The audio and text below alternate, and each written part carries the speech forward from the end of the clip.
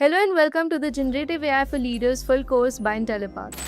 In 2023, Generative AI became the fastest adopted technology in history. Tools like ChatGPT reached 100 million users in just a few months, something that took the internet and smartphones years to achieve. But what's even more interesting is who is using Generative AI today. Global consulting firms use it to draft strategy documents. Banks use it to analyze financial reports and identify risk patterns. Marketing teams use it to create campaigns in hours instead of weeks, and leaders use it to make smarter, faster, and data driven decisions. This clearly shows one thing: generative AI is no longer optional, it's becoming a core leadership skill. In this course, we will explore generative AI from a leadership and business perspective. You will understand how generative AI actually works, explained in simple, non technical language, how it is being used across business functions like finance, marketing, HR, and strategy, how leaders can use Gen AI tools to improve decision making, productivity, and execution. So, this course is designed for business leaders and senior managers, founders and entrepreneurs, product managers, consultants, and finance professionals, and anyone responsible for making strategic decisions. No technical background is required. This course is not about algorithms or complex math. It is about using AI as a leadership advantage. So, without wasting any time, let's get started.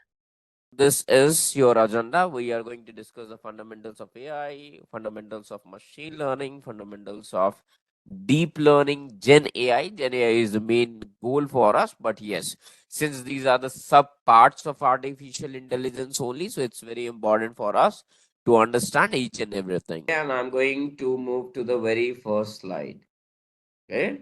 In general, what do you think? What is artificial intelligence? Now, I'll just ask you one thing. So, we generally, it does not matter whether the application is an Instagram or is something else, we get updates. Updates bring out new features. Let's say, we'll go back some time. The reel function was not available in Instagram, correct? I believe when TikTok arrived, okay, then somewhere replicating that, Instagram also introduced its features of reel. Before that, it wasn't. Now, I would like to ask you one thing. While they were working on a feature that was not released to the users, okay, and when they were about to release that feature, have they made Instagram down? Have they stopped Instagram for some time? Have they stopped everybody's account and then manually they added that feature in the code for everybody? No, correct? The application was continuously up and running. They just added something new in the code, and that code opened a new section in your Instagram application with the reel icon. Correct? With like, comment, and share button. And now we have a repost feature too. So there was no manual intervention required for each and every account to be done. So there is what at the back, okay. So let's say there was a code, okay. What? There was a code here. The code was added with a new feature, okay. Then this code was to be released as an update to the Instagram application on your Play Store or your App Store. Correct? So what happens at the back end? The new feature, the new code also has to be compiled up. Correct? It has to be built. Where now during these processes, let's take a rough idea.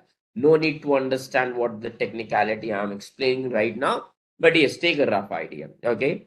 So this code has to be checked, it has to be tested, I would say. Okay. It has to be built. Build means compiled with the required libraries.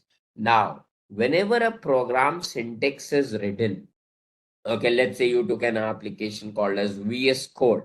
Any application that helps the developers to write code. Let's take it in this way. So you would be aware of, you would have somewhere seen that code or a very blur image you might have in your mind.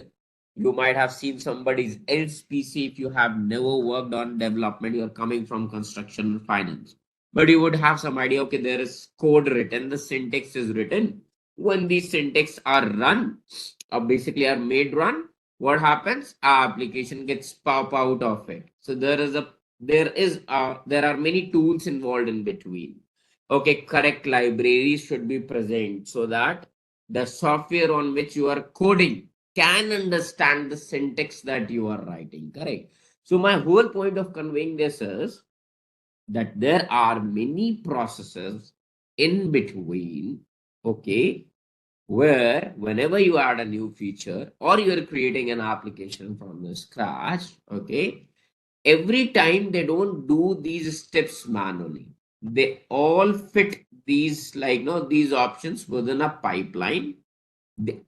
And this pipeline is automated. This pipeline is automated.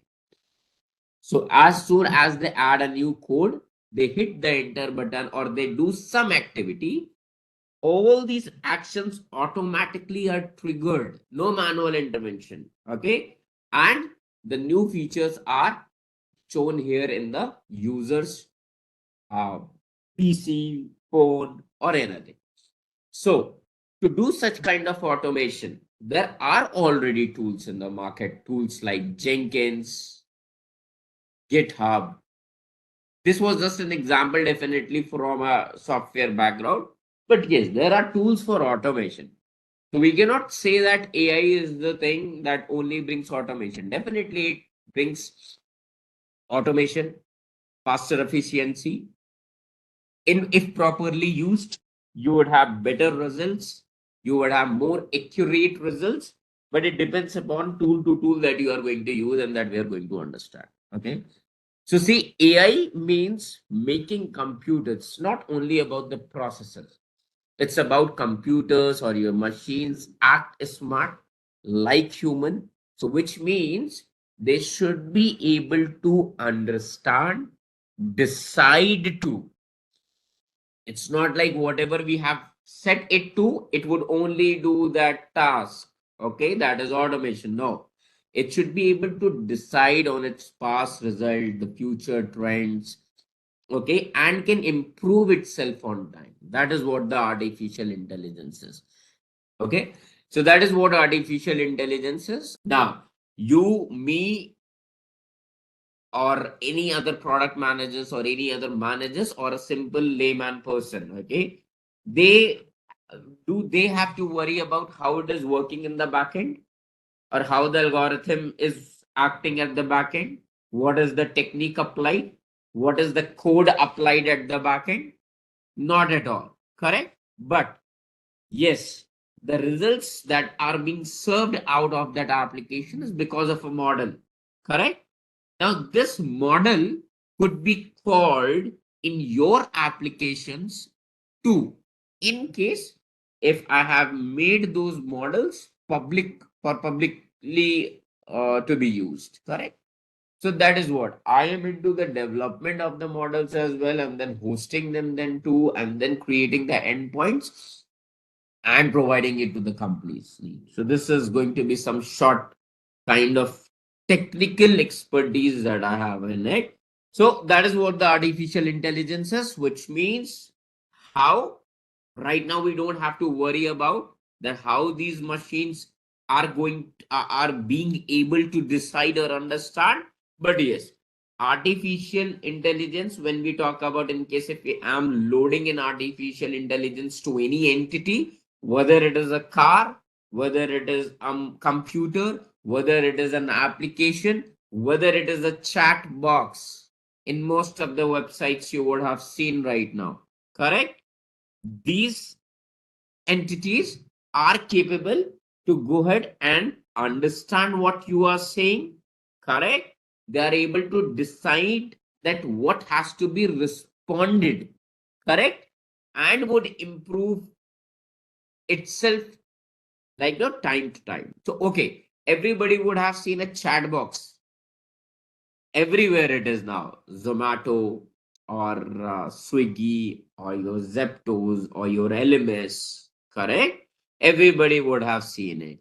So what it says, hey, I am AI assistant for you. Tell me, it is now even applied on government websites. Tell me how I can help you out. Now, Does not matter whether you are writing or not, that hi, I am Rahul, I am this, and I was here to find out that what is my UAN status. Okay, so as soon as now Rahul is asking in this way, this is the prompt that he has given. Now Ram would have directly asked, I want UAN details. Correct? Now the same prompt could be given it in various ways. Yes or no? But AI knows, okay, that anyhow, does not matter what sentences are being sent to it. It the what is the main primary metric that it has to find out? Okay, that the person is having a concern related to the UAN. Correct? Yes or no? Now, what is making it enough smart to figure out that even there are 10 sentences written in different ways, it has figured out, okay, the person would like to go ahead and understand the UN thing. Correct? Which means it is enough smart to find out some pattern that is written over here. Correct? It is finding out a pattern from the various sentences, and it knows now what decision has to be taken and what has to be responded. Now it is going to respond it to you in the same way. Correct? Okay, I understood that you wanted to the UAN details. Please enter your UAN number. Now, definitely it has been feeded to it, but it is responding to you. Correct? Based on what prompt has been added. So that is what artificial intelligence is, which means machines or the applications are enough smart to understand what you are saying, to take decisions on it, and keep updating themselves with the new information.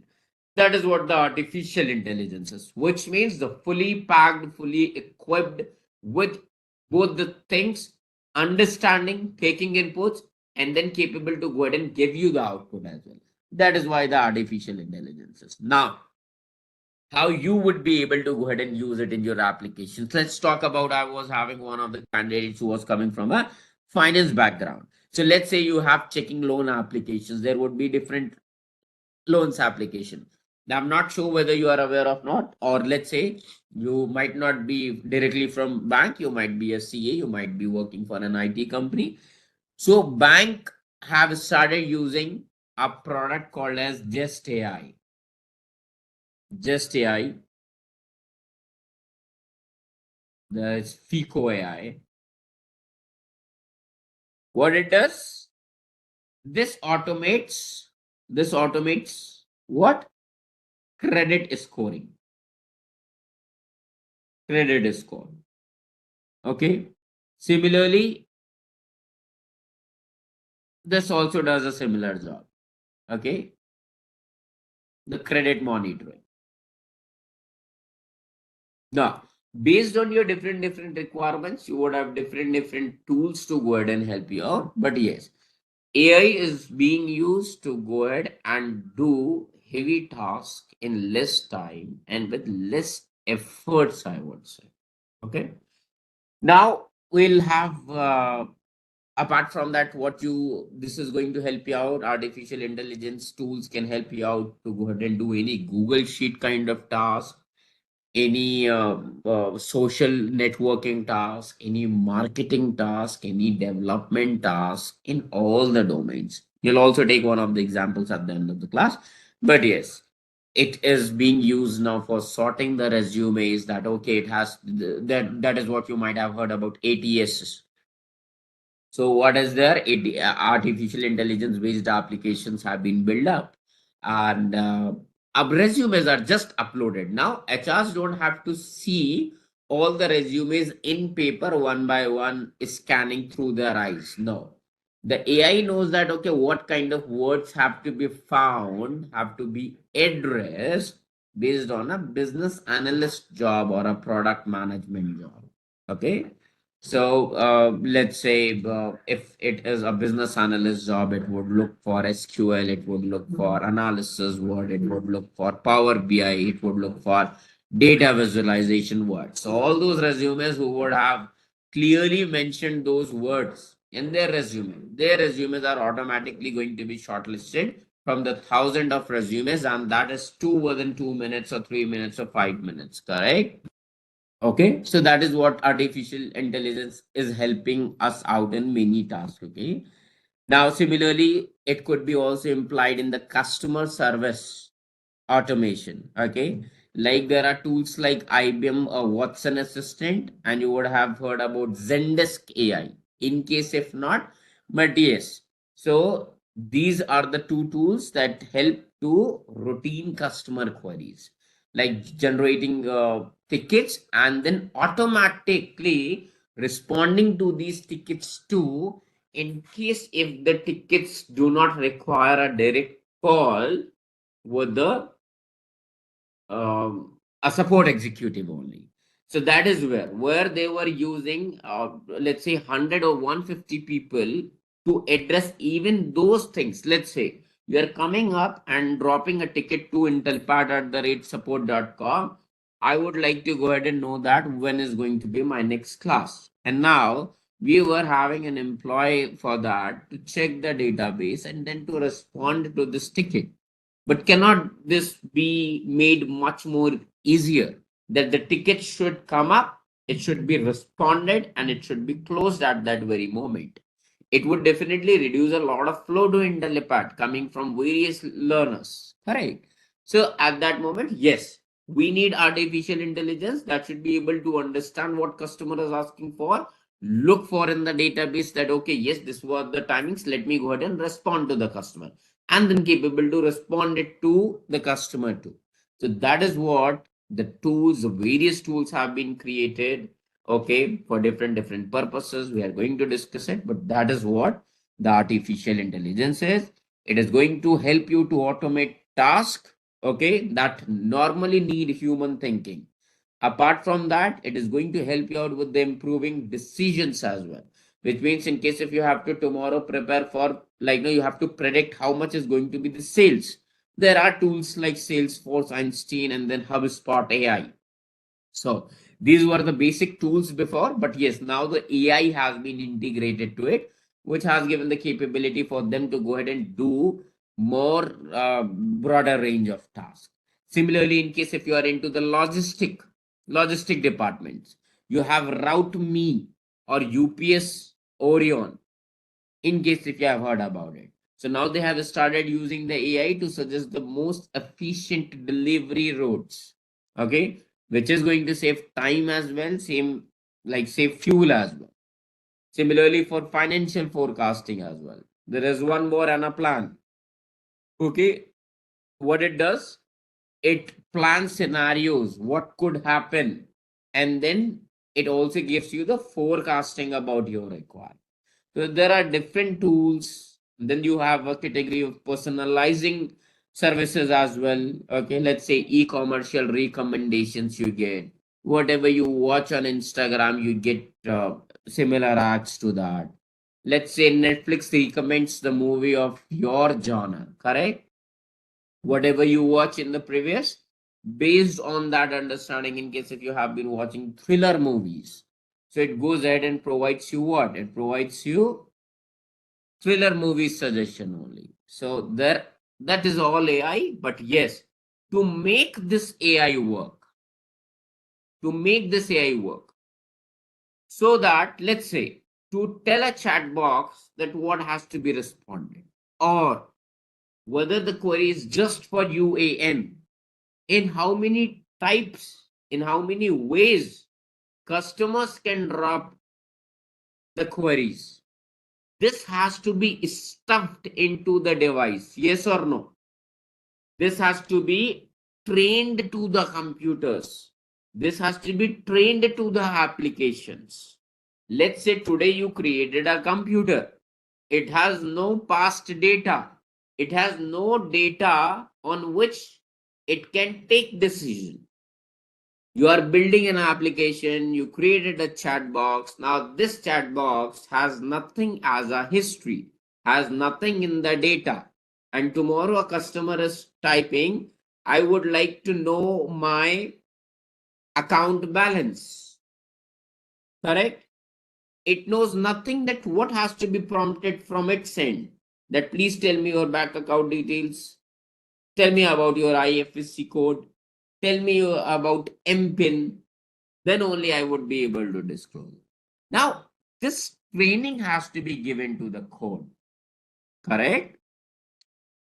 The data has to be fed it. We have to tell it what decisions have to take. That is where the machine learning comes in. Okay. So to have a fruitful running artificial intelligence tools, which should be able to understand and take decision, this is the profit of artificial intelligence. But first of all, to understand, you have to feed them with a lot of data, a lot of learning has to be done for that tool or that computer or a car. Okay, and that comes up from a technology, from a methodology which is called as machine learning. So this is what the machine learning says. By definition, it says machine learning is a subset of AI, which means it is coming within the AI. Within the, you would have seen this image. This is a big circle artificial intelligence. Within it is coming machine learning. So it's a simple logic. Until unless something is not being trained, the base is not as strong. How you would have a house, how you would have a strong house on that base, correct? The base has to be strong. So yes, the machine learning is somewhere the subset of the AI where machines learn patterns from the data. Okay. Now, so it's just about the teaching computers to learn from data. Okay. That, okay, what figures they have to find out, or I would say writing all the rules for the computer to know that how it has to understand the data. Okay. Now, before we talk about what would be the use cases of the machine learning, okay, or let me go ahead and talk about the use cases only. So it's like price prediction and spam classification. Okay. So let's say price prediction could not be only limited to that, okay, you need to find out price. So let's say you're working in a company as a manager, and let's say you have to go ahead and figure out that, okay, based on the previous 2 years, what was the growth profit? Okay, this data you will have, correct? Because already the years have passed. You would see that, okay, in this year we added this. Let's say I'm coming from right now we are talking on an edtech behalf. So let's say in 2024 they would have released a course, let's say digital marketing. Okay. Now in the upcoming core, in the upcoming in 2024, they would have released digital marketing as well as a product management course. Now they would figure out that when I added one more course, now there would be different constants applied to it. Constants like, okay, how the year was there, what were the environment variables, like whether the recession was happening in more in 2023 or 2024, that is why people have started taking more courses. Or let's say because now this has been a boom in the technology right now for the product, or whatever the reasons are, you always need to go ahead and consider the environment variables too. But the whole point here is you will see that when company has taken these further steps in 2024, whether there was some improvement in revenue or not. In case if the revenue has decreased, you would try to figure out, okay, what are the environment variables where you are not having any controllables that were not in your hand. But yes, what company has did, based on that action, something has benefited or not. In case if it has benefit, then you might would like to go ahead and figure out that in case if I'm a similar step I would go ahead and take in the future, what would be my, like, no an expected growth based on the previous years of growth that I have seen over the time. So machine learning can help you out to predict things, to classify things, to do any task that can be done if the machine is taught. Now, it is not taking actions on itself. That is where one difference lies between the artificial and intelligence. You uploaded a lot of data set. Your computer was already trained with the data set. You uploaded a new file. You'll say that, okay, tell me what are the chances of this file. Based on this, let's say you have an Excel sheet. There were health patients. Okay. Health patients had various details, their name, their like now their I'll say patient ID, their what category of rooms they have opted, and what diseases they were happening. Okay, now you have trained your computer on this model, and you got to know that, okay, most of my these were the total number of patients that arrived to my clinic or arrived to my let's say hospital. And whenever they were having these kind of diseases, they have chosen the top room of the hospital, the private room of the hospital. Okay, now this could be a thing that, okay, you are uploading, now you are giving up now a new data.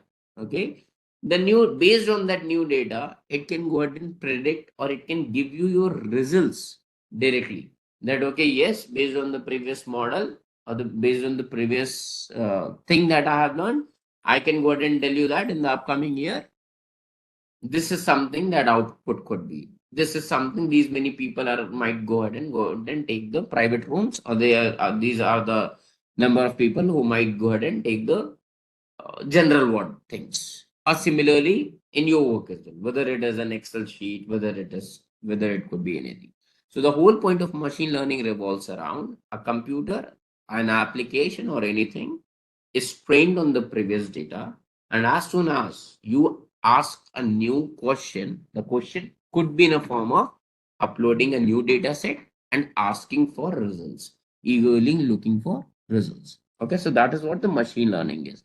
We'll take few examples. Okay, let's talk about retail.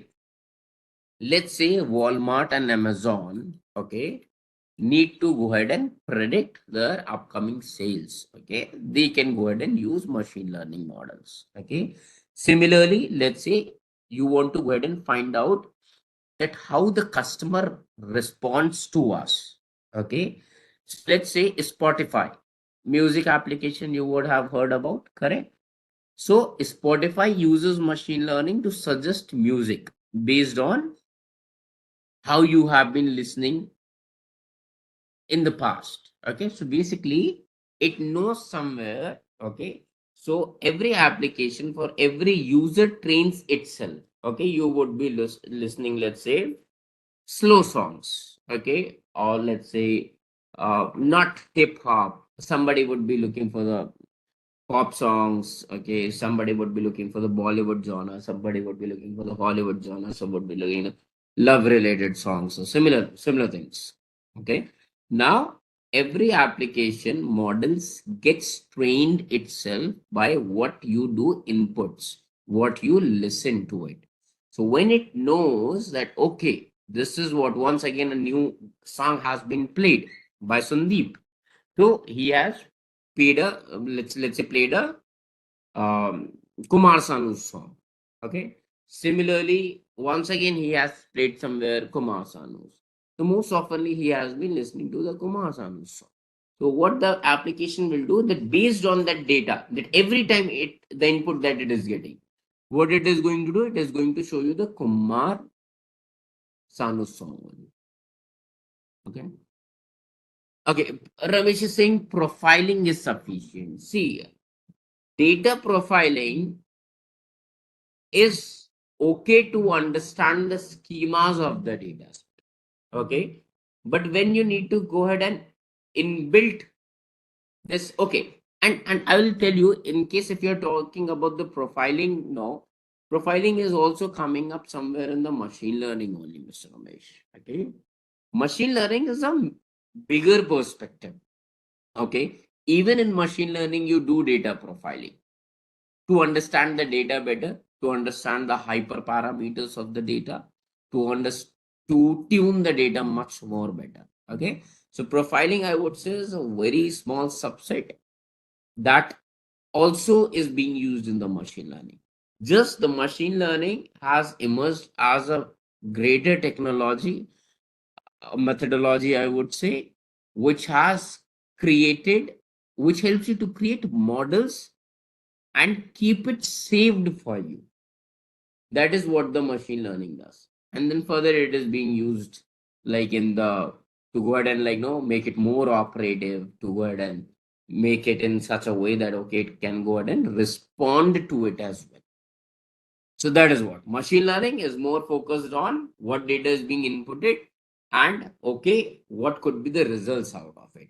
Artificial intelligence definitely uses machine learning to understand and learn on this data, but then it also can find the patterns automatically. As I gave you an example, out of 20 sentences, delivering the same meaning and then prompting to you in return and expecting a new input as well, and can continuously talk to you as an human as an robot. So that is what. Okay. See, machine learning would be applied. See, it's a very simple theory. Machine learning would be applied everywhere where the data needs to be fed to a system or a computer. Okay. Do not see, please understand it in one thing. If you want an application that should go ahead and talk to you, take decisions on it and based on the new inputs that you are doing. Okay. An AI application is a good application for you. But this application, this AI application would itself be incompatible and would be non-functional in case if that system is not fed with the data. Correct? Now, how you are going to fed the data to the computer is based on machine learning techniques. Okay, so what kind of data it is, which technique has to be applied to fed the data to the system is something that revolves around machine learning. Okay, so machine learning is also a methodology only, okay, to fed the data. To make it more improvised, when the data is fed, the application should be able to talk to you as well, can prompt to you as well, can automate things as well. More features applied on the top of the machine learning gives you the artificial intelligence. So when we talk about machine learning, which is the process of training the machines with the data, with the pattern of data, there are three techniques. There are three techniques. One is the supervised learning, one is the unsupervised learning, one is the reinforcement learning. So these are the training methods based on what data do you, what data do you have. Now learn with the labeled data. What does this mean? Labeled data means you have the answers with you. You have the answers with you. You are telling it what actually you have, and then based on that, new things have to be created out of it. So let's take an example. Let's say teacher is telling you with an spelling, let's say cat. Sorry, yes, cat. Yeah. Now cat means C-A-T, correct? Then it has also given you a word called as dog, D-O-G. Okay.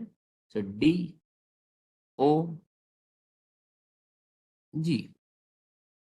Now you have told it, okay, that C-A-T you have, D-O-G forms dog. Then how the letters would be arranged for bat? How the letters should be arranged for bat? Will it be like this? ATB? No, correct. Now it knows that okay, you have BAT. In this arrangement, you will have it. Okay, which means it it means like you are already having the answers with you. You are telling it what exactly it has to be done. Okay, let me take some other example. Okay, let's say you are teaching a child. You are teaching a child by showing them flashcards. Okay, with both questions and then even the answers. Okay, so in both the cases, what you will have, okay, you will have the questions, you will have the answers of them as well. Okay, let's say you have given a um, let's say you real use case. Let me tell you, for supervised learning, everybody would have used Gmail, correct? Now what you do, you will train emails labeled as whether they are spam or whether they are not spam, correct? So for spam, you know the values, so can be promotions figured out with the keywords like buy, sale, discount, launch. These could be the words. Similar, there could be a number of words. These are the words that we are able to figure out right now.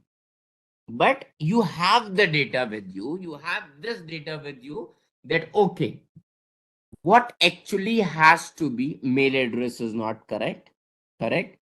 So you know all this data that are the answers to what are the spam mails. Here you have the answers. That is what is called as a labeled data. You have a problem. Let's say you want to go ahead and figure out that all the mails which have these kind of issues with you, or these kind of words within it, or this kind of intent they are having, these are moved to the spam folder. Okay, so what you would have trained to the machine that, okay, this is a spam, I'm figuring out for spam. However, apart from this spam, what I need is the answers to the spam is promotion, word itself, launch, sale, discount, similar like to that. So supervised is a methodology when we use when we have the exact answers for machine to understand or learn. Okay. Similarly, these supervised learnings, apart from the Gmail for filtering out or email for filtering out, these are used in banks as well. Okay. That based on the past applications and based on the past data, whether the application was approved or not, or for an application to not to be approved, in case if any information is missing, let's say PAN card is missing, the PAN card image is not clear, correct, the phone number is not correct, it has just 9 digits, or there could be a number of situations. So you know that what action has to be taken when these things are missing. Now the word here, these things, you know them actually for training it, you know it for training it. Okay, so that is what a supervisor. What if you subscribe email for a discount? That's true. Then definitely it is going to attend it. So this, Ramesh, this was just an example right now to tell it that how the much what is the supervised learning. It's not like I'm not saying that apply the supervised learning on the Gmail. There would be n number of functionalities or the constants that have to be changed before it is being directly applied to it. But yes, this is an example. Just I'm trying to explain you right now that what kind of supervised learning technique involves. It means when you have a problem statement, let's say something is a spam. Okay. Now for a spam, what things could be there? What patterns are there? You know the patterns, you know the answers. Okay. So any kind of data when you are training it, it is going to be involved in supervised learning. But always, Ramesh, whenever whenever anything such like, let's say, these kind of machine learning models have to be applied, okay, there would be many constant also being written while the model is coded. So we write codes for model 2, okay, and in those code we will specify, okay, let's say In case if this is the situation, please ignore the discount part. Getting my point? So these constants would be always mentioned in the code, okay, that what would be the situations when this has not to be followed, or this factor could be ignored by the model for the new data. Getting it? So let's say new mail is coming up to your mailbox. By default, it is going to look for all whatever the things that you have told in the model. And you were having the answers. That is why it is called a supervised learning technique. And it would do its job. But at the same time, when the model was created, you would have also mentioned that, okay, these are the limitations, these are the situations when these factors are not to be considered. And then you would have mentioned that. So it would go ahead and check that too as well. So that is what all around is supervised learning. Okay. Now, talking about unsupervised learning, where you do not have the exact answers. Machine has to create, find out pattern and create a group. Now, previously in the supervised learning, we were having the answers. Find out the promotion word, find out the sale, find out the discount word, find out these things. And even in case if we would have done anything, still we would have seen some faults even in the running application. Now here we were having the answer that, okay, what has to be taken to make this decision? But an unsupervised machine has to discover the patterns. Okay. Now unlabeled data, because you are not telling what is the exact label of it, what exactly it is all about. Okay. So this is more like, let me give you an example. I have given you 10 boxes. Okay. Different sizes. A small size, medium size, large size. Few of them are red, few of them are blue, few of them are green. So what are you going to do it for yourself to understand it? I'll say, please figure out something out of it. I believe you will create three categories: a small size, medium size box, large size box. Correct? Then within each section, you might go ahead and divide them color wise as well. You might group them color wise as well. Blue color box, green color box, and then yellow color box or red color box or whatever we have taken. Correct? So, which means here the system is not giving the answers. Okay, we are not providing answers exact. It has to find out the patterns or the grouping on its own.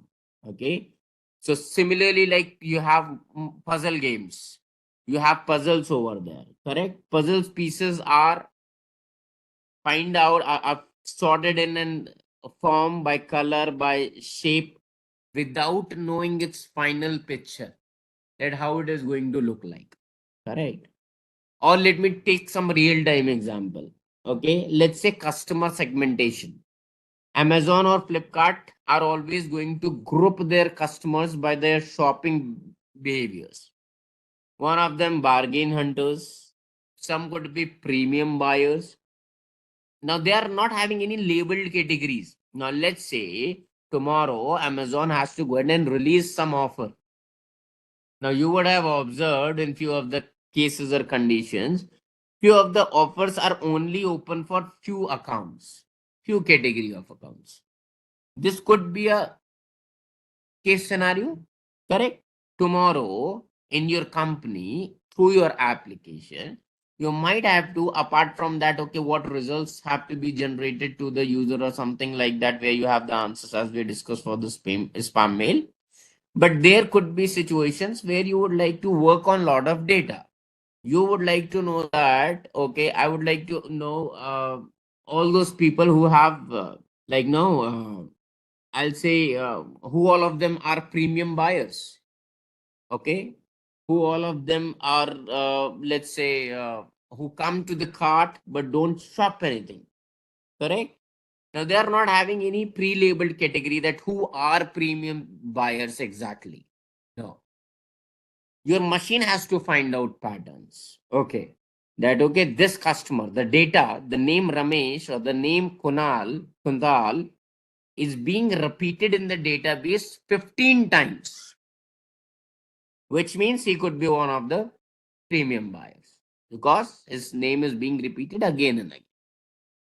Similarly, for the other people, or let's say it might go ahead and figure out it on a basis of that what is the total amount of shopping throughout the year Kuntal has done or Ram has done or Swapnil has done. So supervised is where, in case if I would have told, please consider those people as a premium buyers who are shopping for 1 lakh. No, I'm not giving one labeled category. I'm not telling the machine that only use this factor.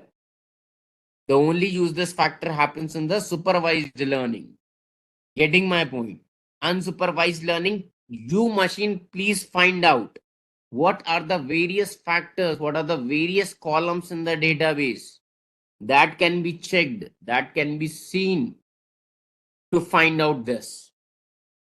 Okay, so for pattern to find out for an e-commercial website that who is the premium buyer could be the total amount of uh, purchase they have done, the total amount of orders they would have made, the total amounts of like at what durations they would have made the orders. They might have went ahead and let's say shopped off less amount, but they have been shopping more oftenly. So these people would have high tendency to buy more often. Correct. So to in case tomorrow if you would like to have this kind of database, you want machine to figure out and find, okay, then you would like to use unsupervised learning. However, once again, I want you to keep this in mind. You guys are not going to develop the models, okay? But yes, understanding behind it that whenever we train computers, there are techniques of machine learning of feeding them data in it. So there could be one category of data where we know the answers, okay? Where we know the answers. Another data could be where you don't have the actual answers. You don't have one column to rely on. Okay.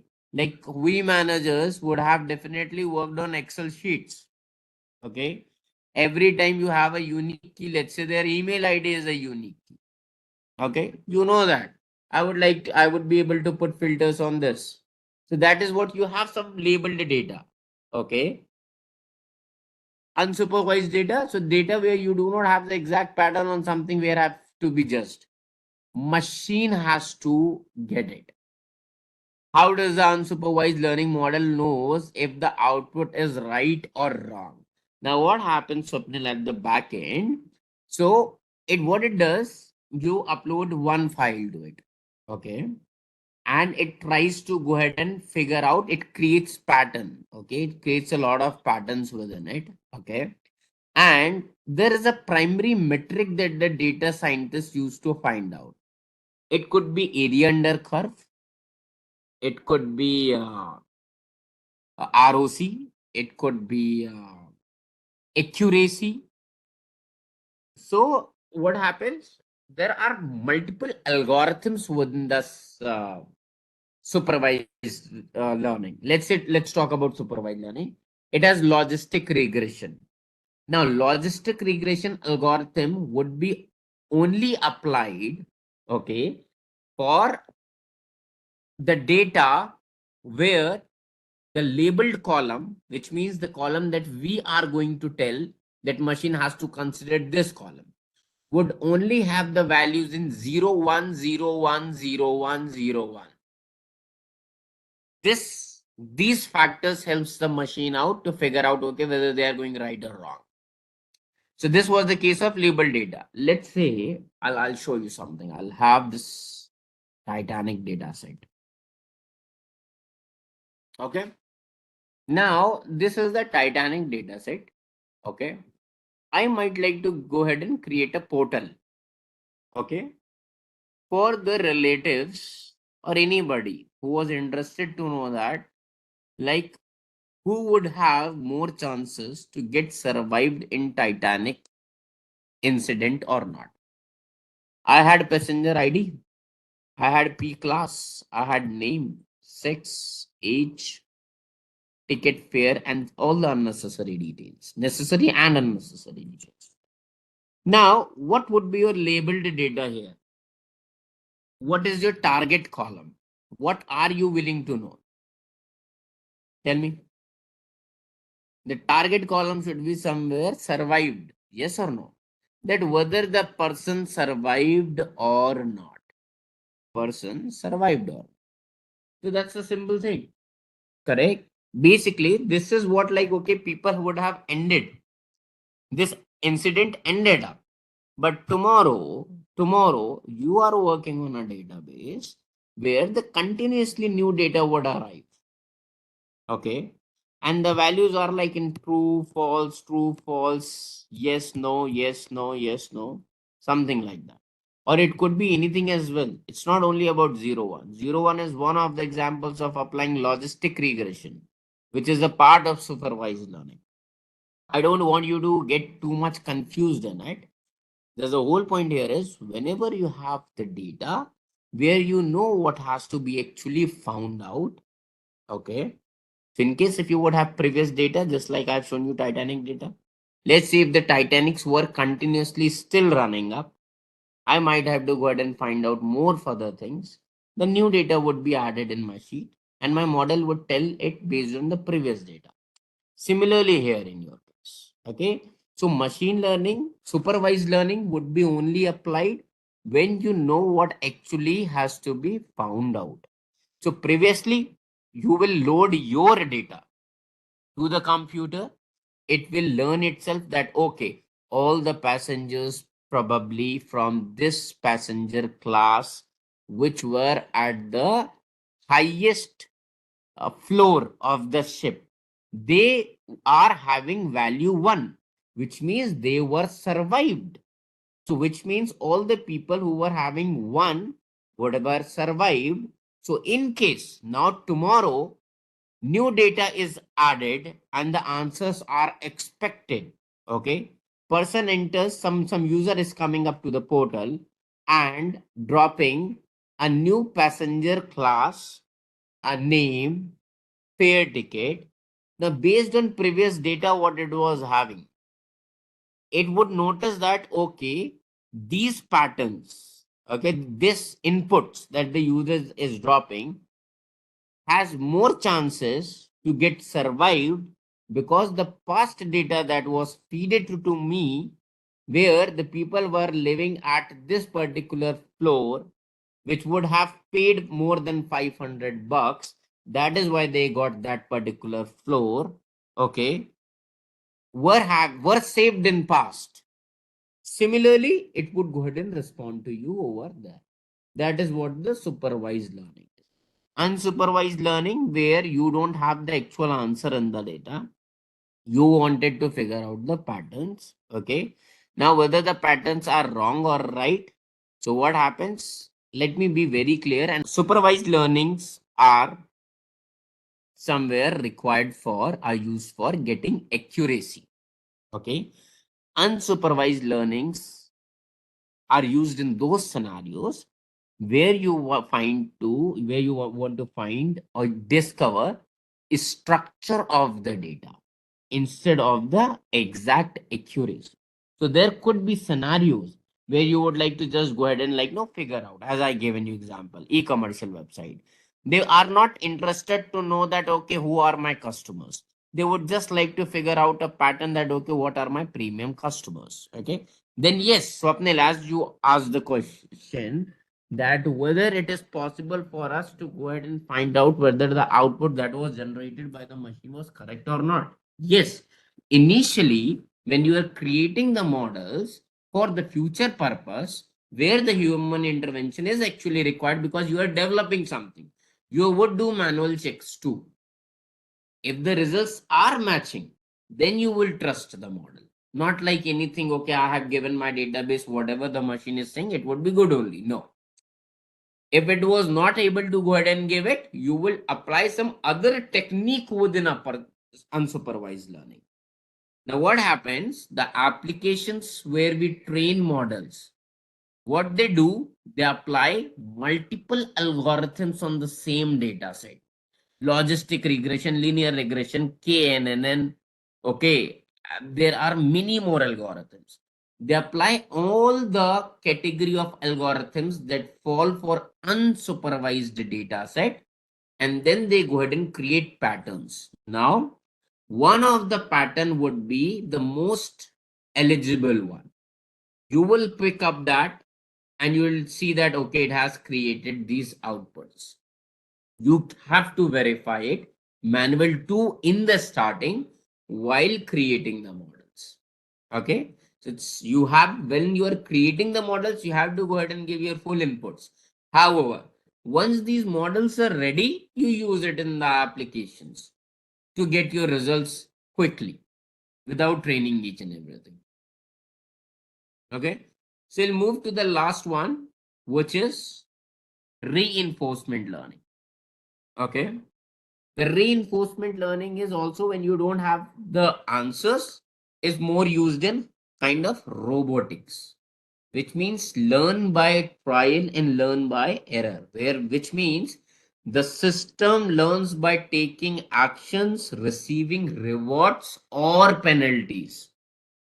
Okay, and then improves it over the time. Okay, let's say a child is using a bicycle, correct? So the reward would be, okay, the child was able to stay upright, but before the award comes, he would fall several times, yes or no? He would fall several times, correct? That was a penalty.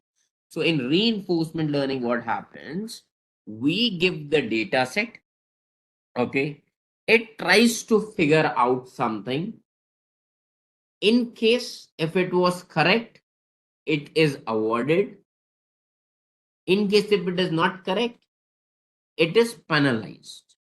Penalized means, okay, it has to go ahead and try something else. So let's take an example of self-driving cars. Okay. Now, in self-driving cars, you have AI agents. AI, why the word AI is coming? Okay, because they are capable to make decisions. Machine learning is all about feeding up the data and based on the data getting answers. It's not taking any decision. It's all ratification. Whatever you have made it learn, based on that it is responding it to you. Correct? It's not going ahead and talk. It's not going to go ahead and talk with you or take decisions like, okay, uh, rotate the handle, okay, blink the light. It's not taking these actions. That is what the AI does. It knows the data, okay. It knows to just respond, okay, the divider is too close, so this data would have been trained to it, that as soon as the right, there is any entity, there is a presence of anything at the right hand side after your 1 meter, this data is being trained to the computer. Based on this data, AI takes the actions. Okay. So let's say in the self-driving car, AI agents are rewarded for safe driving. Okay. Which means stopping at signals, staying in lanes, and then penalized for unsafe ones. So here in reinforcement learning, what happens? Let's say if anything machine is doing good, we reward it. Okay. If something is being performed not correctly, we penalize it. Okay. So that is what the reinforcement learning. It's a better training method. It's a better training technique to go ahead and make things more stronger, so that the penalty that is being applied on it, it would always remember. Okay, that okay, whenever I go ahead and give results something like this, I get penalized. So whenever it is going to go ahead and take any new action beyond it, okay, or similar to that, it would check for all the penalties and it would check for all the awards for that. Okay, so that is what, like, no, your reinforcement learning is all about. So these are all training methods at the back end only, nothing much more than that. Okay, let's now move to the deep learning. What is deep learning? Okay, Now, deep learning is more related to the neural networks. Okay, neurology is everybody aware of? Okay, neurology. In hospitals, we would have seen neurons. So, see, deep learning is more related. It is the part of machine learning only. It is the subset of machine learning only, which means here also the data is being trained, but it is being trained under using logical expressions of neural networks. Okay, which means a better understanding just apart from textual data. It is called deep learning because it has many layers that process the data step by step. Now let's say this is more used case, okay, not there where you just have textual information. It is more well where you go ahead and have images to be scanned, the audio has to be heard, okay, just like the face recognition and speech to text has mentioned. Okay, let's say, so now nose can be written in text. Definitely you will say NOSE, but that is not what I meant. In case I have to recognize a person, if I have to recognize a person, the textual data can give you a better result, or if any model that is capable to understand nose, eyes, eyebrows, features. One way is you are describing on the text. The person is 6.5. The color is fair. The eyebrow, how you will define eyebrow? Eyebrow are thick, you will say. That is what else you can write in the text. Yes or no, everybody? Nose is long. Many people can have long nose. Correct? You cannot figure out those features, correct? The spatial features. That is where a technology came up where which understands the neural networking, neurology, which means basically your eye, okay, the combination of eye, the gap between the eyes, between the nose, the mouth, then you combine them into a face. Then your brain says, oh, this is my friend Ria. This is how we recognize people, correct? Vikas would recognize face recognition. Yes, Kuntal. So let's say how you recognize your family members, your wife, or let's say your father, because you recognize them by the face. Okay, that okay, yes, those eyes are belong to like are my father eyes. Okay, yes, the nose is similar to my father's, correct? And then everything when it matches, your brain says yes. Yes, he is my father, correct? The same way as the deep learning algorithm. Okay. First layer detects simple features like lines. Lines cannot be written in text, correct? Your colors. Then the middle layer come like looks for shapes, circle it is, square it is, pentagon it is.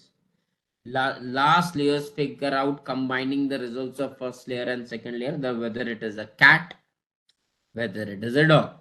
Now let's say now the image, the requirements in the production could be anything. Tomorrow you are working for some, let's say some for fashion industry. You have to hire models, correct? There the face requirement would be much necessary or not. Or more example, I would say cyber security. Cyber security, correct? People have to be recognized through cameras, which means image scanning is now like no is a part of a day for everybody. We go ahead and do online payments. We are scanning images. We take photographs. We create videos.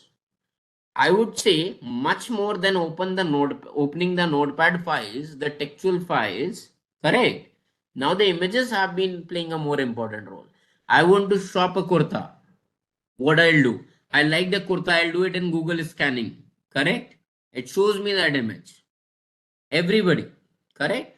So that is what the deep learning is all about. Where images, voices, large data sets. So there are different algorithms, okay, neural NNN, CNN, and all this. I'll not go into that. That's all technical, but yes, that is what the deep learning is all about. Where the features, the objects can be recognized, even in case if you don't have the textual information. And text cannot be used everywhere to define everything. Correct. Move to the next slide. Then comes the generative AI, that is something you would be really interested in. Now, when you have this deep learning where you got the capability to understand images and everything, a new, a different, not relatable, but different, is the generative AI. Generative means generation, correct? Gen means the capability to generate something. Artificial intelligence, because it knows what to respond, it is going to give you the outputs. Okay, it is smart to recognize patterns because it is using machine learning within it. Okay, artificial intelligence, you are always already aware of it, because it would understand your emotions, it would respond to you in the way that you like. That is what the artificial intelligence. So now the new technology that has been brought is, which works more on prompting. Okay, so generative AI is all about creating new content using existing data. So what model it uses? It uses large language models. Okay, or it uses diffusion models. Now, what basically generative AI is used for? I will put it a text, it can give me an image. I can give my text, it can give me video. I can give it text, it can give me code. I can give a text, it can create a song for me. Now, think of it. I am giving a text, okay, giving a prompt, create a song for me. Something is creating a song for me for the genre that I like. That is what the artificial intelligence is. Okay? Previous training would be, I would have fed the machines with a lot of lyrics. Getting my point? So that is what. But yes, Gen AI is a different thing. It means whatever you want to go ahead and say, all the things are going to be input in text. However, now you can put image as well, and but you have to ask something in text to it. Okay, so that is what the generative AI is. So what is the difference between AI and Gen AI? AI is the big field, and within that AI field, a new field has been derived, which is just focused on not any other work, which is just focused on creating content like images, videos, code, songs. That's all. AI is a larger thing. Now, Gen AI. Gen AI is not going to scan for cameras in the banks and take responded actions of triggering out alarm. Okay. Gen AI is not going to be used in cars for taking the action of indicating it or not. This is more into the educational and office purposes, where you would be able to create content of your choice. And with the help of like now the AI, you would be able to also automate it. You would be able to talk it because yes, it is AI. Gen AI it is because it is going to generate content for you, not like the automated actions that are pre-specified. Okay, it's like the tools where you ask anything and it's going to generate content for you, whatever it is. So that is what the Gen AI, a small field of the AI that is focused towards just generating the content, nothing else. But that is what now it's becoming mandatory in our daily to daily life. Generating reports, generating sheets, generating code, whether it is a code for the developing purpose, whether it is for any purpose, correct, for images, for videos, for resolving issues. Now, when I say text, it would respond anything to text, which means everything, correct. Now, let's move on these four tools that do different tasks. So this is Microsoft. Okay, everybody is aware of ChatGPT. What is ChatGPT? It is AI. It is Gen AI. Now after that, you know definition or what it is. Simple AI or what it is. What kind of learning is employed for generative AI reinforcement? The question is actually, this is catchy. This is actually a catchy. So yes, it is a Gen AI. But anything which is Gen AI, it won't be an AI. When Gen AI is the subfield of AI, yes or no? So yes, it is a dedicated Gen AI project, but it would be also called as an AI project product. Now, well, if anything is AI product, is it be possible that without being used the machine learning models, it would become an AI? Without training data, whether it is possible to become an AI or a dedicated Gen AI? No. So yes, it is the machine learning as well. Okay. So yes, it is a dedicated Gen AI product. However, the Gen AI is the field of AI only because somewhere it is using AI to interact with you, to understand with you. Yes, it is a product of AI as well. However, what to respond, how to respond, this would be somewhere trained to it with a lot of data, with a huge amount of data. So that today now it is working so correctly that whatever I am typing, it is responding me. Correct? Which means there would be somewhere machine learning models also running at the back end. Okay. So yes, reinforcement learning is used in this case, the one who has answered it. Okay. So lot many books, lot many websites, lot many articles were used to train the chat GPT. Okay. What it taught it grammar, facts, patterns of conversation. Okay. But at this stage, initially, it was not always answering the correct or the safe answers only. Okay. Then the reinforcement learning with human feedback was also given to it. Okay. Which means whenever, like, no, trainers used to interact with ChatGPT, telling it that yes, the answer is good or the answer is not good. Okay. So good answer was a reward. Okay. Bad answer was a penalty. Okay. So that is how the ChatGPT was created and ChatGPT was trained on. Okay. So yes, ChatGPT is Gen AI, but if something is Gen AI, it would be using main artificial intelligence only, and that is why it is able to understand you what you are saying, and it is also able to understand what has to be given back to you. That is what AI is. However, to understand it correctly, it uses its previous trained data, and that is where it is using machine learning. Okay, simple logic. All the applications are working on the same logic only. So these are few hands-on, okay, Microsoft Designer, VO, Suno.ai and Replit.ai. I'll just show you a quick hands-on on all these. Okay. So yes, we'll go to the designer.microsoft.com. It is one of the tool that belongs to Microsoft, as well as it is capable to go ahead and create designs. And in production, you know that, okay, what would be the use cases for generating the designs? Either you are creating a brochure, you are creating the templates, you might be in email marketing, you might have to go ahead and shoot this, you might have to go ahead and create logo for your new product, you might be going ahead and creating the UI of an application. So this is what it is going to go ahead and do it. So what you need to do is you need to come to this website. I'm sending it even in the chat box. Not right now. Right now you just see what I'm doing, right? Okay. And later on you can perform it. So let's say I'll check an option create with AI because I don't have anything. Otherwise I would have chosen edit with AI. Okay. So this are the custom images for any projects that you can create. You can so see, this image is coming up when this prompt was dropped. This image is coming up, okay, when this prompt is coming up. This image is coming when this prompt was dropped. So this tool is going to help you a lot in the production whenever you want to go ahead and get good designs, good AI. Okay.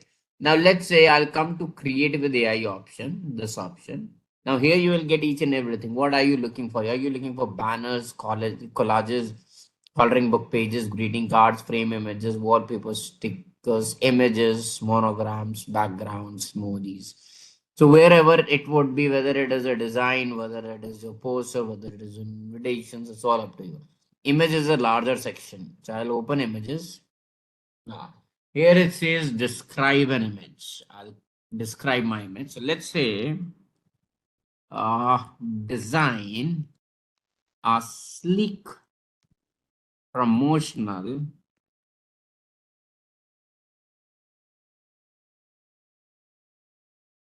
poster, let's say, or as an image for a new AI powered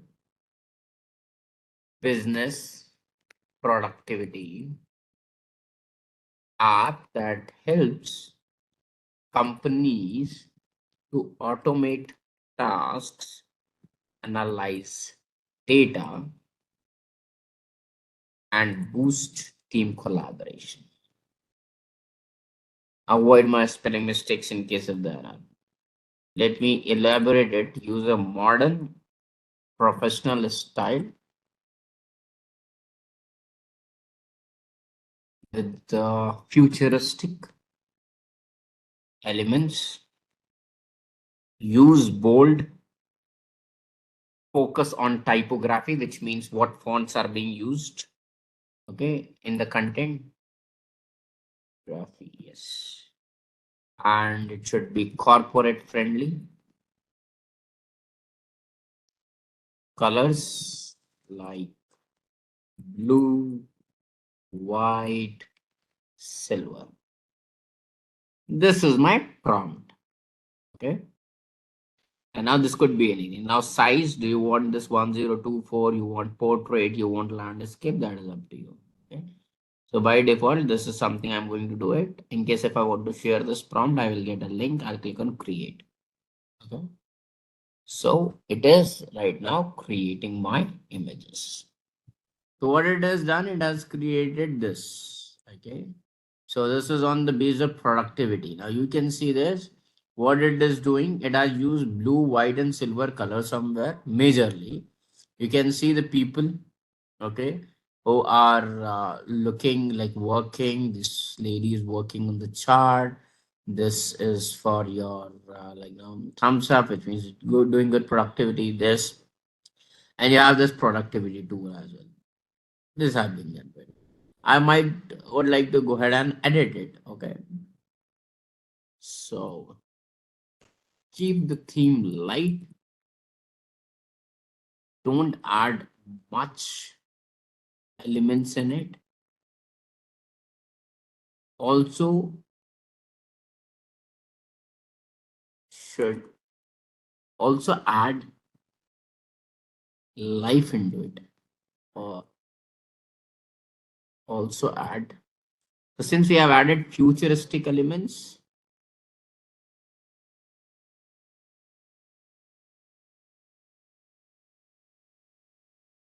I don't want much elements.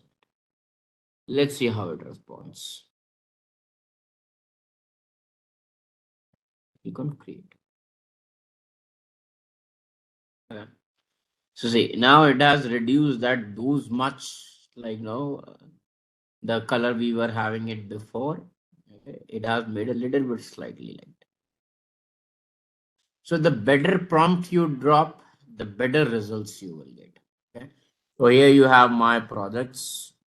You can create your projects. You get 5 GB of storage. This is what the we have dropped here. The prompt, that is what we are getting. So this is one of the products that helps you to go ahead and get images out of your text.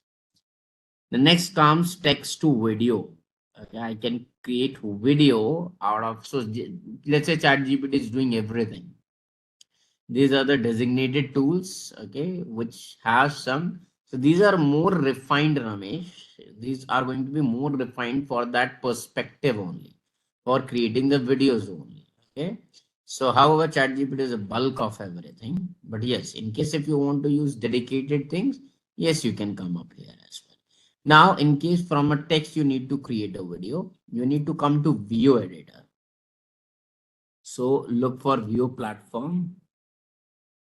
Click on it.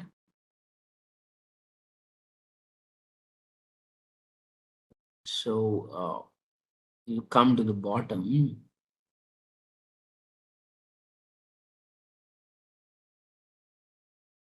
Or yes, yes, yes, yes. There were the products. VO editor or VO Cam 3. Okay, here it is talking about buying now. So let me do one thing. Let me take you to the URL only then directly. Or VO Cam 3.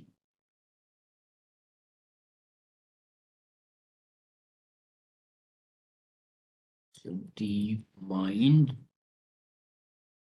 dot Google slash model slash. Okay, here we come up with VO. Okay. So there are many models to go ahead and use this VO editor. I'll take you at the bottom. So here,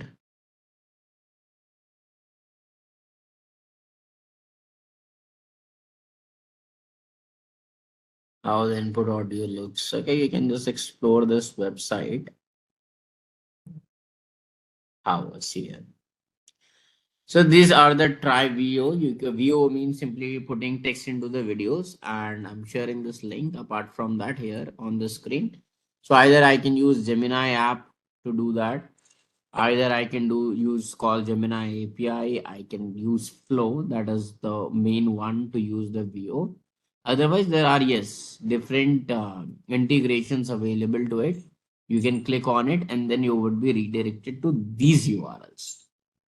I'll show you with the Flow one.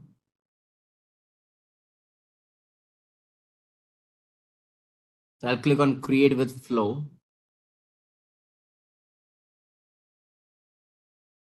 Click on New Project.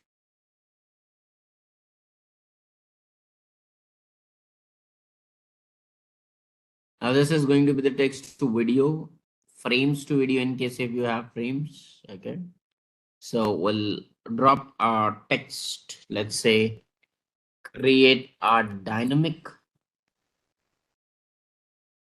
explainer video showcasing a cutting edge business software that streamlines operations, improves decisions with AI insights, and enhances productivity. Use a clean professional tone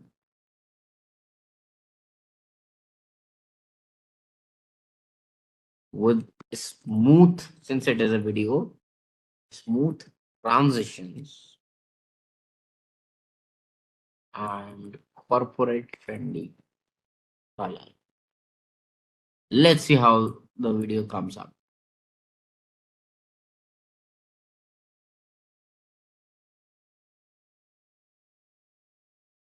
Okay. So basically, this is what either you call it an AI, you call it an automation. So whatever I am saying, it is understanding. Yes, it is understanding because it has previous data. Okay? It is finding patterns. But what I am saying, it is understanding, that makes it AI. I don't have to now okay, everybody would have created happy birthday videos. You used to write happy birthday on the first frame, add 10 images of that photos that were actually clicked, then used to align it properly, then you used to put an audio on it, and a lot of things would have been done. But yes, you see it here. I got a video with one simple prompt. The detailing, if you want. Introducing a new era of efficiency and insight.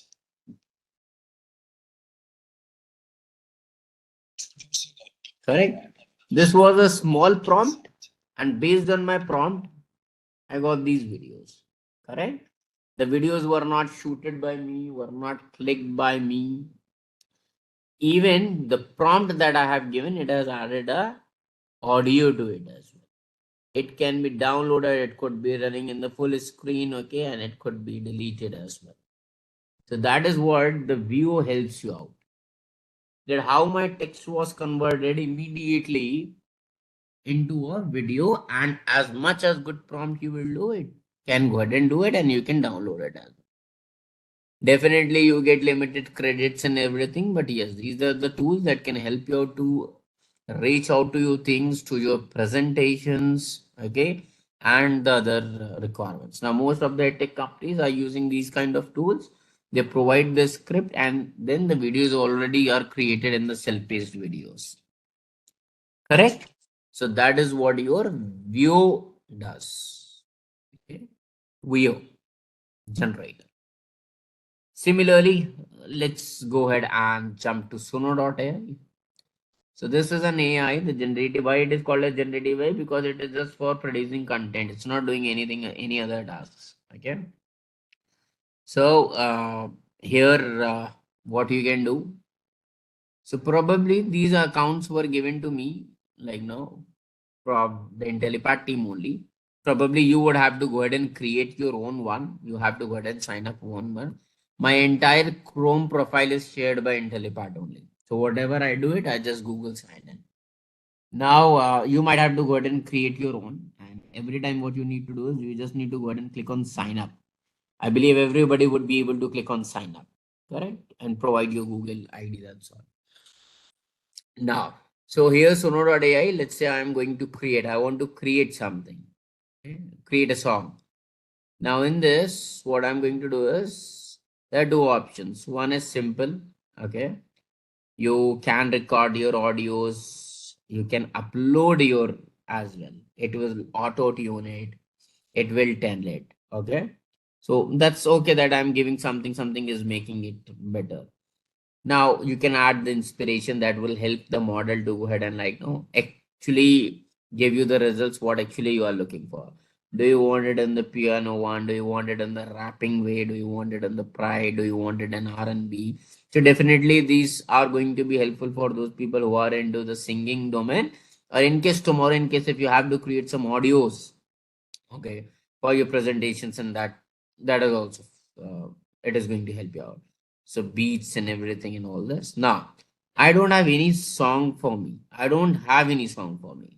I want this to go ahead and do for me. Either I can copy paste the lyrics as well over here. I can copy paste to lyrics, but as soon as I click on lyrics, as soon as I'm clicking on lyrics, what happens, it takes me to the custom stage. So what happens, it says add your own lyrics over here. So here I might have to go ahead and write my own lyrics that I want to be actually present in the song. But the case is better what I'm saying. I'm asking something better that okay, I'm just going to describe my lyrics what it should be all around. Okay. So let's say an uplifting motivational pop song with a catchy chorus,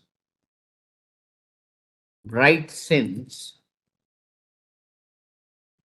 and a steady beat continuously. Say the lyrics should focus on ambition, teamwork, and achieving goals, making it perfect for business presentations. Right? This is my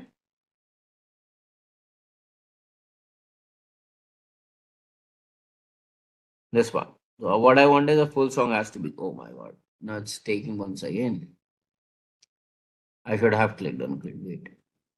What I'm doing is I want a full song. Let's say I'm describing the lyrics here itself. Okay.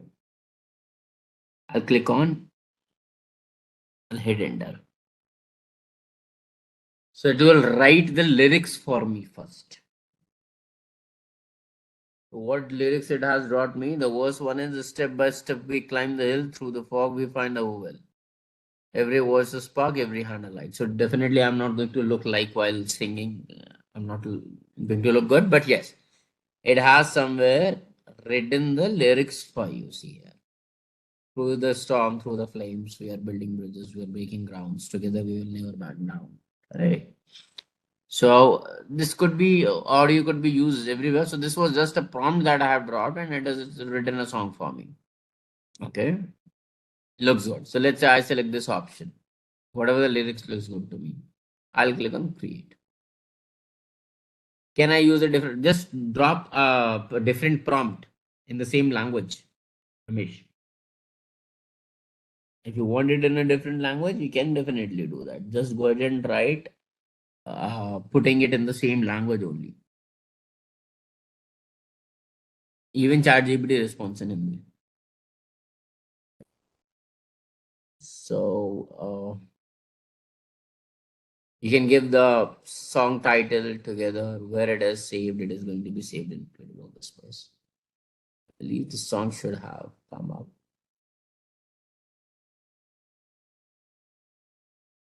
I believe I have clicked on create, correct? Or no, not yet.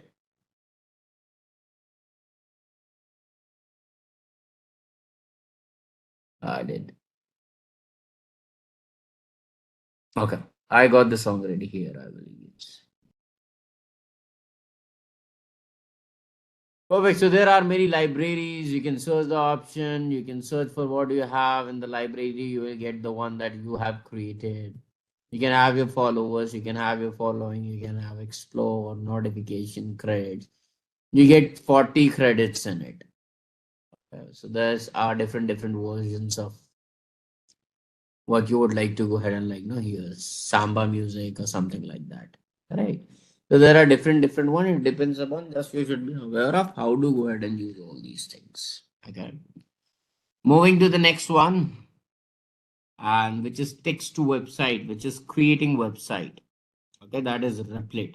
And after that, I'm going to do some automation. Okay, for some LinkedIn. So this is a text to website. Just come to replit.com. It helps you to create the basic websites immediately. Like your portfolios and everything can be created. Just you need to go ahead and prompt. So this is Replit. Okay. So basically what it is used for, it is used for creating the websites. Okay. Turns your text ideas into functional web pages. Yes, web pages, portfolios, blogs, landing pages. So your HTML, CSS, Java, you can create your. And this is going to be helpful for the developers. Okay. What you need to do is just come to this replit.ai. In this, you need to just go ahead and give the prompt. Okay. What do you want to go ahead and do? Do you want to create an app? So let's say in case if I want to create an app, it says describe an app or site you want to go ahead and create it. Let me give a website. Let's say build a simple application that showcases a company's new product, a company's new product. What should have the app should have clean homepage with the product name, description, and an image placeholder along with contact us form. Use modern responsive layout. Use responsive layout. Okay. I'm just going to do start. It's going to take some time. It's going to create an it is going to show me in the preview state. It's going to implement a plan.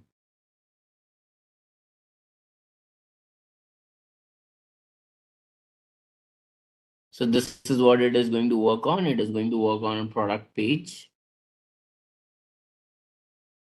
What happened to this? It's still working. Approve plan.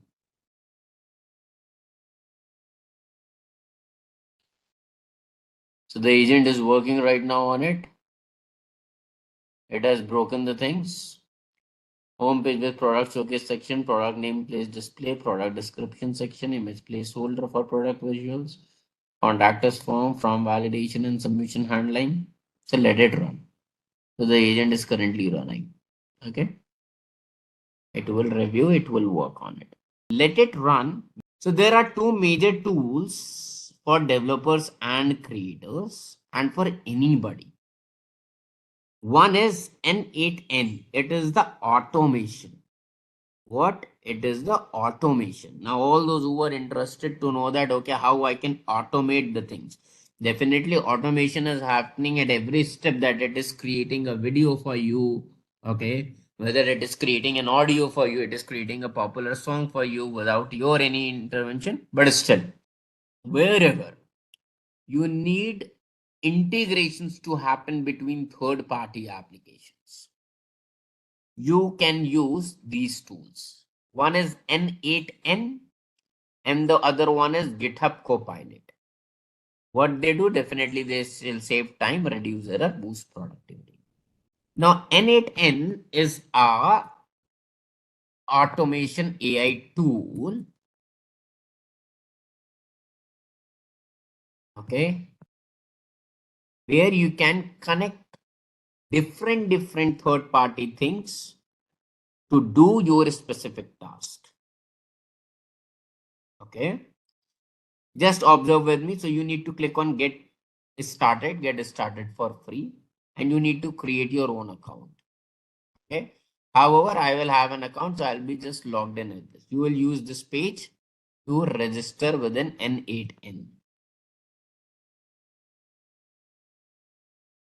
Now what I'm going to do is let me create a framework that automatically create content for me and posts on my LinkedIn page. So I'm going to create an agentic AI. With the help of an agentic AI, I want an 8N tool to automate thing for me. What is the automation required? That based on my one prompt, it should go ahead and it should post something on my LinkedIn page. Okay. So they have shared me one LinkedIn page, but before that, I'll just come to N8N. You'll just create account, you'll click on sign in, and I will be signed in with it. I'll click on sign in. So this is how, first of all, the N8N looks like. So what I'm going to do is I'm going to here create a workflow here in the workflow, that it should go ahead and based on my prompt, and whenever I want, it should go ahead and create a post on my LinkedIn page. Okay. So they have given me credentials for one LinkedIn as well. I'll just enter it. So this is my LinkedIn page. Okay. There is some account. Okay. And this is my page. Correct. So what I'm going to do is in this workflow, first of all, I am going to choose here. This is the plus button. Okay. So what steps do you want? So the first step is I want trigger manually. I can even run it on a schedule, but I want to show you right now. So I'm just choosing trigger manually, that whenever I'm going to trigger it manually, the option should happen. Okay. Now, apart from this, what I want, the result should happen on my LinkedIn page. Correct? Yes or no? So you need to come here and search for LinkedIn. Okay, everybody knows how to create a LinkedIn page. In case if not, good. Otherwise, come to LinkedIn page. Create a LinkedIn page. This is the link you are going to open. You are going to click on create.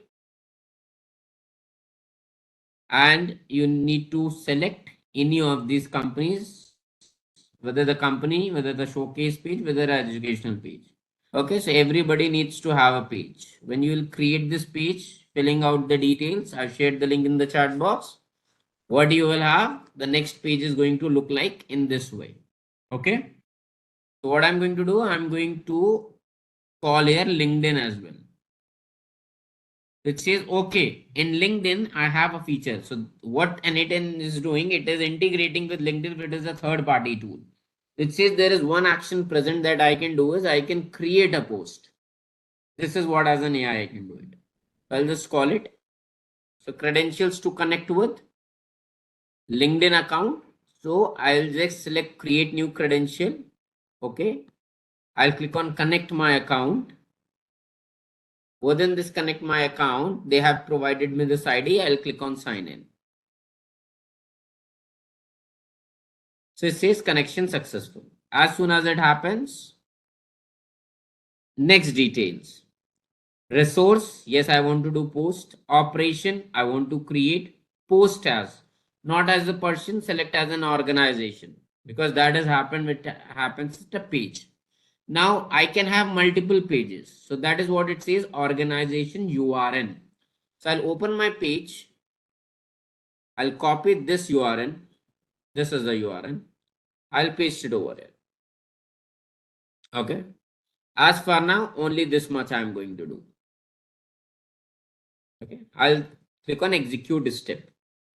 It says node executed successfully, which means yes, the details have been added that okay, what has to be done? It knows create a post. But I don't want to type each and everything. I don't want to go ahead and type each and everything. I want the things to be done at its own end. Okay. So what I'm going to do is I'm going to use an agentic AI over here. AI agent. Agent AI is responsible for understanding each and everything. Correct. So what I'm going to tell it, okay, I will define what I want. It says source for the prompt, user message. So let's say write a post, write a post on successfully completing first session. First session, first session has to be on, let's say Gen AI. I want a post to directly happen on my LinkedIn with this prompt. Okay, looks good. As for now, I'll click on execute step. Okay, so it says the chat model subnode must be connected. It says AI cannot run without having a model, and that is what I have been training you. I have been telling you. So I need a model to be called. So I'm just deleting it here for the confusion. First of all, what I want a chat model. Without model, AI agent cannot run. So where is the model? The model is at Open Router. So Open Router is one of the companies where you will get many models already created. So what I do is I create models. This is where models are already ready. You can just use them, correct? So you'll just use Open Router, and within this Open Router, you will just sign in. Okay. And you will go to models. In this model, all of these models are paid model except 0, 3 to 4. So this is one of the DeepSeek model. Okay, this is a name. It's a mixture of expert models, and it is the latest iteration of the flagship chat model family, which means you can drop prompts to it. It knows and it understands chat. Okay, so that is what we are going to use this model. So there would be a number of models available. It depends upon what work do you want. Different models would have different use cases.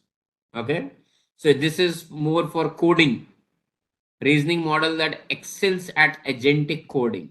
Okay, so different models are present. This is for the art image creation. Now I believe everything is making sense to you.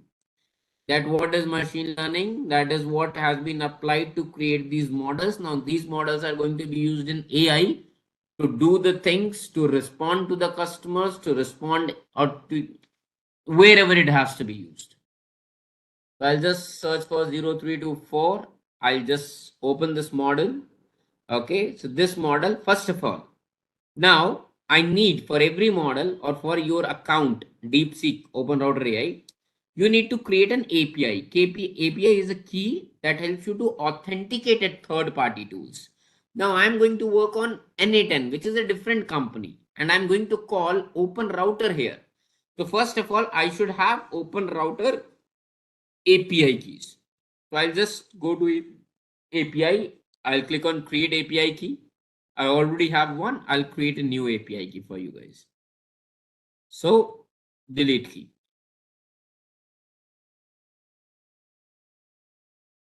Create API key. I'll just name session 1. Create. You will not be able to find it once again. It's better to copy it. Copy it, open your notepad and save it somewhere.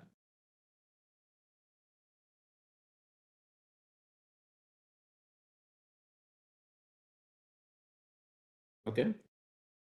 Now I have the key. I'm going to come here. And then this key, what I have the DeepSeek model, the model that I want among all the models which were present here. Correct. So we'll come to the N8N. And now I'm going to look for a open router. Everybody can see this. I have the open router chat model. So as soon as I drag and drop, it is asking me a few things. That okay, first of all, connect to the credentials. I already have it. So I'm getting these two options. You will not have it. Okay. So what I'm doing is, let me go ahead and delete it. Yes, delete. Yes, delete. So this is how it is going to look like for you. Create new credentials. I'll open it. I'll enter my new API key that I just saved on Notepad. Correct? And I'll click on save. Okay. Looks good. I'll come back. Now it says which model. So there are many models in the Open Router account. So by default, what we have to search? The one that we saved, 0324. This one, free version. I'll select this model. I'll click out. So what I have to do, I have got a model, Open Router. So delete the unnecessary things. This is my Open Router chart model. Okay. It has all the details. It has the model. Now I need to connect it to what? Agentic AI agent. So once again, AI agent, what prompt I want to do? Define below. Write a post for, write a clean post for congratulating learners on completing first session on Gen AI. So this is the prompt I have given. Looks good. I'll click on execute step. It says please connect it first. So what I'll do, I'll connect this chat model where? To this. Now it is connected. It should not give me any error. So I'll just click on execute step. Or it says connect a trigger as well. So the model you have connected, but when this AI agent will run, this has to be connected. So right now, when I want to manually click trigger on it, I connected this. I'll double click on it and I'll click on execute step. Node executed successfully. So that my manual trigger has been connected. The model has been connected with AI agent. Now the AI agent has to be also connected to the LinkedIn. No, we connected it to the LinkedIn. In LinkedIn, what has to be done? The output of the AI agent, the prompt that would be created, has to be posted. No, yes or no? The real prompt that would be created has to be posted on LinkedIn. So I'll just double click on LinkedIn and the AI agent. You can see the previous step, AI agent. Yes or no? Everybody. So the output of the AI agent that is being generated, I have to drag it like this way here in the text. That's all. No coding necessary. That's all. And I'll click on execute step. So this has been successfully added. Should we execute workflow? I'll execute workflow.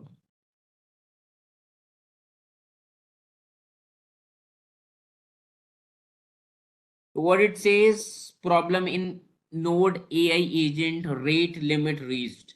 Now this could be one of the reasons of free version, but what you can do is just do one thing.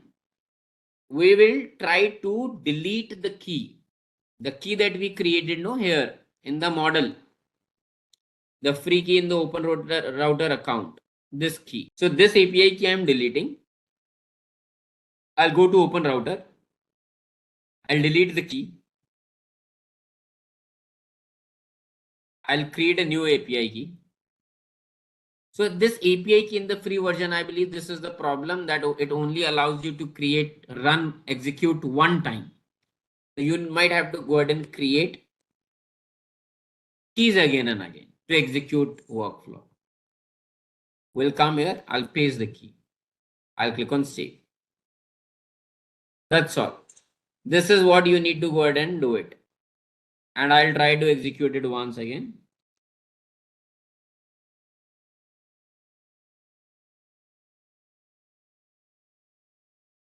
Perfect. Everything was succeeded. Yes or no? Let's come to LinkedIn page. I'll give a refresh. So this has been successfully posted. Congratulations on completing your first GenAI session. I only gave one line and it has automatically posted on my LinkedIn page. Well done on completing your first generative AI session. You have taken an exciting step into the world of AI and we are thrilled to see your progress. Whether you're exploring the new skills or diving deeper into AI concepts, every step counts. Keep up the great work, stay curious, and get ready for more insights in your next session. Perfect. Now, the last thing is this. That is when this happened, when I manually clicked on it. So instead, what you can do is while clicking execute workflow, you delete it, come to the plus node and look for schedule. See, on a schedule can be then, it could run on a form submission. It could run on an event to be completed. So let's say run on a schedule. Okay. So when I want, do you want it on days? Do you want it on week? Do you want it on month? Do you want it on hours? Do you want it on minutes? When do you want midnight? That is 12 a.m. in the morning, or I want it at 6 a.m. in the morning. Okay. Trigger at what minute? I can just put add a rule in case if you want to add further rules. Otherwise, execute this step. That's all. So see, timestamp has been created. So at this particular time, at every in this month, this process will run. That's all. So this is automation, which means scheduling automatically. So you don't have to click on execute workflow, just save it. Okay. And every that particular time it goes to go ahead and run it. Yes, every time you might have to go ahead and change the output, the prompt. But yes, this could be customized. Just a quick info, guys. Intellipaat offers Generative AI certification course in collaboration with iHub IIT Roorkee. This course is specially designed for AI enthusiasts who want to prepare and excel in the field of generative AI. Through this course, you will master Gen AI skills like foundation model, large language models, transformers, prompt engineering, diffusion models, and much more from top industry experts. With this course, we have already helped thousands of professionals in successful career transition. You can check out their testimonials on our Achievers channel. whose link is given in the description below. Without a doubt, this course can set your careers to new height. So visit the course page link given below in the description and take a first step toward career growth in the field of generative AI. Now, this class is going to be dedicated for Gen AI itself instead of AI, ML, or deep learning, plus how it is going to be helpful for business and people like you. So, this is going to be the agenda. Gen AI, how it is created, who creates it, and how it works. AI fundamentals for manager. I would say AI insights for manager. The fundamentals that whatever we wanted to cover, we have already covered it. Then we have generative AI examples for manager. Now, not the examples. What I'm going to do is I'm going to take few hands-on activities too, where we will distinguish the difference between the Excel operations and the AI operations. Okay, we will discuss about how I can use an AI as an executive coach in my management skills. Okay, so the very first is going to be for the data analytics and the visualization. The second one would be how I am going to use them as a coach to my management skills. There would be several scenarios all the managers would understand, could relate to me, that we know that somebody is important in my team, but he's doing late by late, late by late, late by late. Let's say he's coming late and late. I don't want to hurt him as well. I might have some personal relations, not in-depth relation, but when we sit in corporate, when we sit on our desk, we have some fun as well. Correct. Now you know that he is sincere, but he is not doing it. So what actions you can go ahead and take, and how you would be able to utilize AI over here, that is also I'm going to show it to you. But yes, I do remember one more thing. Before we jump to this using in the management part, we'll also discuss how we can go ahead and use creating presentations. Good for the people who are in business, who have to continuously meet stakeholders, who might have to go ahead and explain or knowledge transfer to the new joinees of the team. And you know that I don't have to go ahead and explain you what is the importance of presentations. Correct? In offices and everywhere, presentations are way important. So how to create presentations instead of the manual work that we used to do here in the Google PPTs. Correct? Then I might also go ahead and tell you how to go ahead and convert huge textual documents into the audio notebooks, just like in Spotify or in let's say Geo7. You would have heard about audio podcast at some part of time. Correct? So nobody is there to write stories typing one by one. It's all about machines that are doing this task.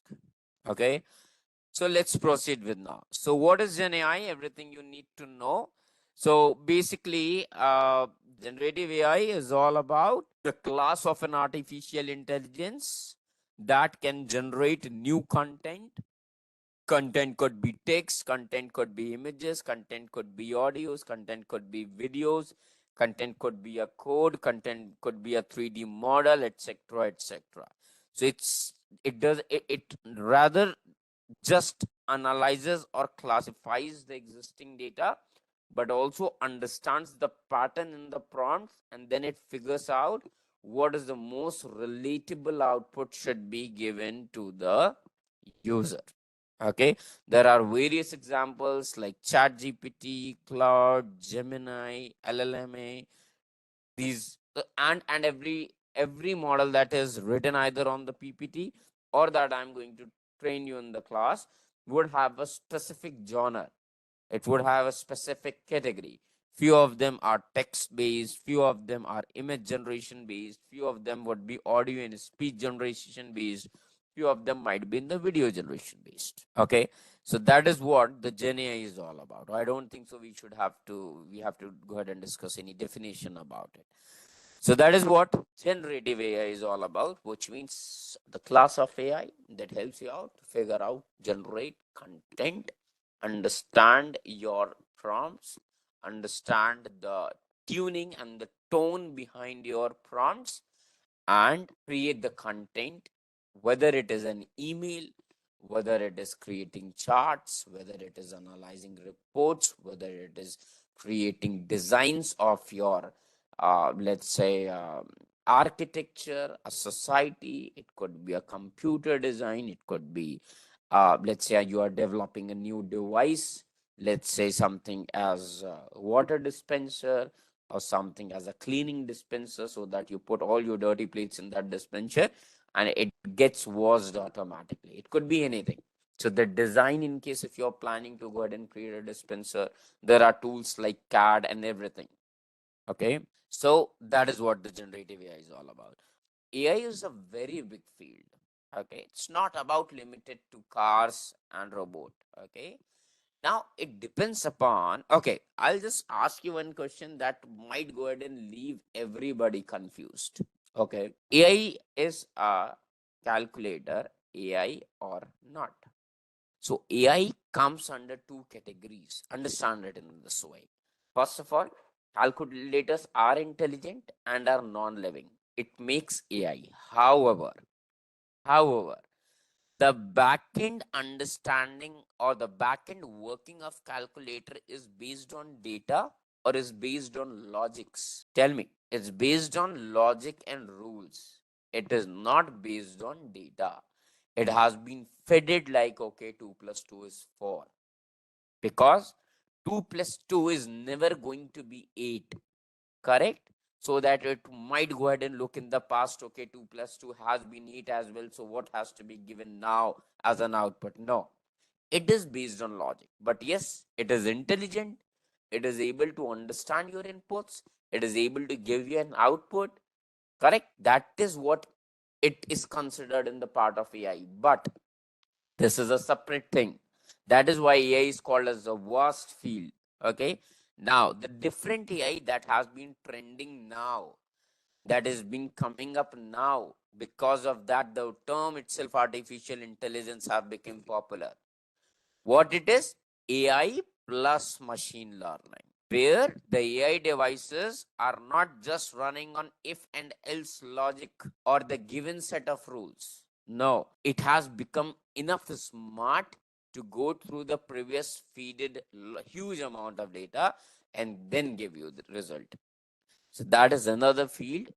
But in terms, when we speak, when we read on internet, when we see videos on YouTube, it is not being segregated. Everywhere you will see only that AI machine, AI device or AI is a field where a lot of data is being trained to the computers, and then they become enough smart to go ahead and take decisions on their own.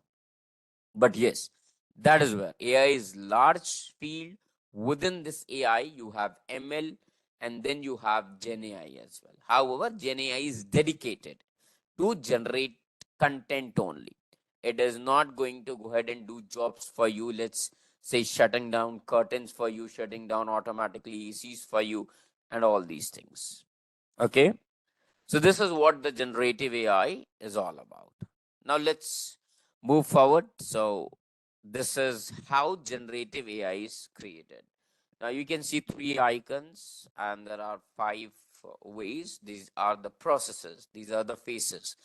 The data collection, the model architecture, then the training is being done, the fine tuning with human feedback, and then the deployment and use. Let me do one thing. Let me open a quick Word document, because everything is not written on PPT. PPTs are here in front of me just so that I don't miss any of the important topics. However, whatever I am going to speak up, it is going to come from the experience itself. So there would be few bullet points that would be necessary. Either you guys can create at your end, that would be very easy for me.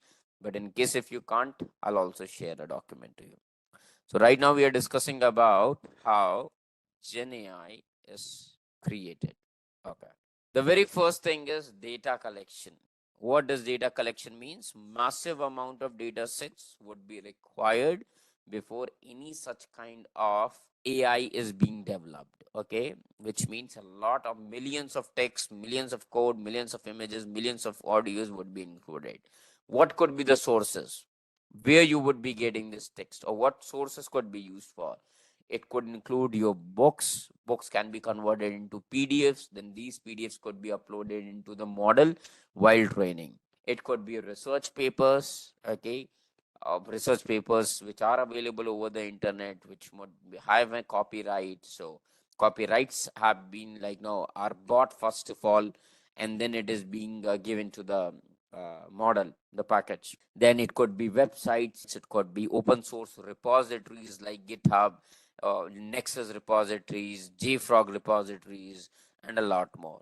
There could be videos, and number of YouTube videos could be feeded while this Gen AI kind of artificial intelligence is being created. Lot of music would be uploaded to it. Lot social media would be integrated to it. Okay, and a lot many sources. So that is where first of all a huge amount of data is collected, and then it is going to be uploaded to the generative AI. Now, since generative AI is a field that deals with images and videos as well, now it's not like okay, 10 images of dog have been given to the generative AI model, and we expect that now model would be able to distinguish between a lion and a dog or a cat and a dog. The reason behind it is as well, let's say we know we have somewhere 30, at least there would be 30 breeds of dogs. I'm not from this field, but I believe this is something would be there. Okay, 30 breeds of dogs we have in real world. Okay, what I've seen somewhere in images, few of the dogs, or it's one, two category of dogs, are similar to uh, uh, lion's body. I would say, like kind of architecture, or like no, it has similar skeleton. Correct. So let's say I just given 10 images of dogs to the Gen AI model, and let's say now at some point of time somebody is like now um, uploading some kind of dog which looks slightly different. Gen AI won't be able to figure out. Let me be very clear. For one breed of dog itself, you have to go ahead and share and upload n number of images with the different angles, with different colors, with different features. Somebody would be, some dogs would be small, sometimes some dogs would be large, and a lot more. So data collection doesn't mean you just put all the data. No, variance of data has to be uploaded for each and every entity that you are planning for. Okay. At the same point here, let me go ahead and show you something. Have you heard about YOLO? YOLO object detection. Okay. Okay. Now here what I'm going to do is I'm just, let's say I'm going to upload an image. You can even select it from here, and I'm going to submit it. So you can see what is happening over here, correct? It says, okay, three, here it responds in such a way. It has found something called as bicycle, one as truck, one as dog. Correct. So what it is able to go ahead and it is able to figure out. This is one of the model that would have been used. Not this exact model, but a more emphasized model on object detection. How your cars or your robot, okay, sense objects. Can you see? It has correctly figured out what is a dog, what is a bicycle, and a truck. Okay, which is basically okay, there could be a thing that they would have assumed all the vehicles with the name truck only. So whatever the name they would have given it while training this model, that is what it is being able to figure out. Let me go ahead and some like no upload an image from my local PC. Now I'll also show you a flaw of this. So this is my image. Okay, I'll click on submit. Now, can you see here, everybody? So it has 100% correctly recognized that this is a person. Then behind it also there is written one person. It is checking this. Just it has been like now it has moved backward because of the setting. The third is also a person, and this is also a sports ball 90%. But now here it has been 100%. It has been a 90%. The reason could be the image clarity as well. Getting my point? Because why not? It looks similar to an apple as well. Yes or no? But how it is assuming 90%, it is able to achieve it as somewhere at a 90%, assuming the other parts of the image as well. Okay. So that is how it figures out. But yes, this model has to be further improvised. It's not able to figure out a bat, it's not able to figure out wickets. Correct? That is one thing. It could have figured out the helmet separately. Now, the live example, let me go ahead and give you of its inefficiency, I would say. Let's say animals. This is the partial inefficiency, I would say. So, see what it figures out. It is able to figure out cow, zebra, giraffe. Now, here, if you will see, I don't have any cow. Now, see, zebra looks okay, giraffe looks okay. Now, this has been the color gray has been considered as cow, but there is no cow, correct? The lion has been missed, and the zebra is like the tiger because it has a strips. It is being considered as zebra. Are you getting my point now? Why I was telling you that why even one image in data collection, it's not like you just uploaded various images from different categories. No, from one category only you have to go ahead and upload n number of images, then it makes a model efficient. And that is what even you guys have to take care about while choosing the models or choosing the tools in your work. You cannot rely on any of the tools that might be inefficient and they might be responding you with wrong information. So there would be few tips and tricks that we will be talking about to go ahead and make sure how to cross verify it or how much to be dependent on generative AI and at what scenarios. Okay, so see, this is wrong, which means this model has to be further trained on the animals and the separate images. Not only that, let me go ahead and upload an image, one more image on violin. This is what I was able to figure out. So this is a violin. It's a very clear picture, correct? No issues in the clarity of the image. However, what it says, first of all, it's not able to load. Let me submit it once again. What it says, couldn't find any objects that I was trained to detect. Getting my point? So it means that this AI model that this Viation YOLO is being using at somewhere at the back end has never been trained on this object only. So it will never be. So that is what artificial intelligence is only intelligent about the data that has been put into it, not beyond that. So whether you prompt, whenever you prompt, you have to go ahead and take care of all these things. Okay. So no, don't assume that every time your AI would be right. It might go ahead and respond you every time correctly. But in case if you will drop it some confusing prompts, it might go ahead and give you answers with the wrong intent as well. However, there is no limit that 10 lakh of images or 10 lakh of data would be sufficient, 20 lakh of data. No, there is nothing else.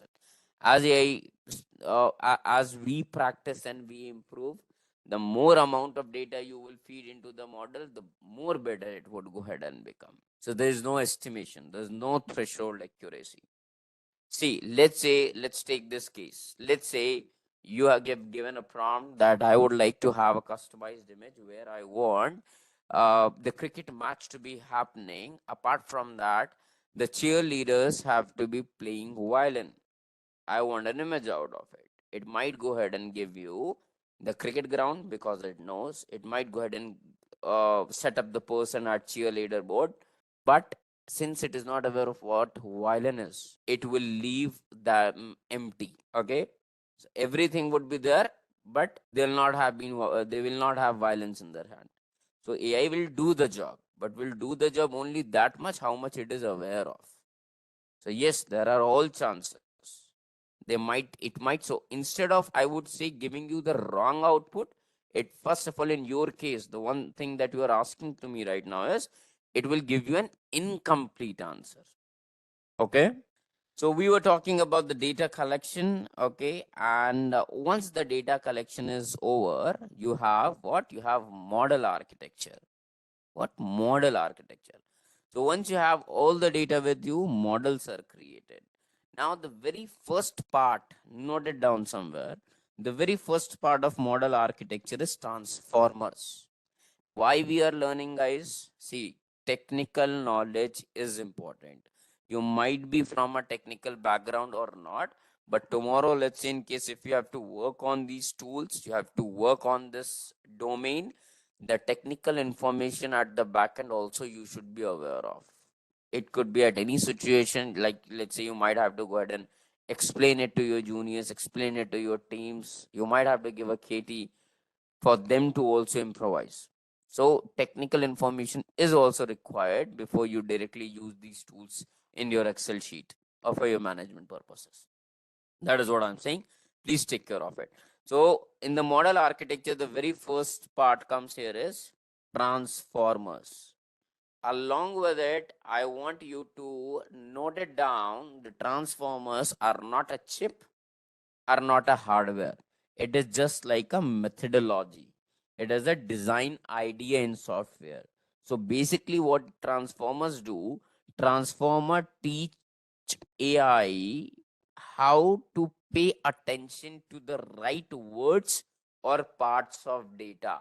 Since we are talking about generative AI, keep your mind limited towards that. Whatever we are going to discuss about right now would be about text, would be about prompt, would be about images, would be about content.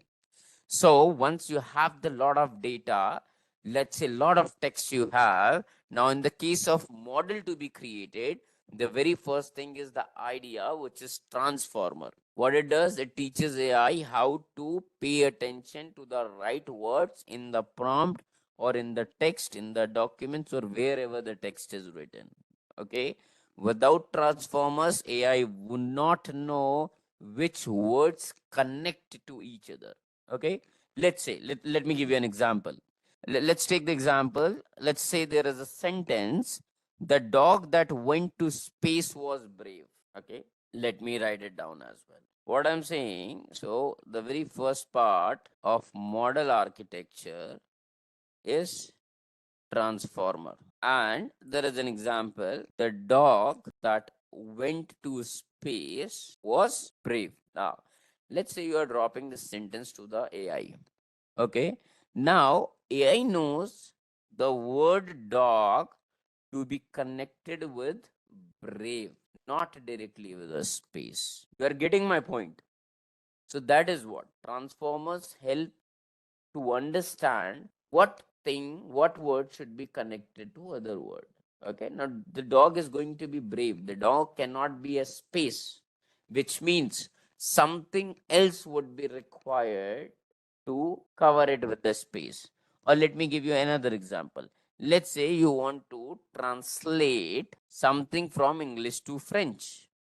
This might be required for you guys while writing the mails to the companies, in case if you are dealing globally. Okay, so let's say you want to change the cat sat on the mat. Let's see this. Okay, now a normal old AI artificial intelligence that is before transformer would look at each word. The cat sat on the mat, and almost like just I have read without completely the blinders on, it might go ahead and translate each and every word in French. But do you think will it mean the same? In case if it converts the da into la, tat into chat, and similarly on the mat. Sorry, I'm not aware what is written on the mat, but let's say whatever it converts in the same way. Do you think the order it would just convert one word into it might give the same meaning that the cat sat on the mat? Correct. Now, in case if I take an example of Hindi, let's say I spoke up here a word, बिल्ली mat पे बैठी है. अभी बैठी है जो है वो मैट के बाद में आ रहा है. That is what I am trying to explain. But when I am writing in English, the word sat is coming before the mat, which means order do matter. Yes or no? Correct? That is what transformer looks for. So it's not only about converting the words, the order in which it has to be framed so that it goes ahead and takes care of that when something is being converted or transformed, the meaning doesn't change. Getting my point? That is the role of transformer. So whatever the models that are being built today, the very first thing that are being created is on transformer, because transformer gives the Gen AI models the capability to give this advantage, and this is a must requirement nowadays in case if you're working on textual or generative AI kind of field. Okay. Now, similarly, once you have transformer, you have models, LLM. This is a very famous word you might have heard about large language models. So this is a software model, or you can say this is a program which is completely coded, which is completely written. It is built using transformers, taking care of transformers, and what it does, it is capable of generating huge amount of text, your mails, your stories, your reports. Okay, so that is what, like let me give you one benefit of LLM. Let's say I'm just typing up once upon a. This could be anything.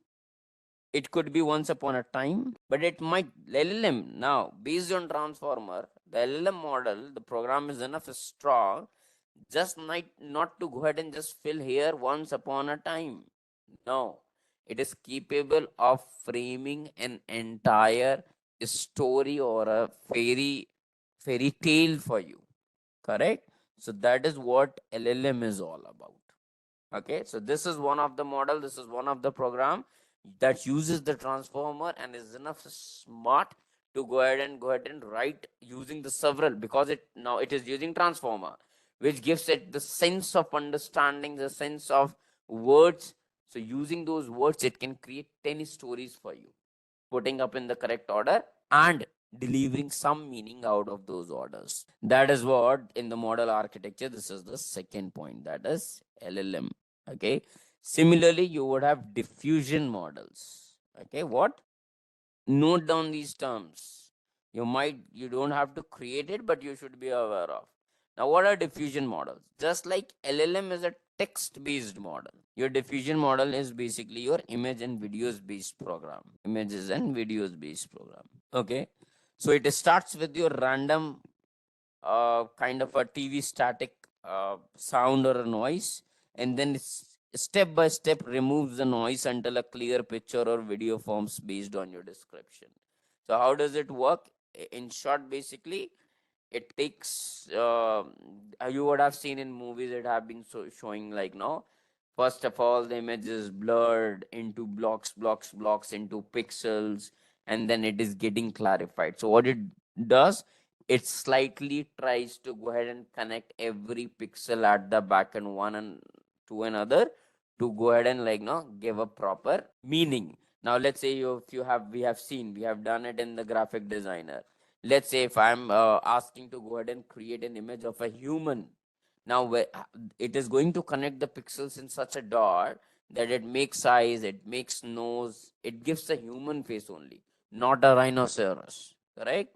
Not an elephant face. So it knows that, okay, what meaning has to be delivered. However, this is how it works on images and videos only. Correct?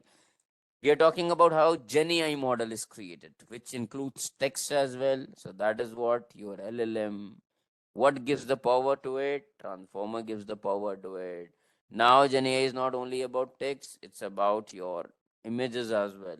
So we have understood what models are being used, diffusion models are being used. Similarly, you would have GAN, generative adversarial networks. Okay, this is once again a methodology, or you can call it as a software model as well, which is very popular once again for images and deep fakes. What? Deep fakes. Okay, like it might go ahead and generate any kind of fake images for you. It might not have any relatability in the real life, but in case, let's say in movies, illusions you want, this is going to help you out. How it works, this is very interesting. The working of GN, okay, is uses two AIs playing against each other to make things better. Okay, so let's say one AI, it is using one part of AI, one some part of data it is using for creating images, fake images as an artist. The other AI it is going to use as an inspector, which means continuously inspector trying to find the fake images, okay, the previous AI. Now what will happen? One model is getting trained better and better on finding errors, and at the same time, what is happening? The other one is becoming more and more smarter so that it can outreach the things of inspector. Okay, so it's all about, it is mostly used for your face recognition techniques. Okay, your face generation techniques. Now I would say everything would have an ethical as well, everything would have a non-ethical use cases as well. Okay, now people have been applying using different people generating faces. Okay, many things we have seen in the news, so that is inappropriate. However, yes, it is more into for deep fakes, like fake videos, fake art. Okay, so that is where GN use. But I would say that in most of the cases, in most of the generative AI like Chat GPTs or Geminis that you have been using, diffusion models are preferred, not the generative adversarial networks are being used. Okay, and then the last part of the model, that is VAE. What? VAE, variational auto encoders. Okay, it is a software model which is used in the background to work combined with the other models. You might have a question what it does. Let me clarify. It is mostly used for compressing the information into a simpler form and then rebuilds it, which means any, let's say, huge amount of text has been written. When we try to go ahead and write any kind of prompt, sometimes we go ahead and add additional information to express our emotions, but that might not be necessary directly with the solution that we are expecting or the answer that we are expecting. Correct. That is where, wherever information has to be compressed into a simpler form, variational autoencoders would be used. Okay, so it could be any sources. It could be more in used more in songs where we are expressing our emotions, but we cannot have like now. This is autoencoders, variational auto and then encoders. That is what E means. Auto. It's not one word. It's written like auto encoders. Auto encoders, or you might even call it like this way, autoencoders. That is why it is written as model architecture. What models, what logic is being used behind creating Chat GPT, Cloud, Gemini? What processes being going through the model architecture? Is everybody clear with it? The first was data collection. Then the model is being created that uses transformer, uses LLM, uses diffusion model, uses GAN, less but somewhere, and then autoencoders to compress information. The third step, we'll move forward towards the third step then. Once your model architecture is running, you have the training process. What? Training process. What is an LLM? It is a computer program which can, that helps it to generate, give it a smartness to understand huge amount of words, combine those words in such a way that it can write 10 different stories for you which are non-existent even in any of the books. That is what this program is, large language model. In case if you want images, yes, so whatever the Chat GPT, because Chat GPT are capable to go ahead and write text as well as to generate image, which means for image a different program is being used, which is the fusion model. For text, different is being used, that is LLM. Wherever deep fake kind of images are being required, GN is being used. And whenever at the back end, this is just for the background process, for the background working of your tools. Okay, that is your autoencoder. Okay, so the training process, not much to be written. Okay, so before the model is converted into an application like Chat GPT and is given for the public use for you and me, it is being trained, it is being tested on internally first of all by the developers on huge amount of data. And when these people test it, they will find a number of loopholes as well. Then they once again fine tune. The word used here is fine tune. Okay, So basically, they go ahead and fine tune their model. Let's say they might create one model only for legal services, one model for medical services, one model for ethical services. So instead of having one model at a larger scale to do one task, they do nowadays, companies, I'll discuss about few real time examples as well. They have created their separate models for their separate companies department. Okay, so that is what your training processes means. Just checking the created thing is working fine or not before exposing it to the real world as a product. So as I told you, VAE is a software model. It's also a smart model only, which is used for compression of your text, compression of your images. Not only this, it would be used for your audio reconstruction. Okay, let's say I've given a song. Okay, now I want no lyrics are not looking good to me. Please reframe these lyrics into a new pop. Okay, now first of all, what it needs to do, it needs to break down. Correct, it needs to break down all those words. Then only it would be able to pick up new collection of words from that group of words that have been broken down, and then it is going to align it in a different way, that it is going to give you a different sense, a new lyrics itself. Correct. So that is where for new creations, all these models are programs only that are being written in code, that are being written on trained only. But this is what they go ahead and do it. Okay, it compresses, not only compresses, it reconstructs as well. Okay, whatever would be required. Okay, this is the analogy behind it. Okay, so once you have the training process done, the fourth thing is going to be the infrastructure. Now it's a simple part here. We are using ChatGPT. Everybody, what we do, we go to the chatgpt.com and we are able to use ChatGPT, which means ChatGPT is continuously running 24 into 7 in the backend servers of those companies who created ChatGPT. Which means to run a website continuously, they would need a hardware, they would need computer, they would need server, they would need Ethernet cable, they would need firewall, they would need router. Correct? They would need a huge amount of storage, clusters of hard disk, cluster of storage, high power of RAM. So that is what the infrastructure is. Once your product is ready, is trained, it has to be deployed on a heavy infrastructure, on a heavy hardware, and software. Okay, which could keep it live continuously. Does not matter how million and billion of people access chatgpt.com. So whatever the incoming traffic would come, the hardware set at the backend should be enough capable that it does not goes and lags or hangs when so many input or incoming traffic comes to that hardware. So that is what, in this case, CPUs are not much preferred. Central processing units are not much preferred. Instead, GPUs are preferred. What? GPUs.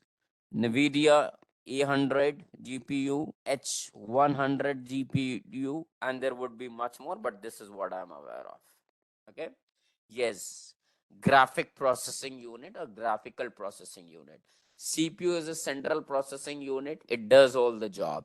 Okay, we are using CPUs in our laptops, computers. We can join meetings, we can play games, we can mail, we can run browsers, we can run different PPT tools and everything, we can do it. But in terms of when my work is more oriented towards generating graphics which consume more memory, which are by default slow in generation, you need high processing power. Okay, so what CPUs, everyone can go to system properties of your system right now. I'll hover on it. How many processors can you see over here? 4 core, 8 logical processors. My system has 4 cores. In GPUs, you would have thousands and millions of cores. That is how fast it is going to be. Apart from that, it is more dedicated. These GPUs are being built taking care of these concepts in mind, that it is going to work more on generative videos and generative images. And to be very true, when I'm going to show you few operations, you will be little bit surprised. And we have already seen generating videos. Do you think generating videos was quite that much easy to be developed immediately with a high quality HD video? No. Okay. So that is what the backend hardware that is being used is not going to be preferably CPU in case if any company is using, I'm not sure. But yes, GPU is the one which is the one maximally recommended by large companies. Okay. Does infra also uses cloud instead of complete physical infra? So it's about servers. So it's about infrastructure. Either you keep this infrastructure and invest money on your local company space, on the physical space of your local, or you ask any cloud that okay, I'm going to need this much of server.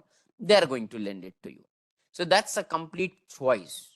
Okay, and most of the companies would be choosing cloud because none of the company want to take a load on this, that I should go ahead and buy a server today. Tomorrow my business is down. Servers are very costly, very costly. Okay, these servers go to a price of $50,000 as well. $50,000 I'm talking about. So once the company is investing in it, is a huge amount. Point number one. Tomorrow, if their business is down, they won't be able to send these servers at the same price. So every company tries to avoid having an on-premise server, on-premise hardware. Instead, they opt to cloud only. Okay, because they don't have any responsibility in managing the servers in terms of cloud people will do that. Microsoft will take care of it. You just make your payments. Okay, so the scalability, there are different many factors that bring cloud in an advantage over the on-premise infrastructure. Okay, clear? Fine. So this was the fourth part, and then the last part, that is deployment and service. Okay, so deployment means buying the domain, just like chatgpt.com, gemini.com, or .ai, anything. Any company has to go ahead and deploy that product on that hardware and make it live. Making it live for users is the part of deployment. Okay, deployment could be any on cloud platforms, it could be on your on-premise softwares, infrastructures, or it could be on any kind of edge devices. So that is how Gen AI reaches out to you. I hope the technical information has been given to you. There could be a lot of coding to be understood, but that's not at all required for you, and it will become a separate training of 6 months. Let's not get into that. But I believe how Gen AI reaches out to you, what are the phases that are being accumulated to create a generative AI, is clear to everybody. So it is a costly business. It is a costly business. That is why still only few of the companies, bigger companies, are able to deliver it. Otherwise, nowadays every company would have been delivered a product on Play Store as a model itself. Correct. It requires a huge amount of investment plus a huge amount of workforce. So how does it work? We know generative AI, how does it work? But okay, it receives input. It understands the pattern recognition because it uses transformers. Then the content generation, it is able to generate the content. If the generated content you have demanded for is textual based, it is having the large language models inbuilt in it. They are going to help this product. In case if you are looking for images, diffusion models are inbuilt with the product. Those are going to go ahead and give you the correct images. Refinement, which means based on the human feedback, as I told you, like button, dislike button, and such kind of feedbacks. Okay, it also gives you a feedback columns. Okay, that what you didn't like about this response, that is what is somewhere it keeps on refining itself for every user being specific. Delivery, yes, it delivers you the result. That is what, not much to be discussed here on the slide. Then who creates generative AI? Who has been doing it? So yes, big tech companies like OpenAI is the company which has given you the products like ChatGPT, Dell E, and Sora. So these are more into the textual based only. However, it also generates images. It's not dedicated to create videos and images, as I have shown you previously about Microsoft designers and the solo. But yes, it is multitasking. It gives you multiple outputs. Then you have Google DeepMind. The company is itself the Google itself. Okay. But the another separate subsidiary of Google is Google DeepMind, which has created the product called as Gemini, Imagine, Music. You, with the name itself, you would have understood about which one is dedicated to the images. One is the textual based or the multilingual, I will say, and then the other one, Music LM. Then there is a company called as Anthropic. You might not have heard about Anthropic, but you might have heard about Claude, correct? So this is another product of generative AI. Then Meta, everybody knows this company. The model, the product it is LLMA. Microsoft has its Copilot. Stability AI is the company which has something called as a stable diffusion. Not as popular because already the market is all occupied by the products like Google, OpenAI, Microsoft, and Meta. However, apart from these companies, there are few open source communities. So, like Hugging Face, the one I gave you an example. This is Hugging Face. This is created by a community called as Hugging Face only. Okay. And similarly, so that is why these are open source communities. Anybody can come and contribute. That is why these are not reliable. Okay, but yes, these are, you should be aware of that. Yes, there are open source communities as well. You have to go ahead and use it. Which was most accurate Gen AI product? Now I have different perspective of it among them, and that is what even is one of the thing that you need to go ahead and take care. Never rely on one tool. Okay, I was about to go ahead and discuss in the upcoming slides, but I'll tell you, never rely on any of one tool. In case you are using it for your business, you will be using it for your team, you will be creating reports, you might be showing it to some in some meeting, you might be showing it to the stakeholders, you might be looking it for the finance team for some approval. Please use 2 or 3 tools to confirm the same information, or do have a manual check too on internet. Does not matter, I can give you a correct any name that yes, I prefer Gemini, but that would be somewhere at the back end. I know that this is not going to be a correct way for you to use in production, to use in your business. If it has nothing to do with your business, I know that 90-95% would every information would be accurate only.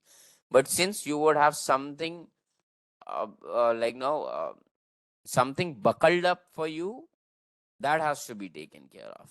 Okay, yes, different people would have a different experience. People would have a experience with Copilot, just like Amazon's Q gives you a better code. Copilot is ideal for large information of passing.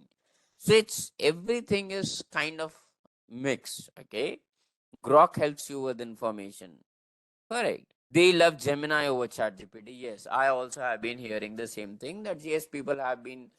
Okay, to be very true, I'll do one thing. You also try. I'll give you one task as a homework. You take any of your images. You might have gone on a trip where at background somewhere some random people would have been also captured.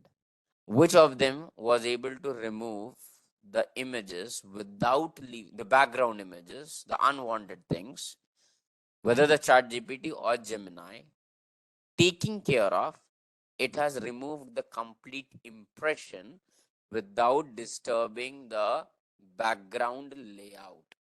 Understood? I know somewhere Gemini would go ahead and do it. Somewhere as better to chat GPT. But still, when you will try, you will get a quality. You will get to know that okay, when to use what. Okay. Uh, Organization like product management PMI has their own Gen AI called PMI Infinity. That is what I'm telling you. Different companies have even got their models created, customized by different companies for their different departments only, so that their work can happen in the less prompting. Their models are just dedicated to legal departments only. They will not have any information beyond that, and only legal team are going to use that model, use that tool. IBM Watson is one of the great example of it. Okay, they one of the companies, what is that company? I have brought this case study in my slide. It is based on I believe a France company which is creating perfumes. So this is what who creates Gen AI, and now we are starting with a new topic, which is AI insights for modern managers. You can talk, but I won't be the correct person who would be able to help you out. So it's better, don't worry about it. When you are here in this class, I'll make sure whatever I'm going to train you, that is definitely you are going to able to, like, you are able to understand it perfectly. Okay. And I'm going to give a recap as well for the next 5 minutes, so you will get an idea, okay, what has been discussed. Okay. Perfect. So in the last class, what we have discussed that before jumping to generative AI, it was much important for us to figure out that from which branch is this coming up. Then we discussed about what is artificial intelligence. Anybody who can come up with a definition of artificial intelligence that I have trained in the last class, apart from that, this that everybody speaks up that artificial intelligence mimics human, that everybody knows. Anybody else who would like to go ahead and tell me what is an artificial intelligence apart from it? You can raise your hands. That would work good for me. Okay, let me come up. So, as we have discussed in the last class, we were able to sum this up as artificial intelligence could be anything when a non living device is capable to make decisions, to understand, and to perform tasks too. Okay, so it could be a materialistic AI like a car, or it could be an application or a software bot, or the various tools that we have discussed in the last was all about. And it was a superset to the machine learning, to the deep learning, and to the generative AI. So generative AI is one of the artificial intelligence. So just like there are different, like there are functional AI, this is one of the field which is more about where the devices work, the robots, act, they move. Okay, all the sensors, the IoT devices integrated with artificial intelligence. Similarly, you have generative AI, which has been corely focused on not computers becoming robot or performing anything in mechanics, but yes, understanding the user's input at a greater level. Now, how does this understand? That is also we are going to discuss now, making this session now a little bit technical, not tough, but yes, slightly into the depth. That is what we are going to have in this session. Now, yes, it is one of the field that is generative AI, but does not matter from where it was coming up, from how it is being created. The whole point here is every AI body, every artificial intelligence system, application, device, software, or any entity which is built with the capability of taking decisions, understanding things, would be feeded with a lot of data. When it is done so, this part of training and this part of testing any device, making it stronger to think, to do self introspection based on the previous data sets that have been loaded into it, have been trained into it, have been given feedbacks onto it, is called as machine learning, which means you are making machine to learn. Now, we also discussed about in the previous class that it was so the methods of training, okay, the processes of training to machine learning was based on what was your goal and what kind of data set do you have. So, in short, I told that whenever in the data set or in the previous data set or the data set that are being used to train the machine learning, are used to train the machines, if they have a column which is something you are going to expect in the future for the machine to predict, sorry, that category of training in machine learning is called as machine learning. I'll repeat once again. So let's say I was figuring out tenure one, or let's say quarter one, quarter two, quarter three, and let's say this was a CSV sheet. and I was, let's say, I was having number of customers onboarded. After 1 year, it was, let's say, 2K, then we had 6K, then we had 10K, and let's say, approximately we were having some sales as well. The sales was regarding, let's say, 10K, let's say, sorry, 10L or 50L, or let's say 100L. Okay. Now, in case here, if I'm having this sales column, okay, and even in the future, what I want that once this model is ready, it should go ahead and predict sales for me. Okay, which means in the past data, I have given the values of the same column. Okay, and I want it now to predict the new values for the new data set that I would be uploading. In such kind of scenarios, what was used? Supervised machine learning algorithms would be used. That is why it is called as learn with label data. Similarly, unsupervised learning, I have given you a good example. This was regarding e-commercial platforms. Let's say Amazon or Flipkart, figure out who are customers. But when nation of who is my premium customers, or not a who is going to be my premium customers. In that case, what I expect my machine figure out patterns in the data set, and it might go ahead and use 4 to 5 columns, or might be using 10 columns, all the columns which might give some relatability to find out what is okay, who are going to be the premium customers. As I given you name, let's say there is a column name, it is not going to have any impact on who is a premium customer or not. Does not matter whether it is Akshit, whether it is Raghavan, whether it is Sudeep, whether it is Kamlesh, whether it is Ashish, or anybody. Name is never going to affect that, okay, this customer could be a premium customer. Now, what would be the columns? The other columns to figure out and to place all, create clusters similar people at other end.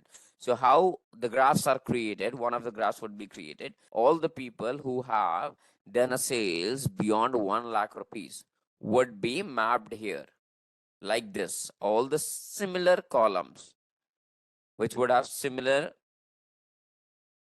performance. Similarly, let's say all those people who would have done somewhere a random shopping of, let's say, 10K, 20K, all these people would be mapped here in a separate column. However, the machine itself doesn't know right now which of them are premium customers. Okay, in supervised learning, what it is doing, the huge Excel data set that you uploaded. Okay, let's say you uploaded a huge data set which had few columns. Okay, what it did, it just it looked for all the columns, all the properties, and in machine learning terms, it is called as featureization, features. And what it did, it just, so the values that were like now mixed all before, okay, what it did, it segregated it. What? It segregated it separately into clusters called as, and this is called as cluster 2. Now, yes, this is up to you when it is going to give you the results with the help of the code. What data scientists do, they will similarly tell this that, okay, this pink colored cluster is going to be my premium customers, and these are going to be my non-premium customers. So whenever you might go ahead and upload new data, it knows that called as premium. So this is how unsupervised learning means, where you do not have a dedicated target column, but yes, you want the machine to figure out patterns and segregate the data. Where will we define what makes a premium purchases order? No, I'm telling you this so that you would be able to relate it. Okay, I understood that you got supervised learning. Now, what happens whenever it is getting yes here? It what kind of values are being inputted? Okay, similarly, it there, but in unsupervised, what happens? You will not have this column. You will not have this column. Instead, what it will do, it will take out 23, it will take out 43, and it will group them together as 23 and 43, because what it is finding the similarity between these two numbers as a two digit as compared to 3 or any other data set row which has 5 purchase order. So it is going to just just segregate the data into two different clusters. And then it is you who have to mention separately, give a feedback. Okay. After the model has given you the result, that okay, this is going to be considered as my premium model. Let's say this is going to be considered as my premium customers. Understood? Yes, unsupervised learning captures the pattern. It is used for pattern recognition. It is based on pattern recognition only because you don't have a target column. The word target column means that you do not have a specific target in the previous data that now you are looking for. Just like I was looking for who are my premium customers. But I initially figure out is not having any such column, and manually putting a column without having a value yes or no is useless, because that is going to be once again your manual work to view each and every row and then put yes or no, yes or no. In case if you are doing it, then they're unsupervised learning, then you will use supervised learning to train it accordingly. Perfect. Fine. Moving towards, I told, okay, there was another kind of machine learning as well, which was reasoning. That is like now beasts that are created, or the machines when these are being trained, these are not being trained on huge data sets. Instead, these are trained on the feedback by giving a reward or a penalty. A reward could be a simple as well, could be a dislike button as well. Okay. I'll just ask you a few questions. I know you guys would have been a huge time for you guys playing games. But I'd like to ask you, whenever you would have played any computer game before, right? I believe everybody answer would be no itself, correct? You were learning. Let's say you were playing a Counter-Strike game, or let's say you were playing a shooting kind of a game. You went in front of enemy, the character. What used to happen?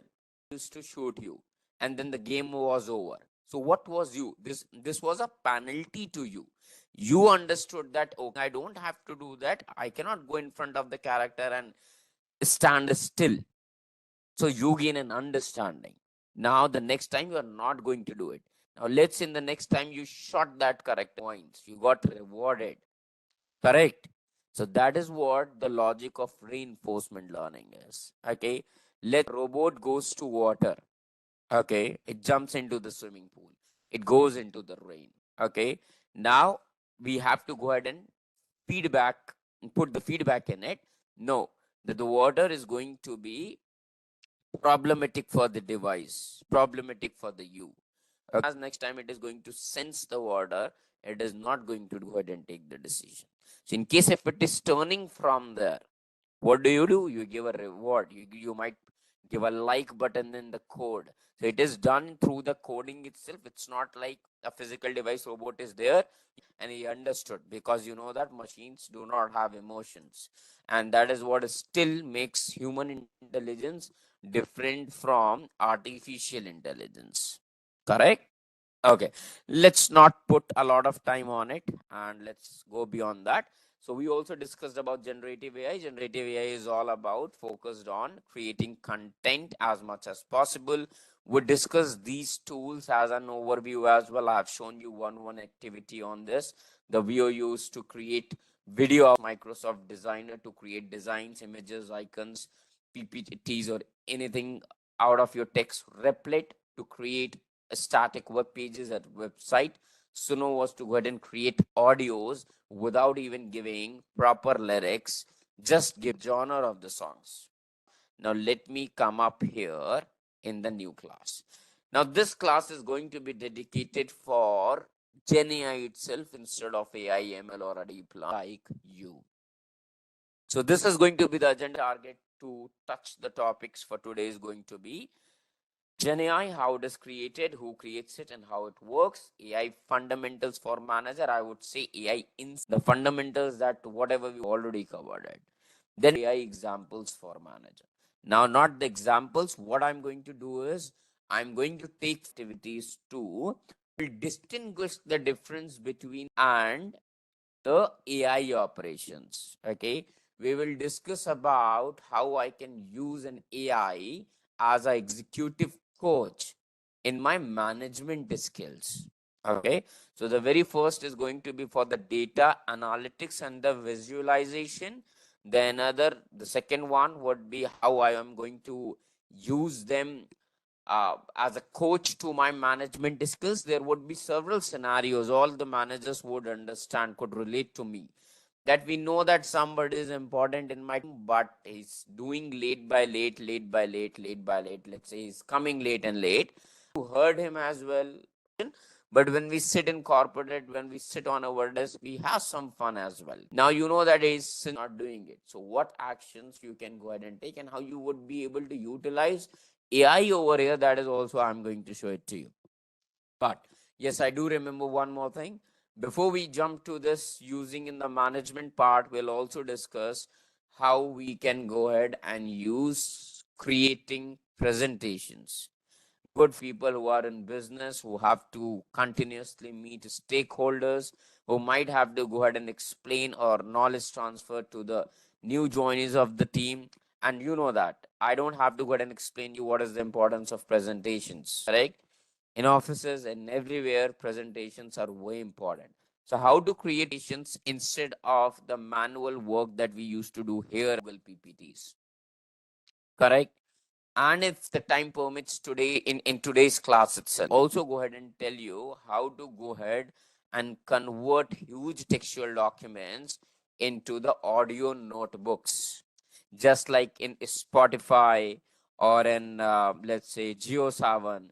You would have heard about audio past at some part of, correct? So nobody's there stories typing one by one. It's all about machines that are doing this task. So is the agenda clear to everybody? All good? So let's proceed with now. So what is Gen AI? Everything you need to know. So basically, generative AI, it's not something about the class of an artificial intelligence that can generate new content. Content could be text, content could be images, content could be audios, content could be videos, content could be a code, content could be a 3D model, etc., etc. So it rather just analyzes or classifies the existing data, the pattern in the prompts, and then it figures out relatable given to the user. Okay, there are various examples like ChatGPT, Cloud, Gemini, LLMA. These and every model that is written either on the PPT or that I'm going to train you in the class would have a specific genre. It would have a specific category. Few of them are text based, few of them are image generation based, few of them would be audio and speech generation based, few of them video generation based. Okay, so that is what the Gen AI is all about. I don't think so we have to go ahead and discuss about it. So that is what generative AI is all about, which means the class of AI that helps you out to figure out, generate content, understand your prompts, understand the tuning and the tone behind your prompts, and create the content, whether it is an email, whether it is creating charts, whether it is analyzing reports, whether it is creating designs of your, let's say, architecture, a society. It could be a computer design. It could be, let's say, you are developing a new device. Let's say something as a water dispenser or something as a cleaning dispenser, so that you put all your dirty plates in that dispenser and it gets washed automatically. It could be anything. So the designing to go ahead and create a dispenser, there are tools like CAD and everything. Okay. So that is what the generative AI is all about. Okay, Ram has a question. Unless AI, there is no Gen AI, right? It's a subset of AI itself. Exactly, Ram. Very correctly highlighted. AI is a very big field. Okay, it's not about limited to cars and robot. Okay, now it depends upon. Okay, I'll just ask you one question that might go ahead and leave confused. Okay, AI is a calculator an AI or not? Is a calculator AI or not? Ram says yes. What about other people? I believe I have good strength in the class. AI is a calculator is an AI. Is an example of an AI. Okay, that is a correct understanding. All those who have given response, all those who haven't given response. So AI comes under two categories. Understand this way. First of all, calculators are intelligent AI. However, standing or the back on data or is based on logics. It's based on logic and rules.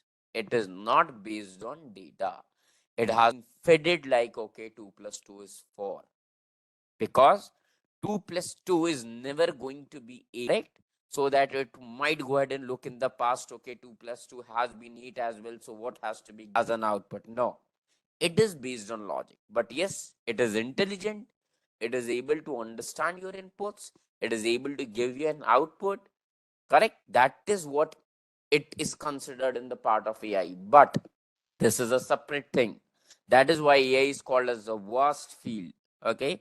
Now, the different AI that is being coming up now, because of that, the term itself, artificial intelligence, have become popular. What it is? AI plus machine learning. The AI devices are not just running on if or the given set of rules. No, it has become enough smart to go through the that is another field. But in terms, when we speak, when we read on internet, when we see videos on YouTube, it is not being segregated. Everywhere you will see only that AI machine, AI device or AI is a field where a lot of data is being trained to the computers, and then they become enough smart to go ahead and take decisions on their own. But yes, that is where AI is large field. Within this AI, you have ML, and then you have. However, Gen AI is dedicated to generate content only. It is not going to go ahead and do jobs for you. Let's say shutting down curtains for you, shutting down automatic, and all these things. Okay.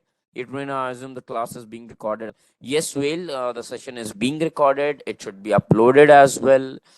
Probably there would be batch codes assigned in your LMS, and one of the batch codes under the live classes you should get it. You haven't, definitely by the end of the class you give me your email ID. I'll share it with the Intellipaat operations team.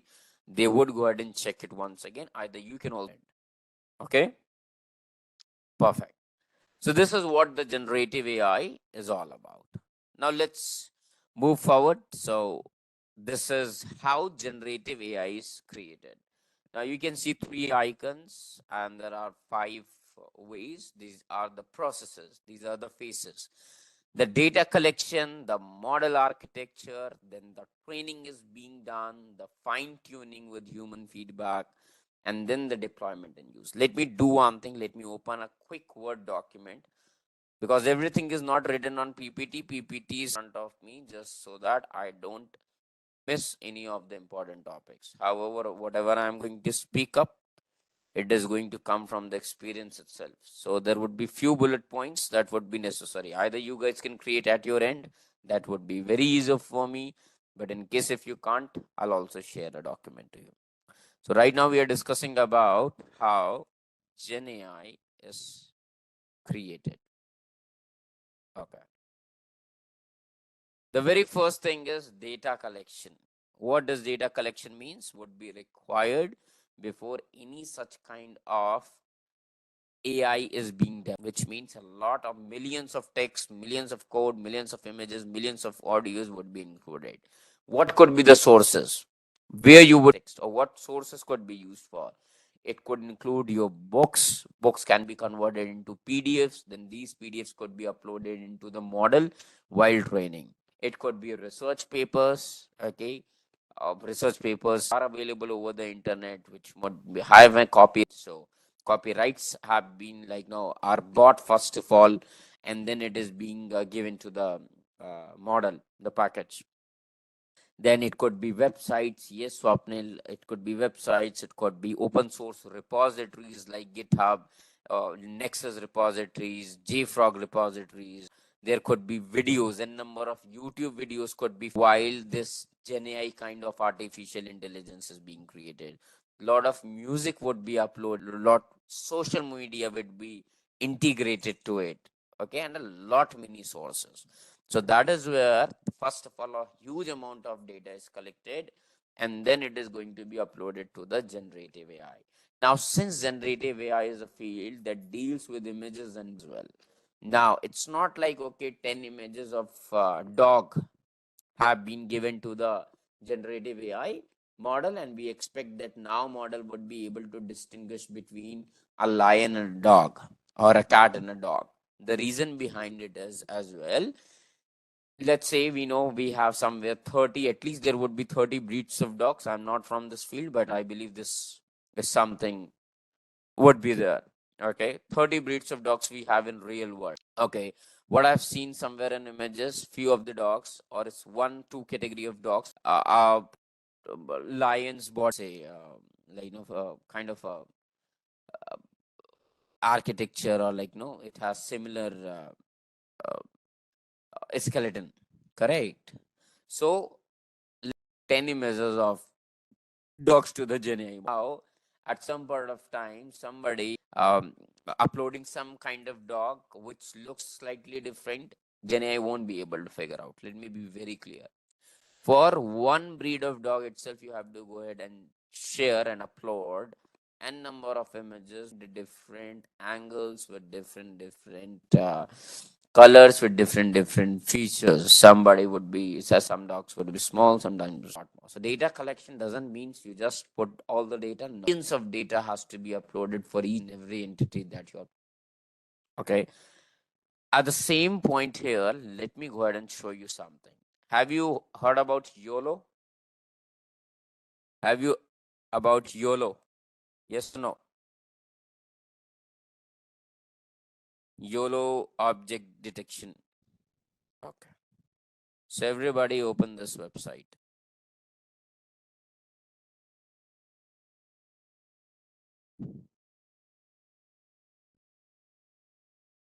I'm going to share you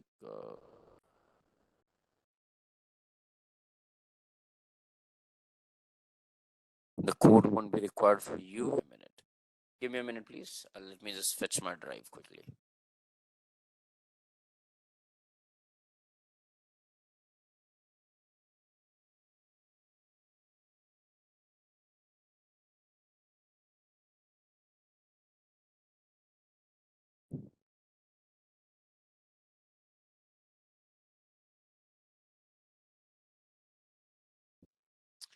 A minute will be required. Give me 1 second.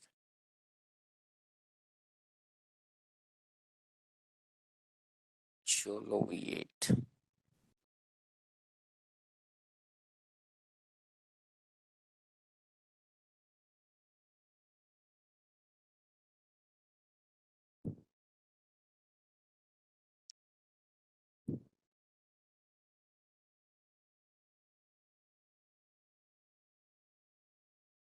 Yes.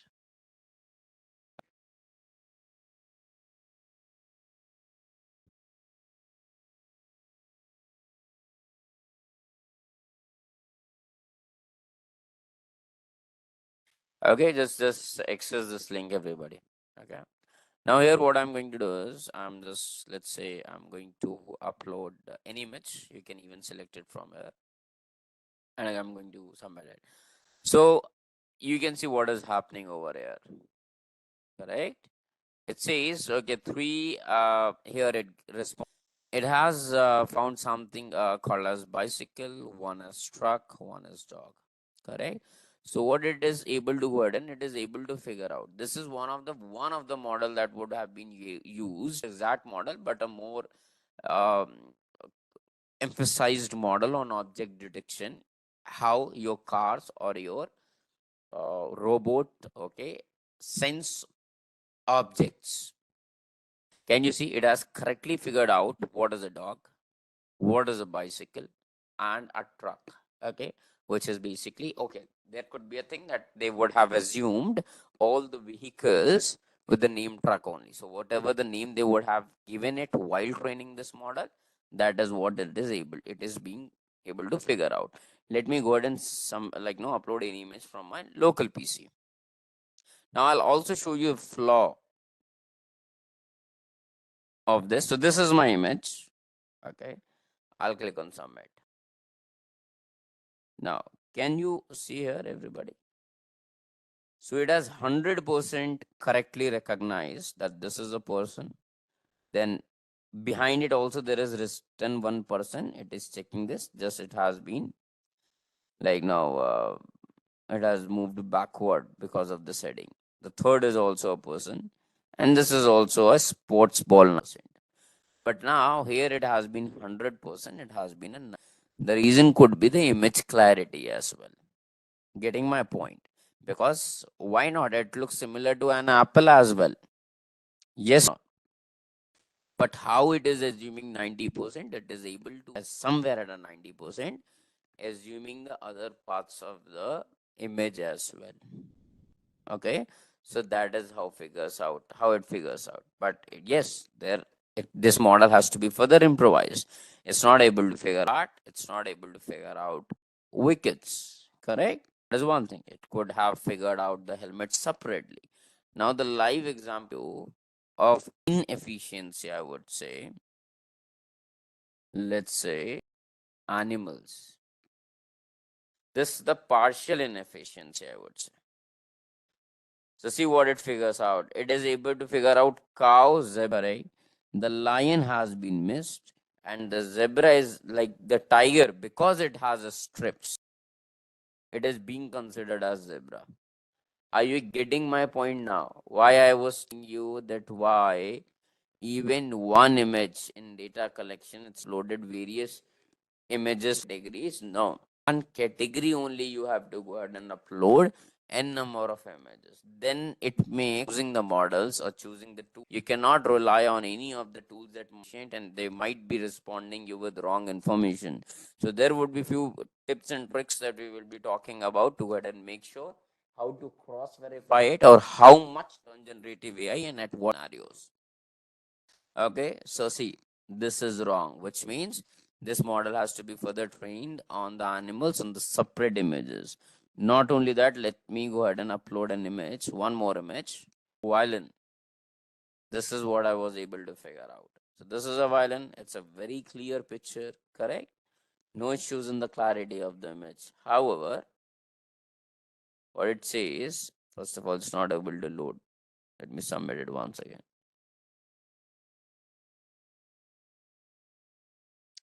What it says, couldn't find any obstrain to detect. Getting my point? So it means that this AI model that this Viation YOLO is being using at the back end has trained on this object only. So it will never be.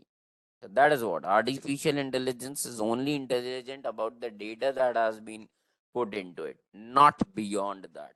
So whenever you prompt, you have to go ahead and take care of all these things. Okay. Now, Raghavan has a question, sir. How much is enough to make the AI accurate, sir? There's no limit, Raghavan. Point number one to note, Raghavan, here is no model can be accurate as 100%. Okay. So, no, don't assume that every time your AI would be right. It might go ahead and respond you every time correctly. But in case if you will drop it some confusing prompts, it might go ahead and give you answers with the wrong intent as well. However, there is no limit that 10 lakh of images or 10 lakh of data would be sufficient, 20 lakh of data. No. There is nothing else. As AI, as we practice and we improve, the more amount of data you will feed into the model, the more better it would go ahead and become. So there is no estimation. There's no go ahead and give you the cricket ground because it knows. It might go ahead and set up the person at cheerleader board, but since it is not violinist, it will leave them empty. Okay, so everything would be there, but they will not have violence in their hand. So AI will do the job, but will do the job only that much how much it is aware of. So yes, there are all chances. It might. So instead of, I would say, giving you the wrong output, it first of all, in your case, the one thing that you are asking to me right now is it will give you an incomplete. Okay, understood? Perfect. So we were talking, okay, and once the data collection is over, you have model architecture. What model architecture? So once you have all the data with you, models are created. Now the very first part, note it down somewhere. The very first part of model architecture is transformers. Why we are learning, guys? See, technical knowledge is important. You might be from a technical background. Tomorrow, let's say, in case if you have to work on these tools, you have to work on technical information at the back end also, you should be aware of. It could be at any situation, like let's say you might have to go ahead and explain it to your juniors. You might have to give a KT for them to also improvise. So technical information is also required before you directly use for your management purpose. Please take care of it. So in the model architect comes transformers. Along with it, I not a chip or not a hardware. It is just like a transformer, how to pay attention to words, or since we are talking about generative AI, that whatever we are going to discuss about right now would be about text, would be about prompt, would be about images, would be about content. So once you have the lot of data, let's say lot of text you have, now in the case of model to be created, the very first thing is the idea, which is transformer. What it does, it teaches AI write words in the prompt or in the text in the documents or written. Without transformers, AI would not know transformer.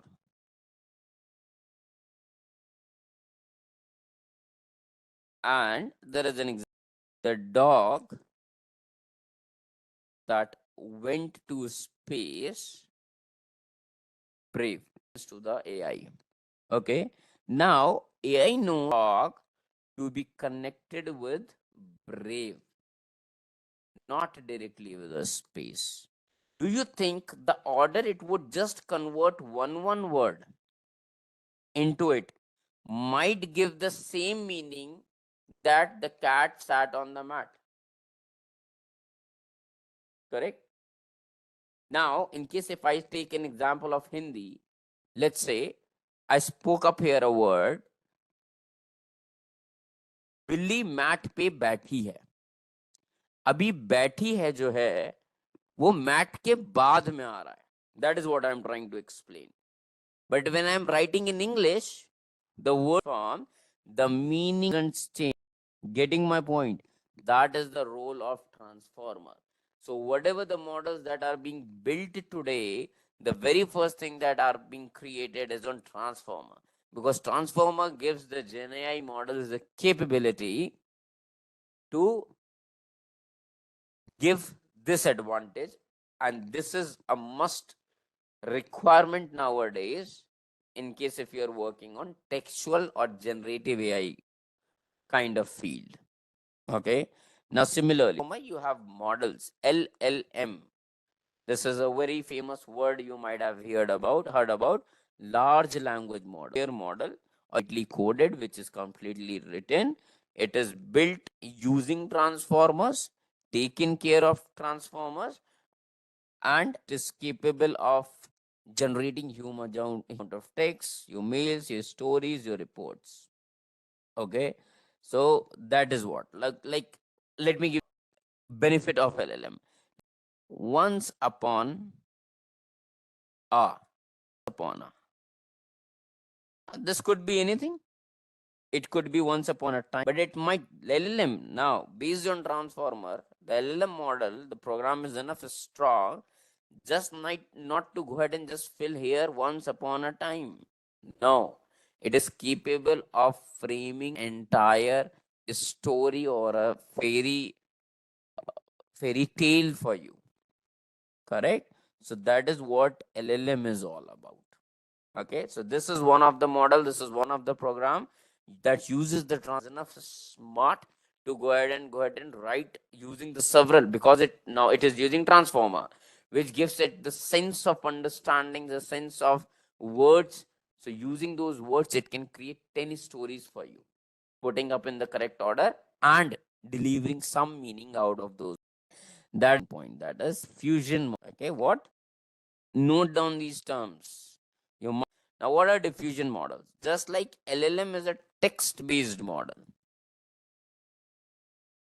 your diffusion model is basically your image and video program. Image and noise until a clear picture or video in your description. So how do it work? Basically, it's you would have seen in movies that have been showing like no. First of all, the image is blurred into blocks into pixels, and then it is getting clarified. So what it does, it tries to go ahead and connect every pixel at the back and one and to another meaning. Now let's say we have done a designer. Let's say if I'm asking to go image of a human, it is going to connect the pixel part that it makes eyes, it makes nose, it gives a human face only, not a rhinoceros, correct? Not an elephant face. So it knows that okay, what meaning has to be. However, this is how it works on images, correct? We are talking about how Gen AI model is created, which includes text as well. So that is what your LLM. What gives the power to it? Trans the power to it. Now Gen AI is not only about models are being used, diffusion models are being used. Similarly, you would have adversarial networks. Okay, this is one logic, or you can call it as a soft once again for images and rate you will help you out better.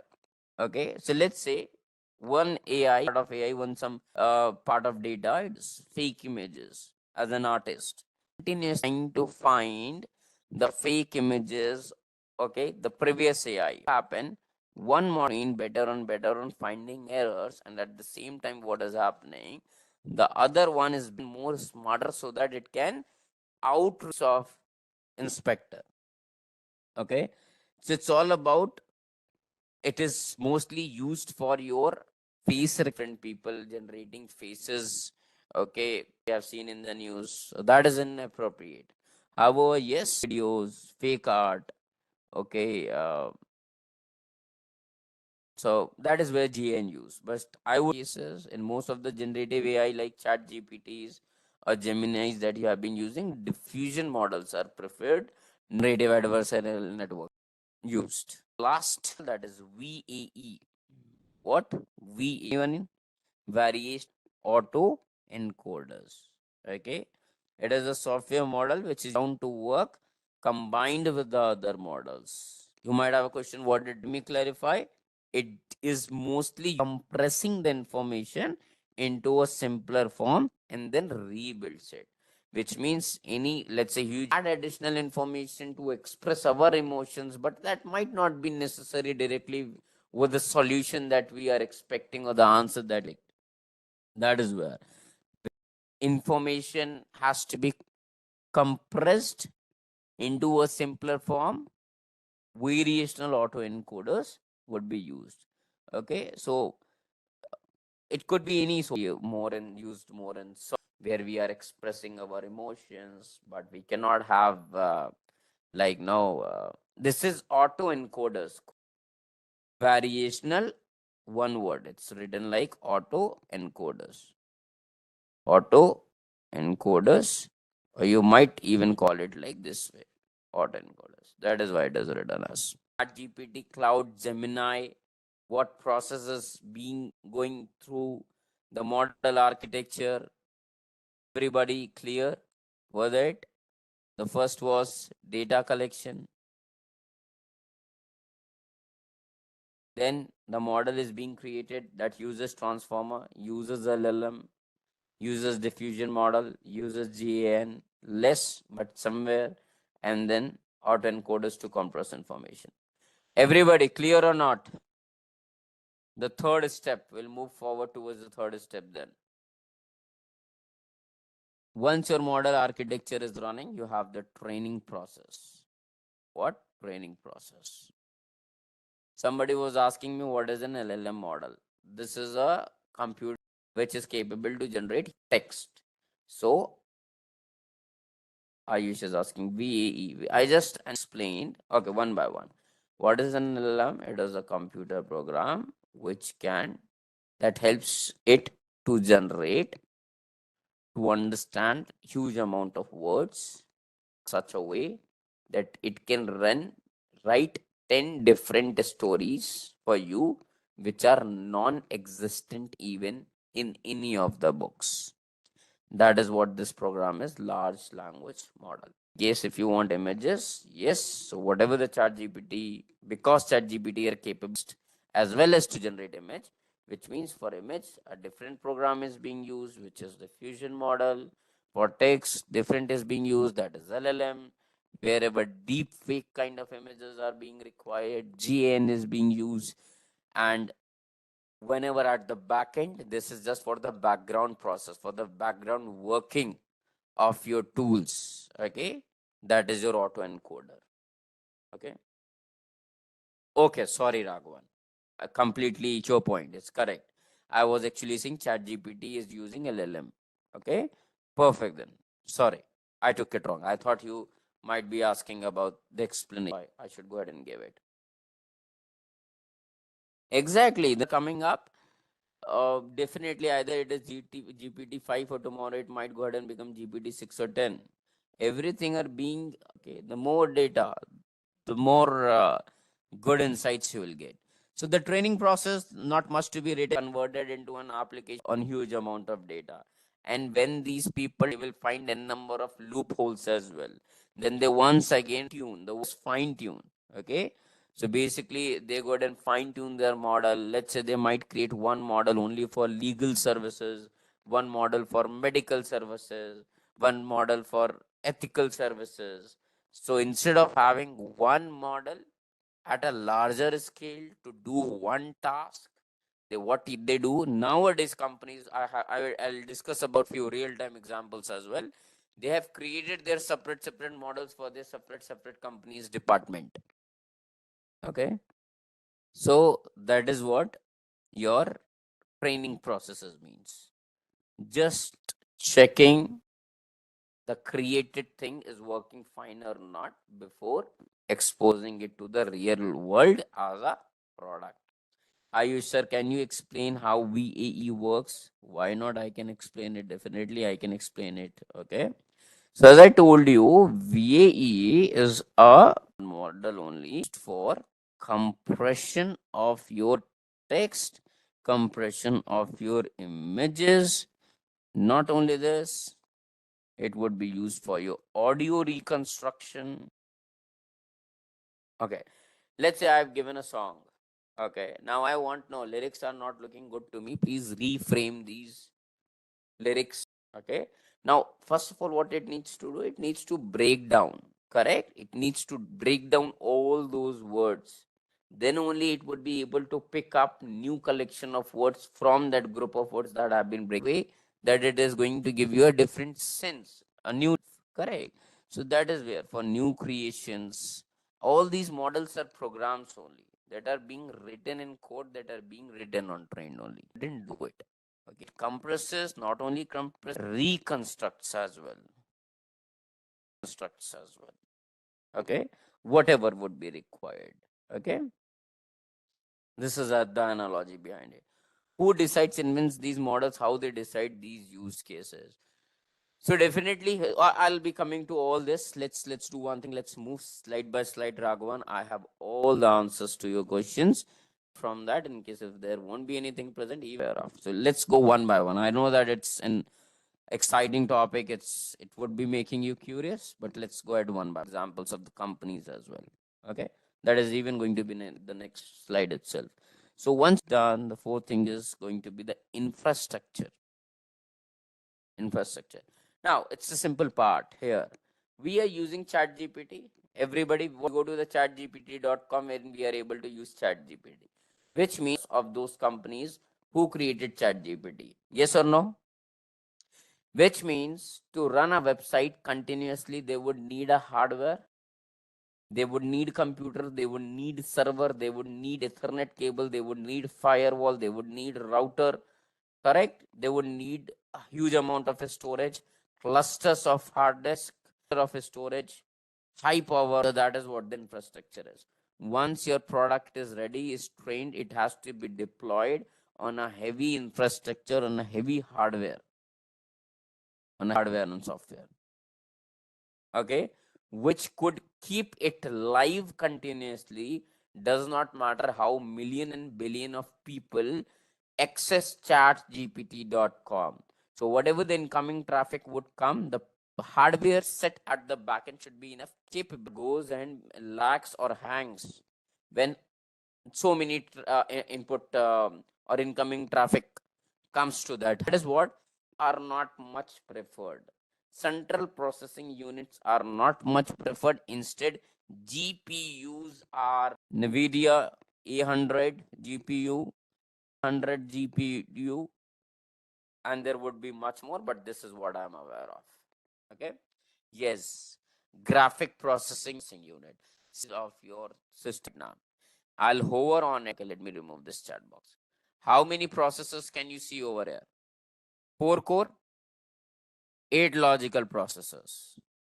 My system has 4 cores. In GPUs, you would have thousands and millions of cores. That is how fast it is going to be. Apart from built concepts in mind that it is going to work more videos and generative images. And to be very true, when you do operations, you will be little bit surprised. And we have already that much easy immediately with a high quality HD video. No. Okay. So that is what the backend hardware that is being used is not going to be preferably CPU in case if anything, I'm not sure. We recommended Ramesh.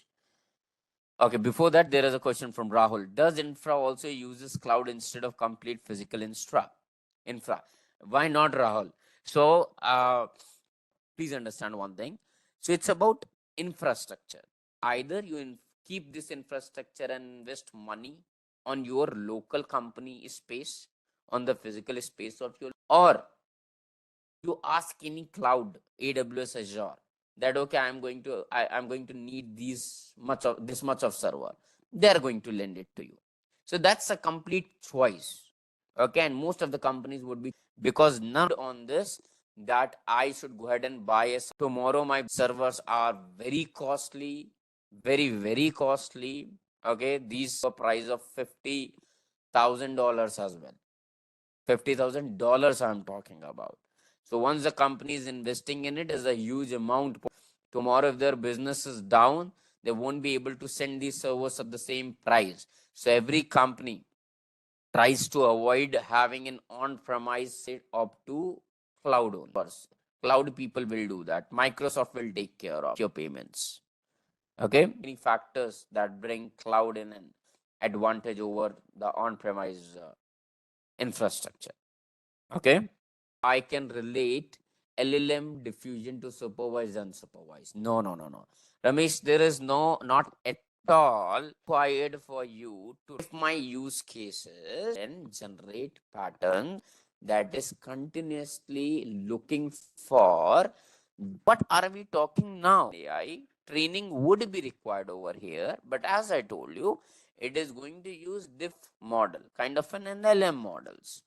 Okay, and let me tell you, in case if you have to somewhere relate it to relating it to supervised or relate to reinforcement learning, there is a like button to every prompt. It has been that bring out new features in it. But what they have found, in case if they are going to give a like button, my chat GPT will automatically get to know that user likes, correct, and it is going to go ahead and give the new output. So it's not based on supervised or unsupervised. Instead, I would say it is somewhere based on reinforcement learning. Okay. But here, the algorithms that are being used to create such models would be different as in the general machine learning concepts. Clear? Fine. So this was the fourth part, and then the last part, that is deployment and service. Okay. So deployment means buying the domain, just like chatgpt.com, gemini.com, or .ai, anything. Any company has to go ahead and deploy that product on that hardware and make it live. Making it live for users is the part of deployment. Okay. Deployment could be any on cloud platforms, it could be on your on-premise of softwares, infrastructures, or it could be on any kind of edge devices. So that is how Gen AI reaches out to. I hope the technical information has been given to you. There could be a lot of coding to be understood, but that's not at all required for you, and it will become a separate training of 6 months. Let's not get into that. I believe I reaches out to you. What are the phases that are being accumulated to create a generative AI is clear to everybody. Not a single student in my class is not aware of it, because that is going to be a problem for me. So it is a costly business. It is as why of the companies, bigger companies are able to deliver it, Raghavan. Otherwise, nowadays every company would have been delivered a product as a model itself. Correct. It requires a huge amount of investment plus a huge amount of workforce.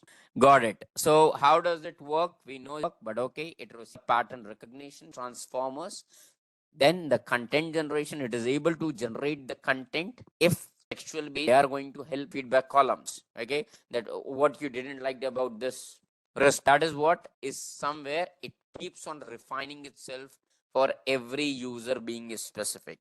Delivery, yes, it delivers you the result discussed here on the slide. Creates generative, I believe Ramesh have asked, also generates images. It's not dedicated to create videos and images as I have shown. So this multitasking, it gives you Then you have Google DeepMind, the company's one is dedicated called as Anthropic. You might have heard about Claude. Another AMA. Microsoft has its AI is the company which has some from these companies. There are few. So like Hugging Face. This is Hugging Face. Okay. So that is why these are open and contribute. That is why. Okay. But yes, RAM among them, and that is what even is one of the thing that you need to go ahead. Okay. Rely on any of one tool.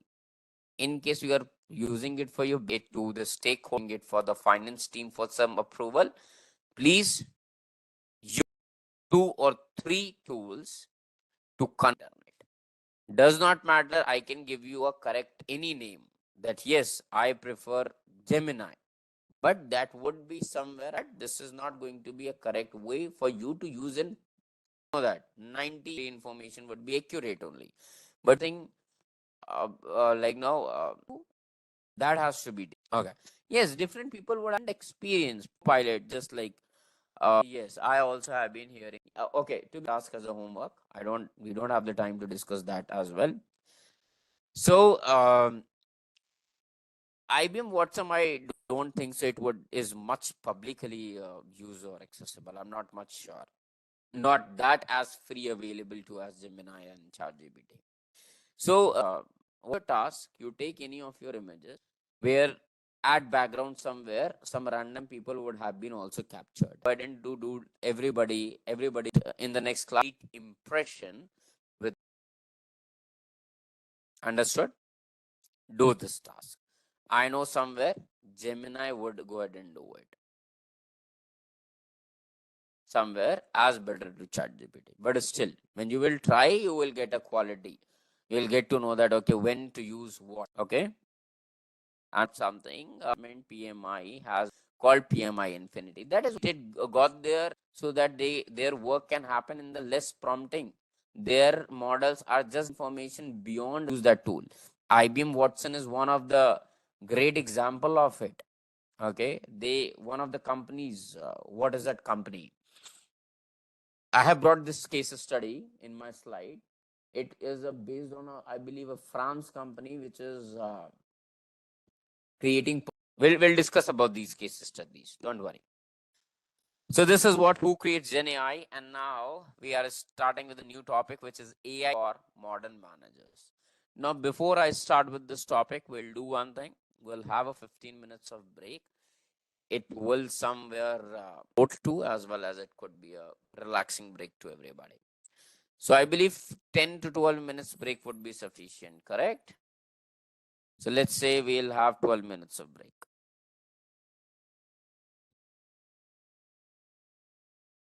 Let's say 10 minutes break only.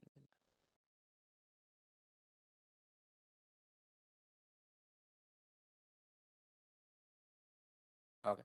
Thank you, everybody. Please return in 9 minutes and 56 seconds. Thank you.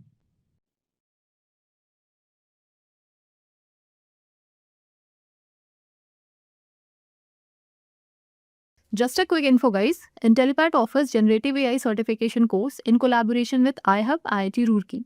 This course is specially designed for AI enthusiasts who want to prepare and excel in the field of generative AI. Through this course, you will master Gen AI skills like foundation model, large language models, transformers, prompt engineering, diffusion models, and much more from top industry experts. With this course, we have already helped thousands of professionals in successful career transition. You can check out their testimonials on our Achievers channel, whose link is given in the description below. Without a doubt, this course can set your careers to new height. So visit the course page link given below in the description and take a first step toward career growth in the field of generative AI. So in terms of benefits of Julius AI, we know that okay, speed and efficiency would be one of the most important factor. It was having a user friendly interface. I don't think so that even in case of a BTech graduate student or even the one who is getting graduated has to go ahead and create reports for them, it is not going to be difficult. It's not too technical where you have to go ahead and do run any kind of combination of codes, or you need to go ahead and remember some codes to run Julius AI. So yes, it had advanced analytical capabilities as well, which means it was capable to perform statistical knowledge too. Correct. What could be the best use cases? It could be anything. It could be I'm sitting right now in a tech company. It could be an academic research. It could be marketing analytics. Let's say evaluating the campaign performance, customer segmentation, rate of interest, financial metrics, analyzing the sales data. It could be analyzing the customer behavior. It could be, let's say, optimizing inventory. It could be supply chain and resource allocation. So wherever you just need insights, and the insights and the raw data is stored in tabular format, Julius.ai is going to help you out. Okay. Now, what do you do on the daily basis? This is something you would be able to figure out better, that where you can go ahead and use Julius.ai. Okay. Perfect. Looks good. So this is what the new topic comes up. ChatGPT for managers as a co-pilot for planning. Now, what does this mean? This whole PPT or the content that you are looking right now on the screen, it shows how fast managers and teams can move from the concept to the action. So whenever we are in the production, let's say your product manager, your project manager, your senior, your stakeholder, depending upon what kind of companies you are involved in, it could be a VP, it could be your BA, business analyst.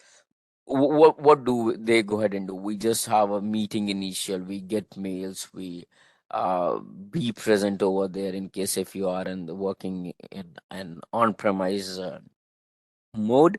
Then they explain you the task.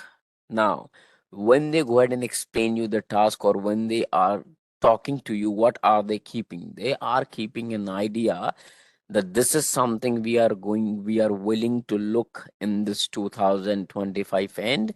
Let's say we have a meeting that okay, there is a new technology emerging and we need to have trainings on it. We need to find relevant trainers on it who have been working on it, who would have worked somewhere in the production, who might have been consuming those concepts in their daily to daily life. Then the sales have to be made. Now, for sales, first of all, what do we need? Okay, you guys might have bought a Gen AI. If sales of Gen AI is being done, or any other course, let's say data science, cloud computing, or whatever it is it possible until and unless there is no, let's say, website created it for it? There's no web page created for it. Do you think it is possible? It's not possible. Now, web page can be only created by the developer once the content manager on the content team gives you the content that has to be written over there. Getting my point, everybody? Yes or no? Now, content people also have to do the task, developer people also have to do the task. Now, content people cannot write the content that has to be posted by the developer on the website until and unless the product manager doesn't tells him that what is going to be the curriculum for the course, what is something we are going to access in the course. Correct? Then product manager goes ahead and creates the agenda that what are we going to cover in these classes. Now when it is done, it's not the only process that he can just go ahead and drop it into the chat gpt and it would it say like, give me the agenda for this topic. In case if the course are being developed in this way, it's not going to be helpful for anybody.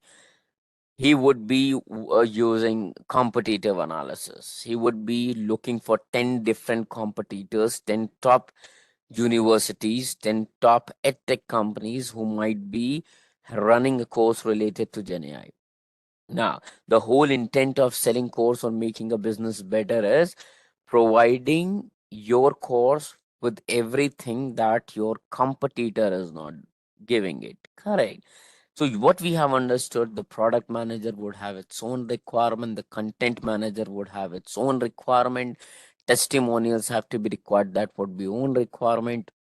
After the classes, let's say you would have the developers to go ahead and do their job. They have to go ahead and do the graphics have to be given. The graphic team would also go ahead and use Gen AI. The marketing person who is going to run campaigns, YouTube, Google Ads, okay, they will try to automate the process of Google Ads and create campaigns. Now, 'cause the content has to go ahead in the campaign as well.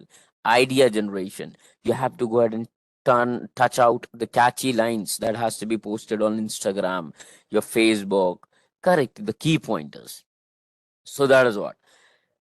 Whenever the meetings are being discussed or with all the managers of team who would be required to make any kind of product, it's not about their tech course, any kind of product. All these people who are going to be involved in its deliverables, they are going to be called and they're going to be explain the concept.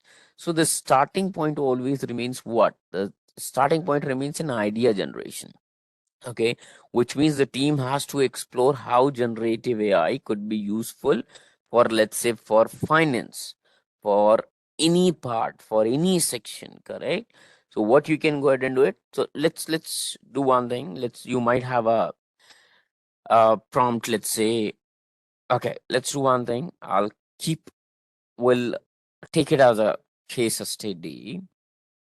So let me just come out of it and let me come to the chat GPT.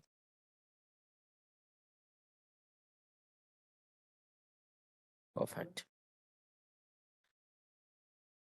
Okay. So let's take out a scenario, okay, where you are from a finance person and there has been an idea that what could be a MVP for a finance team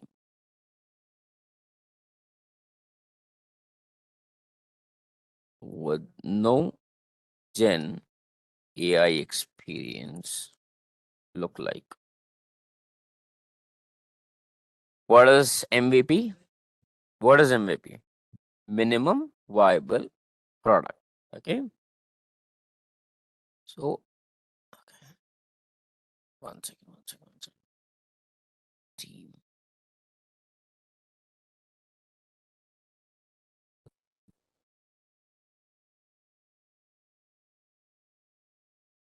Gen AI.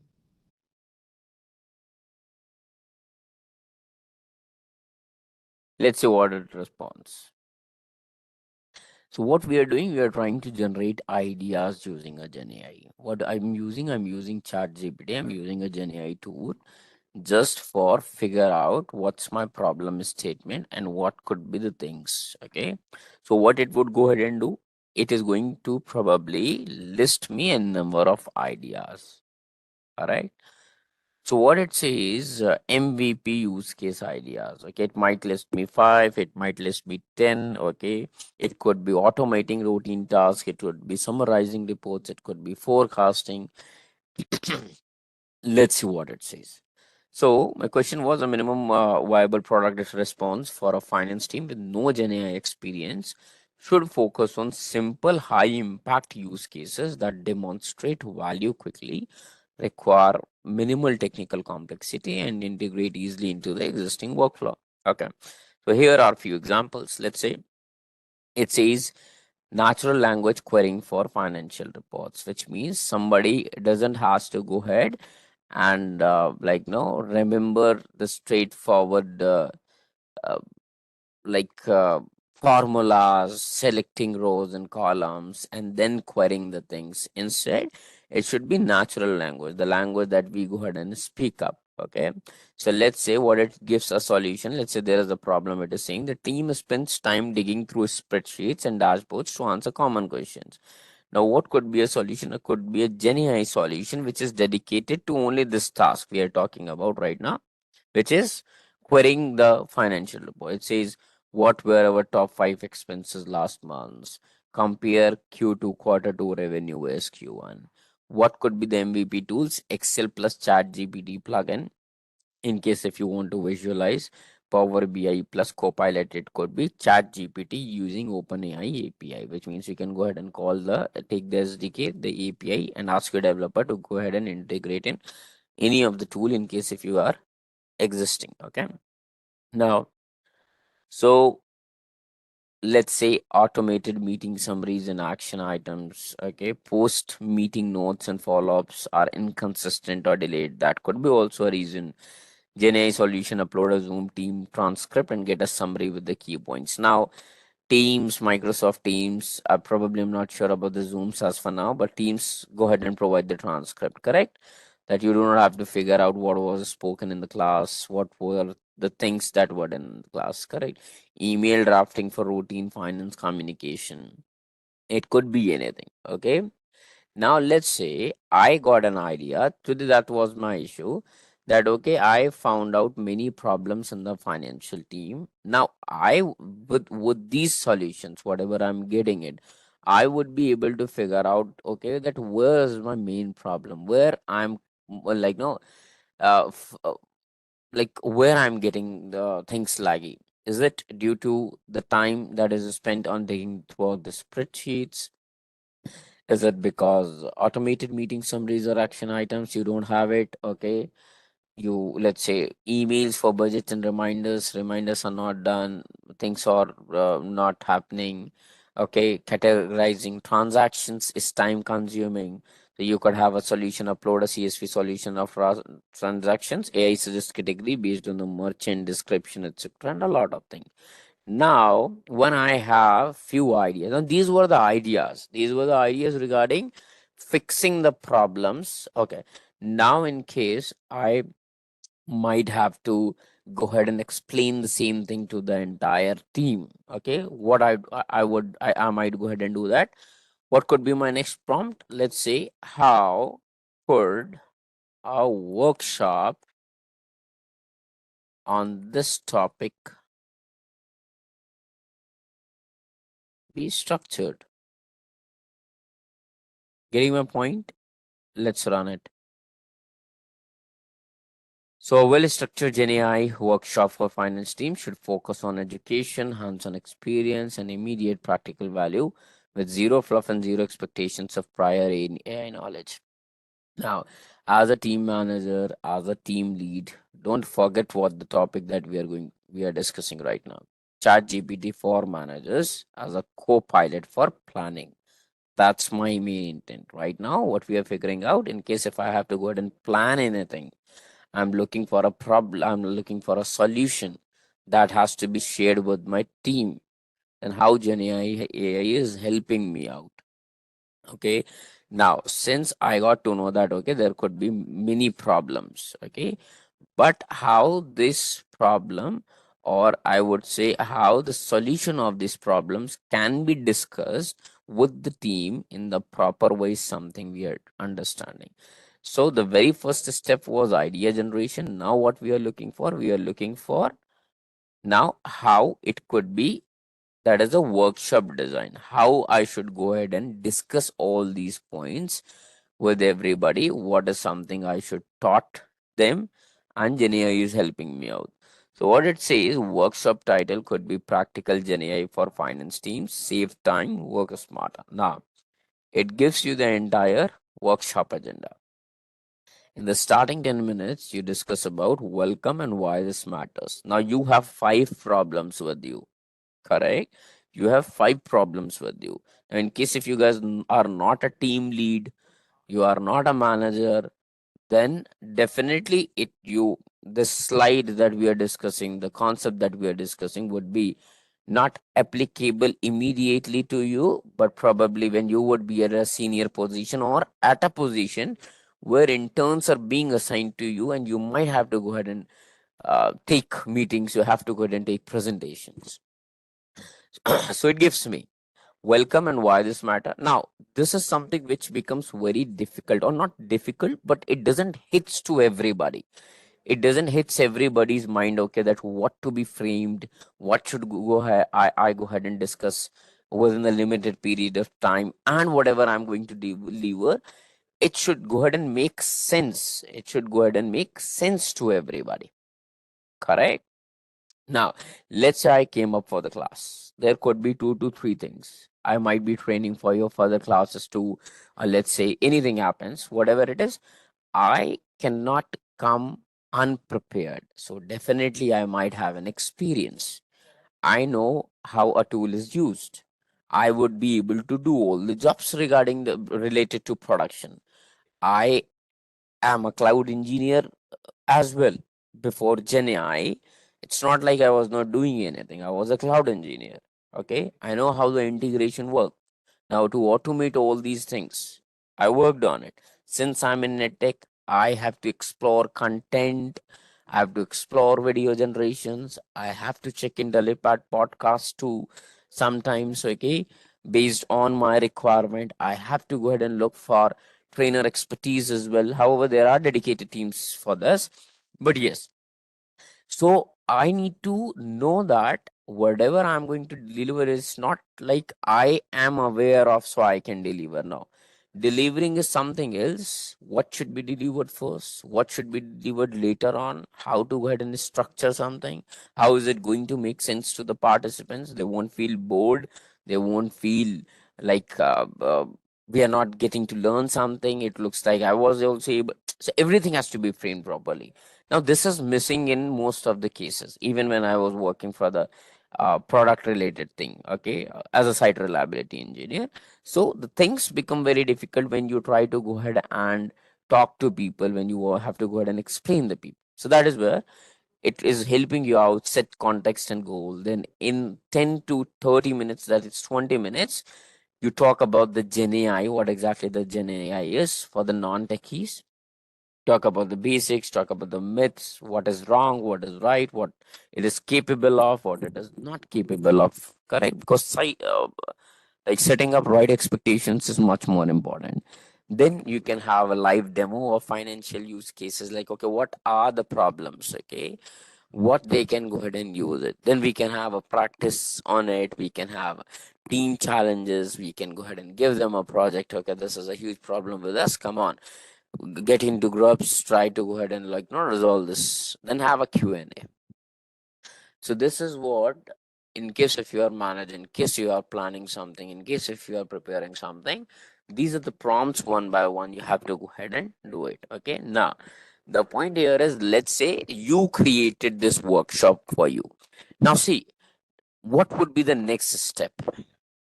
Now let's say you figured out few problems in your department. You ask ChatGPT, okay, what could be the possible solutions? It gave it to you. But the whole point here is, you cannot directly do it. okay, you would be having different works as well. And in case if you are doing something as for now and your team isn't capable of, then always once your team does a work, you have to go ahead and do the QA.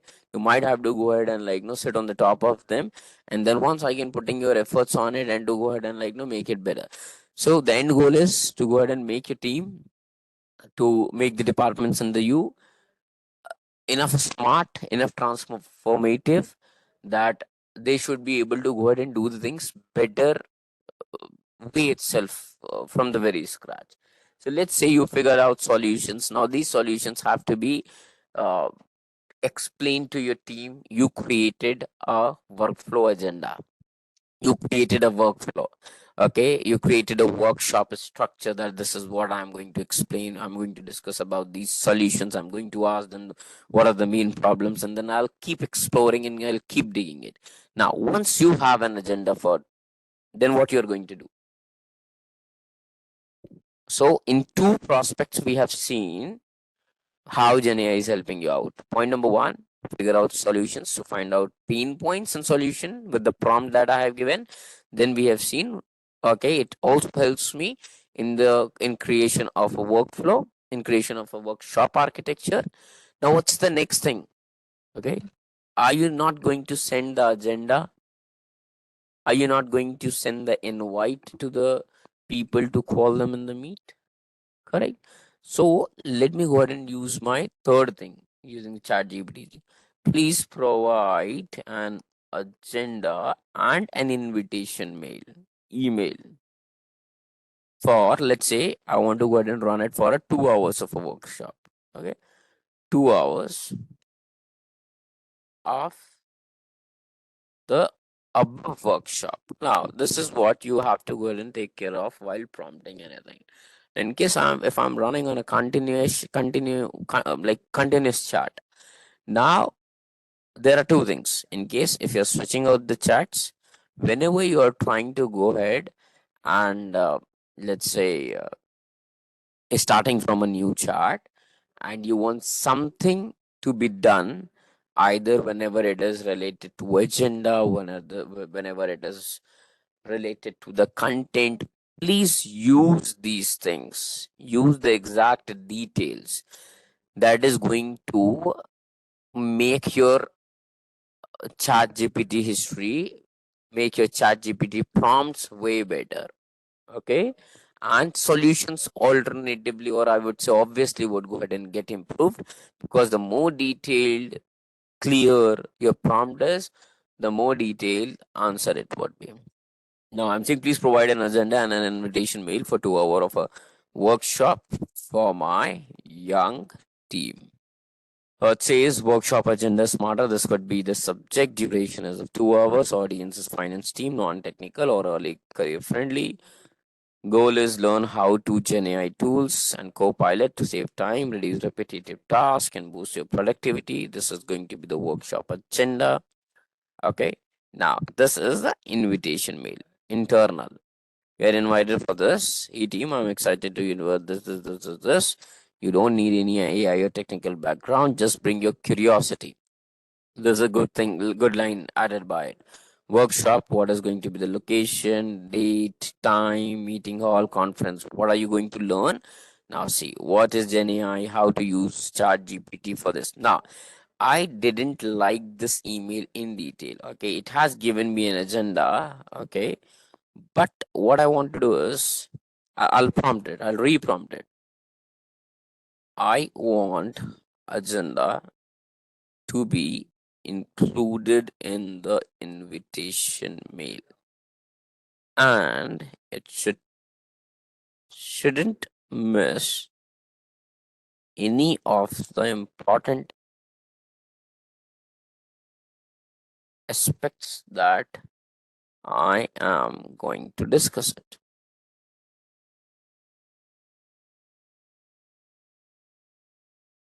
Let's see. It says here is a refined invitation mail for a fully detailed agenda embedded, keeping it clear, engaging. Okay. You are invited to hands-on 2 hours Gen AI workshop designed specifically for our finance team. This is your chance to learn how to use tools like ChatGPT or Microsoft for working smarter. This. Whether you have never used AI before or just curious about what it can do, this session will show you the real practice ways this. Okay. And it has included the agenda within my mail. Now, let's say I want to improvise it better. What I want to do is, it is mandatory for everyone. Okay. Also, I want people joining in should have few problems ready that they are facing currently during work. So the more detailing you will go, the more better things you will get. That's the whole point over here. And we are not writing any specific language here. It's prompting, it's a natural language. Just you have to go ahead and precisely keep the things. Now we are hosting a mandatory this to explore how this. You don't need any technical background. Just bring your curiosity. The session is designed specifically for our team, with the focus of real use cases in finance, and it has given what are the use cases. Okay, in case if you have dedicated use cases, then you can go ahead and put them. Okay. Now this has been the agenda added over there. Okay, perfect. Now, who should attend this? Okay, what to bring, which was missing over here. Correct?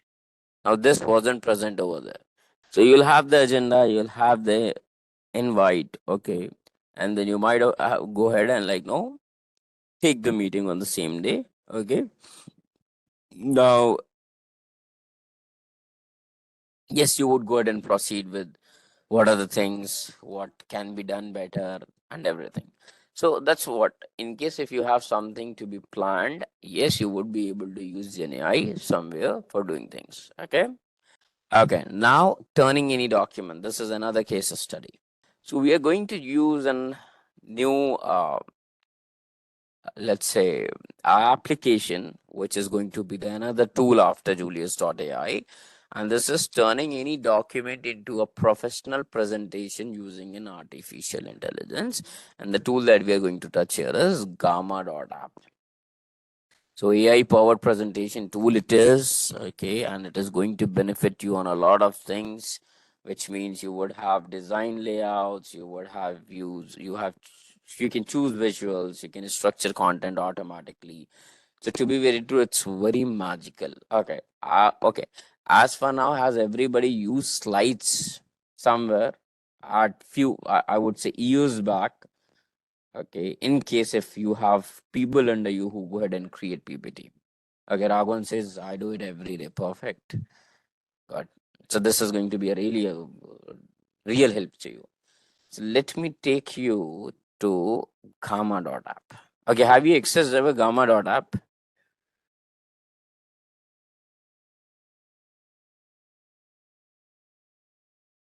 No? Like Wheel is hearing it for the very first time today. Okay. So it'll come up. Now the point here is I have restricted IDs. Okay.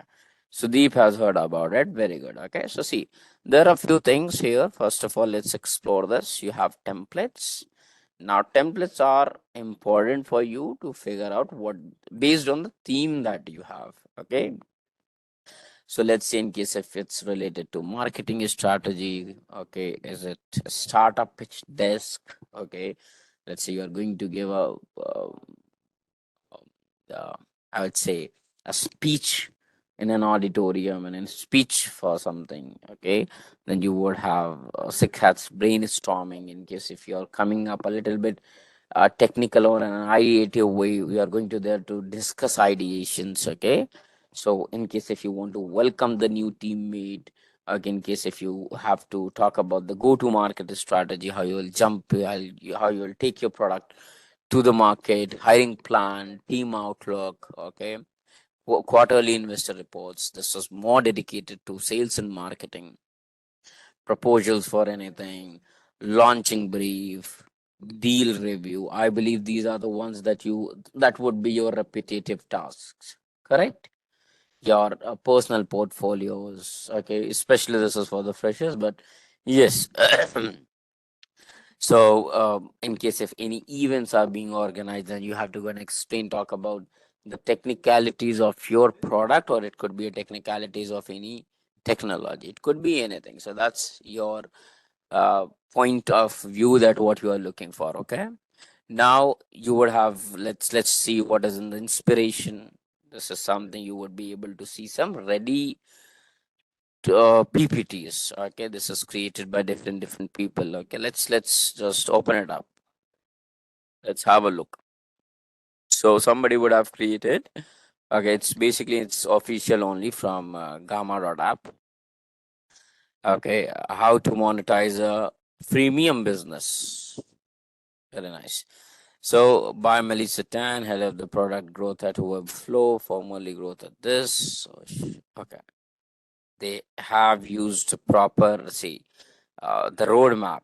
Okay, how they are going to discuss all the steps. The very first comes up is the 0 1. The other one have been reduced. Okay, the shade of the transparency, I would say, of the next of the slides have been reduced, and it makes up very clear that okay, how the things are happening. Correct. I'll not say this one of the are these editables. No, these are not editables, but the templates would be editables. So see, this is a good example in terms of you have the clickable buttons, correct? So let's say I want to understand about email or notifications. So the information is summoned up within these sections. When I click on it, it becomes bigger. It talks about few things. Good. Now, is it publicly accessible? Now I'm just trying in front of you something like that. Can you access this? So it's all about mix of tools. It's not like if it is PPT, no, it doesn't have the access to the content. Perfect. Let's come back. Then we need to anyhow go back to this. Or can I do something over here? No, you cannot inspect. F12. So they have used few safety things behind this PPT to be viewed over there. Otherwise, what I would have done, or what you guys can go ahead and do it, I would have taken this URL up in case if it was publicly accessible without logging in, since we are logged in inside the application right now. I would have given a prompt to ChatGPT, give me the necessary prompt for having such a PPT with me, which has transitions, which have these many features, and I would have explained it to the best of my understanding. And it would have given me a prompt, and that prompt I would have come up in gamma.ai, and I would have used it. Okay. So see, this is actually not publicly accessible. This is only under the account. But yeah, this is how you go ahead and cheat with the existing content that you have. Okay. So there are no custom themes, no custom fonts. Okay. The font is all about the text that you have to go ahead and do it. So you have to install the Google fonts probably. Create PDF and give to ChatGPT. That works, but in the PDF, Ramesh, functionality it would lose. Correct. But I wanted ChatGPT to understand how it is acting. Correct. What is the backend code of that PPT? What are the things that have been attached? It would get the content. If the content was, I wanted to go ahead and get it, PDF, it is going to get the content. But that movement, no worries, we'll come back over here. Let's look for a brand partnership proposal. Okay. Now within this, okay, executive summary, investment, why our product, why Maya. Okay, this so we are getting some graphs. I have worked with 52 companies facing the same problems. This is going to be the agenda.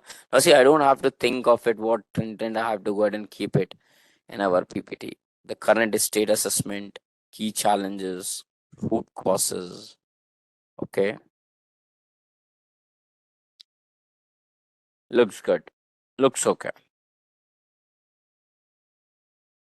Okay, so this is the milestone. This is the roadmap how you would have worked on your project timeline.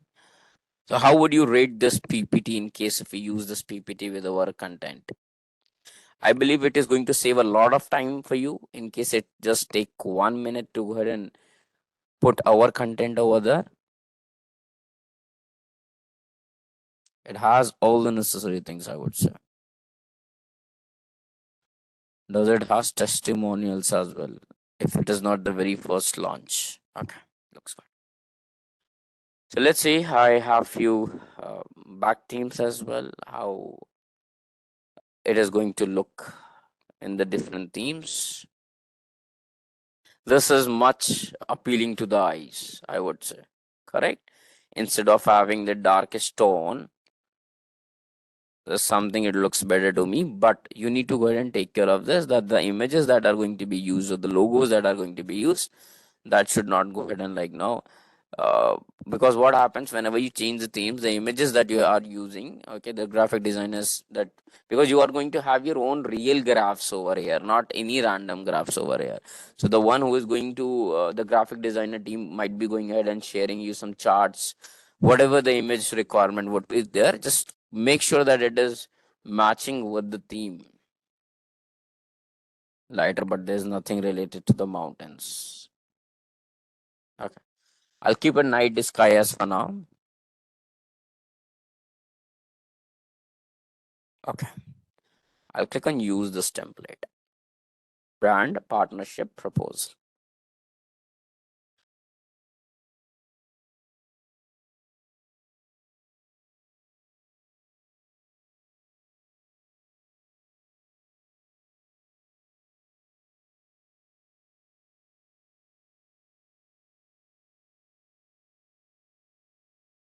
Okay, so what it says, I've created a theme for you. Okay, it's fine. So what it says, I've created a theme for you. Okay, you go ahead and keep changing data with it. Okay, and let me see, it won't be okay. Perfect.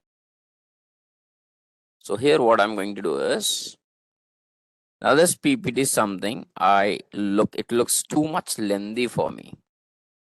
ROI from the UC application deployed. Okay, so whether it was positive or whether it was negative, I believe it would be good only. Now this is regarding the cards. Okay. What I wanted, give me 1 minute. Now, okay. So let's say I want things, make it more concise, and let's say, let me touch any particular topic.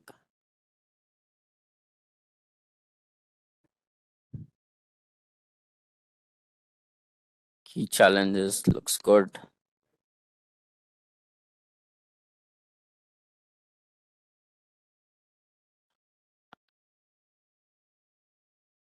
Let's see what it says.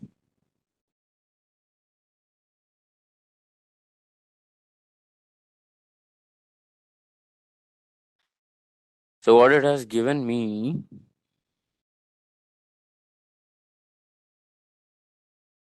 now in terms of concise, what it is doing, it's not changing the content. Instead, what it is changing, it is changing the layout of it.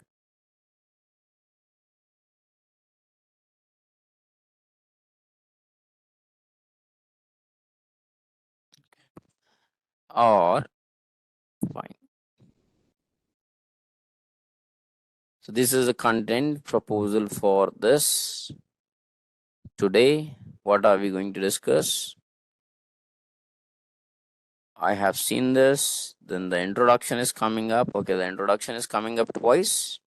No, So I believe that this introduction, the agenda should be on the top, where we are going to discuss about the main agenda, that what we are going to discuss. Okay. I don't want any of these slides. I'll select any one of them and I'll delete it. I will delete few things in case if it is not necessary to me. Now methodology. Okay. However, it has different designs, but yes, what you can go ahead and do it. You can go ahead and select any one of them. You can go ahead and delete it in case if you want it. Okay. So the whole point here is you will get the PPT here itself with the theme. You can get the content changed. Now, how you are going to go ahead and change the content? That you are going to use ChatGPT for it, and you are going to tell what exactly that in my slides. Okay, how it is. I am creating a PPT with Gamma.app, and the agenda is business proposal for our new CRM platform that helps businesses to automate things and improve customer experience. Okay. Top. Okay. Or the content, or I would say the agenda. The agenda in my slides talk about introduction,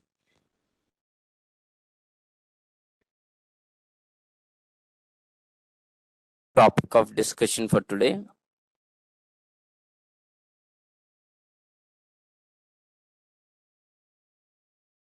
then let's say components, key challenges, or whatever you have, you want, or you are preparing for.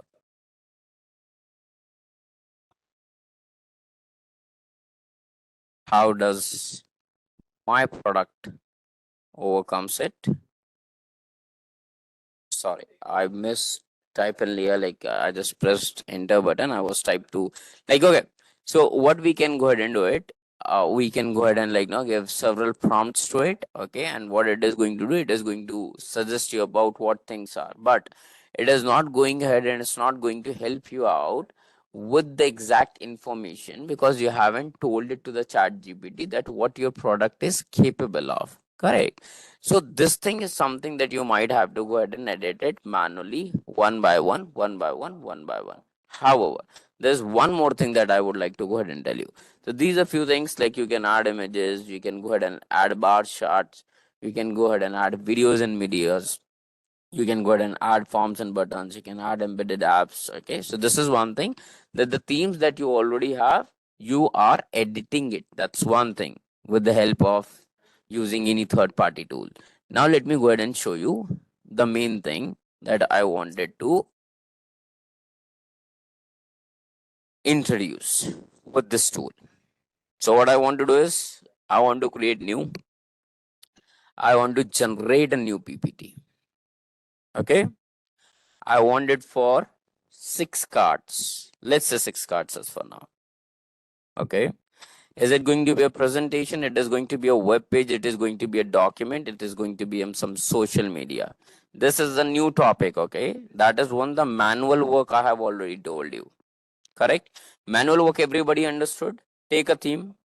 You can edit that theme. In every slide, you would have a chat GPT AI prompt over here. I want to make the concise. I want to go ahead and change the layout, and the information has to be edited by it. Now keep that on hold. Keep that thought process on hold. Now what are we going to talk about? That generate a new PPT for me. Okay, and let's say I want to go ahead and generate something. Let's say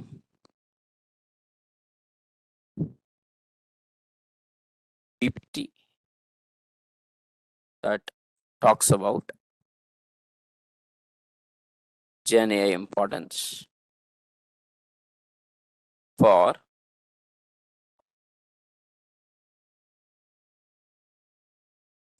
our industry, for our company.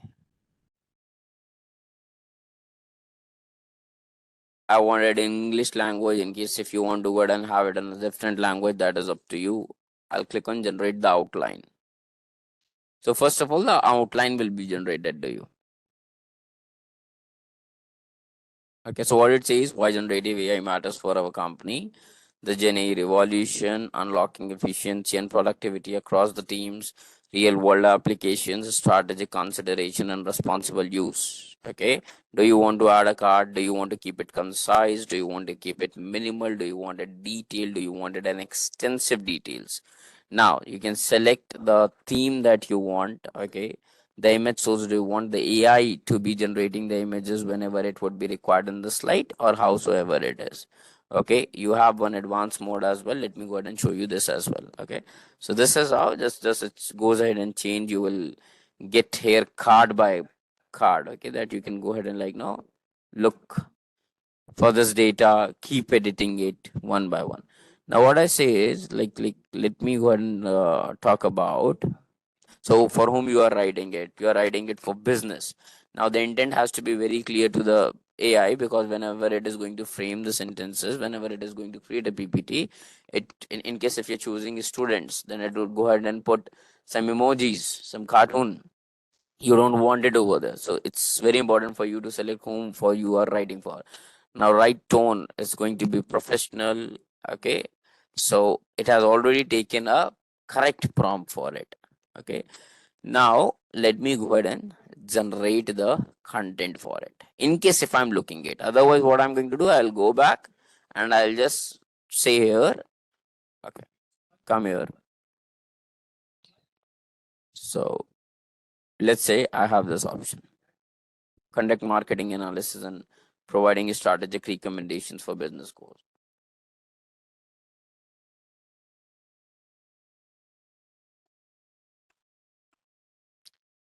I'll just keep it for 6 cards or 5 cards.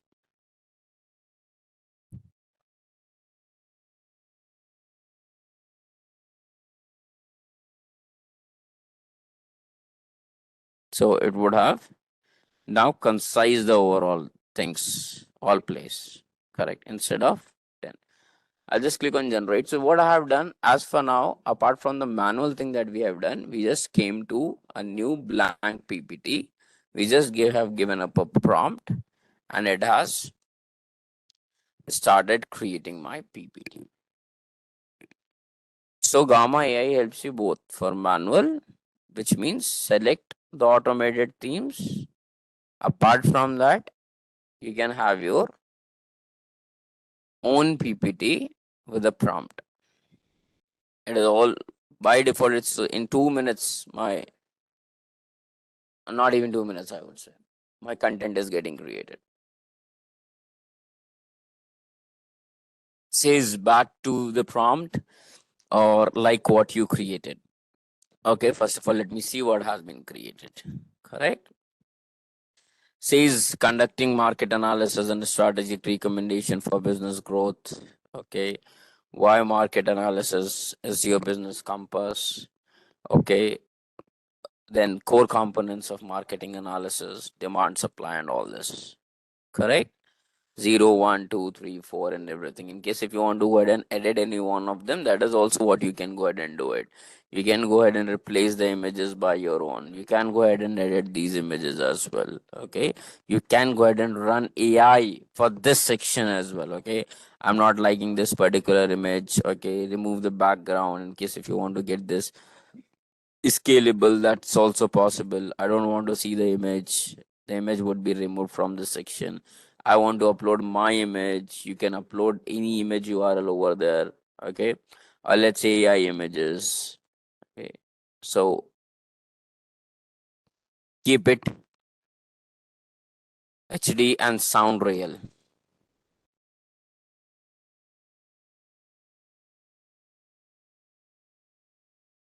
Okay, generate. What is the size do you want to keep it for this section for the image? That is also up to you. How many images do you want? Do you want 3 images? it is going to give you the 3 images. This is better than what was before. Correct? Wherever you have custom work, which means now you are going to talk about your product, which key functionality, like the AI is not aware about the key functionalities of your tool, then there you would always need manual work. It's not like a storytelling, you told it and now it has understood. Either you go ahead and get this document converted first of all into an audio, and then audio has to be feeded into the text. That is also we are going to talk about. So this, the in case if you want to go ahead and save your time in terms of creating a generative or like any kind of automated PPT within 2 minutes, it can go ahead and do a job for you, it can go ahead and write a content for you. But this is more like social base, this is more like things or the topics that you are going to talk about would be selective. Okay, would be selective in terms of these are the general things that would always remain on internet as it is. You don't have to figure out what has to be the topic. The prompt is going to help you out. Okay, what is the topic? But in case if you have a custom product and you are going to explain it, then definitely you might have to go ahead and do huge prompting. You have to go ahead and generate content from ChatGPT and then paste it over here. Okay, or you will ask your content writer, or now there's no need of content writer, you guys can go ahead and do it. Tell your chat gpt the sop of the product, each and everything of the product, because then take that prompt and drop it here in the Gamma app, then it is going to go ahead and create the PPT for you. But yes, you have to feed this. You have to feed even the AI that, okay, what your tool that you are going to discuss for the business proposal would be able to do. Its key components, its advantages, its scenarios where it is suitable. Something definitely nobody mentions the limitations in a clear way. But yes, okay, what were the key challenges while making this up? How it is going to help out educational sector or the sector where you are going to propose it. Okay. So each and everything has to be go ahead and told in the AI, and then it is going to go ahead and create a good and a decent PPT for you. So this was turning any document into a professional presentation using an AI. Okay. Now let's talk about one more hands-on, and so hands-on from document to presentation. Okay, this is all already we have done. Now solving your management challenges using Gen AI. We have been talking about Chat GPT again and again, and everybody would have used. Okay, I believe you guys would have somewhere used Mistral.ai as well. Mistral.ai as well. Have you heard about this? Mistral.ai, Frontier AI in your place. So let's see how does it work. Now, so basically the name is Laychat, and I believe you would have got an idea that the word lay denotes the word the. Correct. So let me go ahead and take a situation. Why Mistral.ai? Definitely, it is going to help you out for each and every aspect, just like ChatGPT. Also, it runs on a model, but at the same time, let's take a scenario for the management help. Okay, let's say you are a young IT manager. Probably you might not be young, but okay, let's take this scenario. Let's say you are an IT manager. Two of your best developers are always late for meetings. Okay, and you feel stressed about addressing it. You are not addressing it because they are important, and let's say you are not in a situation that you would be able to right now hire or fire. Okay, now without upsetting them, you would like to go ahead and like now you are unsure right now how to act without upsetting them, and you wanted even to convey that okay, this thing should be conveyed to them that okay, they have to go ahead and like no come on time. And let's say these are your senior developers as well with your same age group, or these would be some situations I'm 100% sure you would have somewhere faced. Okay, but okay, so let's see how AI can act as a coach, can act as an executive coach for you guys. Okay. So what I want here, I can set up the roles. Okay. What I can do, I can set up the roles. You can have any chat GPT and Claude, you can have Gemini, anything. So what I'm saying is act as an executive coach for A young IT manager?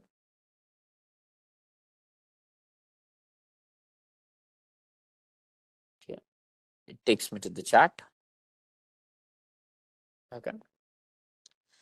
It says absolutely, Akshay. This is the ID that has been provided to me by Intellipaat to continuously use it so that all the data, whatever I'm training, is always with them with the history.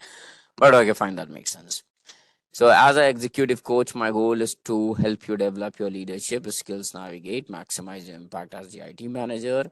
It's a view. There are a few areas we could explore together: leadership development, team dynamics, and communication. Okay, this is in general. It is talking about okay, what can be done. You tell me that what is the biggest challenge. Okay, now I have to give a prompt. Let's say the prompt would be: I have two team members who are always late to meetings.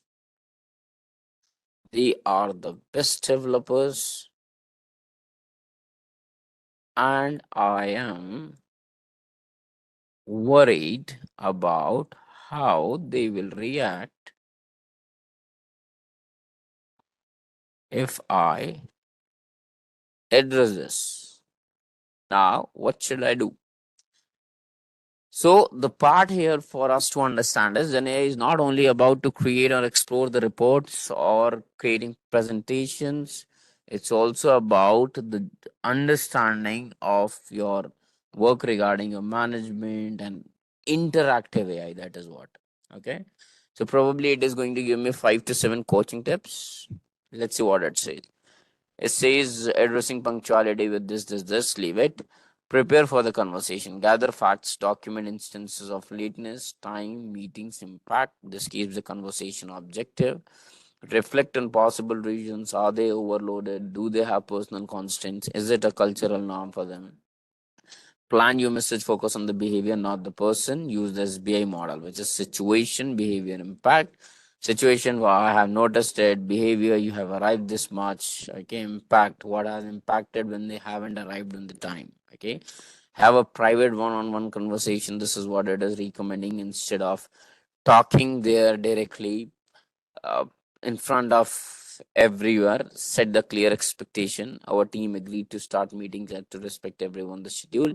Let's make sure we all stick to that. I guess it's going ahead and giving you okay what exactly you can go ahead and discuss it. Monitor it, prevent resentment, and anticipate their reaction and everything. Okay, now we should see this is what ChatGPT has given me. Now we should always have follow up questions. As I told you in the very starting, AI are good, but they could be biased. They could provide you some hallucination. So to go ahead and confirm, please have your follow up questions. Now, what could be the follow up questions?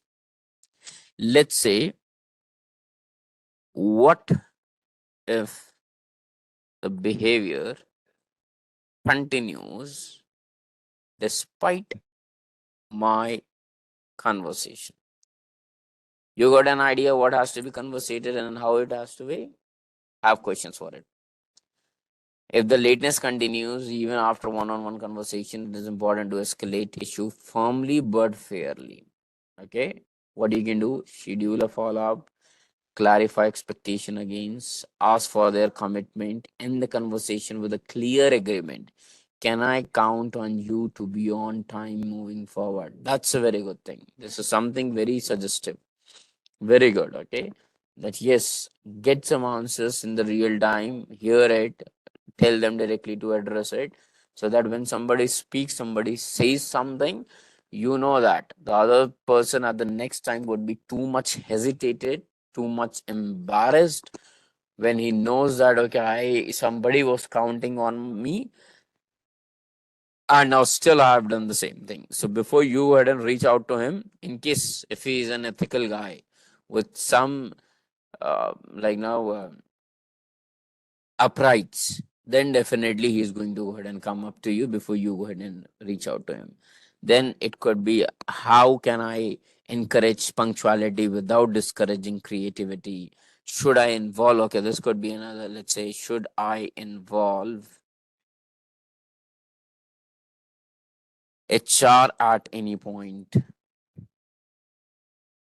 Can I make team-wide changes instead of addressing individuals? How do I balance empathy with enforcing rules? Correct, it could be anything. So see, it responds to us. Okay. When to involve HR after multiple conversations, before issuing formal warnings, if the behavior escalates, to protect yourself and the team, how to involve HR. Now, see, it's all about, this is one of the tools where you can set up few roles and it is good at it. That's just my personal experience. However, ChatGPT would also work for the same way. But yes, it has been good in terms of when I go ahead and define a role. That it's good at memory, I can go ahead and say that. Whatever I go ahead and tell it, throughout that conversation, throughout that call, it remembers that okay, it has to act like what. Okay. It could be anything. Let's say, how do I balance empathy with the rules that I'm going to apply, and a lot of things. The like and the dislike button is the reinforcement learning. Whenever you are liking it, the model is getting to know that okay, this are the responses that the user is liking. Otherwise, it would have changed it. Okay. So what are the models that you want to go ahead and use? There are few models. You can do that. You can also create an agents over there. So you have the data analyst agents, convert any CSV file into an analysis. It can do that. So the another alternative for you, Julius AI, but Julius AI is expert. I would say that's my understanding. That's expert on that. Okay. So data analyst, you can convert any CSV file into analysis, and there are not very large, but yes, it is specific to this. You can create your own project, and within your own project, whatever the related work you are going to do with the project is something you can go ahead and keep it. All the charts would be returned over there in the project itself. We're going to talk about campaigns and all these content writing on a specific platforms, not only Mistral.ai. So this is how it is going to help you out in solving your management challenges using GenAI too. Not only tool related. Now, a very good one, that is turn documents and YouTube videos into an entertaining podcast in 3 minutes. Okay, I'll just tell you, I'll just ask you, you have a report file of 80 documents, 80 pages, 60 pages, 20 pages, 30 pages. What would you like to have in this fast running time? Would you like to get converted it into the audio and put your earphones, and when are you traveling, you're sitting at your back seat, you're driving, you would like to continuously hear it? Reading something is more interactive. It depends upon definitely the hobbies. All those who like reading it would always like reading. But yes, there are situations where a lot of tasks are being done. You might have to go ahead and convert your huge presentations or huge documentations into an audio or on a podcast. Now, Spotify, you would have heard about few advertisements. Okay, they're talking about how this was evaluated, how this was developed. Okay, now nobody is there to go ahead and speak something for you. So it's all about like the situations where new things are getting created. The you had to okay, now, the people who are into the content marketing or as a content marketing manager, so you would have worked somewhere in the past. Now, they would like to have some audio, let's say. Okay. Now, for an audio, what has to be done? Let me tell you what was the manual work behind it. So, some content writer used to go ahead and write a lengthy script first.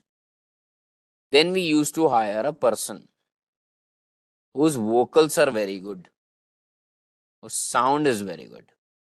Okay. Now, we asked these people to read this script. Once they were reading the scripts, there were several takes. There were several takes. Correct. Plus an extra investment on this money as well. Plus definitely the investment on the huge mic you would have seen for the recordings. Correct. So there could be a number of things. There could be a number of situations. Okay. In even in your cases, you might have official documentation. You probably don't want to go ahead and read those small letters which are written one by one, one by one, one by one.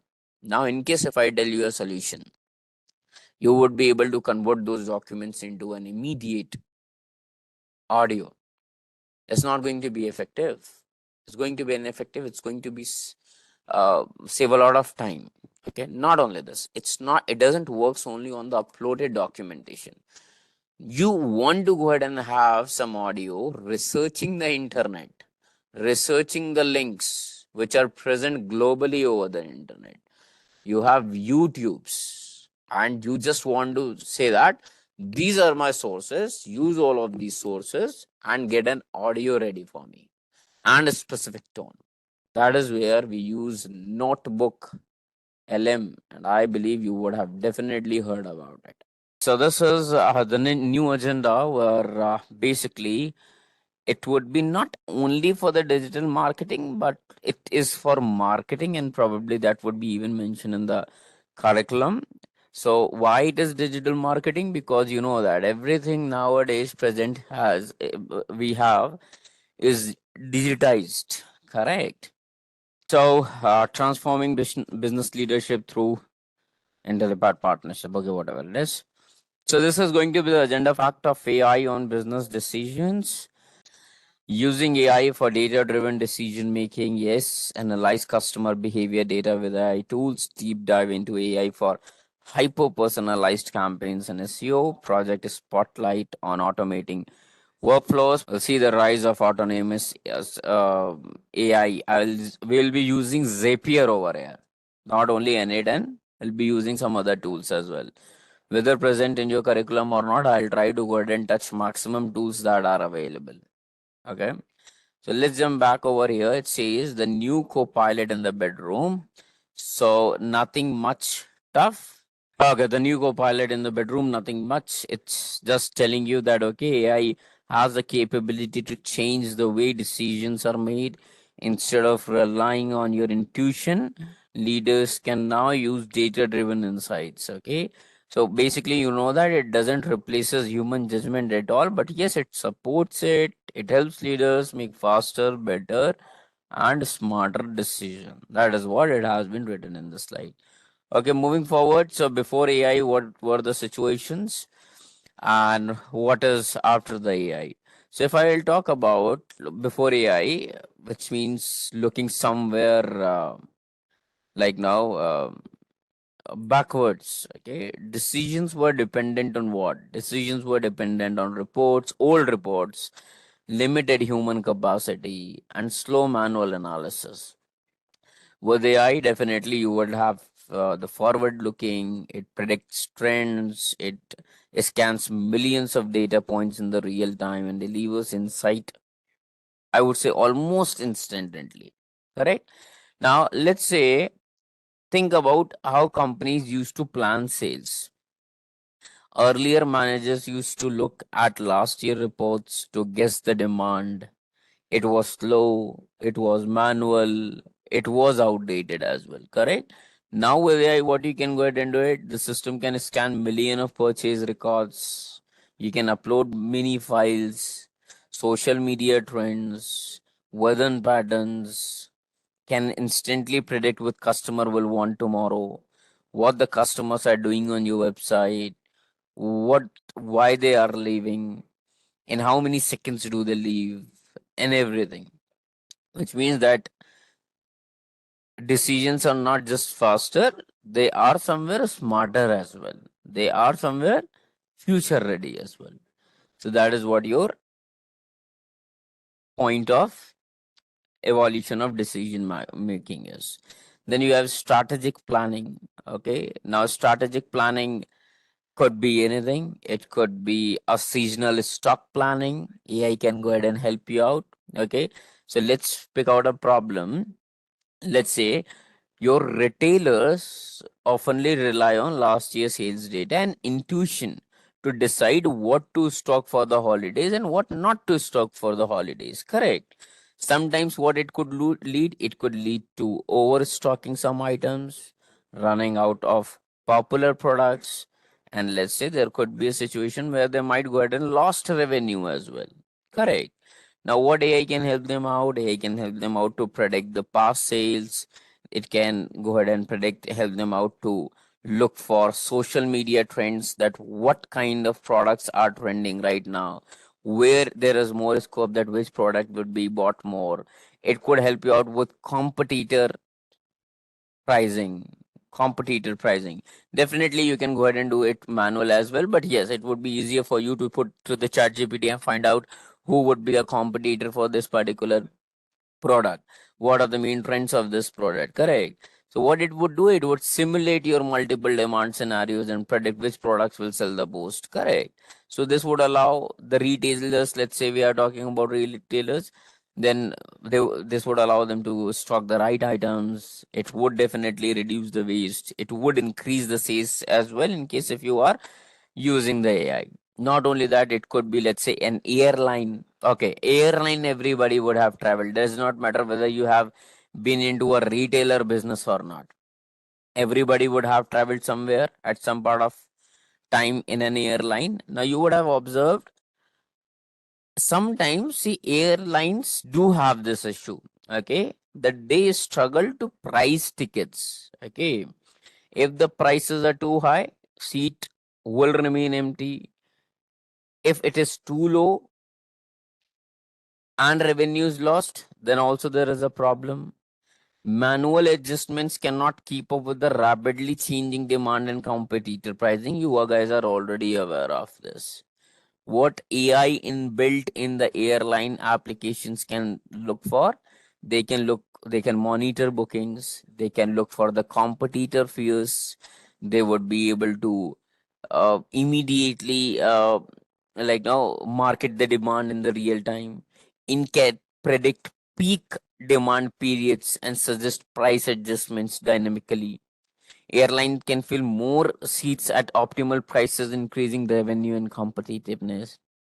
So by the end of the thing, by the end of the ticket booking that is possible for a specific flight, it can look for the competitors. It can look for, okay, what can be done, whether it has to be increased if the demand is too much, whether it has to be decreased based on the trends that again how much time, how many tickets in the past, in the last 1 hour or 2 hour has been filled, then putting a logic behind it. Okay, there are high chances that in the past always before 24th hour of the flight is still 10 to 12 tickets happen, and it has been continuously happening, so it would adjust and suggest you the price automatically, that what should be the price. Correct. So it could be applied anywhere. It could be an investment strategy. Let's say portfolio managers from the finance department face complex decision making, look for global markets, look for economic indicators, look for company performance constantly that has been changing. Okay, now predicting which investment will perform well months ahead and extremely challenging. Okay, you cannot predict basically many months before itself that which investment or which stock can go ahead and help you out, like no it's going to give you the profit only. Okay, now here you need what you need, huge amount of investment scenarios to be discussed, forecast potential outcomes need to be discussed. Correct. So before committing the capital, you have to also think about the risk is reduced, you need a smarter decision, you need a data driven investment decision.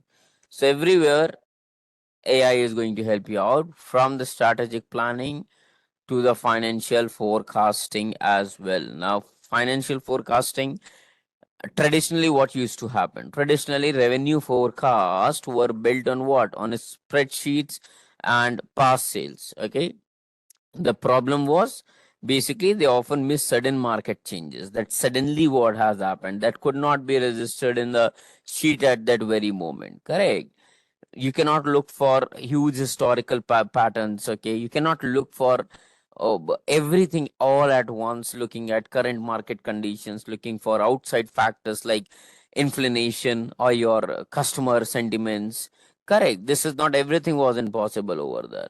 So that is also the revenue projection it's not only regarding the finance. It could be, and let's take an example of a consumer electronics. Okay, now instead of just relying on last year's sales, competitor can launch the like what the competitors have launched, what was the economy at that moment. Correct, the current trends, the current competitors, the latest products, the sentiments. Okay, whether it is being now bought by more by children or by what is the target audience, everything can be figured out, and these tools can help you a lot.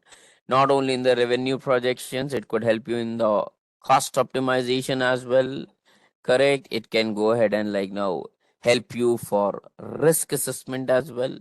The best example is the logistic companies.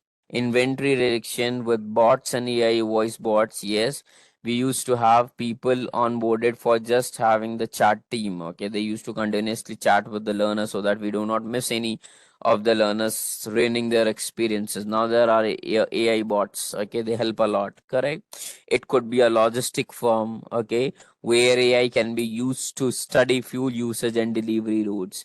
Okay, now definitely in case if you're not coming from a logistic background, but I had someone who are like no who is very close to me in the transportation. Okay, so he has a transport business, and one of my friends you can say, and most of his trucks, okay, are used in factories, okay, for the chemical transportation from north to Bangalore, and then from Mumbai to Bangalore. It was in not yeah Badodra. It was in and it was in Bareilly, and it was in different places. Okay, so every time where there was a problem of figuring out the fuel issues, and you know that truck drivers do a lot. Truck drivers do a lot, correct? They will just do to find out new techniques to go ahead and get money on the basis of like no petrol has to be done, this much petrol has been added over there. However, many out manual things were figured out that what can be done or not. But yes, whatever the route they are taking, whatever could have been the traffic throughout that report, okay, that can be done. Okay, the system would be able to flag warehouses, the routes with unusual high costs, too many of tax tolls. Correct. So yes, companies have worked on it. Companies have tried because manually it is not possible to accumulate each and every information all together and do the jobs. Okay, does algorithm based trading, okay, that is what you meant by algo trading, correct? Does algorithm based trading in finance use agent AI already for placing orders and redeeming stocks faster? Yes, yes, why not? But at what platform you are using, that matters whether it supports or not. Because see, if any of the tool that hasn't an ability to go ahead and take a trigger from somewhere else, you won't be able to do it. But things happen. Yes, things happen. Okay, have you been investing in stocks? I can tell you about my stocks. That's all. Not much into investment banking. Zerodha you are using. I have been still running on the basics, that is Grow. I know that Zerodha, Angel AI, I believe these are the better ones, correct? They don't charge you on the basis of that. So you have like no, either you talk about intraday. Intraday you have to be more active. You have to be continuously observing it because anyhow you have to go ahead and come out of it within that same day, correct? Now let's talk about there is some bidding strategy in case if you guys are aware. All those who have been putting it, I believe everybody would have been doing it. So as soon as you can set the cost price, correct? That as soon as the this reaches to this particular amount, your 10 let's say stocks should be uh, stocked up, correct? Or 20 stocks you might have to go and apply. So that's the logic base. There's no AI, I would say. That's not an AI. That would be a logic base. So that application, probably I would also do a research on it, and I'll come back to you in the next class that whether it is a logic based. I feel it is going to be a logic based only. So the code of this, the application probably would be continuously tracking, okay, what is the point, and as soon as something so as soon as you said something, a condition would have been sent. set that okay, as soon as the price drops to this action has to be taken. But I don't think so that is something that it uses an AI. It is more like logic based or conditioning based. But however, I'll do some research and I'll get back to you. AI could be further checking that okay, what have been the past patterns or what have been the previous behavior of this stock, and then in how many days there are high chances okay that it might go ahead and like no either bull, correct, either bear. Now that is something I believe AI would be able to help out, where you do not have a value, you do not have a target value that okay this action has to be taken, then this would be the value. This is something a conditional based only, something that would give me a pattern, that would give me a suggestion, correct, okay, that in the upcoming type there are chances that this is going to be down. That is what I will feel it like as a model running behind it. But still yes, there could be a number of things, risk assessment and a number of okay. Let's move forward. So the marketing strategy, yes, AI is going to help you out with the customer segmentation. Earlier, what used to happen, marketers divided customers into very broad groups like age or income. These were the main factors. Okay, that okay, what is the age and what is the income? These are the only two factors that, while like no marketers used to figure out okay what kind of products and what kind of shop I should open for okay, that people for students, for children's, let's say, for people. And if people are so let's say you would have seen a normal medium class shops as well, you would have seen lower class. I'd say not lower class, I would say it's the probably the quality where it's not too good, but at the same thing the price is also very cheap. But at the same time, people have been investing in building malls as well, have been building in showrooms as well. Okay, so they have a target audience. Okay, whom I want to go ahead and shoot it up. Correct. So apart from that, nowadays what has happened? So instead of just figuring out my customers could be only based on age or income, you can have the purchase history of a specific individual, what he has purchased, how much he has purchased, how oftenly he browse, which means browsing patterns. It could be even social media activity, and I'm going to show you this today as well. Don't worry. That how do we track activities on the digital marketing? The concept is digital marketing. We cannot meet face to face, so I that's not the physical activity, but an online how things happen are happening on our activity and how to improve that. We'll talk about it. So let's say finding the hidden groups of high value customers, okay, which are completely going untracked. It could be an ROI, rate of interest prediction, that where to spend money is always a big problem, okay, in all the businesses. Okay, budgets are never going to be applied only in one department, only across one channel. No, it is always like now already being consumed or are spread across most channels. Okay, and few of the channels might not go ahead and perform well as well, correct. So now let's say somebody has invested on YouTube, somebody has invested on Twitter, somebody has invested on Telegram and this. Okay, so now AI can help you out to figure out okay which one is used more. Okay, that it could have the prediction could be better whether at Facebook, whether at Instagram, whether at Google Ads, whether showing you that okay where are more chances that where you can get a better return on your investment. Correct. So that is what probably your it AI would be able to help you out in setting up your digital marketing strategies as well. Okay. So anybody who is doing some retail work wants to sell something. Okay. As for now, I believe Instagram has become a very crazy source. Correct. The reels, I believe, go so popular, so fast, so quickly. I believe there would be high value of returns for sure. Moving towards operations and optimization. So yes, you would have inventory optimization, as already somebody has given us an example. Okay, you would know how much to stock based on the patterns, based on the levels, avoiding the loss. You would have predictive maintenance. Okay, so probably equipment failures are costly.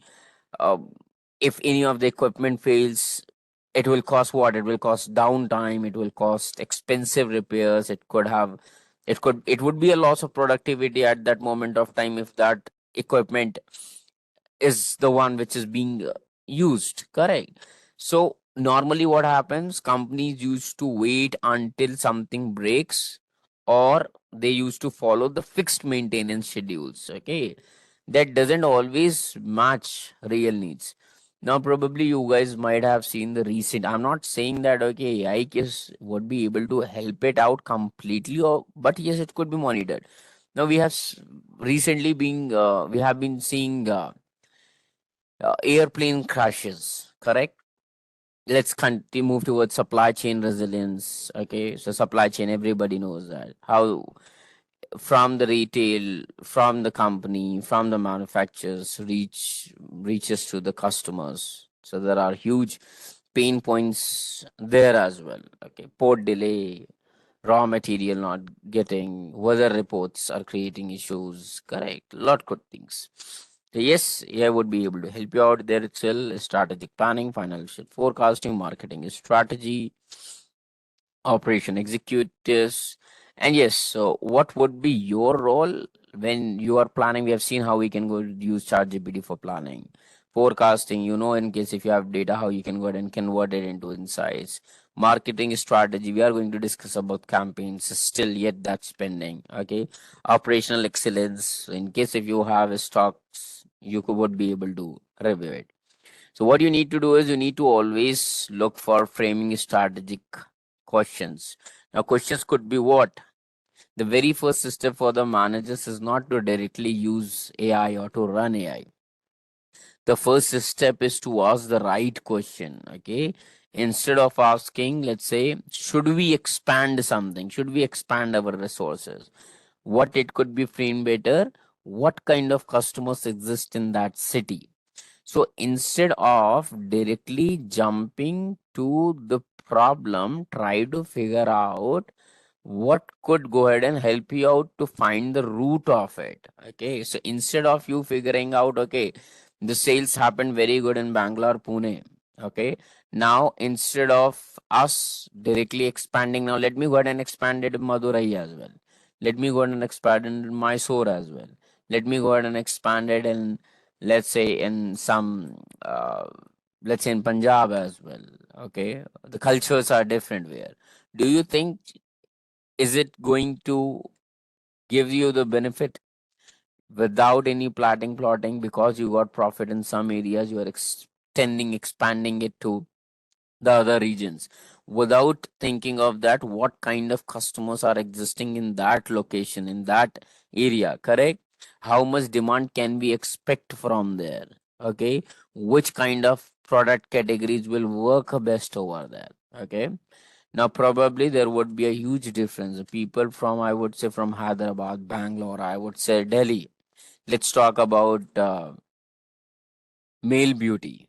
Okay, probably you guys tell me. I'm not dividing the culture, but people who are from Delhi, people from who are from Mumbai, who are actors, the male, I'm just talking about the male people, whether they would be much more buying the beauty products for them, or the people from Punjab. Definitely, people from Punjab, specifically in case if the main production is of farming, or the work is more into farming, probably I don't think so they would have been using it. And I could be wrong, and I would like to be even corrected in case if I'm wrong.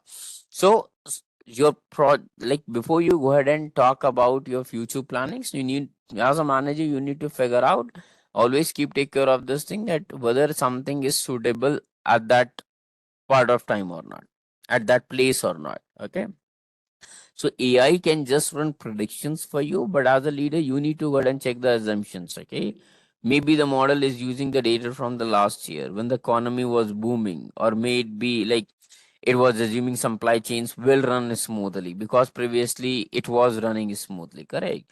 So in case if you're not questioning those assumptions, the recommendations could be misleading from even the AI. So don't completely rely on it. Correct. you have to apply critical analysis. Now, what does this critical analysis means? Let's say the AI suggests you that entering the city will be very profitable based on competitors, based on checks. So before you are jumping into it, you need to analyze what about local competition? What about local competition? What about rising rental cost in the upcoming time? What about the regulatory challenges? Correct. AI is not going to always look for all the factors. It might just be very precise about what you would have asked. It might have avoided regulatory challenges. It would have avoided political challenges. Okay. It would have definitely avoided about cultural differences. In case of something which is too modern and you are planning to go ahead and have a bar or a pub next to in Haridwar, next to the uh, something like that, or let's say in Banaras, you know that the things are going to be violating over there. Does not matter how much AI might go ahead and suggest you out, like because it has not been there over much. So yes, there are high chances for you to make the profit over here. But what about the cultural differences? What about the human sentiments? Okay. So a lot many things. Integrate human judgment. So that's all about what you need to go ahead and take care about while working with AI. Now, practical example of AI in business. So this is AI is already here, recognizing AI in your daily life. Okay. So you know various things, various use cases. I don't want to get into this now. Think you just go through this PPT, then everybody. Okay, entertainment, you can use AI. Netflix and YouTube, you are using it. Music discovery, it is using it. Spotify discovery weekly learns, it uses it. So Spotify, Siri's voice recognition, demand prediction, smart prediction, route optimization. Okay, yes. Before we talk about using AI for data-driven decision making in marketing, we will talk about the podcasting. So we were talking about here the last slide, turning the documents and YouTube videos into an entertaining podcast. Now, Notebook LM, how many of you would have heard? Probably everybody would have heard about it. Notebook LM. Have you heard about it? Google Notebook? Just click on try Notebook LM. So let's say creating a new notebook. So what it says, upload your sources. Now the best capability of this AI tool, this Gen AI tool is it allows you to share your Google Drive links. It allows you to share the website links. It allows you to paste the text. It allows you to upload the file. So it does not matter how huge your documentation is. Okay, you can go ahead and upload your files over there. Okay, now let's see, this is my Gen AI. I'm not, let's see this extension is available or not. Download Microsoft PowerPoint, let's say PDF document. Okay, I haven't checked it with Word. Probably I use it for directly accessing the links, but let's see. So I've just, okay, we have the Google slide option. So I'm just putting the very first session, I'm uploading this document.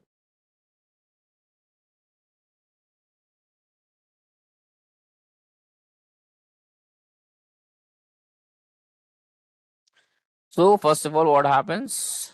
The text gets extracted. What a beauty, see. In one way, whatever you have uploaded, the things have been converted. This collection of slides, titled Generative AI Sessions, serve as an introductory guide to artificial intelligence. With a particular focus on generative AI, the presentation begins by establishing the fundamentals of AI, explaining how it enables machine to mimic human intelligence and the task like decision making, machine learning, DLM. Finally, it highlights the AI assist tools like this, like this, like this, like this, like this. Okay, I can add a note as well over here. I can have an audio view. I can have a mind mapping. We'll see.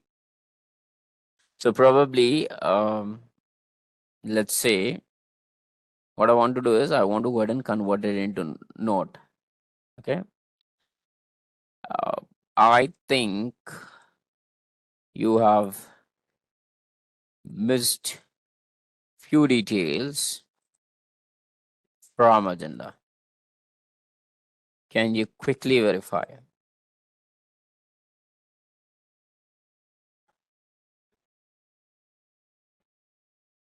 It says I can certainly verify the agenda details for this.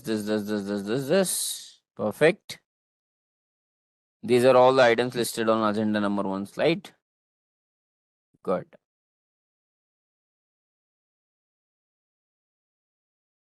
Reframe the first prompt once again.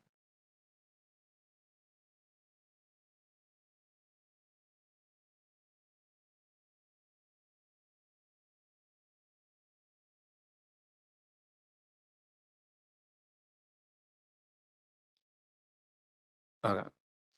So see, now it has changed. The session is designed to explore various facets of artificial intelligence, progressing foundation. The comprehension includes this, and this. Okay, so now it has changed the intent. Now let me do one thing. Let me try to get an audio about this. Okay. So what category of video would you like to have? Or like, oh sorry, the audio you would like to have. You would like to have a deep dive, you would like to have a brief, you would like to have a critic one, you would like to have a debatable one. Okay. Length shorter, longer, or the default one. Language, that's your choice. You can go ahead and select. So format is, let's see this one. Okay. And I'll click on generate. Now our podcast is getting created. An audio podcast. Let it run.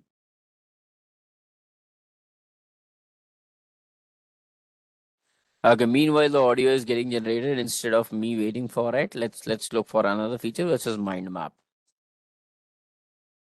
What is a mind map? You people would have definitely done it. What is mind mapping? In general, what is mind mapping? Creating your visual map, branching the sections from one place to another place, how the flow chart is. Correct. So that is what the feature you guys get over here as well.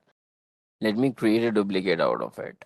Let it run and I'll try creating a duplicate.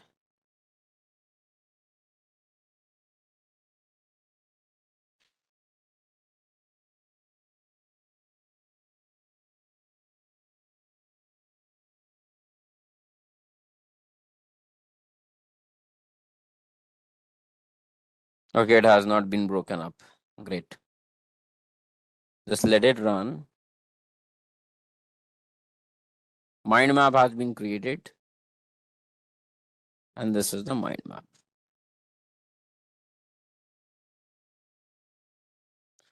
Can everybody see it?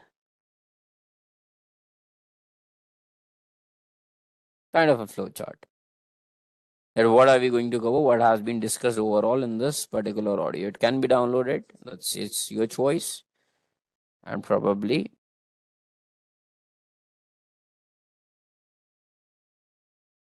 okay, the audio is getting downloaded. Meanwhile, what I'll try to show you my some previous report.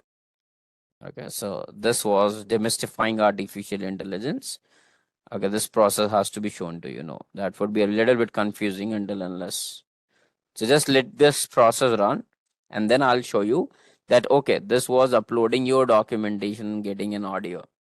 And then I'll show you how to go ahead and surf over the web itself and then just look for the data, the audio out of it.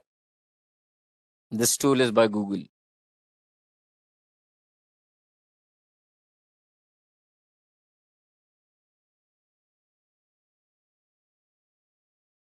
Okay. So this was machine learning. Let's say fundamentals of AI. This is how. So the mind map is detailed. Major AI tools, what were discussed. N8N, GitHub Copilot, AI assistant on. There were two things, tools, Microsoft designers. What have we learned in what is generative AI? create new content. What were the users? The users were LLMs, diffusion models. What it uses probably. What were the examples? These were the examples. So see how it creates mind maps quickly. And probably, yes, this is one of the use cases where you might go ahead and need it. And that was a seconds of job. Seconds of job. You can even download it. And this is how it looks like. This is the entire flow. The entire model. What is connected to what. So that is what Notebook LM is going to help you out. And probably my audio should be up and running. Yes. Okay, perfect. I would like to play it now and creators, innovators, solving everyday problems. So it is a dual podcast with two hosts. All right, let's dive deep into a topic that's a real game changer. It's moving way beyond just the tool specialists. It's getting into the hands of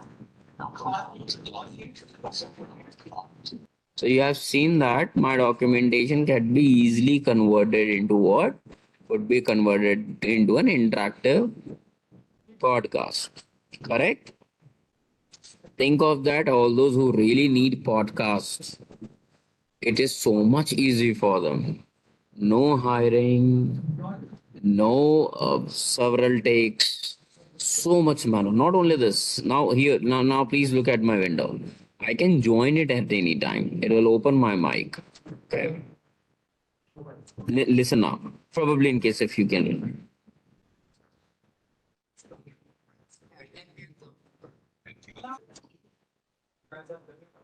You too regarding the generative AI. But still, I'm not sure how Gen AI would be able to help me in my business.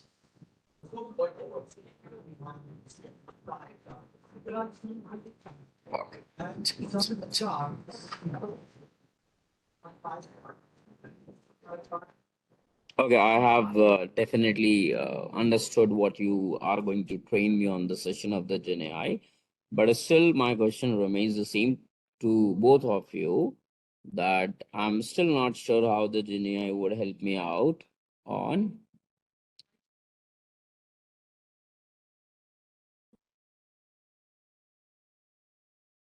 That's a fantastic question. And actually, it's exactly what we want.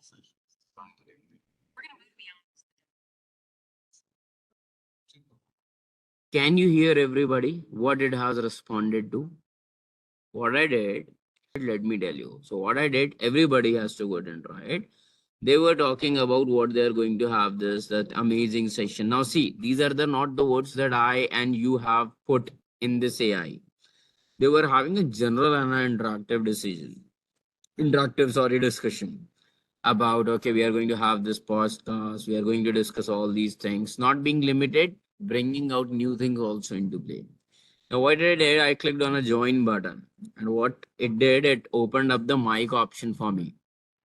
And I told that, okay, I had a discussion. I heard that, okay, you guys two are having a discussion on it. But still, I'm not sure about how the Gen AI is going to help me out. What it did, it didn't started explaining me. It moved according to its concept only.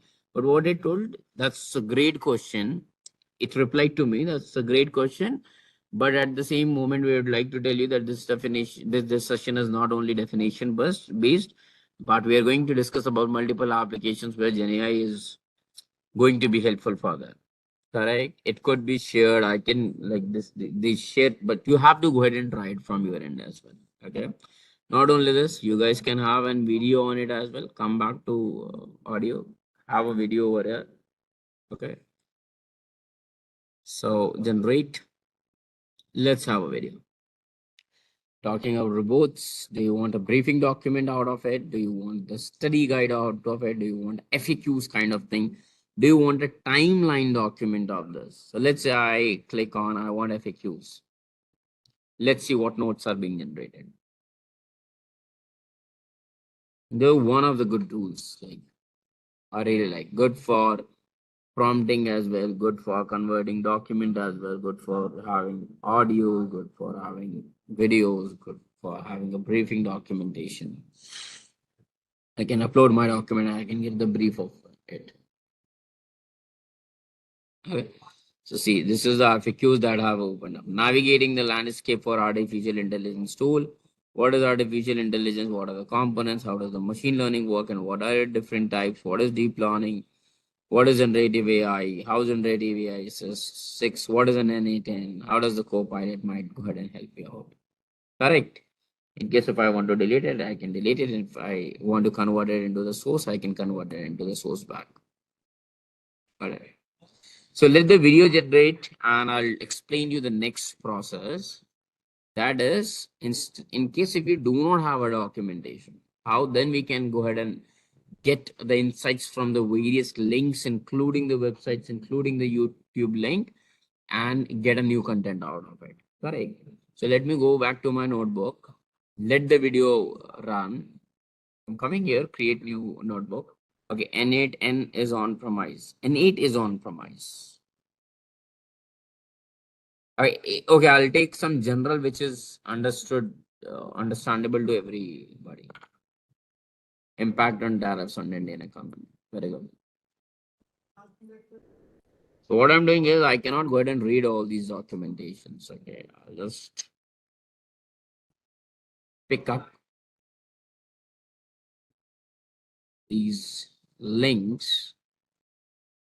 I'll come to my notebook LMs, come to the website. I'll paste the URLs.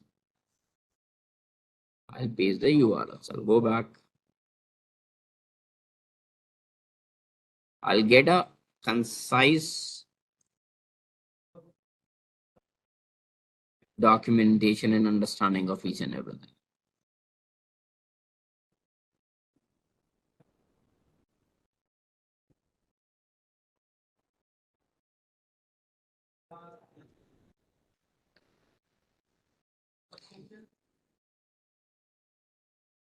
But only the links that would be allowing the public access would be accessible, not beyond that.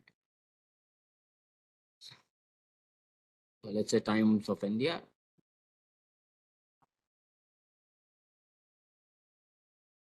And not only this, let me go ahead and talk about YouTube as well.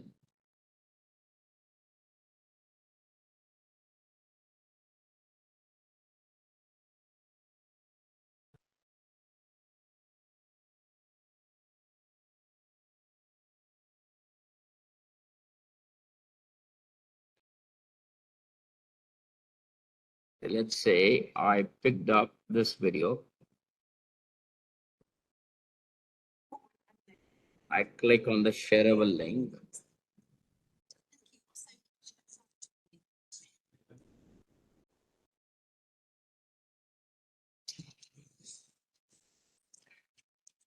I'll copy this link.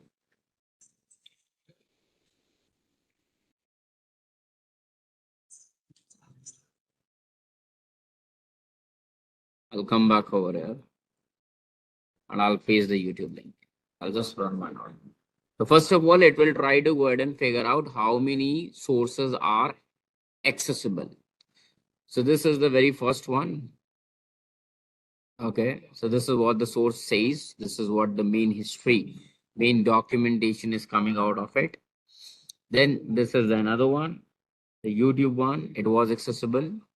Okay, it has got the context out of it. Similarly, all the links, apart from this link, the hindu.com, there was an issue. It hasn't turned into green. So it says invalid URL. Please check the URL and try again. So probably there is some restriction set up for it so that none of the third party can use it. So I'm just removing it. So all these sources are being taken, including your documentations, including your websites, including your everything. Even I can include my notes. Okay. Not only this, but also helps you out to identify what are the various sources. Okay. Describe something you would like to learn about on clicking I'm feeling curious or something like that. Okay. Leave it. I will go ahead and get I'll just convert it into the audio, or let's say mind mapping. Let's see how the maps get created out of it. Is there a summary of all such AI sites? why with their usage requirement. Probably, yes, I would be having some PDF where I might have multiple tools. Few of them I might not have worked about, but yes, for information, I can definitely go ahead and share for everyone. So see, this is how the Trump tariffs economic things have been set it up. India, Trump tariffs on India, so exempted Indian sectors, economic impact on India, GDP growth rate, export competitiveness, financial losses, rupee weakening, job losses, overall outlook, affected Indian sectors. These are the sectors. Don't you think it's amazing, everybody? Yes or no? I got a quick summary in the most attractive and then appealing way.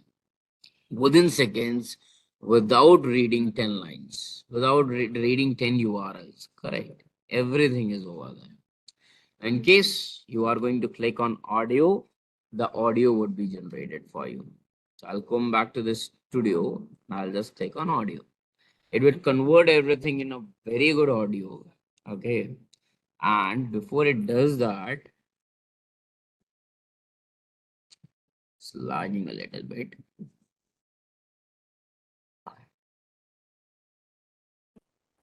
It is processing it, then it will give me an option that okay. So then it will give me an option probably for editing it that what I wanted to, whether a briefer one, whether a detailed one, whether to a specific one. Okay. However, it says you have reached your daily audio overview limits. Okay. So you guys can go ahead and try it, run this notebook, do these hands-on, then only you'll get some confidence on how the things are being proceeded. But at the same time, let me go ahead and see that how about that video that got created, correct? So this was the 5 sources from impact, generative AI fundamentals. This happened today, correct? So, okay, the video is still being generated. It might go ahead and take some time. Still, okay. That's fine, but yes, this is how all the things happen up, how the things process up, and you go ahead and continuously. This is how we are going to proceed. This is a Genia is something. It's not a software developer job. It's not a marketer job. It's not a mechanical engineer job. It's not an EV engineer job. It's not a digital marketer job. It's not about machine learning engineers. It's a generic field that helps out everybody who is working in different domains. Correct. So this becomes a slight difficult as well for me to go ahead and help you out. So this was the video created along with the audio.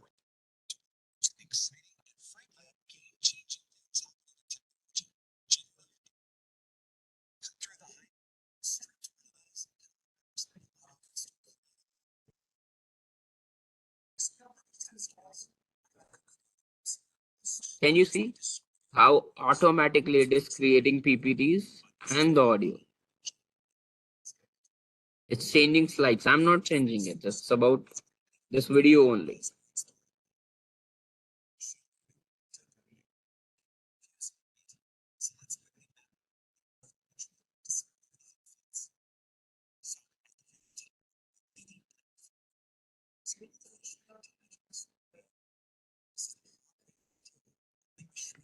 Understood.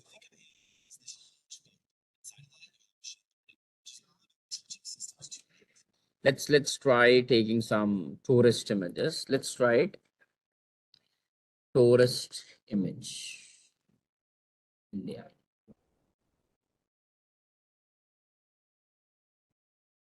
So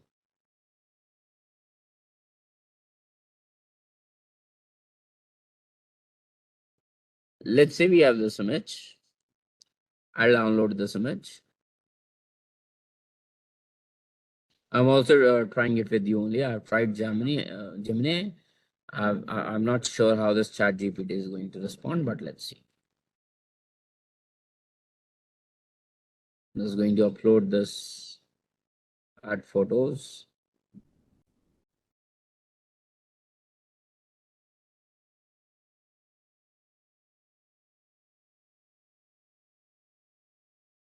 Remove the person in yellow. Same prompt, I'm going to go ahead and drop it to the Gemini.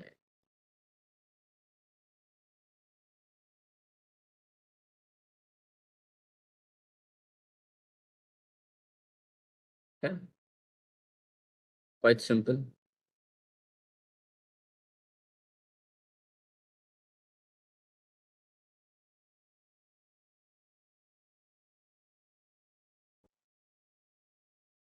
Same. Let's copy the same prompt. Personally, I have seen while editing videos, while editing photos, I got better results from Gemini only. It didn't completely distorted the previous the background things. Can you see everybody? However, it took some time for me to tell it again and again. That is probably it could be a connection issue as well. But the same image I have dropped in the chat GPT. It has taken time, and what it has generated because of its unsupported type. Now my question is, what are the supported types?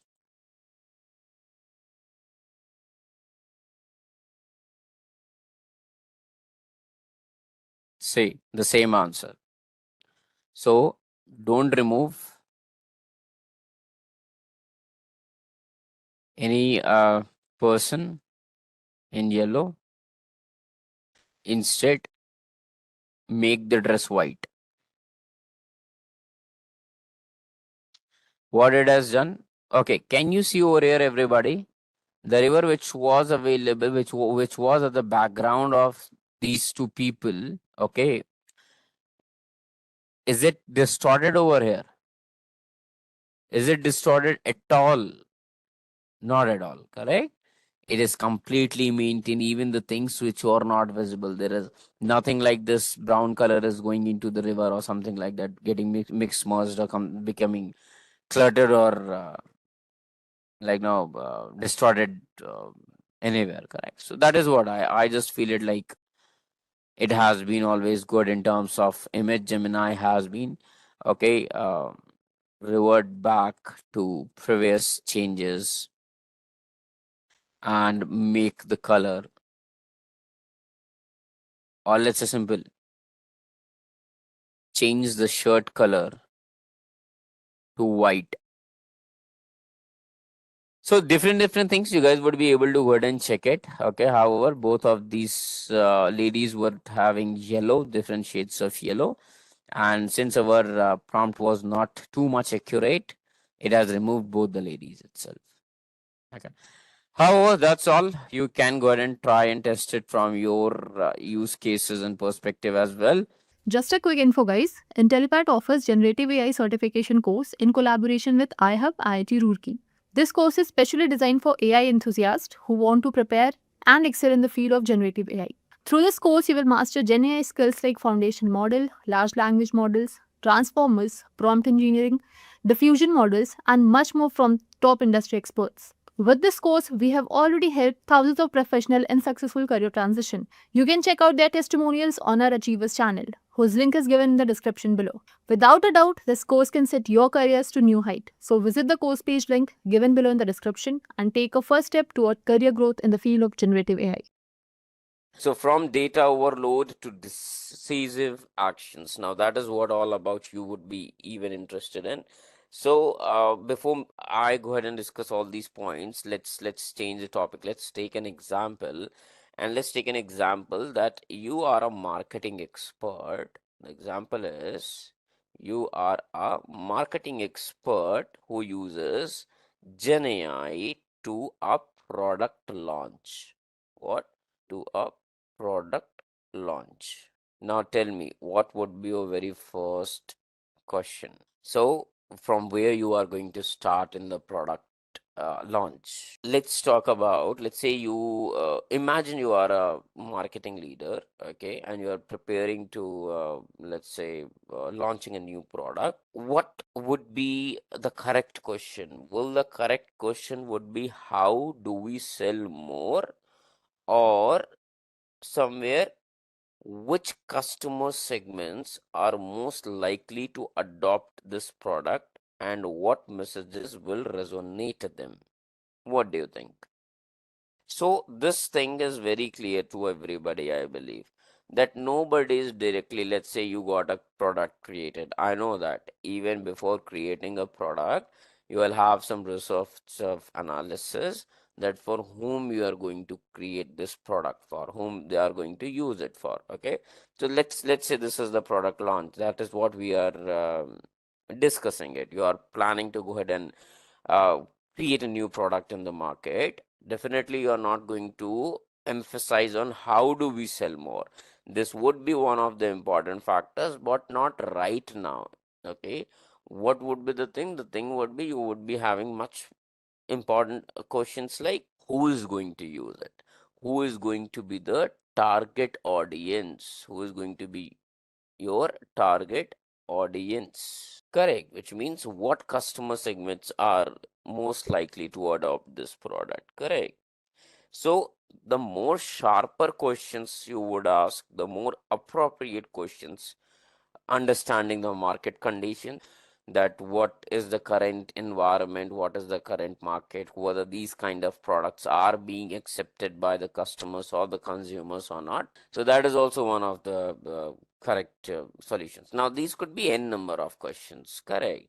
So the whole point here is that you have the data in the market, but to make correct actions, even if you are using Gen AI, what has to be done? You have to go ahead and think correctly. The order is never going to change. Just whether it was a manual effort, whether it is a Gen AI related effort, whether whatever it is, the process would remain same. The process of doing business is going to always remain same. Okay.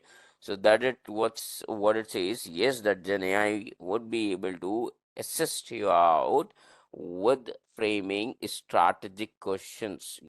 So yes, we are going to see how Gen AI would be able to help out to frame strategic questions, or how do we move ahead with series of all these steps from the data overload to decisive actions. Then what happens? Well, let's say you had your questions, okay, that who is going to help, who is going to buy it, who is going to be the market audience, what are going to be the environmental factors, or what are going to be the other constraints that might go ahead and affect my product launch or my product sale or my product business in the future. Okay. Now what will happen? AI would give you the responses. AI would give you a segmentation model. It might go ahead and suggest you a campaign recommendations. Okay. Now it would give you a number of AI assumptions. Okay. It would give you a number of assumptions. But as a leader, you have to check these assumptions. Let's say maybe the AI is trained mostly on the last year's data when customers were spreading, or like, let's say, sorry, customers who are spending more freely, or maybe the AI assumes only the online channels will perform better, let's say, without considering the offline markets. Let's say there is no data uploaded to the AI for the offline markets. But when you are releasing your product, you might be doing it digitally, as well as you might go ahead and have stores for it. You even might have stores for it. So that is what, as we talked about, that there would always be a gap even in the AI. Okay, apart from biased decisions, it might not have that value only that you are looking for. And yes, let me be very clear, I have been working with all of these tools, mostly all of these tools, from a long time. Okay. And whether it is ChatGPT, whether it is Gemini, it gives you good results. The things are becoming easier, but until and unless you don't write it in the prompt that please go ahead and make sure that you are considering all these factors. Now these factors, the term these factors is somebody who is going to justify is the leader itself. Because in case if you are not aware, because see, that is what AIs are not going to take the jobs for the leaders, for the managers, for the product managers, for the project managers, because AI can help you out in doing your task, but what task has to be done, what factors have to be considered, everything is going to come from some human only, because that is what you have an experience of what factors can go ahead and affect your business. Correct. So that is what, if you are not going to challenge these assumptions, you are somewhere building risk for your product. You are building some shaky grounds for your products. Okay. Is there any advantage only getting trained on Gen AI, or should we also get trained on AI? It depends upon what is your goal. Is the goal you're learning, or is the goal for you is getting a job? This is very important. Correct. Now, the point here is AI is a technology. AI is a technology. Gen AI is a part of AI, which is a segregated domain of AI. Correct. Now, this is AI. I'll explain you in the most easiest way. Here you create robots. Here you create cars. Here you create n kind of softwares that have AI tools are doing great jobs. We have seen already AI tools now. Point number one, you need to figure out where you are looking for your job or you are looking for knowledge. What I believe is somewhere apart from knowledge, job would be also a factor. Correct. So let's say the question is whether you are a developer, because that is where AI is used. Are you a mechanical engineer who is working in some production of some Tesla kind of companies into the design segment, not the field engineer? Design segment, correct? Then further, you might are you working on for some IoT based company, correct? Which is creating robots or are creating any kind of solutions, any kind of solutions. You would have seen multiple consultancies and companies who come up with home products, interior products, office products, and everything. Correct. Now, infrastructure services you are coming up. Okay. So the point here is that that's what you will be able to figure out with this solution. See, AI might need you creating models, might need a core coding tool, and it is a lengthy study. It is I'll say it is a massive study. So in case now, as I told you in the starting, we work on any of these products. Let's say we are able to use any of these Gen AI tools. Why we are able to do it? I'm prompting it, I'm getting the relatable answer, because at the back end, okay, what is there? Let's say I am a user, and user is dropping a prompt and I'm getting a solution. Now, between the prompt and the solution, there is what? There is the application, there is AI, there is ChatGPT, let's say. Now, why it is able to give me a solution? The reason being here is it is using some data. Yes or no? Correct? Now, based on my prompt, it understands what out of this data has to be responded and in what way it has to be responded, which means at the back end of this application, there is model. Now, models are going to be used everywhere. Okay, at the backend, models are created as a priority. What? Models are created as a priority.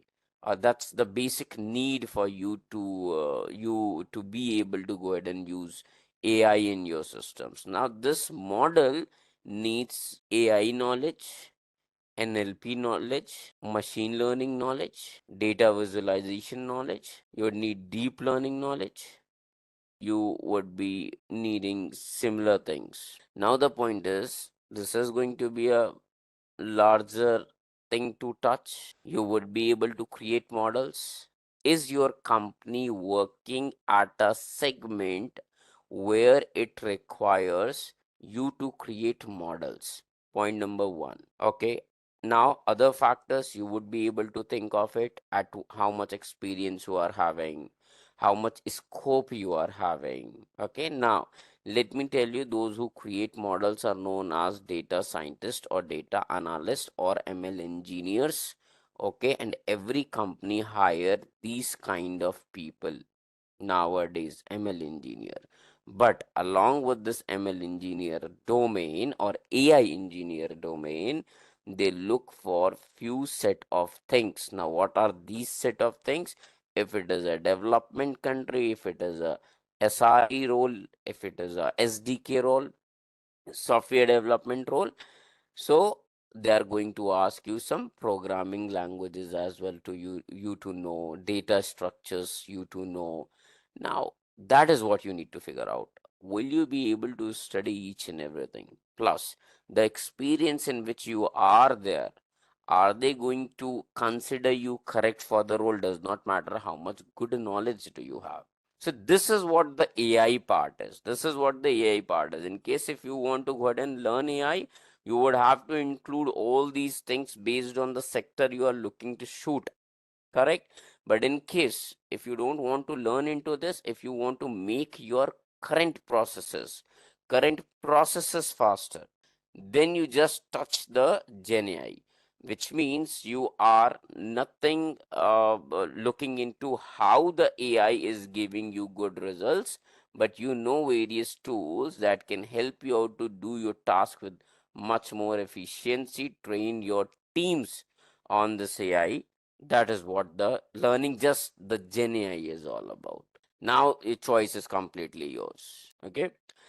So we were talking about, yes, we have to go ahead and evaluate AI assumptions. Then we need to apply critical analysis. Okay. Now what does this mean? Okay. So let's say AI predicts that Instagram ads. Now, since this is a marketing session, okay, so it gave you drop the strategic questions. One of the strategic questions could be probably that okay, how I can go ahead and advertise, how I can go ahead and create a hype in the market about this product or something that was never being touched, and we are touching this with this product. Correct. So let's say AI is going to predict you that okay, do one thing.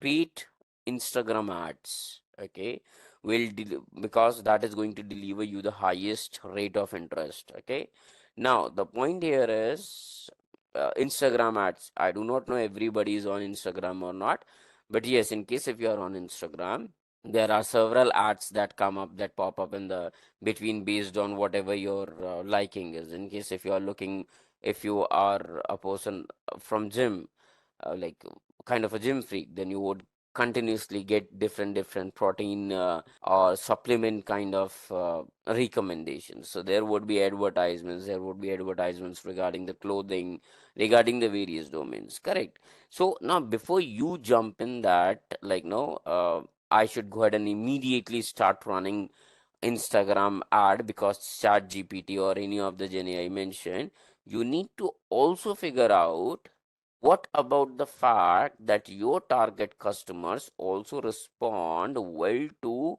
in-store promotions? Correct. So AI is not just going to capture each and everything. In case if you are asking it, okay, what is a digital platform? It would respond you Instagram. It's not even considering the in-store promotions. Promotions can be done like still most of the people you would find people you'll find malls full of people. They might not go ahead and buy anything. Okay, they might not go ahead and buy anything from the uh, city malls, but there are a lot of people, so why not to go ahead and consider that factor? Correct. And based on mall to mall, based on city to city, your AI might also go ahead and change its suggestions. Correct.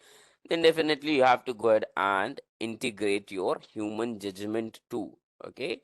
So finally, you combine the AI insights with your experience and your intuition. Correct.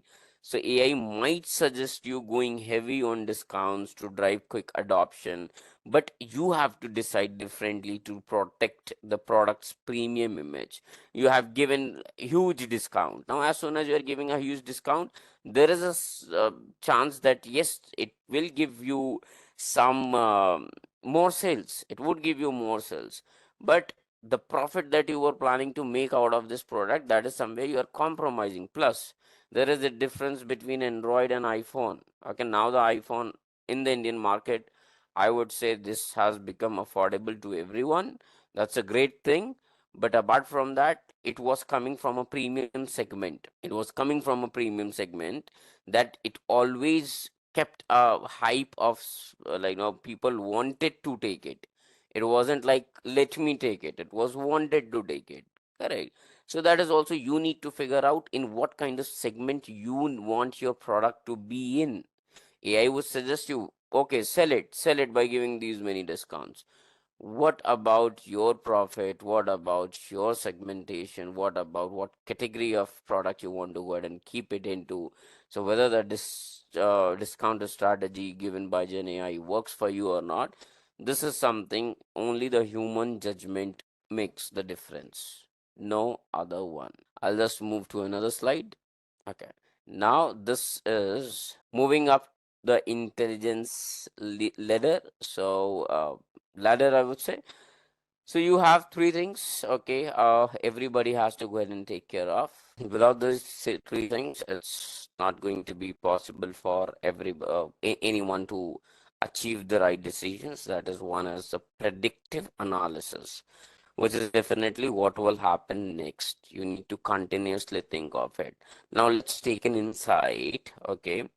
AI is predicting a counter promotion could recover 8% of lost sales. Okay. So let's say any example for this could be forecast is showing you if the retailer launches a targeted campaign, sales will bounce back in 2 months. This is predictive analysis. Yes, it can go ahead and do predicts, but you have to go ahead and share all the information to it. So that could be an example. Then comes up to the diagnostic analysis that you can also do. So let's say there could be a situation where analysis shows customer shifted, which is called as, in official terms, it is called as customer churned. The customers shifted because of one of your rival companies launched heavy discounts in the same region. Now, this is diagnostic analysis. Why did it happen? Why you lost the sales? So, prediction is all about what can be done to revert something or to achieve a goal. Apart from diagnostic analytics, is all about that, okay, why, figuring out why the things happen. And yes, AI can help you out with that as well. Then there is descriptive analytics. Example could be, let's say a retail chain sees sales report showing a dip in quarter 2. Now you further segregate it, you further go into the depth, okay, that why there was a dip, okay. It could be, let's say, sales lost 10% in the last quarter, okay. Diagnostic is to figure out how it is.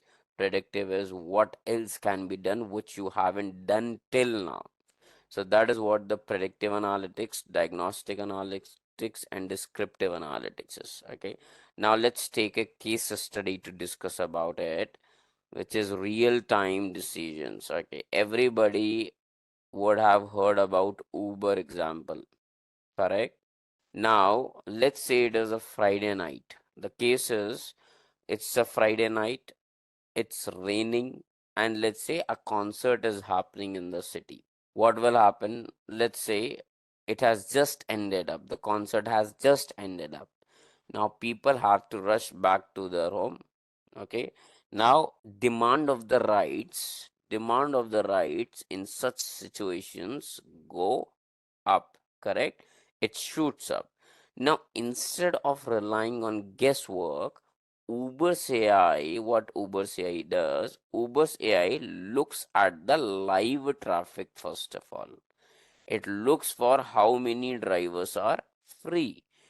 It looks for past demand patterns, that whenever at such situations, when it was raining, when it was Friday, when it was some event in that location, when something was this much was traffic over there, then what would be the total number of rides booked? It knows somewhere in the starting. Within seconds, what it could do, it adjusts the pricing to make sure drivers are motivated to be on the road, as well as customers can get still rights. Now there is no person sitting at the back end and like figuring out, okay, now this amount should be made for this location, this amount should be made for this location. This that's not going to be that's not going to work practically in this environment. So what AI does, AI look for all these factors, AI look for the past patterns, and then what it does, it just changes the pricing of for each and everything, each and everybody. Now what is descriptive in this case, which is what happened? So it was a Friday night, it was raining, it was a big concert in the city, it was, um, let's say, the various factors, correct, that what time it was, okay, and what was the total traffic it was getting it from the Google API, Google Maps API, correct. So that is what happened. Because due to these results, ride demand has suddenly spiked. Correct. The same with diagnostic. What would be the diagnostic? When you know that, okay, something has happened. Okay. Sorry, I misspelled it. So the descriptive, not the predictive, it was descriptive. My fault. I believe I just have spoken by mistake. This is descriptive. That what has happened, what has actually happened. Correct. And then what do you have? You have diagnostic. What do you have? You have diagnostic. Now, what is diagnostic? Why did it happen? Why did it happen? You know the reason. Because thousands of people left the concert at once. Got it? Now, what is predictive? When you know, the predictive is if nothing changes, wait time will increase, customer would cancel rides, drivers may get overloaded. Overloaded. Correct. Wait time would increase if no solution has been done. Let's say the price is still cheap, customer drivers are not going to come. Okay. Plus, there are many people to go ahead and take the rides. Correct. Because if it is very cheap, many of the customers are not going to get even the rights. They are going to continuously look for the other rights or look for other solutions. Correct.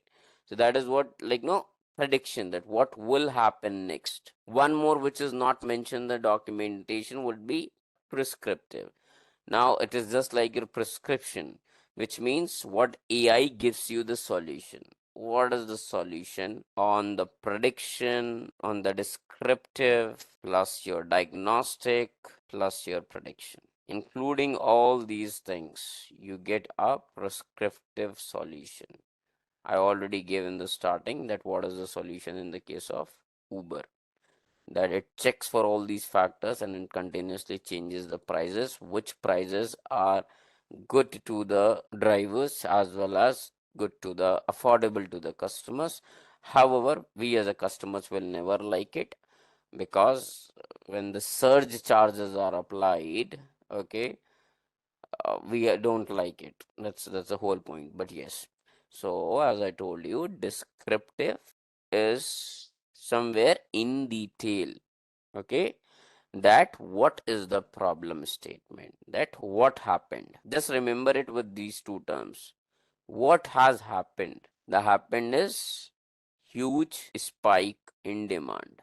This is understood, correct? Now diagnose this, remember it, what happened, what's the main problem. Then you have your diagnostic, where you will diagnose why it happened. Then you are going to discuss about the reasons, that okay, there was a concert, there was rain, there was huge demand, huge traffic. Correct. So this is diagnostic. Predictive means what would happen now. Problem is already with you. That is predictive.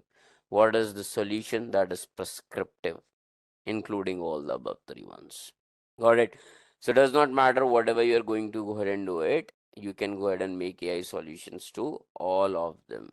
Okay, you can have the solutions for all of them at every stage to figure out what could be the reason or what could be the solution out of it. That is prescription. Now, building your data driven culture. Now we are moving towards the hands on part more. Okay.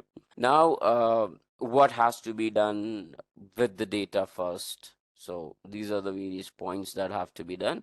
But at the same time, let me take an example. Let's say a retail company noticed some loyal customers have stopped buying their product. Now, instead of guessing, they looked at the data, ran a small AI test, and fixed the issue. Customer drop off went down quickly. Correct? So, let's say the point here is you have to continuously validate the data, and being as a managers, you need to go ahead and always choose data first. Always look to the data instead of just asking the questions to the AI. AI is useless without your data inputs. Okay, so first of all, you have to encourage your team also to always ask what the data tells us all about. Okay, then what you have to go ahead and frame strategic business questions. Okay, so don't just look at the reports, ask focus questions like which customers might stop buying next. That is the thing, that is a smarter question. Or tell me the strategy to go ahead and revert all of them. You have to continuously do the experiments, which means test small ideas with AI, learn fast, scale what works. So smart experiments are always better than random guess, I would say. Similarly, human judgment, that is much more requirement. You know that AI doesn't gives you the exact answer, but yes, few things can never take place. Now, this is using AI for instant content campaign and ideation. Now, we are aware of that whenever we are talking about product, there are few things that have to be taken care of, whether it is a product, whether it is a problem. Okay, that as a managers, what you need to go ahead and rely on, what you need to take care of. These were all theory. Okay, what are the kind of analysis you need to go ahead and take care of? Predictive analysis. Okay, how Uber works and everything. So you should have some ideas regarding it. Now let's talk about instant content and campaign ideation. Now, first of all, you guys tell me one thing. Let's move to the next slide. Everybody is aware of what exactly the campaign is. This is important. What is a campaign? So I'll come to the campaign part. So it says, first of all, the end of the blank page or AI for to give the knowledge about the product, to do the promotions, I would say. The most important is for people to tell them that, okay, there's something, this kind of thing is present, this kind of thing is existing, correct? So the end of the blank page, AI for content acceleration, promotions, yes. So AI has changed how we start content creation. Instead of asking where do I begin today, we ask how can I make this better. Correct. So generative AI would act like a continuously creative partner to you, will help you to brainstorm. We have seen it. We have given an example, act as an executive coach for me. It will help you to draft the mails. It will help you to remove the writer's block. Okay, that where writer was thinking from where to start, what line, what catchy line has to be picked, and a lot of things. So that is what the old reality is. Overspends staring at blank pages, struggling with initial concepts and delayed campaign launches. First of all, the content writer of your company have to be given complete knowledge about what the technical product is going to be helping the market, or what it is going to technically do, because that person is a content writer. So that is once again a time taking process for one of your technical guys explaining them that what the product works, and based on that it goes ahead and writes the content. Correct. New reality, you know that you'll just tell the AI, and AI is going to help you a lot on it. Correct. Let's move further. Now you have practical applications from blog. Now this means AI is going to help you out on each and everything, whether it is creating a post, whether it is creating a social media, whether it is LinkedIn, Instagram, or Twitter, whether it is helping you in email campaigns, whether it is helping you out with the ad copy or creating ads like Google and Facebook ads. I'll tell you how the dynamic content in Facebook AI helps a lot. I'll come to this hands on too. I'll show you how the things work. Okay, so yes, there are various things in the marketing. It can help you out in blog post, it can help you out in social media, it can help you out email campaigns, it can help you out to create dozens of your based on the environments for different customers for different devices. They're based on their liking based, it might go ahead and generate the content. Okay, now what does it mean? So, okay, I'll ask you one question. Is it possible for Instagram or any kind of social application like Facebook to generate different ad for me, which means it is showing ad? That is one thing. I'm not saying that okay, you like cricket, so cricket thing is being shown to you. You like stock market, so stock market is being displayed to you. You like you are looking into homes, buying homes right now, so you might be just getting home suggestions. That is one thing. Let's talk about an example of sneakers. Everybody wears shoes, correct? Now let's say you are an athlete, I'm a street guy, the other person is the dancer. One of you, or there is one of the company that is trying to create a promotion in such a way that they are promoting only shoes. But once the ad is coming in front of you, the one who is a dancer, the campaign looks all about promoting a shoes for the dancers only. That's my question. Similarly, if I'm a street guy, I should feel like as soon as the campaigns come up to me, I should feel it like, yes, these were the sneakers I was looking for. Similarly, one of you wears formal. So there's no manual work at the back end. There's no manual work at the back end. Haven't seen such level of customization. Actually, it is possible. I'll show you how it is done at the back end in the hands-on. So generally, what is being displayed, that is the algorithm. What you like, it is being told to you, it is being shown to you. But I am not creating 10 campaigns, 10 posters. That one for the street guy, one for this, one for this, one for this, one for this. AI does that based on your, as soon as it comes, it reaches you as a target audience based on your past history. It will change the text written on the mail, on the campaign, on the data. It would change images and show you. That's not interesting, correct? Now, how it happens, we'll talk about it. Now, yes, it is going to help you out in these many factors, in these many situations. That's one thing. Now it says beyond text, AI's new creative capabilities. We know that what the capabilities are. It can generate images, image generations. Why we are talking here about? Because in digital marketing, images play a important role. Whether it is your product image, whether it is a poster, whether it is a campaign, whether it is an ad, whether it is a text description, whether it is your website holding a relatable images, okay, you'll always need image generation requirements. Voice generation, yes, voice generation, not only voice generation, I would say voice modulation. So you would be generating video. We have seen, we have studied notebooks.lm, we have studied about voice generation, and still I'm going to talk about few of them. So let's come to the very first hands-on. Okay, so yes, I'm going to talk about these tools too. That is ChatGPT and Jasper. Jasper is the paid one, so I'll tell you one alternative. That's not problem. So both of them are somewhere text-based only. So that's a bit costly one. I'll choose a one which is going to be everybody would be able to practice it later on, because we do not recommend in the training you go ahead and buy Jasper and practice it. Then I'll show you about the mid journey and then the Morph AI. The Morph AI is more into the voice modulation. Okay. These are the content or images creation tools.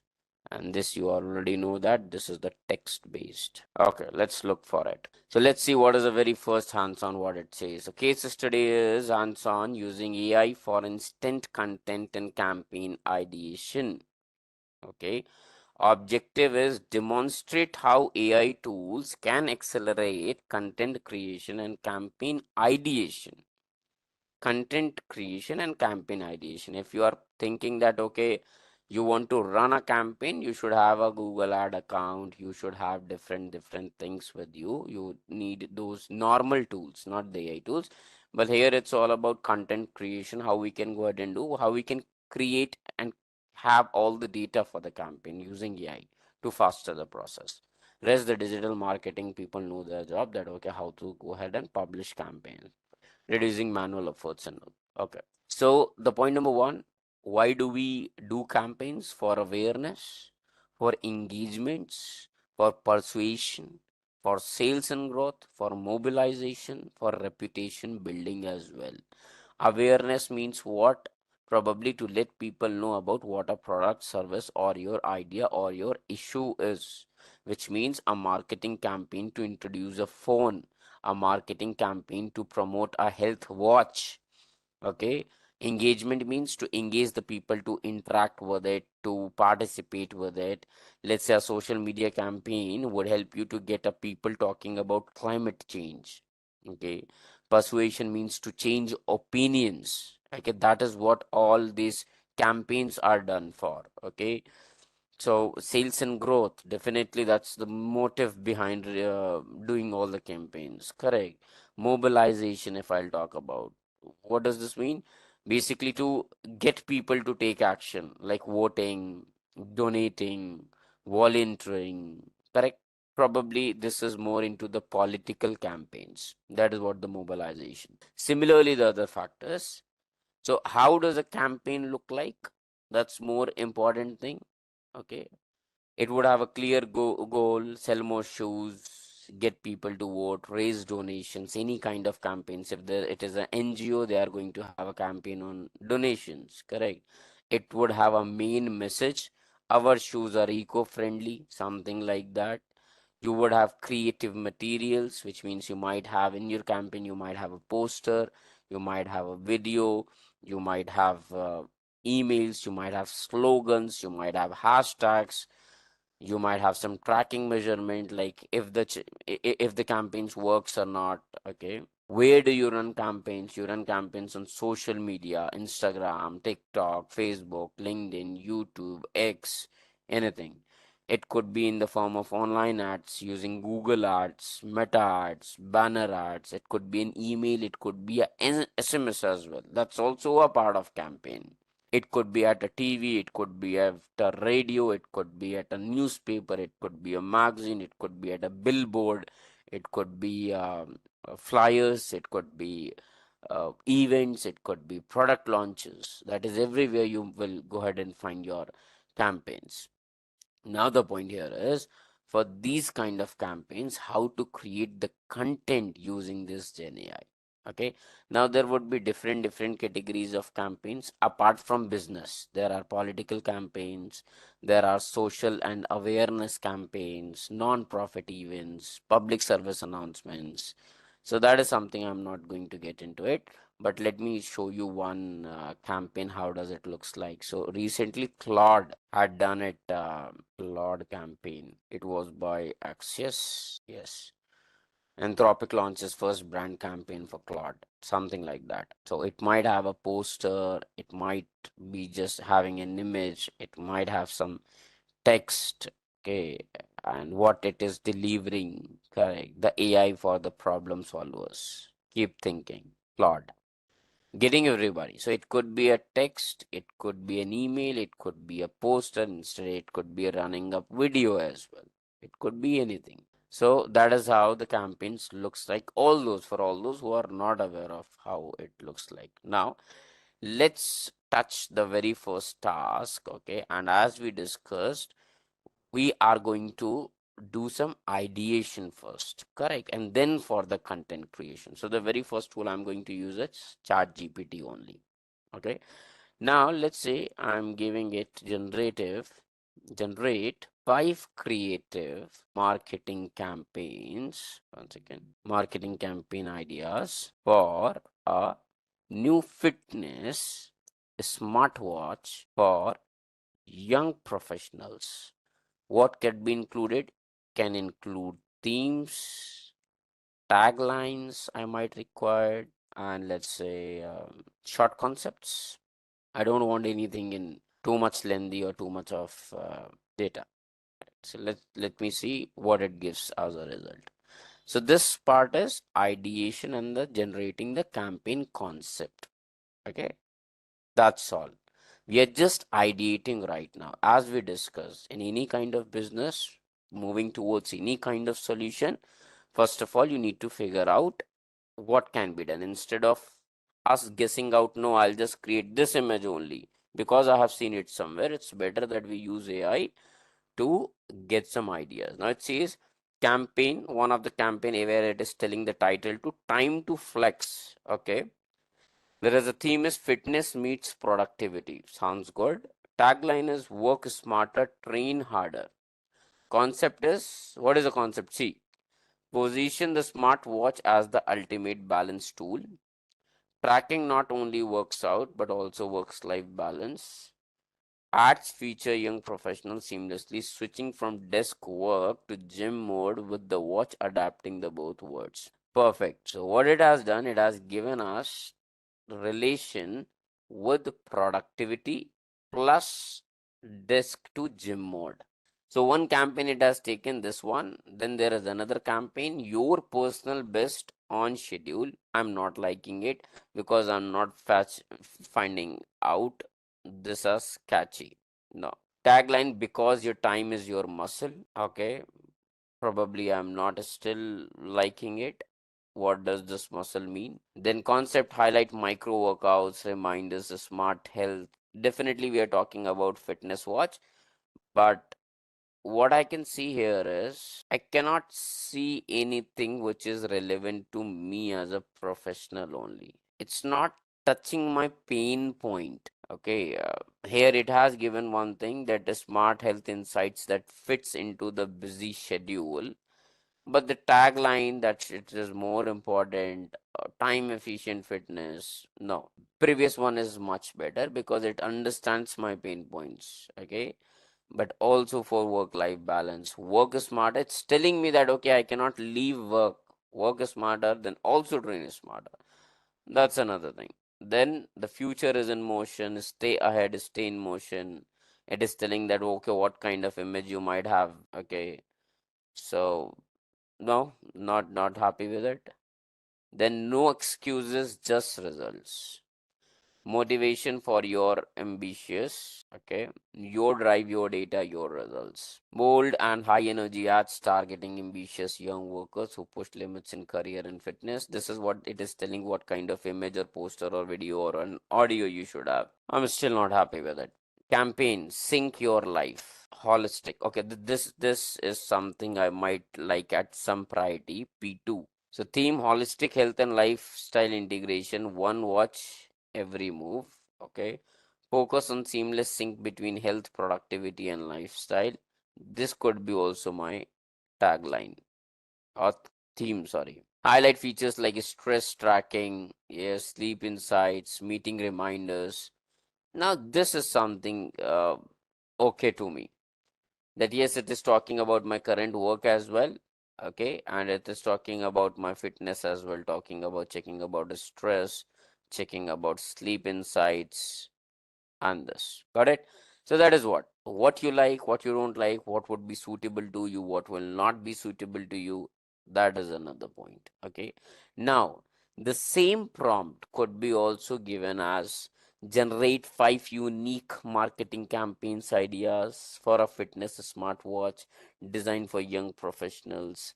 Let's say create 10 social media content ideas that show how a smartwatch helps busy professionals tracking fitness and stay healthy. The prompt could be write a detailed 1 week campaign plan for promoting a fitness smartwatch on Instagram, including post hashtags and engagement ideas.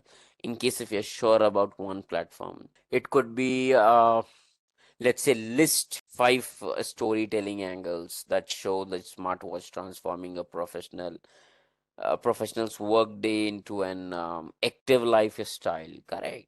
So it could be starting with generate, it could be starting with a create, it could be writing a detail, it could be listing something, and similarly. So that completely depends upon your how do you go ahead and prompt it in more detail. Now let's try to create. Now let's say okay, which one to select out of it?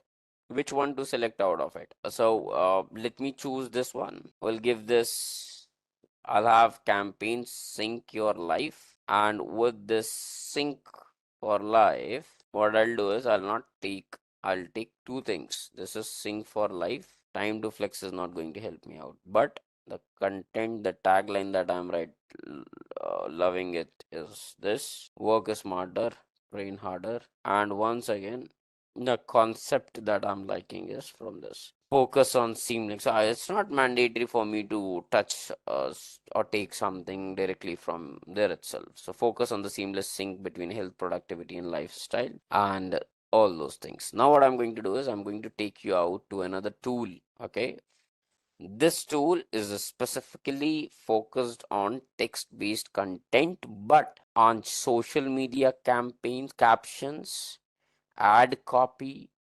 product descriptions, blog outline and titles, email copy. Make a note of it. Pepper.ai. Pepper type.ai. So all those whoever encounter this, okay, like in case if you want to go ahead and do marketing, if you want catchy lines, if you want captions, so this has been specifically trained on generating such kind of things. Okay, so I'll just log in. This is also a premium one. You can talk to the companies and they're going to help you out, but I'm just signing in. Perfect. So this is the dashboard looks like. So you have, what do you want to create today? Ideate topics. Do you want to just ideate things recommended for SEO blogs? Okay. Now see, there's one more thing. Okay. What is SEO? Search engine optimization. So you have search engine optimization. What it is a way, why it is important, what it does, it basically ranks it. If the SEO is done correctly, your blog, your website will rank on the top of the SRPs, search engine ranking pages, SRPs. So when you anything search on Google, it gives you 10 website for it. Yes or no? Correct?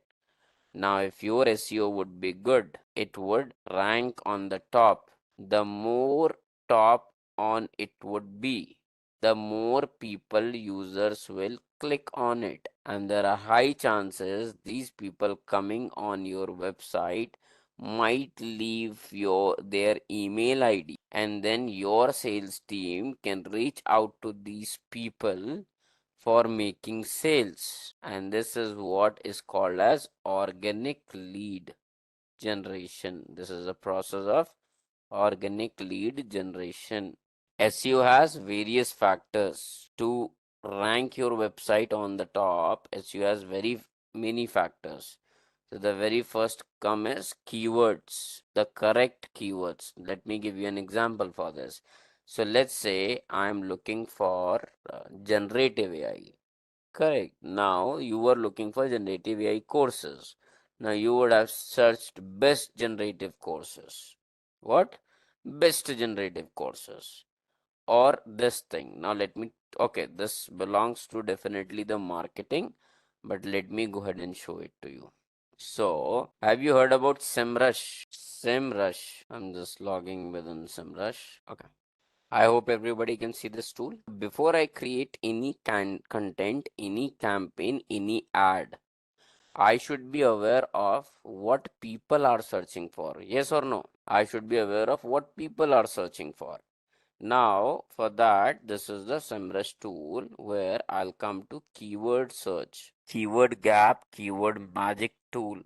Okay, so this is something which is core digital marketing, SEO management. Okay, it's not related to Gen AI, but still now they have added a AI powered feature to make this tool. That is one thing. But yes, in case tomorrow if you are coming up across any situation where you have to go ahead and make any content, any creation, any kind of website launched on internet, and you want it to be on top, you need to have an expertise hired for it, that is an SEO expert. And what it is going to do, before you go ahead and write the content, or your content writer is going to write content for you, it is going to go ahead and give you few keywords that have to be stuffed in the content, because this is what people have been looking for. So let's say I am looking dedicated to India, okay, and I'm creating a product on Gen AI course. Okay, I'm clicking on search. Sorry, that was a prompt space. How many people have searched for in it? 3600 with this word Gen AI course. Everybody getting it? Now what I got to know that yes, whenever I'm going to create any content campaign or my website or the content of my website, this word has to be used again and again, again and again, again and again. The KD is keyword difficulty, which means how tough it is for you to rank your content, blog, or website on this particular keyword. Getting my point, everybody? Let's click on all keywords. So probably this is putting us a limitation to it, that okay, only one keyword it is being displayed, but it will show you 100 of keywords for it in case if you have the paid version of it. Okay, now see, when I removed the course and only Gen AI, you see this generative AI, 90,000 people have searched for it. Gen AI. So now let's say in case if I would have been creating what is Gen AI blog, let's say what is Gen AI Intellipaat, and I do not know whether they have written or not. So see, what is Gen AI I have typed. Now few of the companies would be listed over here. Okay. Now let's say, how do we convert people? So let's say what is Gen AI. So there is a blog called as what is generative AI. Correct. Now whenever I'm going to write this, no, whenever I'm going to write this, what I'm going to do, I'm going to use a combination of these words which have maximum search volume, because the maximum search volume keywords I would have will, when Google will be reading this URL, crawling this URL, it would consider as a correct blog or a relevant blog. Okay, so that is what, whenever you are going to go ahead and create content, take care of these things as well. Okay, that okay, do you want to just ideate the topics, do you want to audit the existing website content? This is what also pepper.ai can go ahead and do it. What it can do, it can help you to analyze, identify the gaps, okay, between your competitors link and your links as well. Do you want to create a blank chart? You can go ahead and start working with blank chart. So let's say you would have getting, so let's start with some create. I want to create content. Okay, let's say create content using AI prompts. So project name is, let's say project name is fitness watch. Project domain, I can add it, not mandatory, but you have to enter the URL in India and competitors URL for the better research. Okay. So let's say I just created a project folder which is called as fitness watch. I'll just open it. Now, do you want to discover the topics? Do you want to import the topics? Okay, so let's say I want to discover the topics. 1 minute, 1 minute, 1 minute. I want it to generate the content. Wait, project and items. It has been created. Looks good. Okay. The AI content studio. Okay, the AI content studio, since we are dealing with the AI only. Okay, so do you want to brainstorm? Do you want to look for Google ads? Do you want for LinkedIn ads? Do you want the Facebook, Instagram ads? Do you want it to the B2B sales? So let's say I want to promote something on Instagram.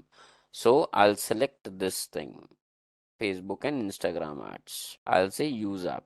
So it says, what are you going to do it? The platform is going to be Instagram. Ad format could be, depending upon, it could be an images. Do you want a video? Do you want a images? Do you want the story kind of images? In case if you are aware of Instagram, there are carousel and story. Okay, so slideshow. Let's say I selected an image. A number of ads, how many you want? Just let's say I want one ad. Then there is an ad objective. What is the ad objective? Is it the awareness? It is the traffic? It is the engagement? So the tone of the content that would be selected, it would be selected on based off these options. Are you willing to sell, or it is kind of an app promotion? Correct. So let's say app promotion. Okay. Required ad copy. So are you just going to like headline, primary text, or the description you want? Okay. So let's say primary text I want headline, I want description too. All of them I want. Okay. Now, any other optional information?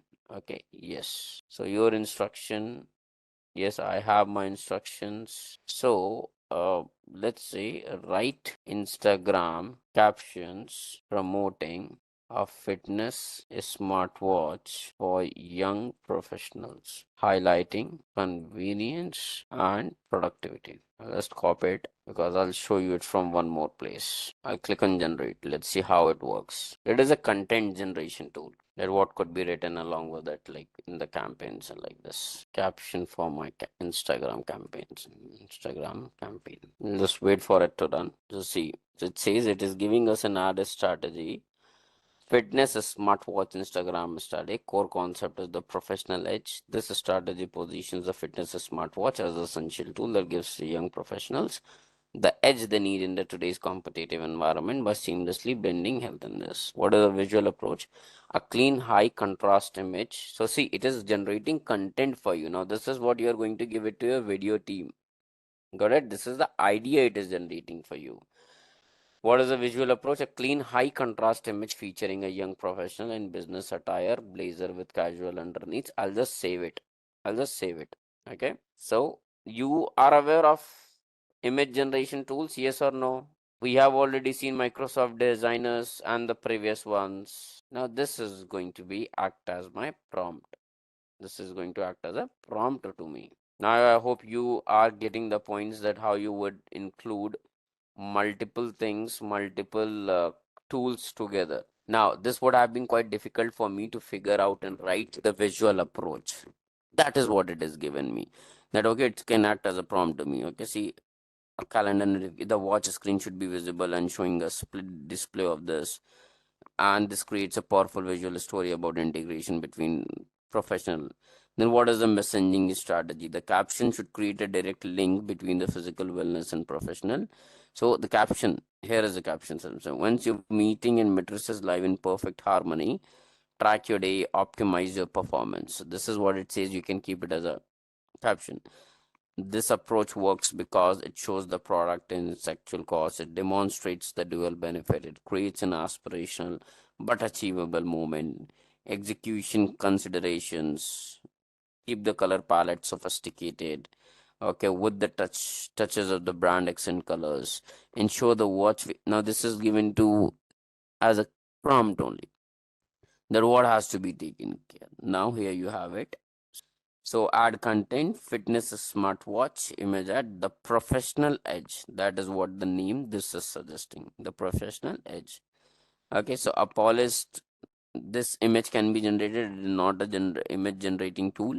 Okay, so it is writing the content. A polished young professional in business casual attire, navy blazer. I'll just save this as well. Okay, this is another suggestion it is given. Add copy, primary text, track both your meetings and matrices in one glance. That is a caption. Well, when wellness syncs with your workday, productivity isn't just a goal, it's a guaranteed. Headline, your professional edge on your wrist.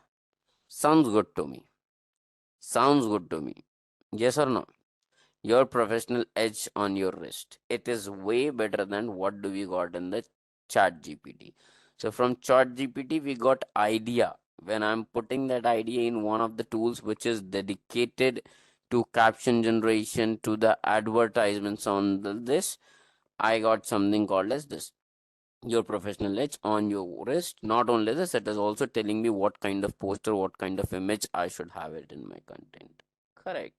Now, similarly, there are n number of things that can be done over here. You could use this for brainstorming. You could use it for email campaign generators as well. Okay. So not only this, you can directly ask anything over here. You can directly ask. Now, in case if I would ask it to generate an image, it won't do that. Generate an image for me on this. It says no result for now. You can use, okay, it says use brainstorming application. For general chat, like ChatGPT, use this. I'm saying generate an image for me. So it's more like the content auditing tool. See, I'm currently unable to generate images. How I can help you to give you a prompt that you can use with the AI image generators like Midjourney and DALI, a stable diffusion or anyone. So this is what it says. I can give you a better prompt. So all those people who were a little bit doubtful that how to write a better prompt, this tool is going to help you out.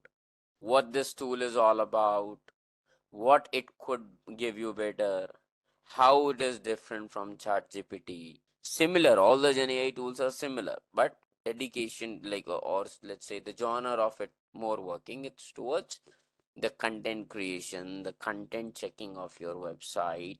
It's more like the content dedication to the LinkedIn descriptions, to the posts, to the ads, to the marketing part overall. Not only marketing, any kind of content. So that is what this Pepper content application is all about. Okay. Now let's say I got the content. I got the idea first from ChatGPT, then I got the content, the catchy line that I have to use, the description I have to use, and now let's talk about I have to go ahead and generate visual concepts. Okay, so I'll take you to the another tool, which is this is all the part of creating a campaign, which is being done in seconds. Mid Journey. So I'll take you to this tool. I'll just log in. This is how it looks like. This is the quality of images it would be able to generate. Okay.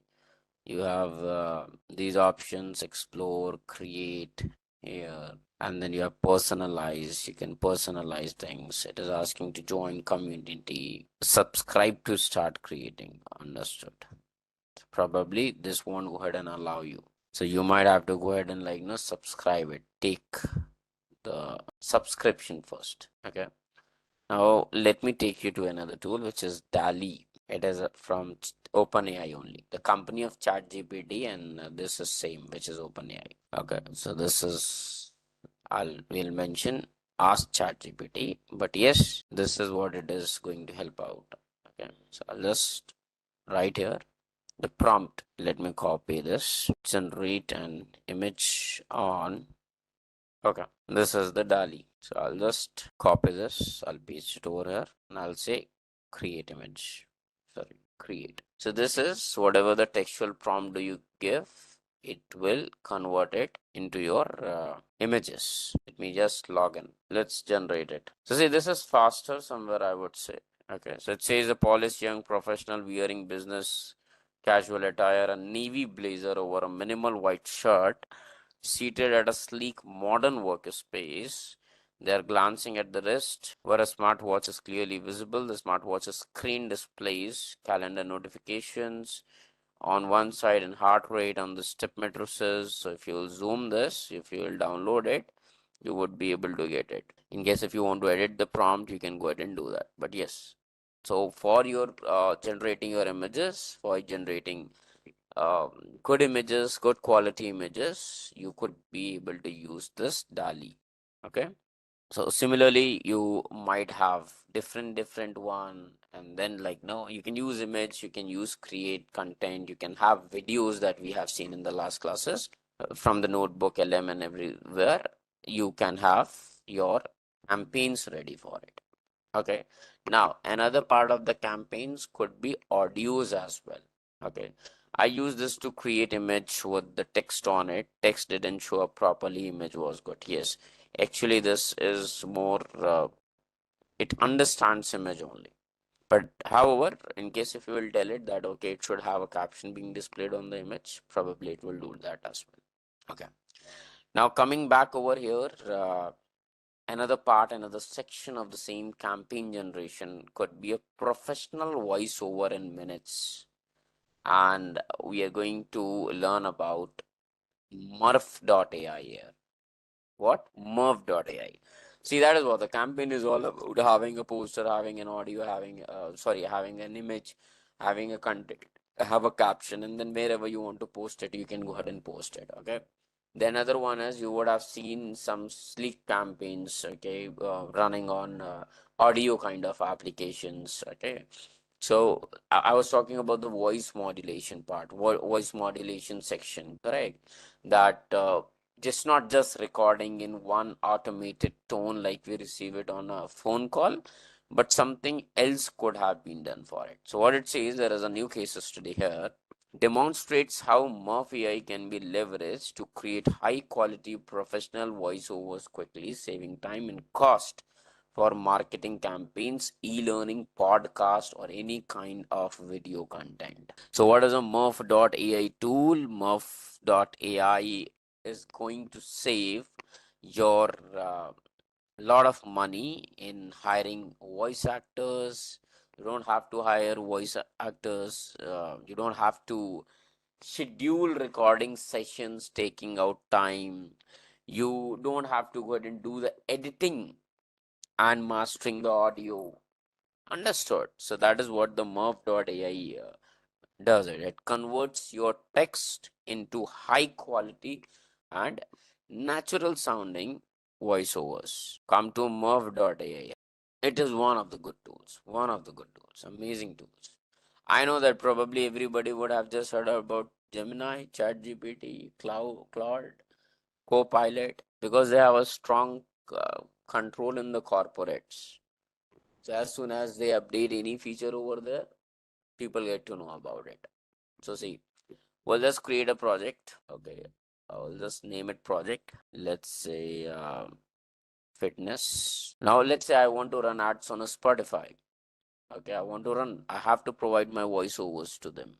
Correct. Then only they are going to run it between the ads in case if you don't take subscriptions. Correct. So let's say fitness watch, a folder from the ID. Now see, a very good one. Good one. See, this is the Ruby one. Okay.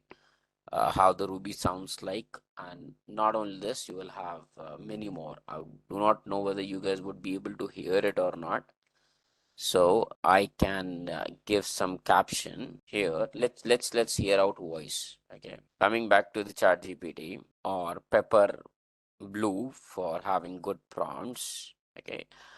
I want a new content for fitness watch advertisement on Spotify. So I need content for voiceover. Okay. So it is saying, please give me more details. Who are you going to target audience? Okay. So let's give it the duration and everything. Now this is what makes it better because in case if I would have dropped it to ChatGPT, it would have given me answers. Whom you are aiming to reach? Fitness enthusiast. Tone. It should be energetic and motivational, calm or informative. It should be motivational. Key features or benefits of highlight. Let it be. So these must are fine apart from calendar notifications, heart rate. I have a calling feature, BMI. Call to action. What do you want to visit a website? Visit a website called Fitness Trend and download an app from Play Store named as Fitness Trend. Duration, the content should be 30 seconds long. Let's see. Okay. It has given us a content. Stay ahead of your day and your health with fitness watch, ready to take control on this. Perfect. I'll copy this content. I'll come here to mob.ai. I'll paste the content here and I'll look how does it looks, what voice style I want. So English, US, Canada, you wanted Spanish, you have different languages. This is English India as well. So there are different voice styles: sad, angry, conversational, newcast, furious, sorrowful, terrified, inspirational. Correct. So I can make it conversational, or let's say, some years ago. Never mind how long precisely. I set out to see. so let's say inspirational.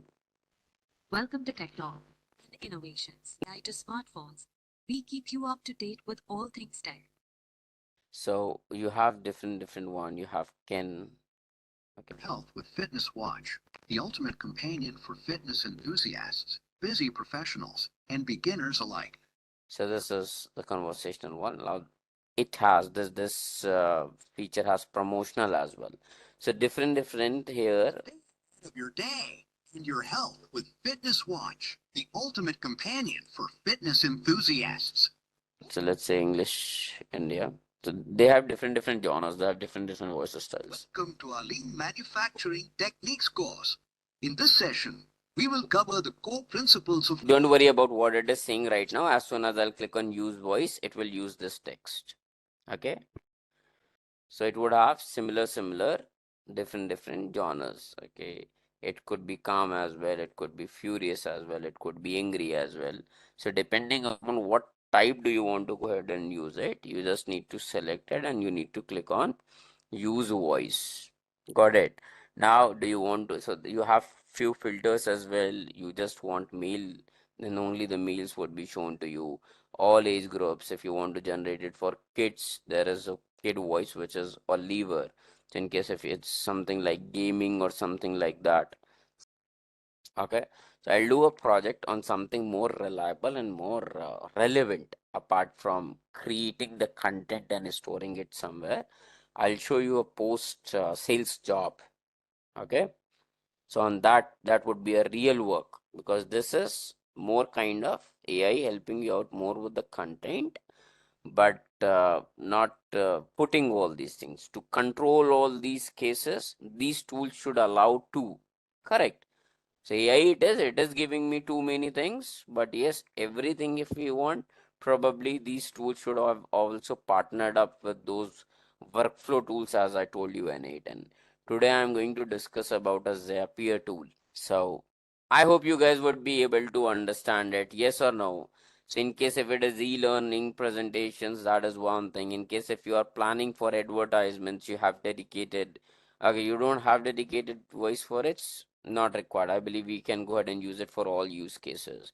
For audiobooks, for YouTube, for IVR, okay, for games. Okay, probably the one I have selected one that is being displayed. Document.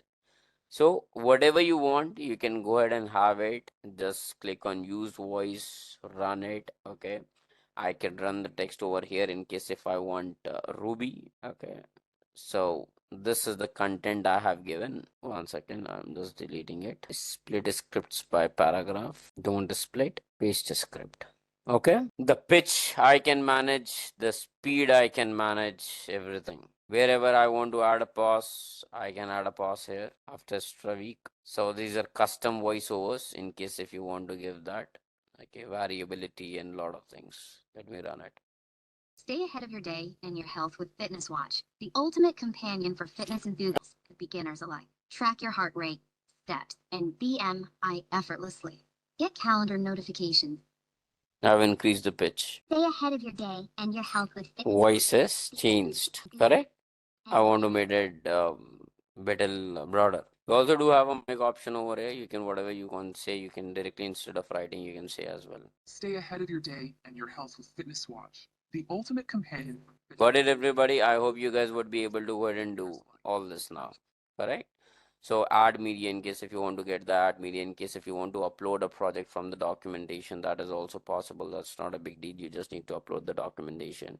You want to translate anything, that could be also translated. Can I download the voice generated? Yes, you can go ahead and do that. Otherwise, what's the role of it being generated? So can you see this option, download audio? So you would be able to download the audio too. Okay, so that is what the tool will be able to give you. So let's come back over here. So this was creating a professional voiceover in minutes using AI.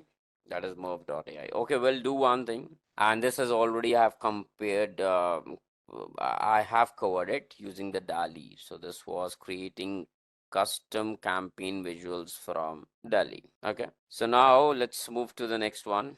That is analyzing customer behavior data with AI tools.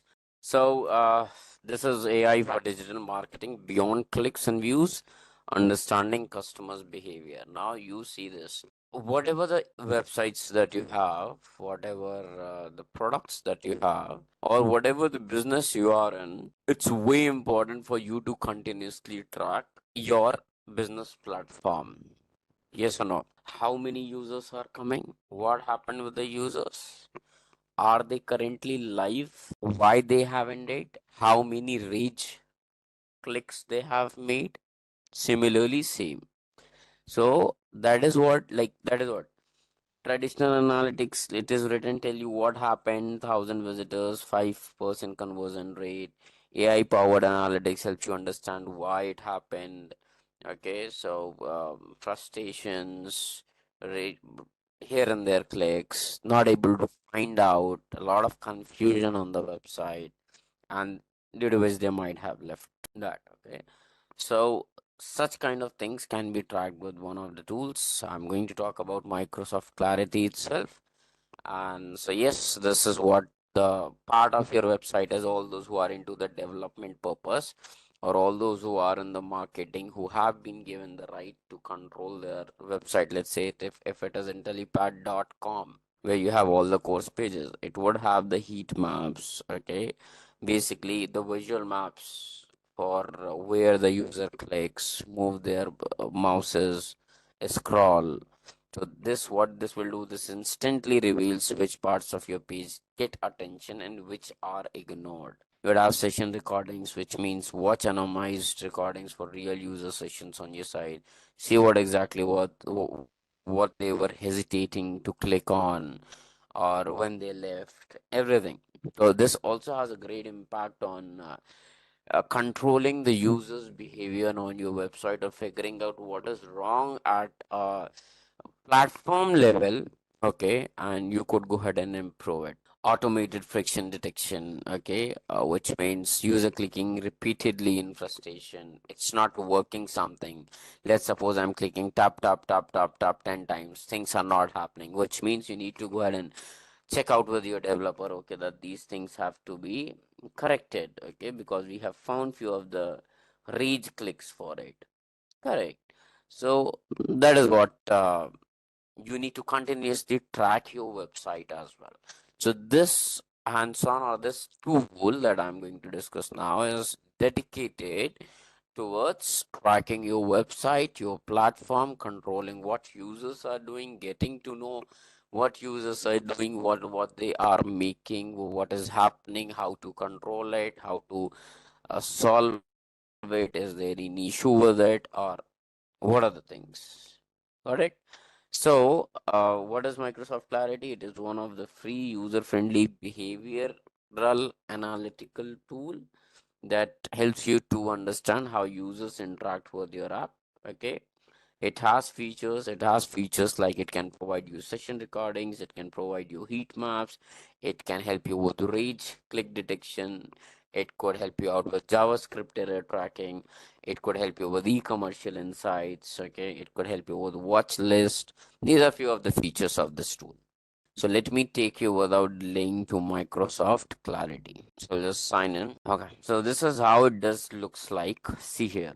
Now we need to understand one thing. So you have this Clarity first of all. How many sessions are open, and how many times this your session is open to what many people. Okay, pages per session, how many pages are being checked, okay, throughout in that session. So let's say if just I have one page website, this would never change a value. Scroll depth, how many people have scrolled your page up to what extent. So what is the scroll depth? Active time spent, which means what is the average time spent for by each customers. Raise clicks, how many random 10 clicks have been made, how many live users are present. It gives you the live activity is being which is being performed on your website. What are the total number of users that are coming up? They are coming up from India region, whether they are coming with a tablet mode, whether they are coming with a phone mode or not. What was the user intent? Okay, so this is what session with returning users. Okay, which means those people who are coming back again and again. Okay, sessions with new user. Every time new user is coming, that is 100% only one user. This is a testing website. Okay, who is the top user named as one session is coming from the India region. There is no contact card that's not being left. So this is what some information. It uses Chrome browser. Now whenever you would be planning to get your website built or any new feature, it's better that you take Chrome into loop while designing it. Okay, the Chrome browser's ability to or the pixels or the layout and all these things. Getting my point, everybody? So this is what basically it says. Now the point here is how to set it up. How to set it up. So this is the heat map. Okay, so I have this is one of my project. So before I talk about all these things, it's important for us to go ahead and know how to set it up. The point number one thing is you should have a website. What? You should have a website. So I'll show you fresh hands-on on few of my websites. So let's say I have some code. Let's say I have written some code. Okay, everybody knows what is a website, correct? And how a website is being built. It would have some code at the back end. So see, I might have a code. Code could be on VS Code. Code could be anything. So let's say how do you host a website? So I'll come to one of the platforms that helps me to host a website. Hosting a website means anything, any platform which is capable to go ahead and convert your code into a runnable format over the internet, and people should be able to access it publicly. Okay, so I have this code. Okay, so this is one of the codes which is going to generate a website. Now how to generate a website? For that, wherever you have code, what you need to do is you need to go to settings. But I would do one thing. I'll create a fresh one. Wait, simple one. I'll show you. So let's say create a new repository. I'll just create a folder name on this GitHub demo website for Microsoft Clarity, so that I can show you the functionalities of Microsoft Clarity. Okay, choose visibility. Yes, fine. It's public. I'll create a code file here, creating a new file. I'll name this file as index.html and I'll paste the content. I'll paste the content, which is this. I had it in my drive. I'll paste it, remove this much code, and I'll click on commit changes, create index.html. Now I just onboarded my index.html to a platform where it will always remain, which is a GitHub platform. As nobody has mentioned that there is nobody who has heard about it, so I'm not getting into the depth of explaining of the explanation of GitHub. However, yes, this is the index.html. I uploaded a file. Okay, and what I'm going to do is I'm going to run it as a website. So I'll come to pages, and within pages, I'll click on deploy from branch, which is by default selected, and the branch name would be selected as master. That's all. I'll click on save. Okay. Now this is my website. This is the code of my website. Now where it is, it would be running by default. Whenever you host any website on GitHub, it something runs with this format. HTTPS directly the repository link, which is Rush to Akshat, then dot github.io. Okay, that's all. Hit enter. Here I should have my application, but it says there isn't a Git pages site here. I'll go back. I'll check here. So it says yes, a new file has been added, but please save it once again. What it says, please save it once again.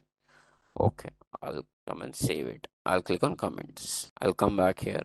I'll give a refresh. It says Intellipaat blocks. Okay, in case if I'm going to the artificial intelligence, it might go ahead and take me to an artificial intelligence blog. Correct. It's a basic website for me to show you how do we connect all of them all together. Then you have career guides, big data, data science models. Okay. So this is the basic one where it is a clickable environment as well. We have about us, okay, and we have visit intellipaat.com. So it will take me to intellipaat.com. Now let's do some connections. I'll come back to clarity because I want to observe what Kuntal Datta, what Saurabh, what Dr. Ramesh, Amesh, sorry, Rameshri and Swapnil were doing on website, or what is happening with the users. What I'll do, I'll come here to the clarity, and here in this arrow, you see here in this arrow, or I'll try go like no to come to my projects. In this project, I have to create a new project. Create a new project. The name is, what should we name it as for now? Let's say Intellipaat blogs. A website URL. What is a website URL? So this one, website industry, it is an edtech industry. It's completely up to you. What do you select? Careers and educations. I'll click on add new project. Now let me tell you, it takes up to 2 hours for it to reflect. What to reflect? It to reflect. Right. Now it says almost there.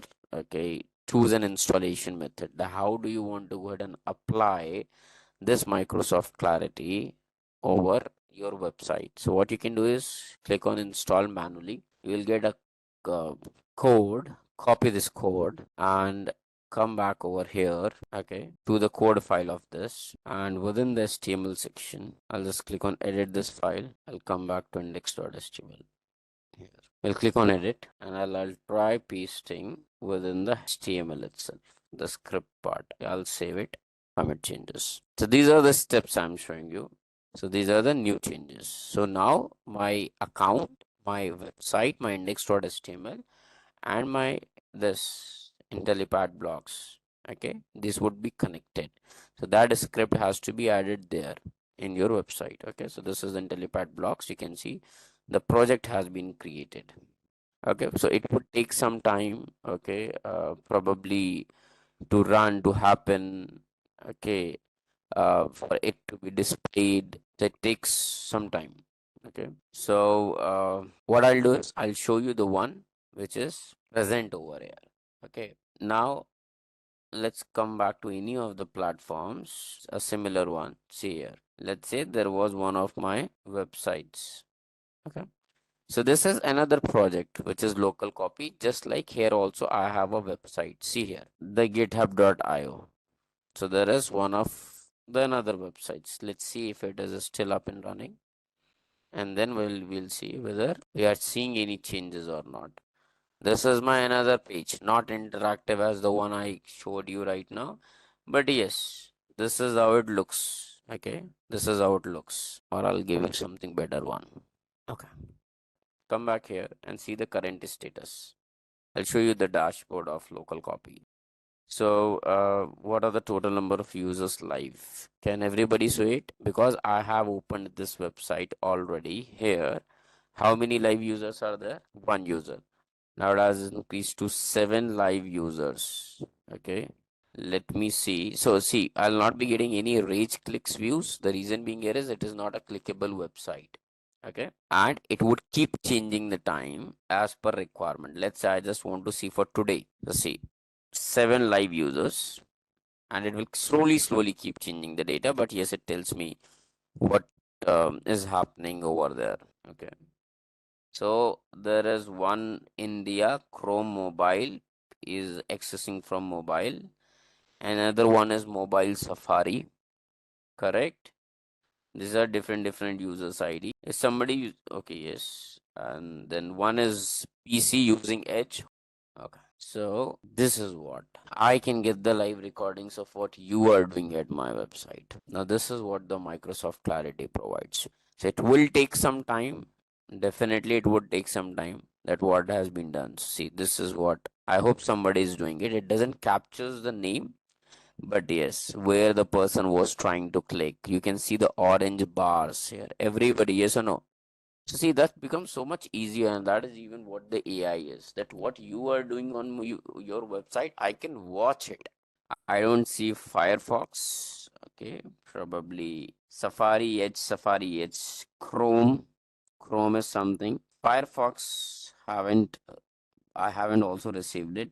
Probably, I believe Clarity has something called as like it captures the details with the name Firefox. That something could be a chance because it would show here only those options, okay, that it would have it.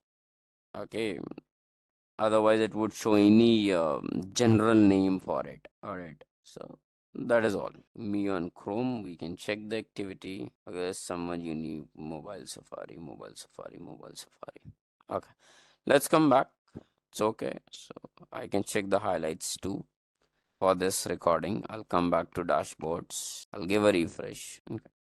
So that is what, when you will have a more functional website, a more live website, the more things would work, the more options would be displayed. Now, this is one thing, a static web page I deployed on GitHub. Correct? That's one thing. Apart from that, you would have heard about Wix, like WordPress and all this, where you probably have your websites deployed. So GitHub is more like at a foundational level to store your data, but now I'll try to log in Wix. Okay, so Wix Studio. We'll go in it. I'll try to log in. Probably I am already logged in. Perfect. So we'll come here to our portfolio, my workspace. So see, nowadays it is very challenging that who has accessed my portfolio or not during interviews or not. Okay. So I have a portfolio of Mr. Sai Suman. So here you can create different websites. You can have your sites created, proper sites itself. So see, how do we, let's say it has nothing to do with Microsoft Clarity. It is a separate platform managed Wix. So let's say I created one of the websites, and when I'll try to edit it, so I'll come here to applications, to applications. Now this is for all those developers who works on website, who work on websites, okay? Or in case future your team is working, it's telling you that no, it cannot be done. You would be aware, you can help them out that yes, it can be done in such a way. So there is Microsoft Clarity that I have enabled for it. So let's say I delete it. So I don't need it anymore. I deleted it. Okay. Now, so what I'll do is, let's say I will once again look for app, get more apps.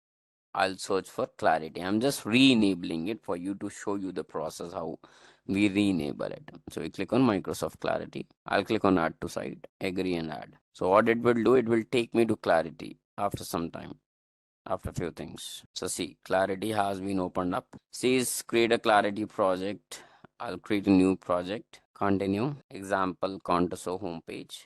So let's say the project is Wix site tracking. The URL of my portfolio where you guys would be visiting. Let me close all this. So go back to Science Month workspace home. Let me go back to workspace. Okay. I'll just open it. Everybody will have this link. Okay. I'm going back to my adding the project. I'm adding this link. I'll just select and add a new project. This is how, in case if you're working on any third-party application where you're creating website, you can directly integrate your Microsoft Clarity over there. It says data will continue to show within a few hours. Okay, so that is how it shows over here. However, I already, since I knew that, okay, I am going to be in a session and it takes time. So I similarly, same another duplicate project, I already have it with the name portfolio. Okay. There are no live users. Only there is one unique users. That was nothing. That was me itself. Since I deleted it previously, this portfolio is not going to work. There was a change. The change is because I deleted Microsoft Clarity first, and then I have shown you once again the new one. Correct. Which means I can only have it in Wix site tracking, the new project that I created for you guys. We need to link with Wix. We already did it. You remember, I came up here, I opened the site, and then I added the app RAMs. Okay. I opened the app RAMs like Clarity. I connected it with Clarity, and then I created a project. So the project has been already created. Okay. This one, I'll show you. Come back here. The point is the previous project. So when I started, see, can you see now 6 users? Everybody? Yes or no? The previous project that I had no was connected to it. So when to just to show you guys I deleted it. That is why that project has become useless. But I once again have shown you how to add it. Correct? Coming to app, manage app, Clarity, add to the site, give the project name, where I give the project name. So we can see this right now, 6 live users are present. What? 6 live users are present. That is you guys right now. Got it. Slowly, all the data will load. Even I can download it, can be kept with me. Even it can be accessed over there as well. But it says data will continue to show within few hours. So that it takes time. I'll be just closing all this. So whenever it would be a situation where you have to go ahead and track your users, the recordings that I have shown you, this is one of the best tools to figure out what is happening on your platform, what is wrong going with your platform. Got it? So that is your Microsoft Clarity. Moving forward. So that is deep dive into AI for hyper personalization campaigns and SEO. So we are aware of what is SEO, what are campaigns. Okay. So it says beyond segmentation, true one-to-one marketing with AI.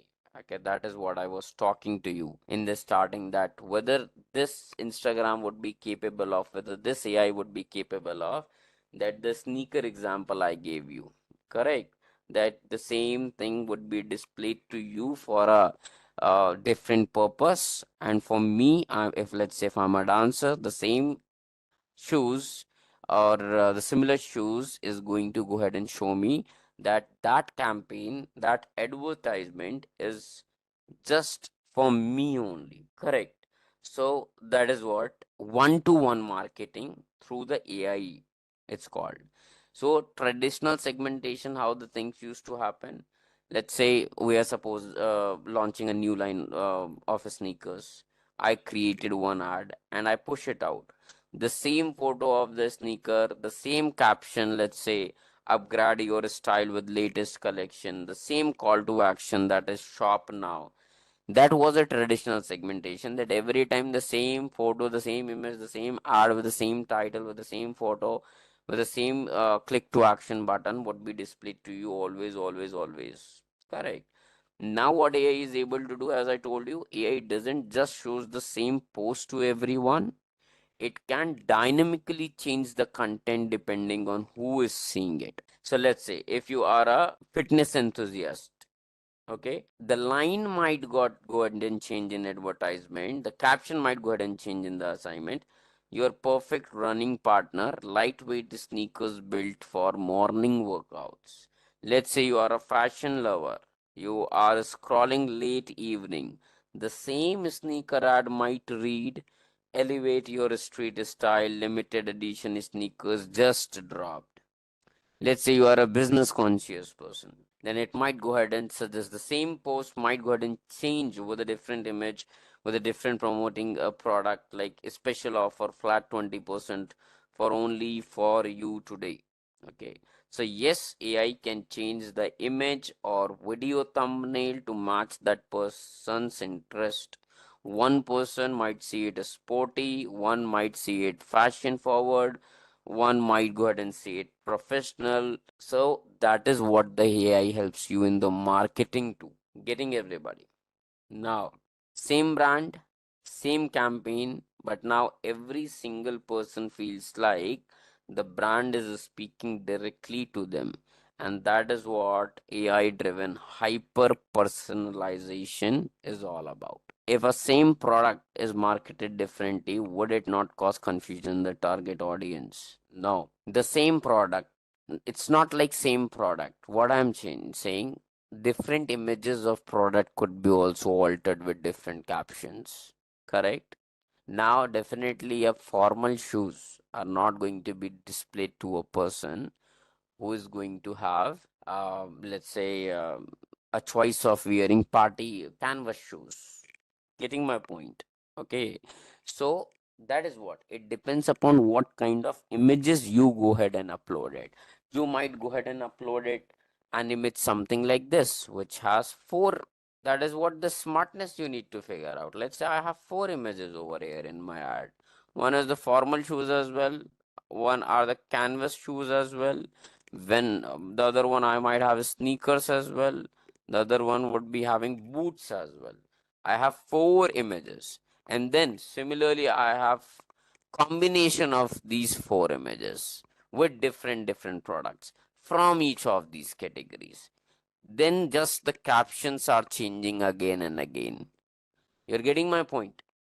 Then at least he'll feel it like, yes, the new thing has arrived. So that's the strategy that you have to apply.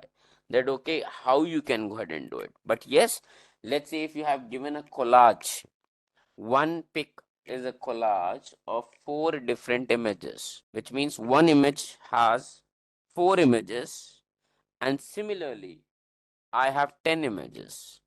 I would be able to upload all these 10 images, okay, with different products in it, and the titles would go ahead and change, the images would go ahead and change as per the search. So let's say you could have only images dedicated to canvas 2.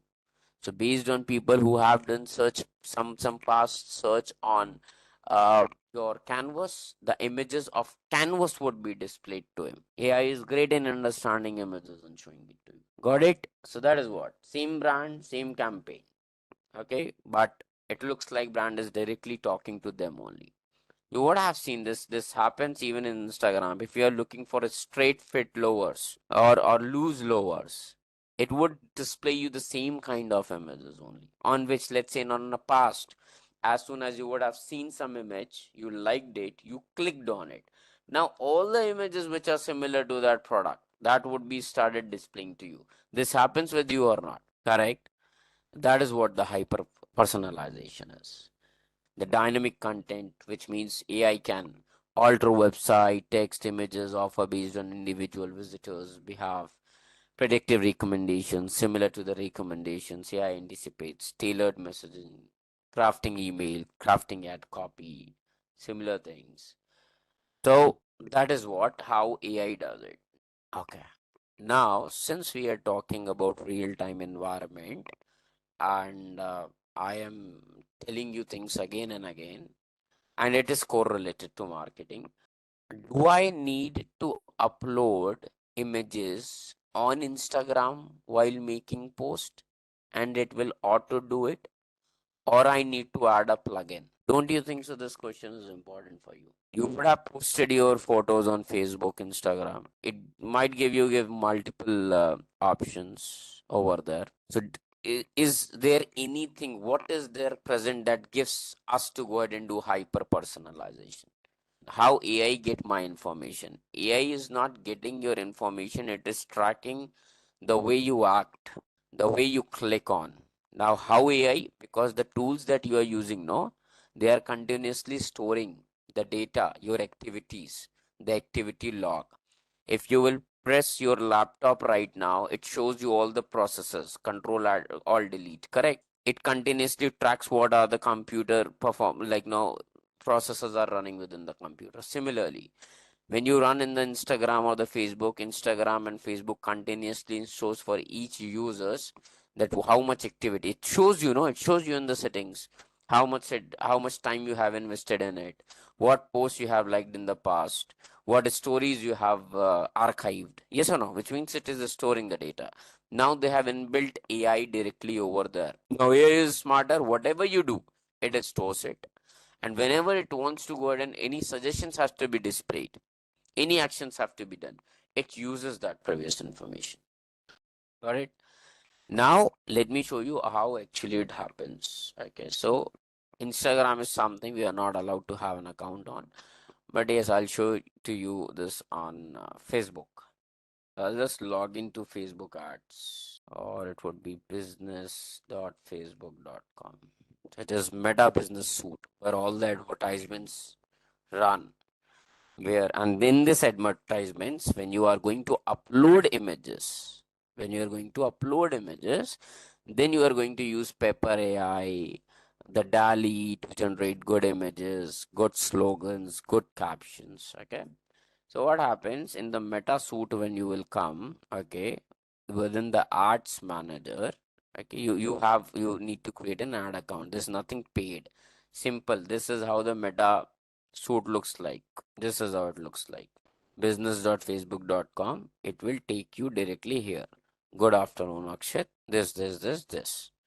You need to come to the ads manager. So it says come to the campaigns, create campaigns here. So here the campaigns are created actually. Okay. Here you have to create campaigns.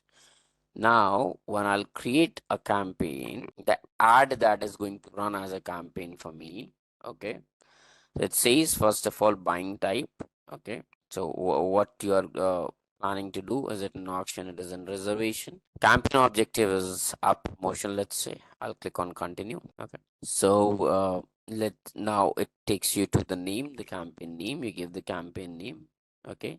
Campaign objective as for now is the app promotion. So what is the campaign budget, daily budget, how much amount do you want to spend? These your digital marketing people will decide, okay, their team will decide, your stakeholders will decide how much do you want to spend to run these campaigns to go in front of the people, correct.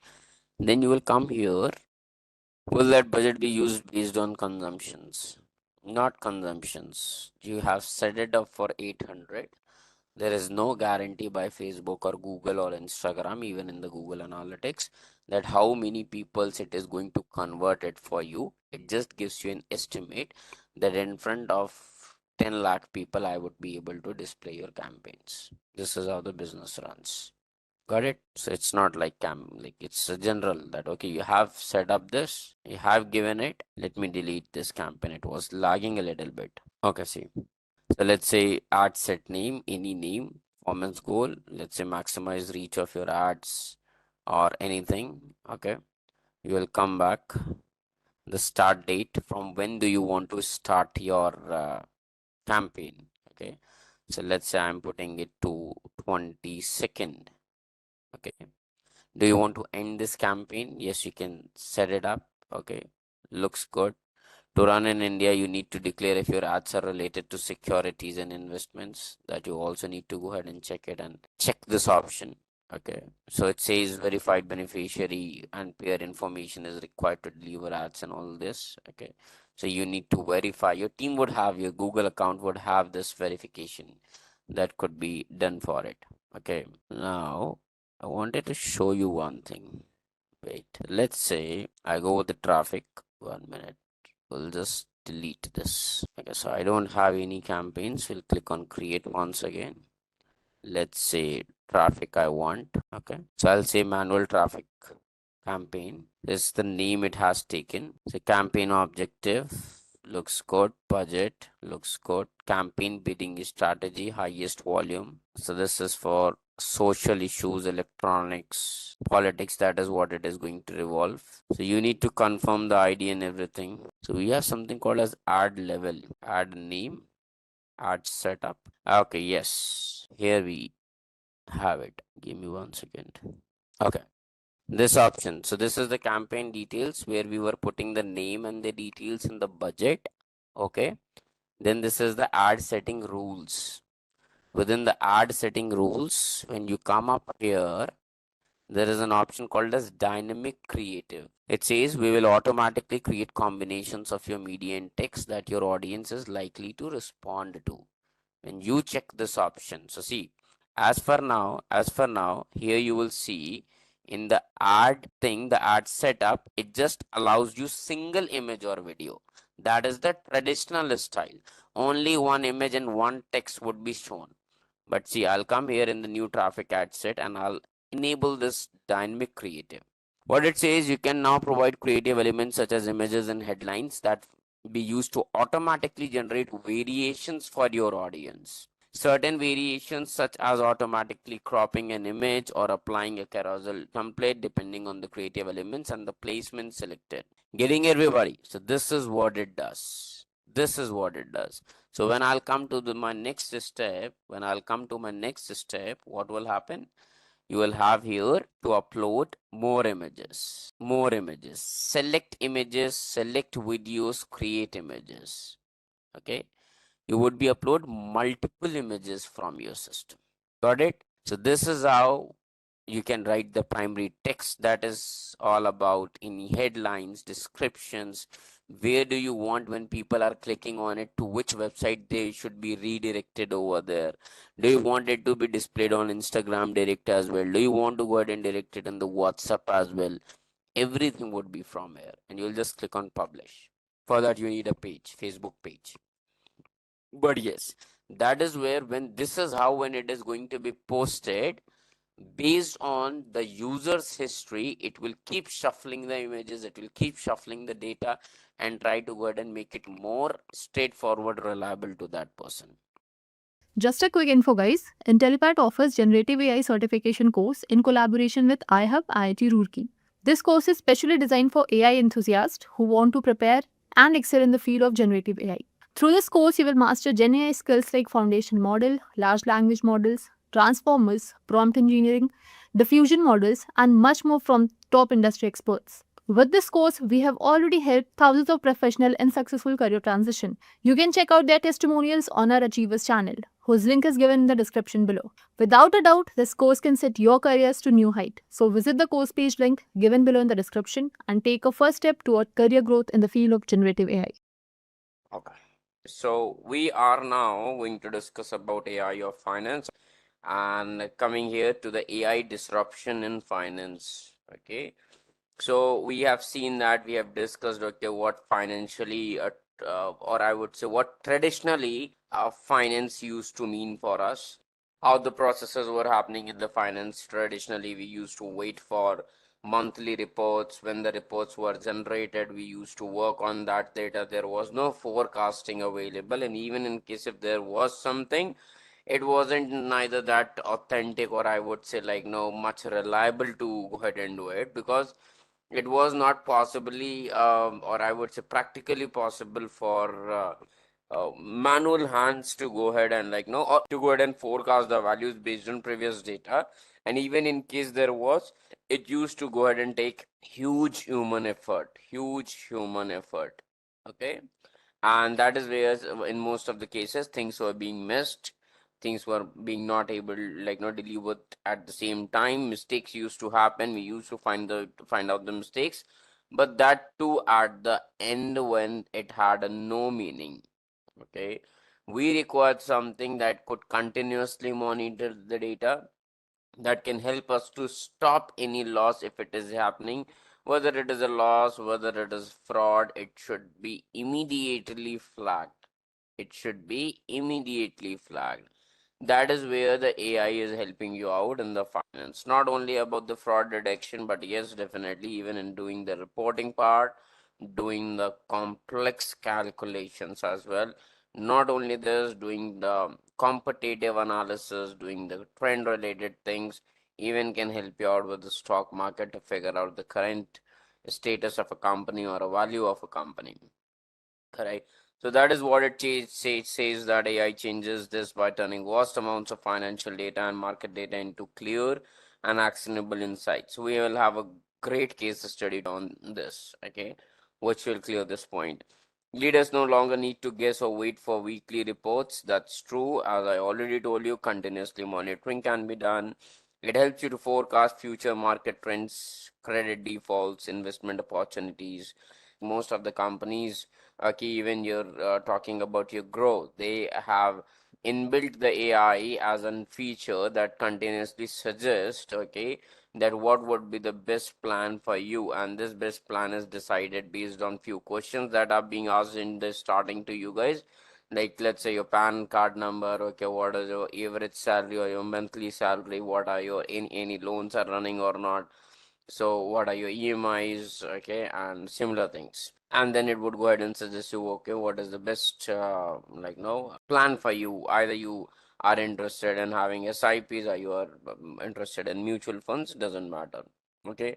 So yes, it can also automate your complex workflows. We have been already seeing that. Okay, we can automate, we can connect third-party tools, whether it was N8N, whether it was Zapier, but yes, it can go ahead and do the task from our end. It can work on reports as well, automating the Google Sheets, automate the reports. So that is why leaders must pay attention on this key areas of disruption where the problem is in the finance sector. So these were the few major challenges, that is lending and the credit scoring. You need something, some companies, like even some companies have kept the tools, various tools for your just AI. Let's say, let's talk about just AI. So it has been used by the banks, okay, for going ahead and doing automated credit scoring. Now nobody is sitting out on billion of people checking that whatever is their payment history, how often they have been making the payments, whether these payments were authentic or not, and all these things. So either you talk about the CIBIL score, you talk about different, obviously your credit score, your multiple factors when you try to go ahead and take your home loan. Probably most of you might be having this. Okay, either you take about the car loan, education loan. These factors go ahead and matter a lot. So that is what AI can. AI is already, I would say, helping this out in lending on credit scoring. Sorry. Then in investment and wealth management, yes, there are companies who have already used AI-based solutions. Fraud detection and risk management, yes, this can be done. We'll see how it happens. In customer experience in banking, not only in customer experience in banking, but AI is helping out in improving the customer experience everywhere because it automates the process. You can do a lot of cost cutting in instead of hiring a huge chat team to answer, I would say the unreasonable, or I would say not a uniform numbers. Okay, like every day you might not be getting the same number of chats, but still you are just paying same person the same package throughout the month. Monies throughout the month. Does not matter whether the requirement is coming more, whether the requirement is coming less. So that is what has completely replaced by virtual assistants, your chatbots, which can be available 24 into 7. You don't need to go ahead and hire 5 chat people, okay, 3 to work in the daytime and then few of them to work at the night time. Similarly, bank use AI to deliver personalized products. Now, these are the case studies that we are going to discuss now, companies to companies or whatever the companies that we have observed in the past have made use of AI and was able to bring out major changes in their business, either in terms of revenues or their growth. We'll see. So we have already discussed, okay, one of the successful AI bots was SDFC Eva bot. It was good at answering million of customer queries. Not only this, personal recommendations, it was able to go ahead and do it, add a feature of voice enabled banking assistance, and a lot more. You can go through this PPT.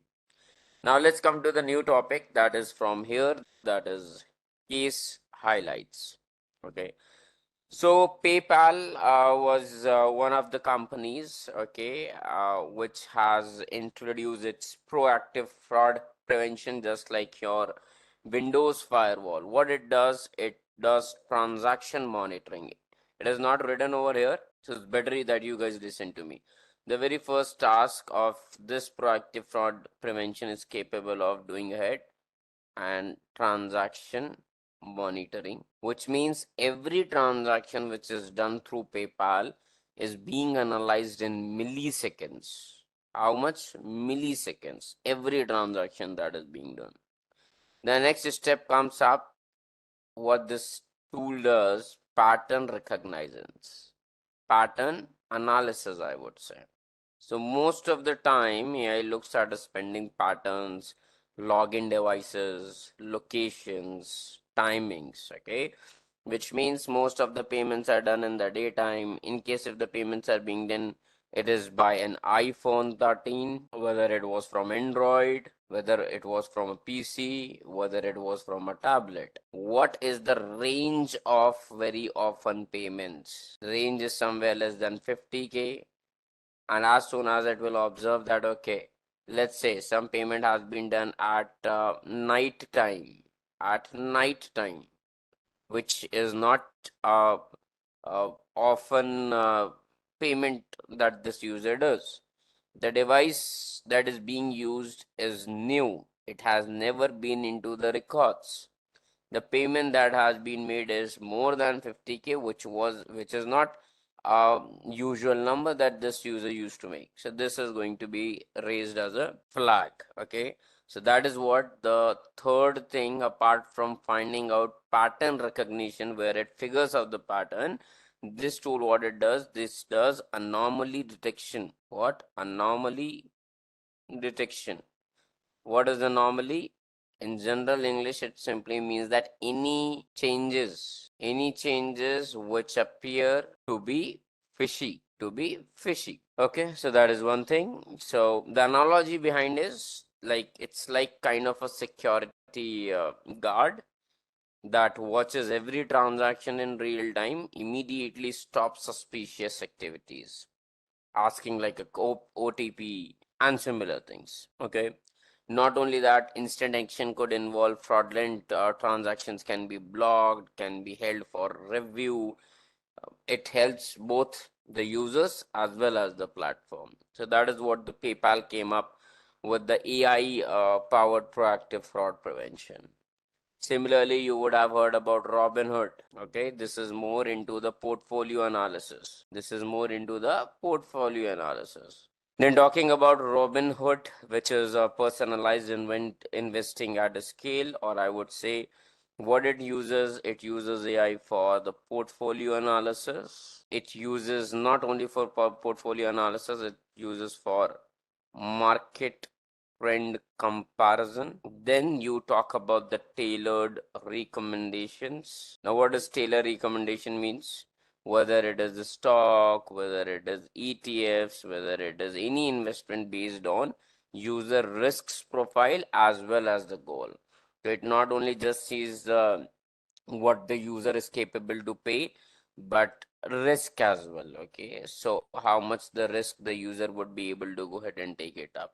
Okay, not only this, then it also comes up with adaptive updates. Okay, which means it would go ahead and continuously recommend you or adjust the recommendations to you as based on market fluctuations, market conditions, or user behavior changes. So that is what this your Robinhood has used this particular AI to go ahead and help the individual investors. Talking about Revolut, have you heard about this company? It is one of the fintech companies, and we'll have a case study discussion on this as well. It is a fintech company which basically works more for UK based, you can say. Correct, yes. So similarly, what this has brought automated KYC. Automated KYC. As for now, what I have seen, even the KYC part, like ICICI is doing automated. Probably I did not open any recent account in ICICI. It was long back. But yes, talking about SBI, probably I don't say that. One of the agents join and then they verify. They have a stricter process, and I would say somewhere SBI is much trustworthy as well. It's not like ICICI is not good, but somewhere in terms of, let's say, in case if you are taking a home loan, you want the things to finance, SBI has a greater perspective in checking the properties in depth, and they will not loan you in case if there is any issues with the properties. So it's not only about why doesn't it helps and how only housing finance companies help you out on few of the properties, because it's not, let's say, RERA approved, or it's not about, in case if we talk about in Bangalore, it would be a khata, that is the mandatory thing. Let's talk about Noida. In Noida, you have, it should be registered under a plot number. It should not have a khasra number, correct? So there are a lot of things over there. But see, they also have a logic. That why they do not go ahead and help the freehold customers, because it's all about the money has to be turned over to the government. Now, what government does, probably, I'm not talking about any of the specific governments, but how this business is made, why these most of the banks only help out specific properties, not all kind of properties. There is a reason. So all these big builders, okay, whether you talk about Prestige, whether you talk about Amarpali or Amrapali, whatever you pronunciate it. So what happens basically, the government takes the land, okay, somewhere at a very cheaper prices, and from the small, I would say, the farmers, or at a very cheaper price, and then it basically they go ahead and sell it to these big builders. This is where probably such kind of organizations would make profit. Point number one. Now, these big builders are going to create high-rise buildings, correct? Where there would be hundred of families there would be living, correct? And government knows, or not to say government, but let's say this whole uh, I'll say the group of people involved in such kind of fields, they are aware far that okay, now everybody's, it's not a possible thing that everybody is going to buy it on cash. Okay, everybody has to go ahead and do the loan. Now, to go ahead and drive all these customers, all these people for the business, for specifically the land on which these big builders are creating. Okay, once again, they will have a profit over here, taking the GST and such kind of things, plus getting the bank interest and everything. So that is what also these are the things that are not disclosed, but these are somewhere the logics that why bank, knowing that okay, whether even it is a good freehold property of somebody and somebody, a small builder is creating campus for you, they're not going to approve loan for that place. It's all a big game, I would say, but fine, let's ignore it. So yes, this was the company which has brought an automated KYC, which verifies your ID documents, okay, during the onboarding process, continuously scans the transaction for patterns that could indicate fraud or money laundering. It has alerts and actions, which means it flags immediately the high risk activities and helps the compliance take the actions. Then reporting, which means it generates audit ready logs for regulatory compliances too. So that is what this company have introduced, AI powered automated KYC. Moving forward, talking about implication for leaders. So it's not something big. You guys are already aware of.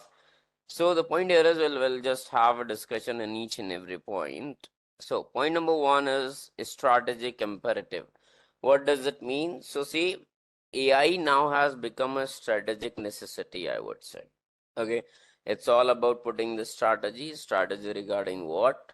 It's not only about creating reports, it's about reducing the cost, managing risk in financial department, and unlocking new value streams. Okay, now I believe everybody knows JP Morgan, correct? JP Morgan. So there is a JP Morgan's coin platform case study. What it does, I'll take you to the official case study published by one of the media partners, I believe. But yes, what it does, it automates the legal document review, which definitely somewhere cut the cost of hiring separate legals and a lawyer team, and then definitely even reduces the errors because the documents, the review documents are too lengthy to be evaluated. So there was, I think so, superior data science, JP Morgan coin case study. Yes, the superior data science. Right now, I'll give you the summary, what it talks about. But yes, whatever the case studies I'm giving you, please read it out. You'll get to know a lot of things, and these are the case things that are already implemented in the market. Okay. Now let me tell you what basically this talks about. I have not only this particular blog, but I have read many other similar articles that talk about the coin, like this coin case study. Okay. So the article basically, or I would say the articles I have read through regarding this particular case study, describes about how JP Morgan developed coin. Now what is coin? Is it a money coin? It is written as coin this way. It's not that coin, 1 rupee coin, 2 rupee coin. It is contract intelligence. Contract intelligence. I hope now you would have got an idea where it focuses on. Correct? So what basically the tool that it is using, the AI that is it is using, which is more focused towards figuring out contracts, reading out the contracts to accelerate the process of reviewing the legal contracts in its financial operations. What the tool uses an NLP system, natural language processing system, because it's the documentations that are being prepared. It's not like it is going to have some mathematical formulations. No, it is going to use the human English language. Correct. Now, what was the motivation behind deriving such kind of tools? So they wanted to reduce the manual efforts, errors, and definitely cost in processing large volumes of data. It basically is one of the real-time example, I would say, of applying AI into the finance. Now we might be thinking, okay, there would be 4 to 5 documents. So what is the problem and why to go ahead and onboard AI for it? But that's not true. JP Morgan, if you guys are aware, it is one of the great banks, and there would be multiple tasks, okay, which would be regarding to that. So that is what everywhere ChatGPT, or they won't be using a specific tool. The AI needs to be trained on the requirements as well. Now they have a requirement regarding the finance and legal, so no other data would be trained to that. It's better that all the logical and the required or the similar things are being trained to the AI, so that it is much more better and much more specific to the results, and the accuracy would definitely increase for it. In case if I will talk about the components, one component was the NLP. It uses NLP technique to read, to parse, to understand the content of legal contracts and extract key terms, clauses, commitments, risks, etc. etc. That is what the tool uses NLP for it, natural language processing. Okay, for checking all these commitments, contracts, key terms, clauses, risk, and many more things in the finance. Okay. Then it uses automation and rule. As I told you in the very first class, automation plus rule. AI is not just including machine learning. Even in case if you remove the machine learning, AI exists. AI exists. Correct? We started our discussion, we started our class from this only. So this was a diagram. This is AI. This is ML, where ML is a subset of AI. Let me remove this. Then what is remaining over here? That is what the rules. Okay, automation, if else conditions. Okay, so yes, it uses such kind of things as well. Kind of, I would say, a hybrid model, not purely a black box model, but yes, it uses a combination of pattern matching, trained models, some rules regarding the finance. Okay, let's say if this of the commitment is somewhere mentioned, it has to be rejected. AI should not go ahead and read out the entire documentation. Yeah, that are the rules. The rules would be definitely unique, would be based upon companies to companies, how they would like to go ahead and work. The system was scaled to go ahead and manage huge, or I would say thousand of contracts, reducing the hours spent by human lawyers and reviewers team. Okay, so later on, what happened? This tool Coin was integrated to the legal operations workflow, so that its output can be fed downstream processes like risk, compliance, decision making, and similar thing. What benefits it gave? It benefits like time, cost saving, error reduction, consistency, speed, throughput. That's all. What else it can go ahead and give you out? But yes, so this is one of the popular examples, and please save the link with you and go through it, or the related articles for the coin case study. The more you will read, the more you will understand how you would be able to go ahead and implement AI in your company, or suggest someone or your senior members probably to bring AI or to the adoption of AI in your system. Okay. Now, this is one thing, that is the strategic imperation. Now, this is competitive edge, okay, which means more faster, more secure, and cost efficient final services. Okay, so I believe everybody would have heard about MasterCard, the Visa card, the Rupee card, and similar things. So MasterCard has also started using AI-powered decision intelligence to speed up approvals while minimizing the fraud. Let me take you to the official site of it, www.mastercard.com. There was a case study of MasterCard uses AI. It was regarding somewhere accelerating fraud detection with generative AI Mastercard. Yes. So what it says, as fraudster seeks new ways to exploit technology, Mastercard is using generative AI to double the speed at which it can detect potentially compromised cards, further protecting cardholders and securing the ecosystem. Okay. So one of the fishy activities when spywares and the malwares are being used, it is called as card skimming. Okay. Now when you we don't have the time to go ahead and go through this all. I'll just go ahead and summarize what was the context and how the AI helped the MasterCard companies. Okay, so probably they are using predictive modeling, as I told you in the very start. Whether it is a supervised, whether it is unsupervised, whether it is a reinforcement learning to train off these machines, they have different algorithms. And one of the algorithms probably we might have discussed, even in case we haven't, not a problem. There's something called as naive bias algorithm. This works on probability. Something could be, something is. What is that probability? So how this MasterCard leverages generative AI by using predictive modeling.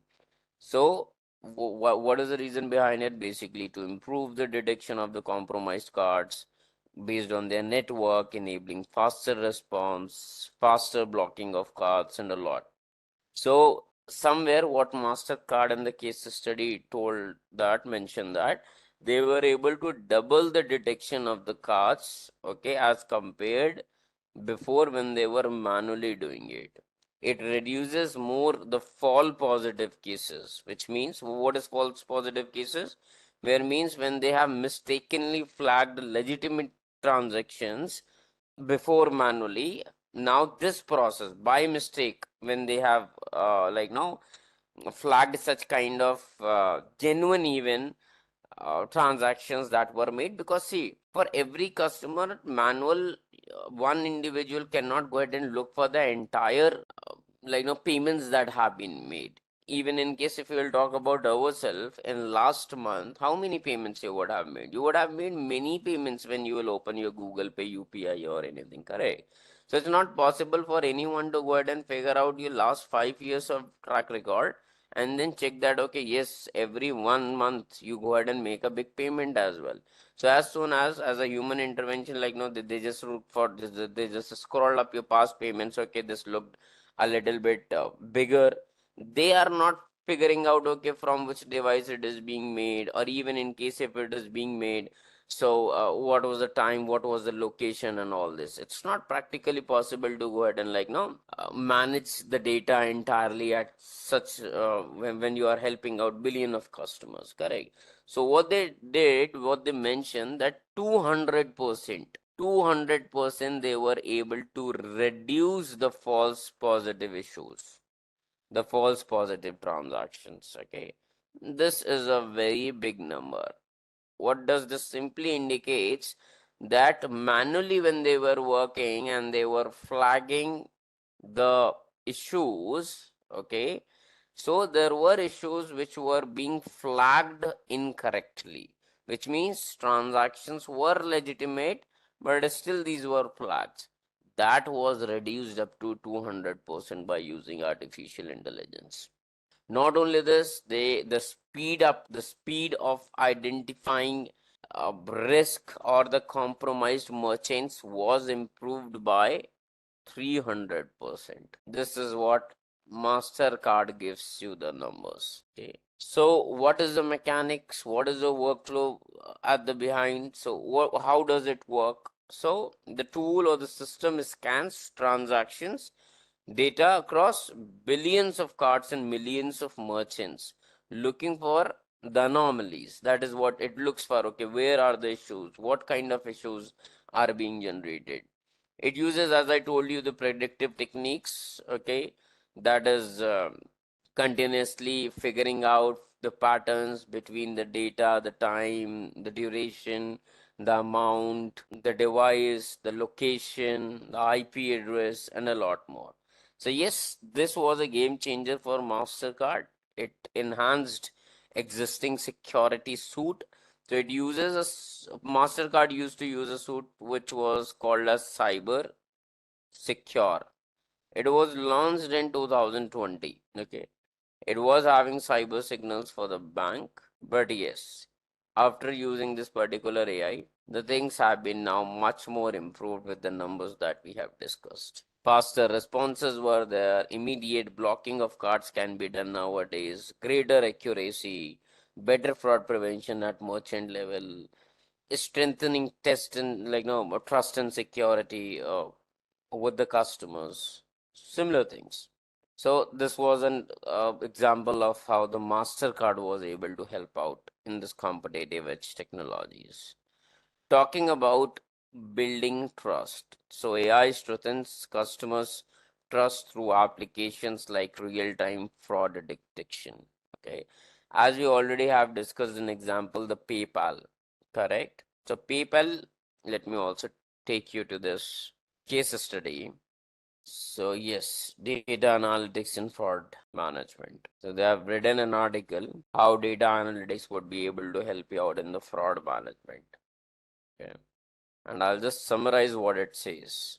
So see, PayPal somewhere operates, in case if you guys are aware, it operates in more than 200 plus markets and process billions of transactions. Process billions of transactions annually, I would say. And this is one of a big number that can attract fraudsters. Now, traditional fraud detection system were rule-based filters, manual reviews, and could not scale with that volume. Cannot scale definitely with this volume.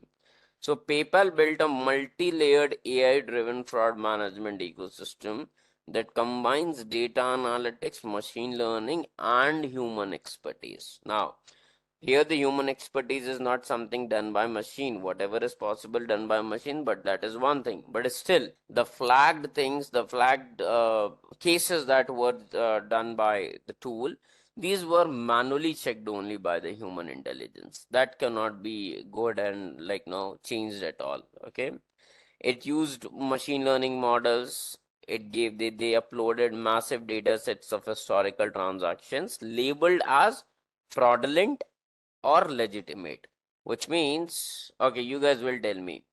So they gave multiple data sets, okay, with variables, as we discussed in the starting classes, variables like name, PAN, payment, year, similar values over here. And then they were having a label column here, which was telling that this combination of variables is going to sound legitimate, is going to be treated as a legitimate payment, or it is a fraud pattern, or it is a fraud pattern.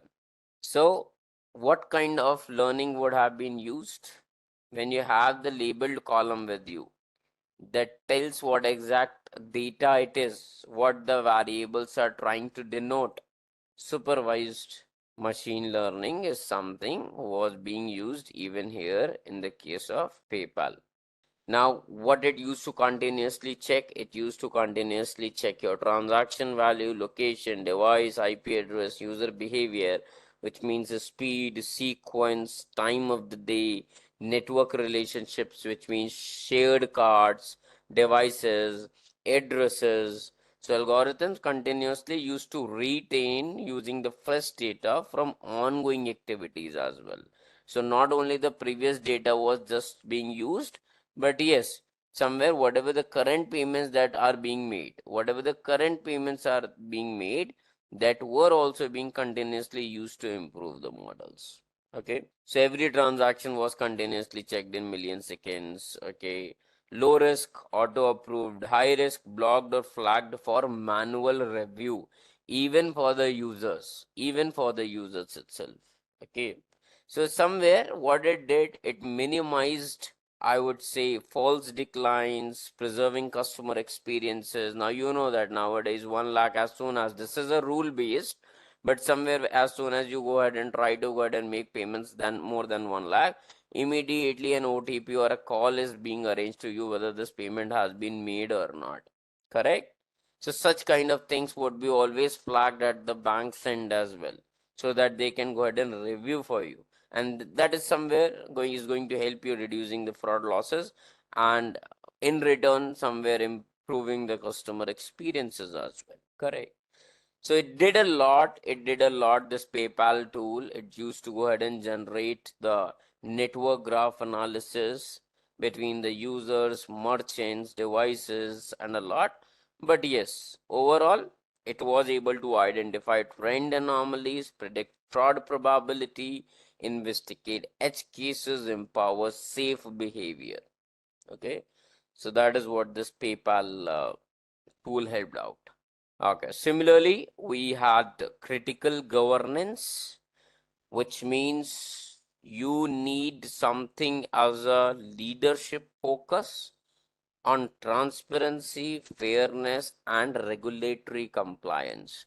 Now, see, whether it is a bank, whether it is any of any service, any organization that is playing in your country on your grounds, that is there in your grounds, has to follow all the government regulatory compliance rules, or I'll say it has to go ahead and follow the governance. Correct. Now, this was where the Revolut applies the KYC verification. Okay, now this KYC verification is one of the mandatory rule set by the RBI itself, correct? That this KYC verification, in case if you remember, the KYC was not the thing from the very start. Okay, you just used to go ahead and submit, you used to be there in a huge line, standing up with your two passport photos, a PAN card photo state, correct? In case probably everybody would have lived that moment. But yes, nowadays you just open your bank account, you just fill out your details, the documents get verified, you get a call, and your account is created within a minute. So, this was a case study for this fintech company and by this fintech forum as well, which is Revolut Rolls, not the India one. Revolut Rolls brings out AI powered customer verification. I'll say KYC. Yes, correct. So by the FS Tech forum, so this is the case study. This is what you can go ahead and read it out. So basically, they have deployed a AI powered customer verification across UK and EU. Okay, that is what UK and EU. I was forgetting. Okay, so in these two regions, this was being deployed, and what it did, okay, what it was capable of. The tool, it was developed for fourth line. It was developed by fourth line, which just uses a single, not getting too much technical, but yes, it uses just a single API. Okay, so it is integrating the technology through a single API, which means the SDK is already somewhere ready and just it has to be called using an API. That's all.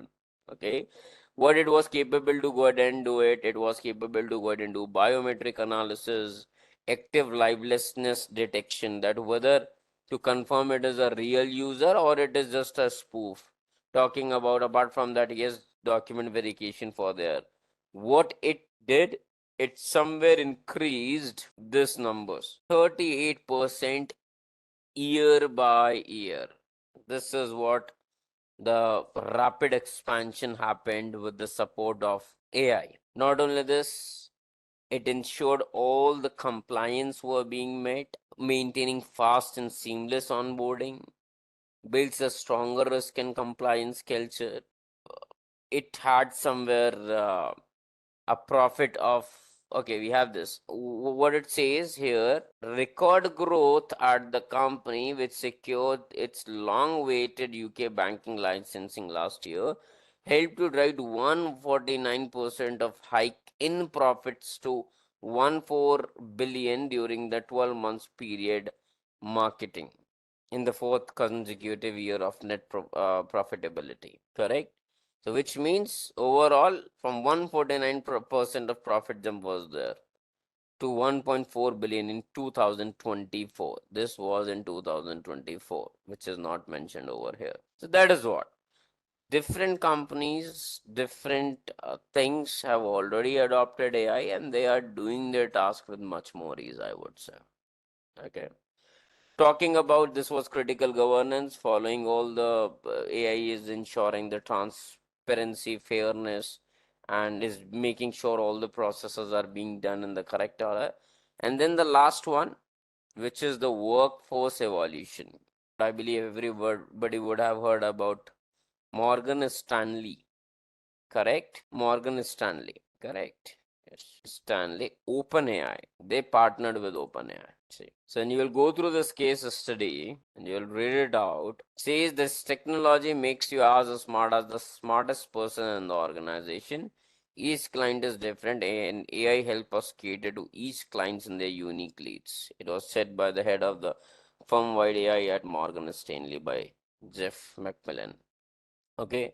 However, what it did, Morgan Stanley integrated AI-powered tools from OpenAI into its wealth management division. Not all the division, but the wealth management decision.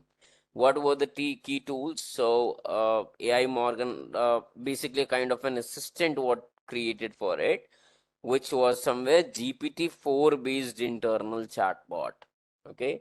What it used to go ahead and do it? It used to help internal advisors quickly access the Morgan Stanley knowledge bases, either the policies, research, product information that they are willing to sell, and a lot of things. Because the organization was quite, the firm was quite big and quite large. Not only this, it used to go ahead and help generating meeting notes, summarizing key discussion points with the client consistently. So, in case if they are in the communication with the client, it would go ahead and do a job of creating notes in the meeting that was going through. It also used to go ahead and draft follow-ups, communication, saving advisors hours per week so that they can go ahead and focus more on serving the clients instead of just having the follow-up mails, reaching out again and again, and again. Okay, not only this, it helped the analysts of the companies or the traders in the international security groups. Okay, it helps to search and summarize research documents efficiently. What it did, probably it helped a lot of, it boosted the productivity. It was a response to somewhere more faster and more accurate client queries. Scalable knowledge access, I can say, continuous improvement, and a lot more. Okay. I hope it is very clear with our discussion that how AI is already integrated in finance departments by large finance companies, and you would have got an idea that what AI is capable to do so. So whether it is investment banking, whether it is portfolio management, whether it is your fraud detection, whether it is report creation, whether it is drafting mails, whether it is making up follow-ups, whether it is about playing numbers, whether it is about like now what PayPal has included, what MasterCard has used it for. Somewhere AI is going to help you a lot. It just you should be aware of that, yes, whether AI can do this or AI cannot do this. Then you need to go ahead and propose this in your organizations, and then somewhere either your own developers of the companies, either you might have a third party collaboration with the companies who can create a dedicated model for you, and then yes, a lot of time can be saved. Now you have seen that there was a growth in by 2% in reducing the like now wrongly flagged legitimate transactions, correct?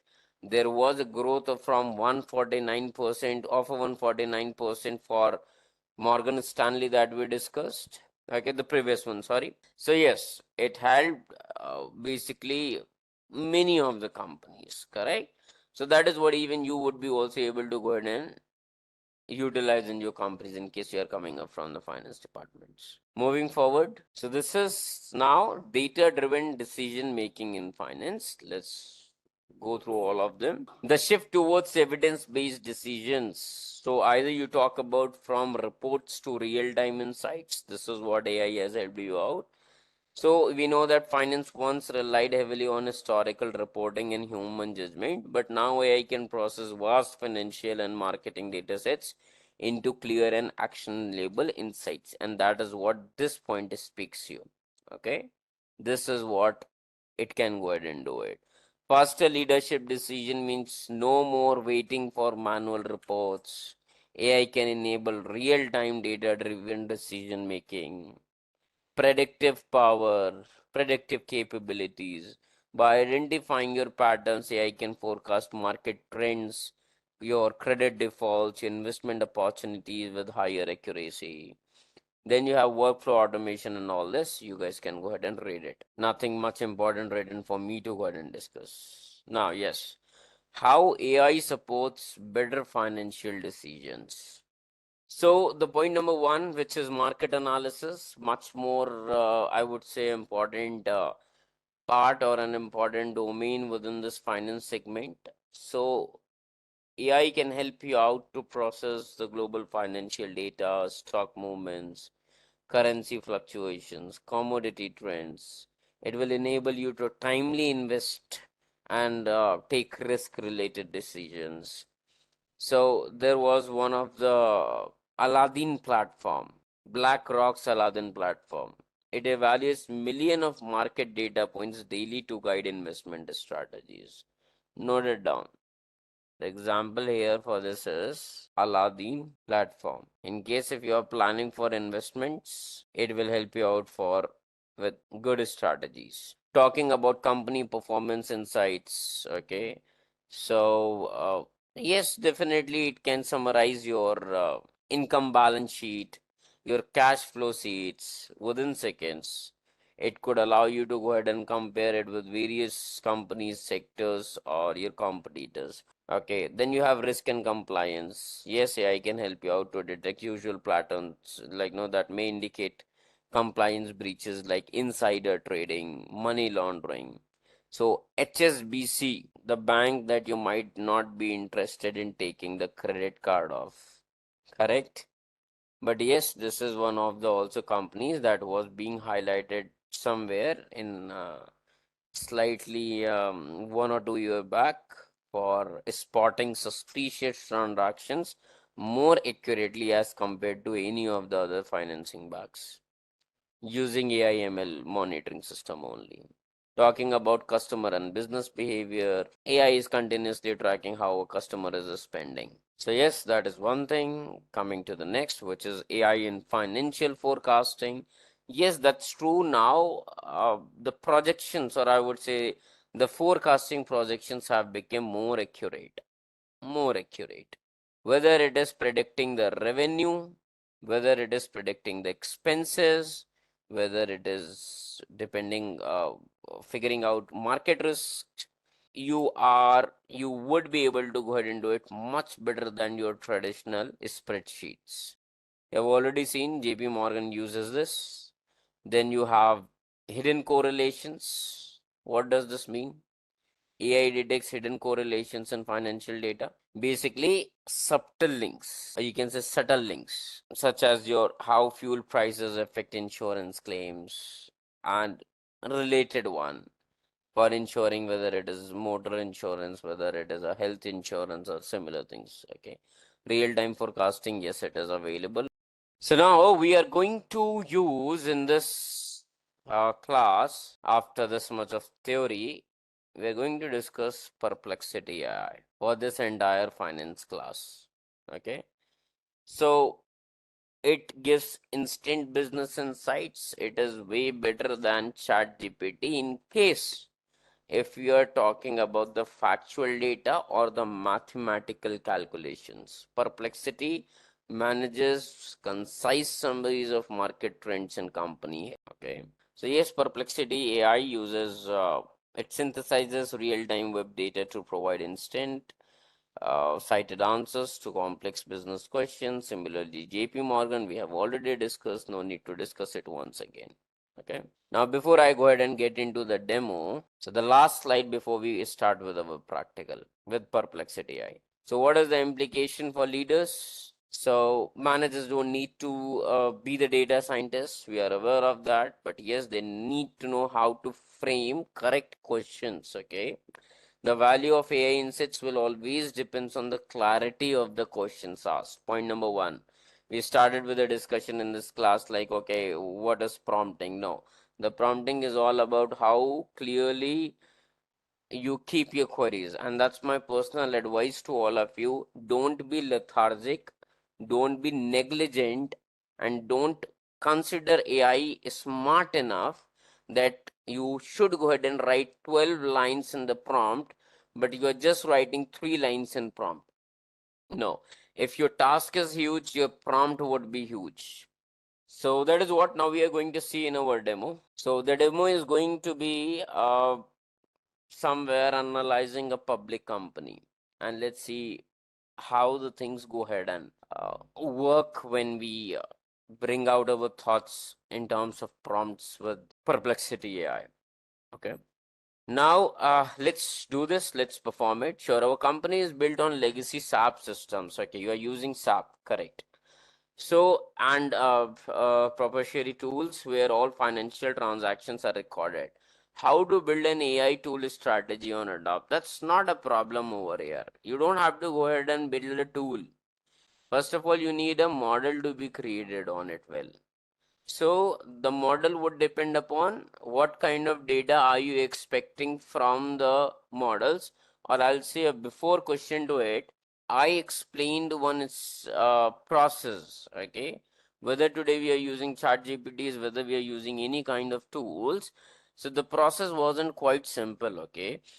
Whatever the models that are being created with the logic of what is your new data. Point number one, what is your new data? Figure out your variables. What I mean to say is figure out your variables. And before you are figuring out what is your data, what would be the future data from what you want, tell me what are you going to predict well. So, and let's talk from the more scratch. So let's say while you are feeling a requirement of having an AI, tell me the place, tell me the purpose. Why do you want to use AI? Apart from the benefits I have told you, where you are going to implement AI. Okay. He wants to automate some of the actions like financial reporting. Okay. The second one, writing insights for the day-to-day progress. That's not a problem. So see, what is the version are you using? Whether it is an ECC or some older version? The ECC itself. I understood, because this is what the most of the companies have been even using for it. Okay. See, the point here is what you need. You need to understand over here. First of all, you need a tool. This is what the developer is going to help you out with, which extracts, because SAP won't allow you to go ahead and inbuild something. Correct? You're not working for the SAP company. So let's say, even in case if you're working, they're not going to modify the tool because it is based on the business requirements only. Point number one requirement comes here, that you need a tool which should be able to extract data from SAP automatically. And why I am saying, then I am considering that all the records as you have mentioned, all the reports that you have mentioned is already present on the SAP tool. Yes or no? Correct? Point number two, ETL has to be applied on it. ETL. This was the part I already discussed. Extract, you have done, the data has been extracted. T for transformation, L for loading. The term which is not mentioned over here is called as aggregation. Getting my point?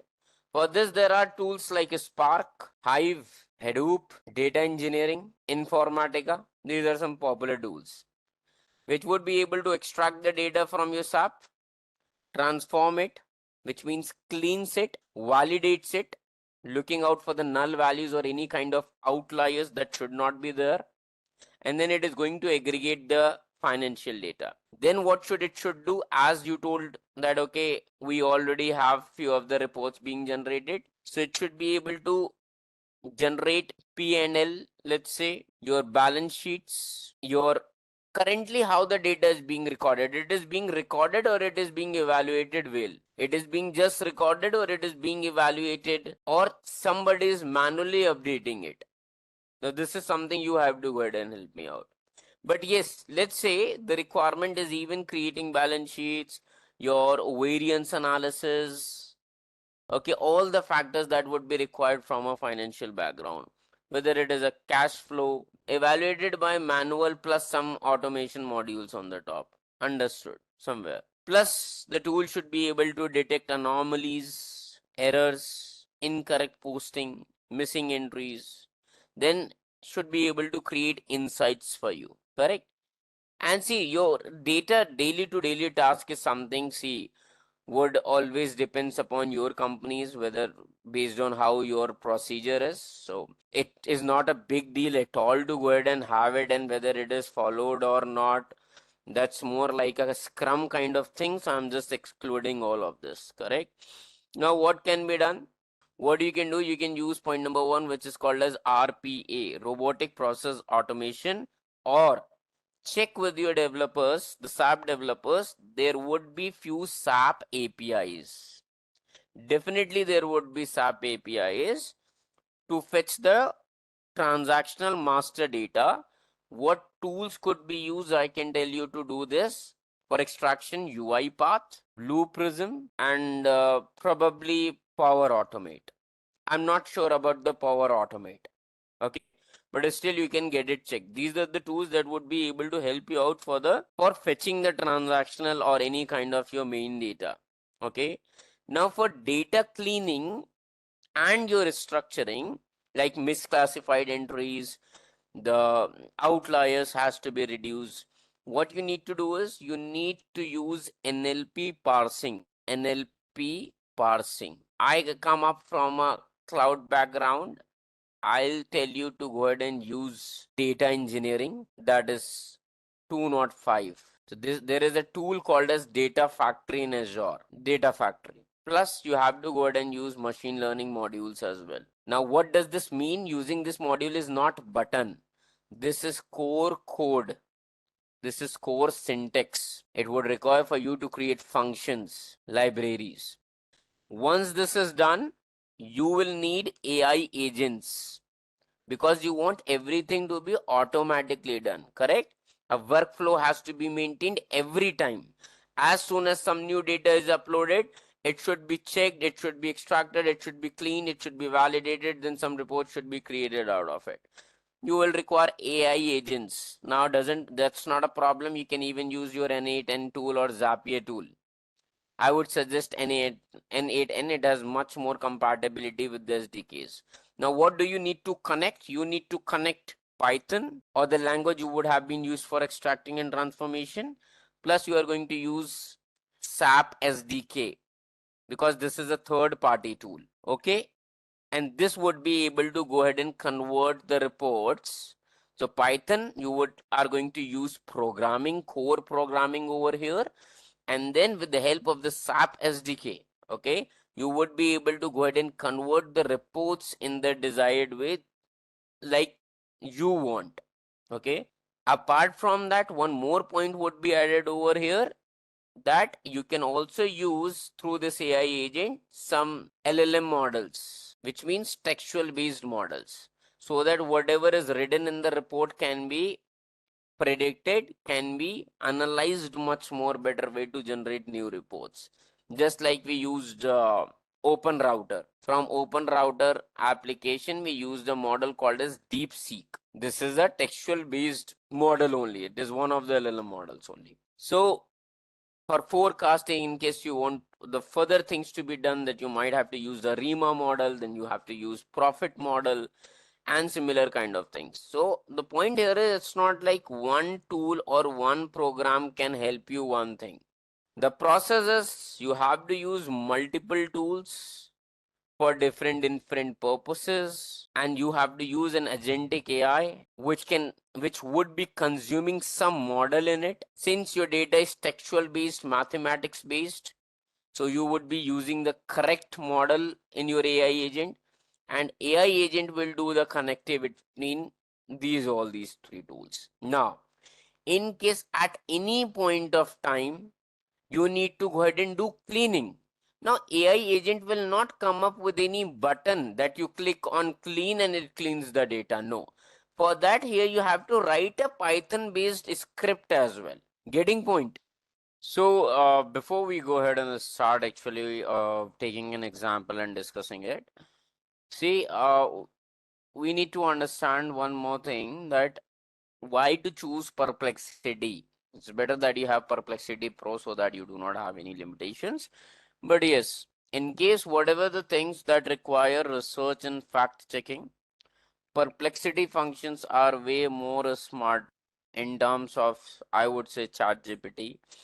Pulling and summarizing information directly from the web with clear citations is something Perplexity is really good at.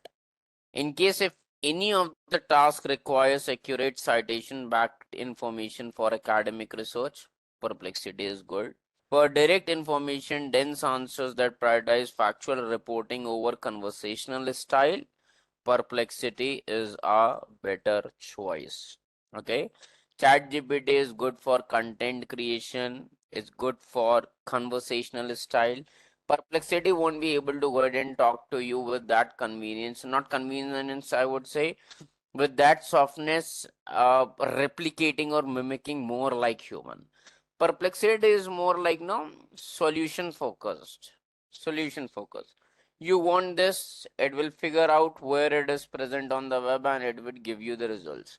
It will not have things like, okay, in case if you are interacting with it in a specific kind of a tone or manner, it would follow the same tone or manner only until unless you direct it to do so or force it to do so. But yes, in terms of factual things, citation backed information, Perplexity is going to be very great. Okay. Now let's take an example. Okay. Based on our demo, analyzing the public company. So let's take Infosys. Explain the Infosys Limited in terms of NSC, that is INFY, NYSE, INFY. I just gave a prompt there. Explain the Infosys. Sorry, I misspelled it, I believe it. Yes, correct. Infosys. I had an extra Y, but that is what. Okay, and it is not an NASE, it is NSE probably. Okay. Now, all those who are not coming up from the financial background, it doesn't mean the class is not for you. So here I will just explain this term, NSE, INFY, and then NYSE, INFY. What does this mean? These are the notations, okay, which tells that Infosys is listed under two different stock changes. Okay, one is called as NSE INFY, which is National Stock Exchange of India, and INFY is the ticket symbol used to identify Infosys on the NSE. Then you have simply this NYSE, which is New York Stock Exchange, which is USA. And INFY is the same ticket symbol which resembles that, okay, Infosys is mapped under NYSE. Okay, this is called as this is called as American Depository Receipt, ADR listing, ADR listing, allowing US investors to trade shares of the company. That is what the NSE, INFI, and NYSE, INFE mean. Okay. Now what happens? What I'm getting? I'm immediately getting some results over here. Okay. So that is what Perplexity is why it good at. It shows that okay, at close right now, it was basically on October 3 when it was closed. So probably at 4 p.m. EDT, in case if you will just convert it in the IST time zone, somewhere it would be similar to time zone to the regular intervals when our market gets closes. Correct. That is close to 3 p.m. or something like that. This is what the current market price is going on, the stock price is going on, plus this is at a better reach of 0.5. In case if you will see the time zone and the graph, that is also something it is going to go ahead and tell you. Now the whole point here is, okay, you do not need to have a Grow account or any of the platforms that helps you to modulate and see whether it is profit per equity, whether it is the depth, whatever the issue, whether it is market cap, whether it is dividend yield, whether any factors that you might be figuring out. Okay, now it depends upon okay what you are figuring out, what you were planning to go ahead and do it, why you were coming up here to the Perplexity and asking for Infosys. So there could be a number of reasons. Okay, now but what would have been done in case if Perplexity AI was not with us? This is something that we need to understand. Okay, normally what you would do, you would collect the basic data, you will go to financial portals, whether it is a Yahoo Finance, whether it is NSE, whether it is Bloomberg, whether it is you grow or any of them. Okay, you will just look for there. You need to go there. You will look for this, and it will just show you this data. It won't answer you. Correct? Yes or no? It would show you all these details. I would say it would go ahead and to show you much more details like, okay, what are the mutual funds that are involved with these stocks, mutual fund companies involved with Infosys. Okay, it could be a long-term exchange for SBI. It could be a high risk SBI mutual fund. It could be your Aditya Birla Finance might be included with this, and you will get much more details out of it. Now, the power of AI is that you would be able to ask it, okay, n number questions on it. Now, let's say in case if I'll ask you, what is the graph that it talks about for the 12 last 12 months? Okay, so probably you will select for 1 year and you will get the changes to notice. Okay, that in December it was at a peak, I would say. Okay, then gradually with the time it has been somewhere degraded only, and the stocks are right now to the, I'll say, at the minimum pricing only, or it might go ahead and like no. So overall the decline was somewhere 29% only. Okay, so it is all somewhere in bear mode. Okay, not at all the bull. Correct. In terms, in case if we are finding out this pattern, observing this pattern. Okay, this is what it is telling you, the 52-week range, what has been somewhere. But yes, see, this is one thing that, okay, it listed me out the exact data, and in case if anybody can open up their like now any financial portals right now and can try validating it, just try to match whether this data is accurate or not. Okay, so this is saying previous close is 16.15 and the open would be somewhere 16.24, and that is what the day range is somewhere revolving around this. Okay, now what AI can go ahead and do it. Okay, so basically first of all it is telling me these things are also mentioned in the financial portals. Okay, what are the products and platforms, what is the leadership, and what are the quick facts. Okay, even the current news are being displayed. Point number one, advantage number one, all the related queries that you might be looking for are listed over here. Show INFI latest real-time stock chart and key matrices. Compare Infosys financial with TCS and Wipro. This was in my part. Summarize Infosys recently quarter earning highlights. What are the Infosys major products and revenue breakdowns? News and regulatory issues affecting Infosys. All these things are already mentioned. You will just need to go ahead and click it. And all these important aspects that are actually important while choosing, either you are planning to buy a mutual fund, either you are buying to buy some stocks, either you are planning to sell your stocks. All these things are going to help you out. Now, what I'm going to do is I'm going to have another prompt. Now, this is what is not possible in the financial portals. What I say, summarize Infosys last 12 months financial performance. So no, you don't have to figure about, see the lines, see the graphs, figure out the graphs for 1 month, 1 month, 1 month, create the reports on it. It is going to go ahead and explain all these things to you. Financial performance, highlight revenue, growth trends. Let's see. Now, what AI might go ahead and do, AI might pull quarterly reports and earnings call transcripts, summarize revenue growth, profit margins, major risk, key events like acquisitions, regulatory actions, any leadership changes were done or not. So this is what the report has been generated with a proper graph. Okay, so this is what the current thing is. The current map has been mapped first of all. Okay, it says Infosys delivered solid financial performance over the last 12 months, achieving revenue of 162,990 crore approximately, that is close to 19.5 billion for year 2025, representing 6.1 year over year growth in INR terms and 4.2% growth in the constant currency terms. The company maintained robust profitability with operating margins of 20.1%. Just look for these facts. How does it get closed? Fine. And achieved record free cash flow of 34,549 crores, marking a 44.8 increase of year over year. Okay. Talking about revenue performance, Infosys demonstrated consistent revenue momentum throughout the year, with quarter one of 2026 revenue reaching 42,279 crores, showing 7.5 year-of-year growth and 3.3 quarter-over-quarter growth. Now, the whole point here is, let's look to these matrices. The total revenue is this much, that is this much of growth. Here, this much is growth.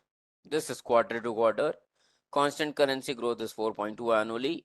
Profitability and margins, let's have an eye on this. So it has a strong operational efficiency, we all are aware of. Operating margins of 20.1%. This net profit of Q1 reached this 8.7 over year. Large deal momentum, client matrices, you can look for that. Okay, all of them, you can look for all the factors.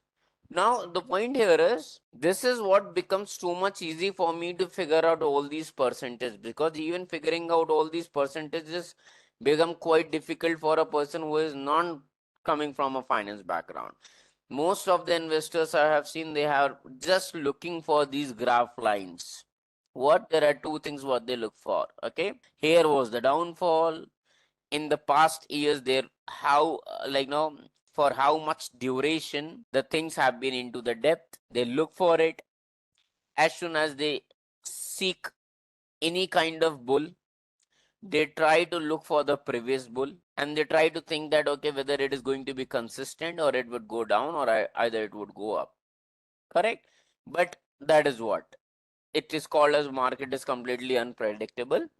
Every time whatever you think is not something would go ahead and like not happen. Does not matter how many Instagram influencers come up to you and say that okay, this is something, please follow, and you would be getting rich like me, or whatever it is. Correct? We all are enough mature for that. So that is what, apart from all this, or you to figure out the calculations, the duration over here, you can ask prompts, you can drop prompts, and it is going to help me out. Let's increase this further by asking more questions to it. Okay. So let's say I want to compare Infosys with TCS, Wipro, and HCL Tech on revenue growth, margins, and market cap. Let's see how does Perplexity responds to us. So during this, what process it is doing, AI can scan news articles, analyst ratings. So the factors that we manually look for, okay, whether it is social media things, any kind of market sentiments, everything would be covered. Okay, now let's see how does it looks. It has become quite easy for us. See, so probably it might go ahead and take some time to reflect. Let it be there. So when you click on this, it will show you this further details. Okay, what was the bullish view? So Infosys is expected to be more resilient against AI driven revenue deflation. This is what it talks about, bullish view. And bearish view also has its own part and factor. Okay, it might go ahead and reduce IT services revenues by as much as 20% over the next 5 years, with productivity gains and delayed client spending pressurizing high margin teams. I'll just take you one step back. We don't have to go ahead and create watch list over here. Okay, so see, this has been loaded. No, let's come back here. Here we were discussing. It is still pending. Fine. So this is what it shows. TCS with 22.69% of this. So we have got a table format, which has become quite easy for to discuss. Okay. Here you can see the market cap of Infosys is 6.10, TCS is 11.5, Wipro is 2.61, somewhere very less. HCL Tech is somewhere better than Wipro. Not better, I would say. This is about the market cap. Okay. Now quarter one revenue growth, okay, that is 7.5%. TCS is 1.3%, Wipro is 0.8%, HCL Tech is 6.4%, and that market cap looks good. Revenue growth overall 6.1. TCS it is not able to list. We might have to go ahead and figure it out separately. Wipro it's in minus, it's in a negative, that's bad. Then Q1 operating margin, it has for 20.8, 24.51, 17.3. Everybody has its maximum margin kept on the table for at least for most of the quarter one things. Now similarly for the net profit growth chances, 8.7, 6.0, 10.9, 9.6. It says Infosys led the group in revenue growth for this, okay, significantly outperforming TCS, Wipro, while matching HCL Tech's strong performance of 6.5. Margin analysis, marketing capitalization leadership, profitability trends, okay. So in profitability trends, you will see net profit growth showcase mixed performance across the sector, with Wipro leading at 10.9%. Growth in Q1 526. Q1 526. We'll just reconfirm it. Followed by Infosys at 8.7, TCS at 6.0, and HCL Tech facing a decline of 9.7. Okay. Okay. Here, this is what it is talking about. Q1 526 or 525 net profit growth. Okay, yes. It was talking about net profit growth only.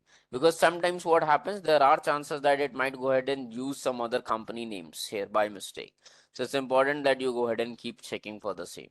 Okay. Not only this, let's say I might ask for, so you can have this EBITDA margin, you can have any relatable terms of questions and it would continuously answer. So the prediction or the analysis becomes quite very easier. Let's say I ask it, what's the projected EPS growth for Infosys in financial year 2026 if revenue grows at 10% annually? Okay, first of all, what is EPS? The company's profit divided by the number of outstanding shares. That is what the formula for this is. Higher EPS, higher profitability per share. So what does it answers? So it is running scripts over here. See, for putting out all these logics and doing the calculations, it writes the machine learning codes over here. Okay. So what it says, based on the current financial matrices and assuming 10% of revenue growth for FY 2026, Infosys is projected to achieve EPS growth in the range of 8% and 12%, with the most likely scenario being approximately 10% of the EPS growth itself. Okay. So it also showcases you what are the calculations, what are the logics that have been used for it. Okay. What are the risk considerations that you might go ahead and think of it. Okay. So the projected 8 to 12% of EPS growth range assumes no significant changes in the share buyback activities or extraordinary items, making it a reasonable baseline expectation for 2026. So neither coming out as too much outstanding for the year, but looks okay only. Okay. Now there could be similar things, okay, where let's say list 5 growth factors or drivers for Amazon and the risks that could lead slow growth. It doesn't matter that only it can play with the numbers, but even these things, these kind of questions that can help you to figure out what could be the condition in the upcoming time, or any factors that are influencing Amazon and are not doing good or are in the news, is something also can be figured out. So it is talking about all the sectors. Okay, so it talks about 5 key growth drivers are AWS and AI infrastructure expansion. Amazon Web Services remains the company's primary profit engine. So this is the cloud. This is the cloud. Amazon AWS. What they are talking about. Perfect.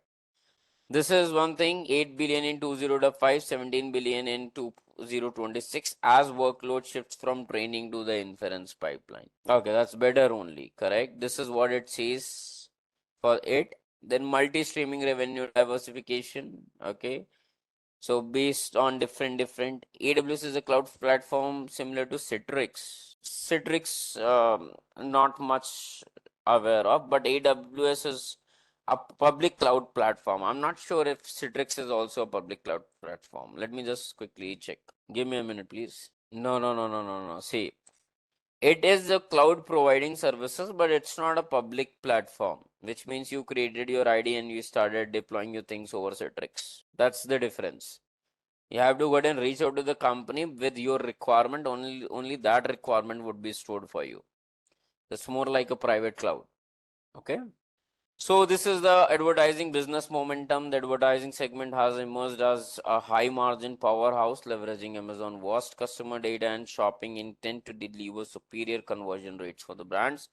Then Prime subscription growth, has there been any growth? It says probably not disclosed, but yes, somewhere the things look good only. Global market expansion is there. Despite heavy US concentration, 69% of revenue, Amazon continues expanding internationally. Growth risk factors, intensifying competition from Microsoft Azure and Google Cloud, with Amazon cloud market share declining from 31% to approximate 30%. Not a big number. In retail, competitors like Walmart, that is, it is talking about the e-commercial company. Okay, so Amazon plans approximately 100 billion in capital expenditure for 2025. Almost nothing bad. We can go ahead and figure it out. Correct. So see, that is what doesn't matter. This is one question, or you might have a similar questions regarding this. You might be asking the revenue, profit, and margin trends for Tesla over the past 3 years. You might go ahead and ask what makes Apple different from Samsung and Google in the smartphone business. You might go ahead and rank. Okay, let's do this. Interesting. Rank HDFC Bank, ICICI Bank, and SBI by valuation multiples. What are the valuation multiples? Profit per equity, EV could be, or let's say beta. Let's see how it talks.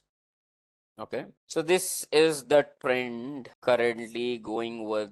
This is SBI, this graph. And then you have this ICICI. This is at the lowest, if I would say about the time, if I'll talk about the time. And then you have SDFC. Only SBI has been continuously running up from September 14, or let's look for the last 6 months. Somewhere almost close only. SBI has not been outperforming if we'll talk about 6 months. This is only the last 1 month I can see the growth, but somewhere the overall, we have to go ahead and check the durations. Now, either to calculate here, minimally checking the months and the duration, which has outperformed. I'll just ask it, which has outperformed considering last 6 months data. ICICI is running at moderate valuations, premium valuations. SBI is the most attractive. This is the most attractive to least. State Bank of India, then ICICI, then SDFC as for now. ICICI Bank mid-tier position and provides a balance between the growth potential and reasonable valuations, making it attractive for investors seeking exposure to India's banking sector without paying the full premium commanded by SDFC or taking any perceived risk. So it is comparing SDFC and ICICI because SBI has been outperformed, or these are the two one which have been outperforming. Sorry, correct. That is what our growth talks about. So SBI has been throughout the less in the last 6 months. Okay, talking about the growth in terms of these valuations. Coming here, this is something challenging for us to figure out. There is a negligible difference, but still there is a difference. Okay. What it says based on 6 months performance data for April 2025 and October 2025, ICICI has outperformed the other two major banks followed by SDFC and then SBI. That is 16% 6 months revenue. SDFC is 9.05 to 10%. That is the best performer. So that things become easy in case if you are planning doing investments. So Perplexity is going to help you out to evaluate and get into the technicalities in the human readable form. This is the best thing you can go ahead and do it. Okay, so you can do competitor benchmarking, you can analyze market sentiments and news, you can do stock valuation and whites. Okay, let's have a relatable question. So let's talk about Adani Power, Adani Enterprise. There are many. So is Adani price stocks currently under evaluated or over evaluated compared to peers? Now, all those who are not clear about this definition, what is under evaluated and over evaluated, let me also all this. Also explain what is under and over. So this is in the stock and valuation insights. So see, it says, okay, this is the current price. Okay, this is what the current listing is for the Adani Enterprise, and these are the details. What it says, based on the current valuation matrices, Adani Group stocks appear to be overvalued as compared to their peers, with most companies trading at significant premiums to historical averages and sectors benchmarks. Now, what is over-evaluation? Over-evaluation is stocks when a stock market prices exceeds its intrinsic or fair value based on the fundamental analysis. So these variables that are being used, these are being used to go ahead and do some kind of figuring out the stock price. But when the price is listed too above of the actual price that should be there based on the fundamentals of the company, whether it is the debt ratio, whether it is your PE, whether it is UR, in any ranges. Okay, so overvalued stocks typically have high PE ratios, price to book ratios as compared to peers. So this is what it looks like. This is somewhere overvalued as for now. It doesn't directly impacts that okay it would go less, it would go up or high, but still by definition if you will go, there are chances that this stock will come down to its intrinsic state, because at every time duration, at every time interval, okay, all the stocks get neutralized, get to its original values, and then once again they show the movement based on the market dependencies. Okay, so Adani Enterprises overvalued, Adani Power overvalued, and Adani Energy Solutions very expensive, Adani Green Energy extremely overvalued. Everything is going overvalued only in terms of Adani. So what decision you have to go ahead and take it? So that's completely your decision in case if you are planning to go ahead and buy all this. But yes, it clears out all the things for you. You do not have to get into the things of technicality separately looking for decisions, definitions. What does it mean? Should I buy it or not? Now let me drop a simple question that everybody might have. Should I buy 10 stocks at current listing? What are your suggestions? So it is showing me, okay, my prompt could have been better. I'll just stop it. I'll come here, and instead of stocks, I should have mentioned it as shares. 10 shares of Adani Enterprise. Or should I wait? Let's see how it talks. So it has observed in the last 6 months by default. So by default, it generates considering the 6 months. Where's the graph? Yes, download the Perplexity app, not required. See what it says. What is the answer? Given your background in the finance education and company analysis, I strongly recommend waiting rather than buying Adani Enterprises at the current levels of 2,590. Okay, so because it is saying that somewhere we are currently running at 2,590 put. Current market position is this with a market cap of this. The stock is trading near the middle of its 52-week range, but shows several concerning signals. So this is okay, that okay, the range is fine. It is somewhere between only for what the maximum is it has touched in the last 6 months. But at the same time, over evaluation concerns, P ratio is 85.160x times, okay, which is highly, booking ratio is too high for this. EV or your EBITDA value is also going too high. Poor recent performance. 1 year return is minus 24% as compared to what it was. 3 year return was 10.27% annualized. Stock has declined from 3 to 1 high to current levels, and still it is high in terms of this valuations. Correct. Technical analysis, what it says, support levels say that once it is in a range of 2563 to 2545, okay, this is something where the price may break up. What is the resistance band? The resistance band is somewhere 2616 to 6653 in the upside. So it's saying better entry strategy of going in this is target entry range is 2300 to 2400.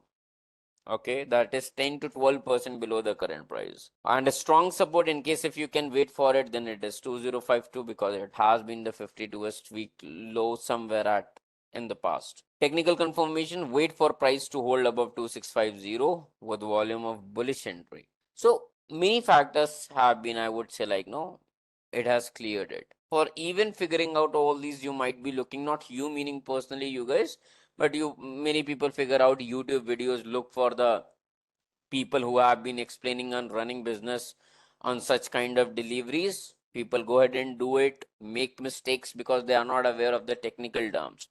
This is a guide to you now in terms of investments or in terms of finance and everything. Okay, let's move forward. So the whole point is, yes, Perplexity is reliable. It's Chat GPT might go ahead and do fraudulent, like no slight mistakes, but in terms of factual and the numbers, it's not that good. But Perplexity is good one. Now AI for fraud detection in finance. So it'll come up here. It says why fraud detection matters. I don't want to get into all this because we already have discussed a lot about it from the very starting.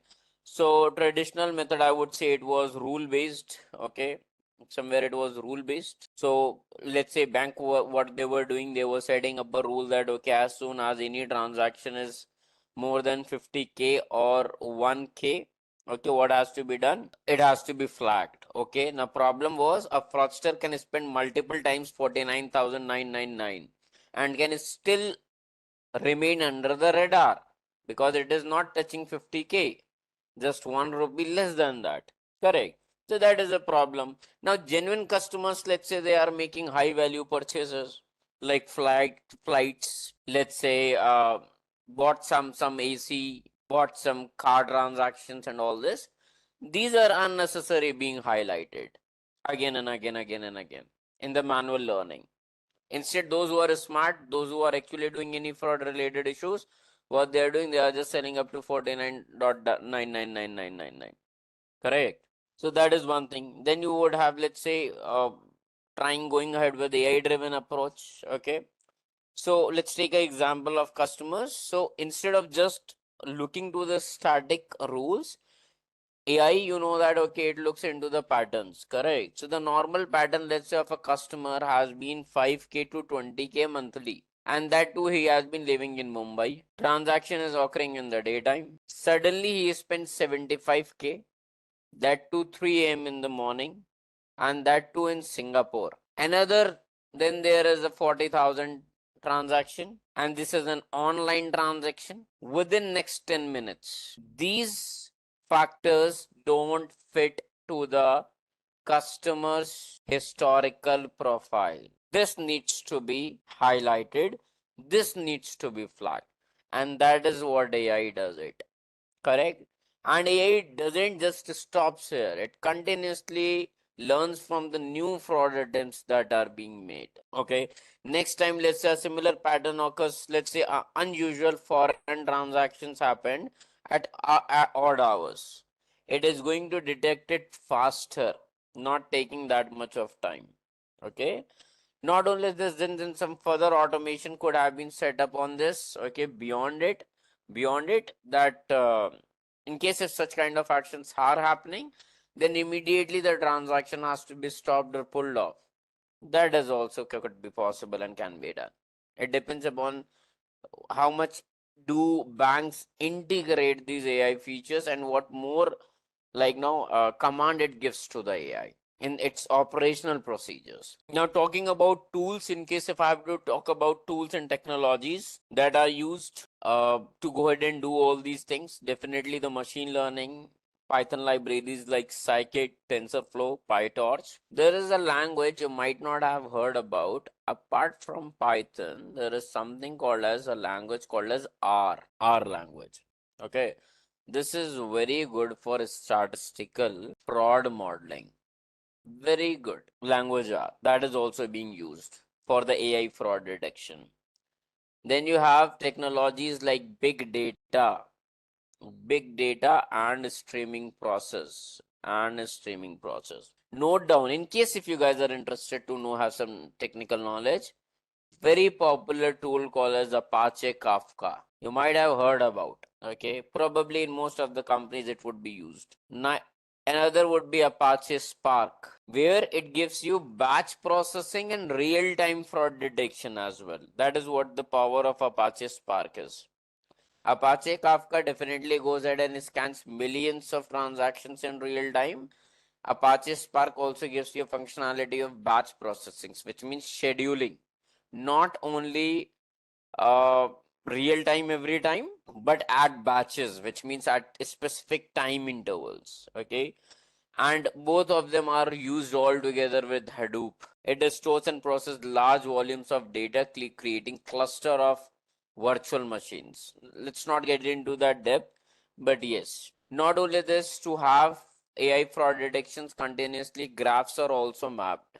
Okay, so you might not have heard about of this tool, but Neo4j, Neo4j, this detects suspicious connections between accounts, merchants, and devices. That is what this tool is used for. There is another one which is called as Tiger Graph. Tiger Graph. It is a real-time graph query to identify linked fraudulent entities. So how the cyber people are able to figure out, okay, this person only has made 10 fraudulent issues. So not only just frauds are being detected, but any similarity between the frauds, either location, devices, IP address, or anything, any time duration, at a specific time only something becomes active. This is also are being tracked nowadays. In terms of cloud, there are AWS fraud detector, Google Cloud has a Vertex AI, Azure machine learning has its own thing, but yes, there are many. You could have Power BI, you could have Tableau, you could have an ELK. These are the monitoring tools. But yes, these are various technologies that are being used. Talking about how AI detects fraud, I'm not getting now into the depth. We have discussed a lot about it. Behavior analysis, how the customers, what time, what day, what device, and everything.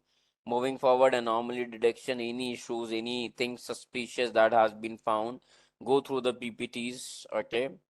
Then speed and scale, it can be done on like AI can go ahead and check million of transactions since it is a machine. What you need to do is you just need to give it as a heavy CPU. Now, AI in anti-money laundering. What is anti-money laundering? People try to go ahead and convert their black money into the white money. Correct? And somewhere the most easiest way is the cash or sorry, ATM withdrawal. Correct? ATM withdrawal. So, how the AI monitors are helping? They are keeping an eye on money moving between countries. If money moves in a strange way, let's say from India to Singapore, Singapore to Cayman Islands, okay, and then back to India, AI can flag it. A company is sending money through 5 countries before it comes back to itself only is suspicious. This is what the money laundering techniques are, not only the cash withdrawal. Correct? Now, if I'll take about the real example, it has been HSBC. Has been using AI to spot complicated money flows that criminals use to hide dirty money. Now, what is this suspicious spots? So the money they are not able to get clarity from. What are the transactions? How these transactions piled up? Out of the box, what kind of transactions are being generated? Correct. However, these people who are generating black money, they have got a number of tactics. But yes, the things somewhere have been reduced a lot. Okay. Talking about automatic reports can be generated, SARS can be generated. Correct. Manually, these reports are slow and are tiring, but AI would be able to generate it.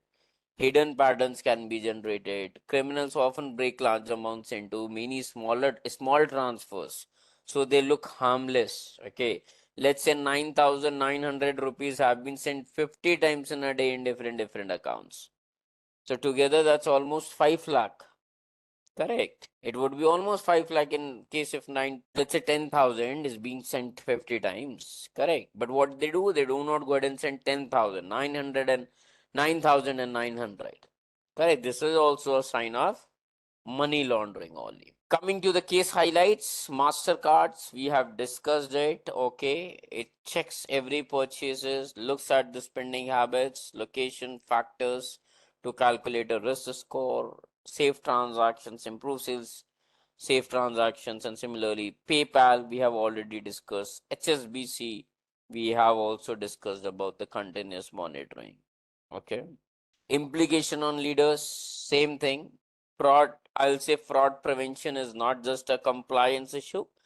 It's also about protecting customers' trust and brand reputation. So we have to go ahead and take it sincerely, and as early as you would be able to inbuild it in your systems or environments, the things could go ahead and change. Okay. So executives should evaluate whether their current fraud detection systems are rule-based, that is outdated, or pattern recognition one. Investment in AI for fraud detection should be seen as a strategic risk management decision, not only an IT upgrade. This is a very important point. In case if you are at your company at a power of onboarding something, you need to go ahead and take care of all these points. Just a quick info, guys. Intellipaat offers Generative AI certification course in collaboration with iHub IIT Roorkee. This course is specially designed for AI enthusiasts who want to prepare and excel in the field of generative AI. Through this course, you will master Gen AI skills like foundation model, large language models, transformers, prompt engineering, diffusion models, and much more from top industry experts. With this course, we have already helped thousands of professionals in successful career transition. You can check out their testimonials on our Achievers channel, whose link is given in the description below. Without a doubt, this course can set your careers to new height. So visit the course page link given below in the description and take a first step toward career growth in the field of generative AI. Okay. Responsible and ethical AI in finance. Now, this is something not new that we would be discussing. Okay. We have seen all these things. There are 5 pillars. Okay. Fairness, no harm, data protection, transparency, explainability, human autonomy, and control. Okay. So, as we are aware that in case if the AI is biased toward any kind of data or lacks transparency, where the word with the transparency means that you don't use factual data, okay, you know that it is going to have issues over there, and especially in the case of the finance department, okay, if the tool performs anything wrong, even in a minimal mistake, it can lead to the loss of trust. Based on an AI, basically, you have sent a mail to the customer, okay, that this is something that has been done wrong, okay, but it was correct. There would be a huge loss of trust as compared to any other department over there. Correct. Not only this, whether it is a factor of security, whether it is a factor of controlling the data, whether it is any service that the bank provides or the finance companies provide, no chance can be taken to go ahead and just use biased or hallucinated data or any kind of thing that is not authentic. It's not correct. Okay. So yes, as I told you, bias could be in the credit scoring. Okay. There could be unfair loan rejections. Okay. Let's say you should be having a clarity, okay, that if anything was rejected, if their application was rejected in any kind of terms, whether it is a bank account, whether it is an any loan approval or anything, then what is the reason behind it? You cannot just go ahead and tell it that okay, this happened because of this, because my AI flagged it. You should have a reason, you should have an actual answer. You remember we have done that hands-on as well, where we were having a separate data set, and in that data set, okay, we uploaded a lot of information, okay, and we gave it to the perplexity. It was regarding the product feedback, correct? So let me know why the feedback was bad and everything. This is what we have figured out, correct? So that is what so there is a name given to a model as well, which is called as a black box model, where if explanations or transparency is missing in the activity that is performed by a company or an organization towards the people, towards the user, then definitely this becomes a compliance risk, okay, that it is not being compliant. And if you would know that okay, whatever the compliance certifications are required in different sectors, you would have different compliance certificates that every company coming to your bringing a product, bringing a service to your company, to your country, sorry, should meet government laws, should meet governance laws. Got it? So that is where the black box model is generally called, when you are not having compliances, okay. Similarly, over personalization, workforce impact, definitely automation reduces the manual roles in finances. But yes, somewhere the process becomes very fast. Okay, analysis become very fast. You would be able to give a better experience to the user. Okay. Similarly, this is what you can go ahead and take care of. Okay, AI is responsible lending. Okay, now what does this mean? Now, AI don't discriminate in loan models. Okay, now you know that. Okay, whether it is uh, when a loan is being approved, the loan is being approved, okay, whether it is a personal loan, whether it is a home loan, basis on some factors like, let's say your income, okay, and how much loan do you want, okay, out of that, based on the property, let's say in case if you are taking it on a property, on that property, what is the property valuation, okay, and let's say the number of tenure, the remaining uh, tenure that you would like to go ahead and pay for it. Then a negotiation happens on the rate of interest. Okay. Now, either it is like now depending upon the age. Okay. Like, okay, how much age? Let's say a person is 50 years of age. Let's say 40 years of age. You know that there is a certain limit. Okay. That after 30, only for the maximum 30 years of tenure. Okay. Or the duration, the loan can be provided. When you're already close to that particular age, then you would have a reduced tenure limit. You might have to go ahead and give a bigger EMIs. But throughout all this process, it doesn't mean that the loan will not be approved to you. Point number one, irrespective of what age do you have. Okay. Point number two, does not matter whether you are a male, whether you are a female. What they're going to check, they're going to check your credibility, your civil score, okay, your history, and your earning things, that whether you are capable enough to pay the loan EMIs or not. Okay, not even it is based on location. So that is what, in terms of lending money, in case if you will choose a department of loan, AIs cannot be biased at all, because the factors here on which the money is lended, the money is provided, are not specific to a specific gender or a specific niche of people, that okay, only ultra rich people can have, or only rich people can have, the money should be lended to them only, or the money should be only lended to the poor people. No, it's about, there are few rules and regulation sets, and they have to be, and that has to be followed properly in terms of things. Okay, moving forward. So this was one of the popular case highlights. Okay, where the Apple Card, okay, by Goldman Sachs, okay, was a algorithmic bias scandal. Okay,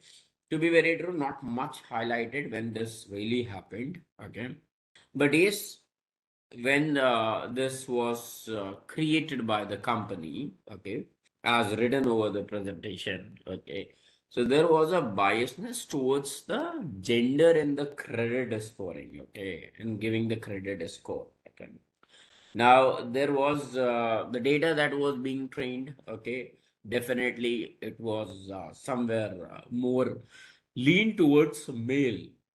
Okay, it was not like, okay, the data was female, like the data for female was somewhere less, because the situation was, the real situation was that, okay, female people were using less loans.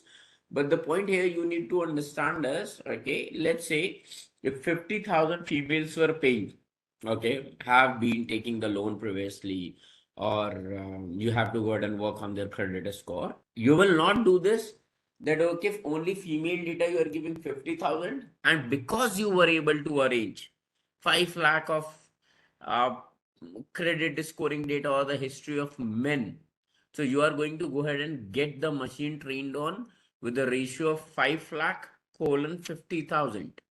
Correct?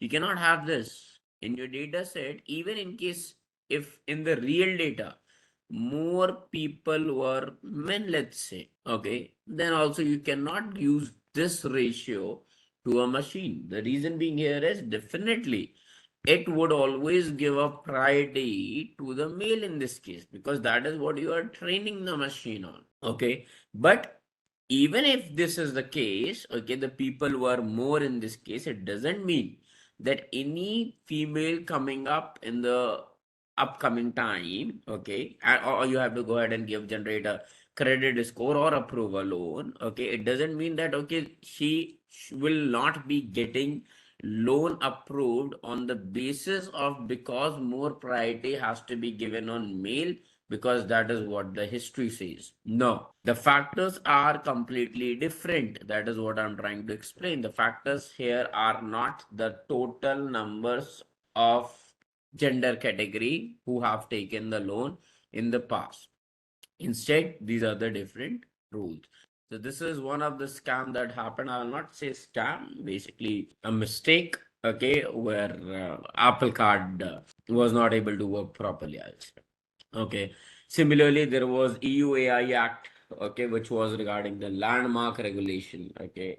So probably the data, the output, okay, was not very transparent in such case. Okay. Like the data wasn't even strong enough to go ahead and justify anything. Similarly, in large banks, okay, nowadays they are stabilizing internal AI ethic committees, okay, to check overall all the systems. Okay, basically these committees, what they're doing just after AI, okay, just to ensure that, okay, whether the AI applications that are being checked, okay, that is being fair, transparent, and aligned with both all the compliance standards or not. So this is a very good move actually, this that large banks that are performing nowadays, which is okay. Doesn't matter what AI is doing, okay, it is definitely reducing the manual effort of you checking it, doing this manually process by evaluating all the specs, okay, of a credit score or approving a loan.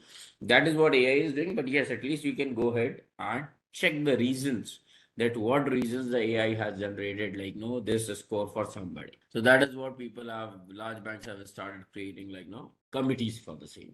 Okay. Now, implications of leaders, what you have to go ahead and take care of. AI decisions should be always explainable and auditable, or also auditable, sorry. Basically, you cannot go ahead and lean on AI overall. What has to be taken care from your end is definitely keep doing the audit of the data, whatever, wherever you are generating or using your AI. Okay, that is what regular base bias checks are part of governance. Customer trust is treated as a long-term asset. Now, this is not something to be explained. Everybody knows that. Any mistake in such cases would be a problem. Okay. The future of AI in finance, it's not the future now, it has become present. Okay. So whether it is a banking, okay, now you can go ahead and create your accounts quickly. Okay. The fully services are becoming AI built, okay, and it is helping people to go ahead and give them the personalized service. Then robot advisors, okay, these are more like advisors, your relationship managers, okay, like now where you have to invest, what you should be doing it, okay, do you have an offer for you. So with the minimum human involvement, they are able, AI or I'll say the finance and AI is able to reach out every sector, every point of time, every feature could be brought to the customer. Okay. Then multi-agent AI systems, okay, which means first of all, different tasks were being monitored by different people. Okay. Now various of the factors, okay, what the other company is doing, at what rate of interest the other bank is providing, lending something to do. Let's say there is a festive option, okay, there is festive season. Now, what they are providing, how much discount are they providing? Let's say this Dhanteras on your electronic, ICICI gave you 10K off directly. Every bank was not giving it. Correct. So there is a lot of research in doing the competitive analysis as well, and where different people were involved doing all this thing. Okay. Now, this could be simplified with the AI itself. Okay. That because for this such task, it is just a comparison somewhere you are doing it, or to what they're trying to bring it out, or what has been brought out by the other companies that we do not have it. Okay. So that is also possible. Then AI plus blockchain integration. What is this term blockchain? I'll say decentralized database that would store the information like transactions, contracts, records, which means in blocks that are linked, or I would say chained together chronologically. Correct? So that is what AI and this automatic, or I would say that this blockchain methodology, okay, can be integrated all together to bring out security in transactions itself. So the one we were evaluating, meanwhile, after the transactions happened, to just check whether something was fraudulent or not. Instead, during these transactions are happening, AI can be integrated at that point of time so that the money event goes on hold instead of getting delivered to a specific source. That is what the AI plus blockchain integration would can go ahead and help you out. Okay. Now shaping the strategic leadership. Okay. So I believe everybody has got an overall picture about the finance. Okay. It's all about you need to go ahead and take care of quite same actions and steps where it's you are making sure that all the data that is being used is not biased. You are getting it integrated at proper sources. You are re-evaluating all the things once the job is done. The tool should be transparent. The tool should be compliant to thing.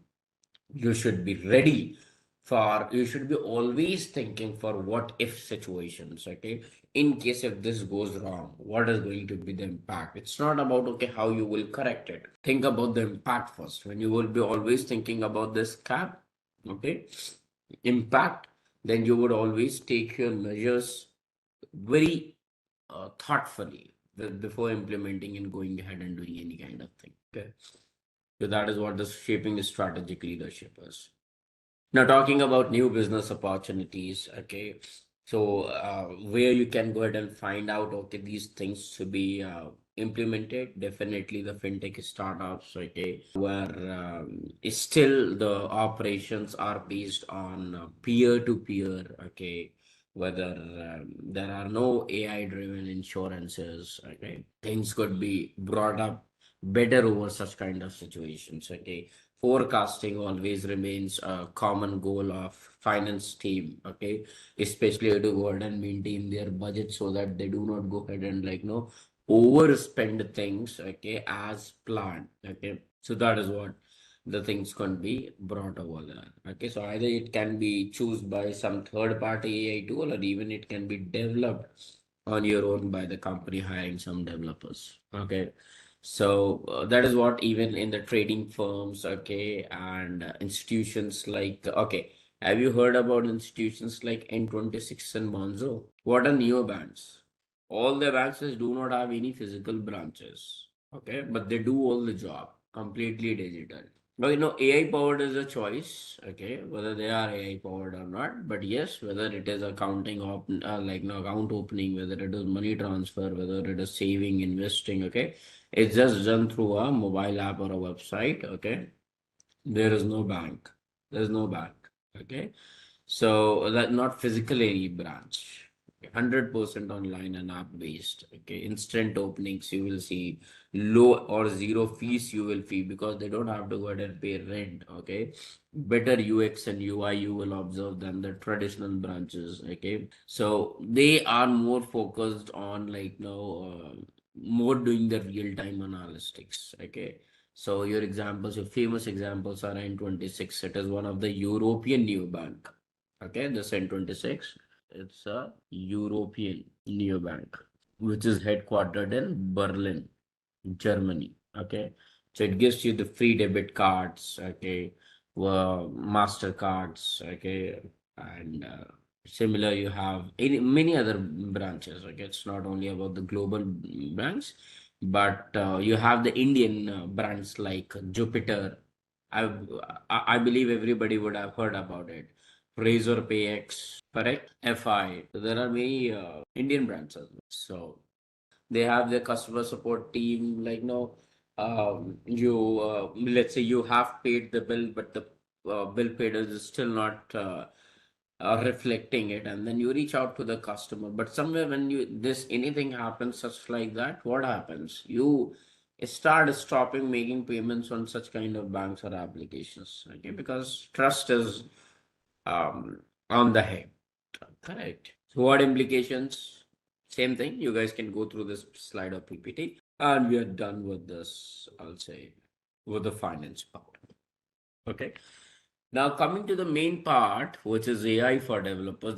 Now let me go ahead and tell you, I know that you guys would be coming up from a non-tech background, and it's not like then you will feel it like, okay, this is something is not going to be useful for me. I'm not a developer. I do not understand even a code, or let's say many of you must be aware of code. But let's say all those who have left coding, then you guys would have way back past your colleges, correct? Now, we are not here to go ahead, and I'm not going to ask you to go ahead and create an application and go, okay, writing different functions and modules, but it's going to be a very interesting class. And when you'll get to know that, okay, this is going to be quite simple, this much simple for us to go ahead and do it. That is what we are going to check in this, okay? Fine. So AI for developers, let's start with it. Okay, this is going to be the agenda. What are we going to discuss in our classes? So how AI is helping in the modern software development, how AI powers code generation and debugging, AI in testing and quality insurance, AI for DevOps and CI/CD, responsible and ethical AI for developers, the future of AI for developers. Okay, but before we start about this, I would like to go ahead and explain you something called as SDLC. Are you guys aware of it? Software Development Life Cycle. Perfect. Okay. Now, what this whole software development life cycle means, how a product is planned to how it is released to the market. Now, this product you might be developing up for your own company, okay, or it could be a requirement for a client, okay. So there are two types of companies, I'll say. There are many companies, but major focusly that create product, okay. Either these companies create products of their own, let's say they're taking out some applications, okay, new applications, new products like Softonic and everything. Otherwise, there could be companies, okay, which where different companies come like clients, they tell their requirement, they share their requirement of their new project, okay, and then your company create products and hand them over. This is how both the things work. Okay. Now, coming to the point here, yes. Okay. So what happens? There are few stages. The very first to I want everybody to remember is planning. Then what do you have? You have designing. Now you might also this stage is also called as requirement analysis. Requirement analysis. Okay. Planning, designing, then you have development. Okay. Then after development, you have basically testing. After testing, you have release or deployment, and then you have continuous monitoring of the product. We are going to discuss this part here. This is the major aim or major part of your product being built. Product being built. Here, it takes a lot of time. Now, I'd like to go ahead and tell you a few concepts about development, how the development works, or projects. Now, because these basic understandings are very much required for you to go ahead and move on. Any application you see, okay, any website you see, let's distinguish in two parts, website and app. I hope everybody knows the difference between the website and application, correct? No doubt. Website is somewhere that you access, point number one, in simpler terms, you access it on browsers, correct? What do you have? You have a domain name. What is a domain name? What is a domain name?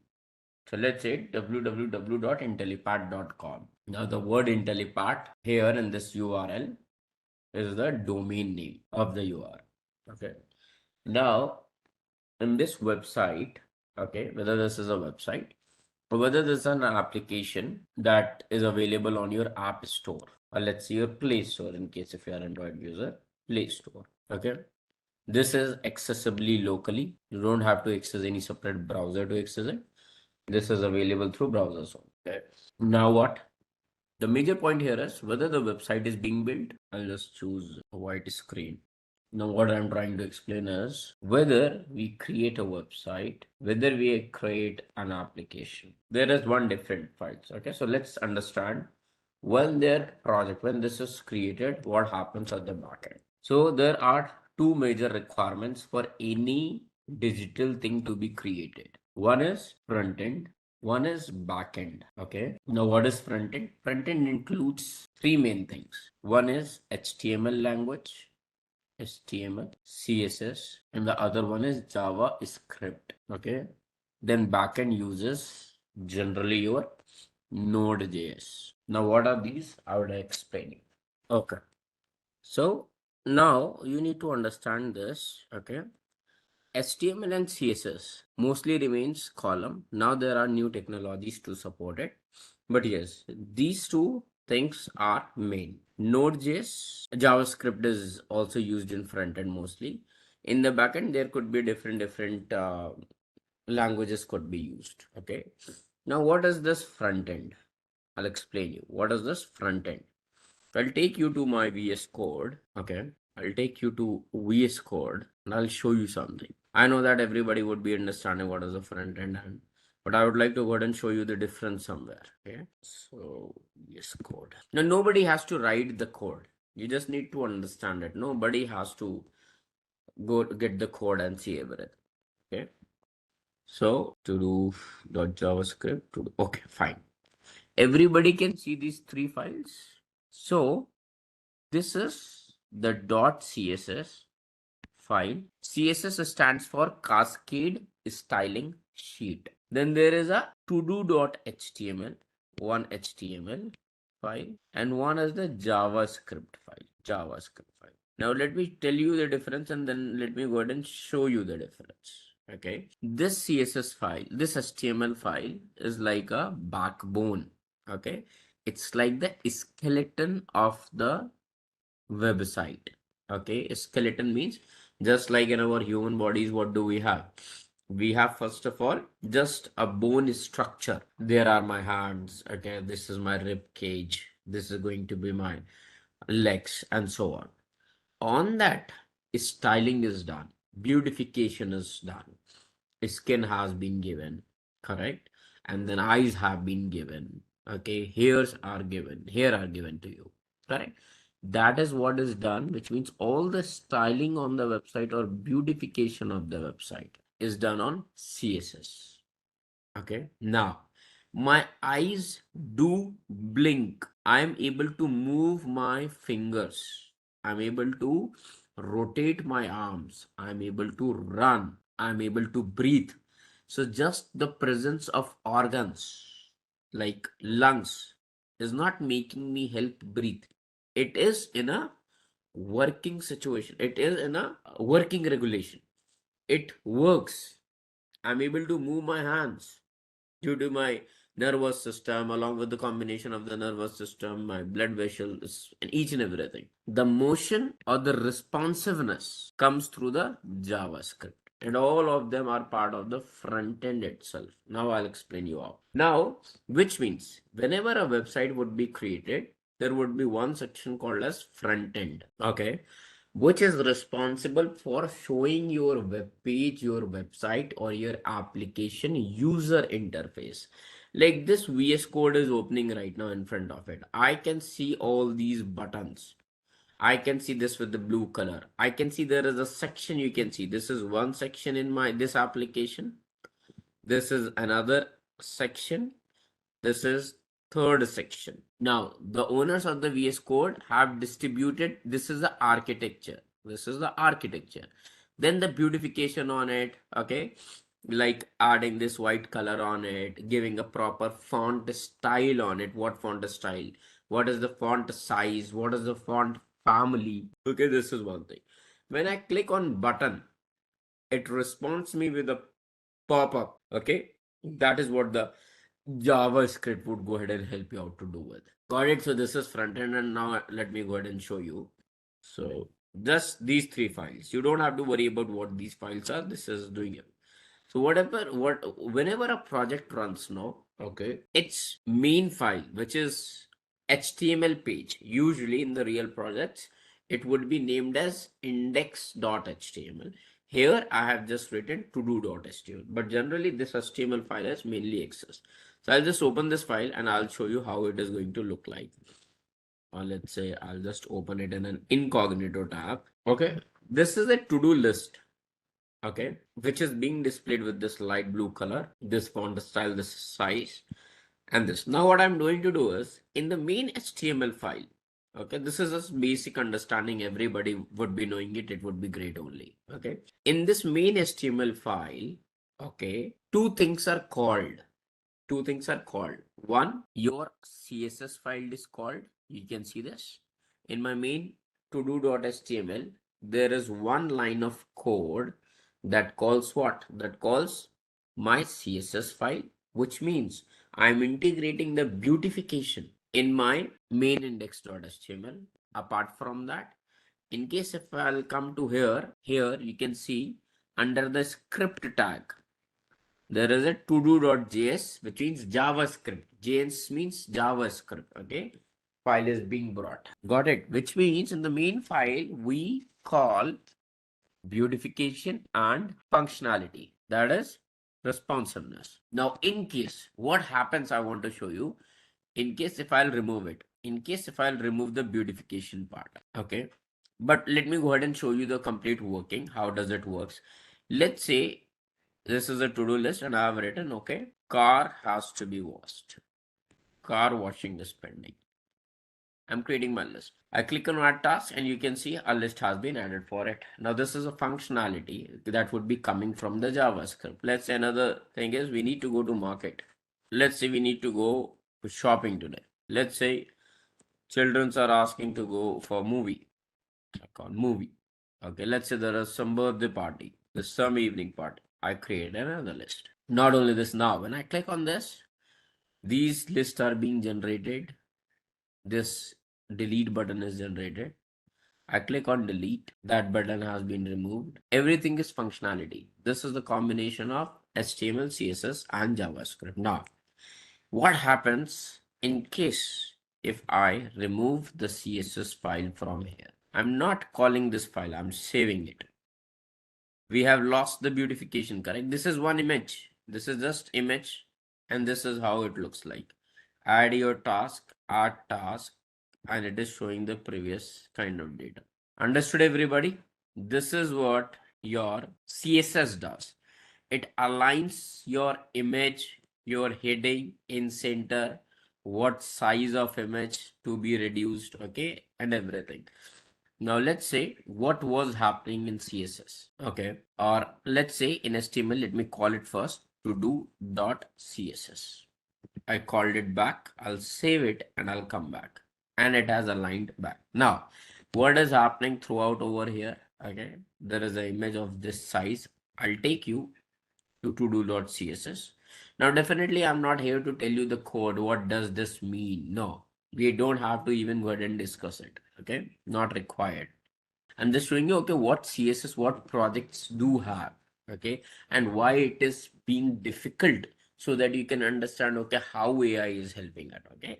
So what happens in HTML, you create a structure, okay. I created a entry box. Quite simple, let's take it. This is my entry box. For that, I need to learn this line of code. And this is what very simple I'm telling you. The applications are quite very vast, quite very big. Correct. For this input box itself, I have to give these two lines of code. Then there is a add task button. And for every structure that I am creating, what is happening? Okay, we are calling a class for it. Okay, we create a class for it. The same class to do the beautification. These are the elements. To do the beautification of these elements, we refer to a class given to this element here and then call the same class here. Okay, so let's say here my button of add task is given as a yellow color right now. Correct? Yellow color. I will change it. Let's say I'm giving it as a blue color. Let's say blue violet. I'll save it. The color has been changed to blue and violet. So which means the CSS file controls the beautification and how all the elements look like in the window. Okay. Now apart from that, let's say I remove the JavaScript file. I'll go to HTML file and there's the JavaScript file added here in the bottom. I'll remove it. Okay. And now I'll try to add something. Let's say going in marriage, attending a function, and I'll click on it. It should be added. But see, I'm clicking on it. Actually, I'm clicking on it many times, but it's not working because the functionality of the backend creating a list, putting this here in it, and then giving a delete button to delete it has been stopped because that what my separate file was doing here. That was my separate file doing here. Okay, this line of code. Now, it's not like we have to understand what this line of code was doing. Okay. However, I have written this code, so I know it what exactly which element is taking it, but that's not something you're not going to develop all these things. The whole point here is understand it. Understanding this syntaxes. Okay, in JavaScript and let is used dot parent element dot text content. This is something you have to go ahead and completely learn on it. And during all this, we get a lot of error. During all this, we get a lot of error. Okay. So that is what your project architecture talks about. I'll just come back. I'll just add it as it is to do.js. I'll save it. I'll come back and you will see all my previous list has been also accessed. Let's say Swapnil. Swapnil has been added just like a Ram has added. And similarly, so on. The list goes on. So that is what your front end part does. You create an HTML architecture. Okay. You do the beautification and you write the JavaScript for the functioning. Okay. This is what I have shown you as funnel. Now comes up the backend part. Okay. Now, how the files are maintained, even I'll show you this. So there is something called as backend. Now, backend is when you have to go ahead and access the database to respond something. Now here my JavaScript was doing the responsiveness that okay, whatever is added here in this entity box, and when the button add task will be clicked, what will happen? Here data has to be picked. The data that has been entered over here has to be picked and kept in a list. Again, new data will be added. Again, it would be kept. Okay. Now here I'm not fetching data from any other source. From any other source. Think of it as like the other applications. In other application, what happens? This is your front end. Let's say I'm a user, okay, and your website, the created website from HTML CSS website is being displayed on my computer. When I access the website, it asked me, okay, please tell your email address. Let's say creating a new account and then password. Or let's say you are already having an account. Okay. Now, when you enter the email and password, or and when you are already having an account, what happens? What happens? The entry that the user makes, these two entries, what would be happening on these entries? These entries would be going somewhere in the database where all these were saved before. Yes or no? Generally, this would be a category of a SQL database. Okay. So whenever, whether it is an Amazon, whether it is a Flipkart, whether it is an Instagram, whether it is a Facebook, every application stores data, stores your credentials, okay, in their database. Now, this is something that you need to set. Here, what you were seeing on computer was your front end. Okay. In your back end, your database files are maintained. Your database integrations are being maintained. Okay. Now, these settings are made, this kind of programs are written, that when something is being entered here, the request from the front end should go to the back end, the data should be checked. Once the data is figured out, again the request has to be given to the front end, so that, that is the JavaScript, so that it can display the new page, might be a home page after logging in. Got it? So this is my backend and this is my front end, and they continuously talk to each other. Correct?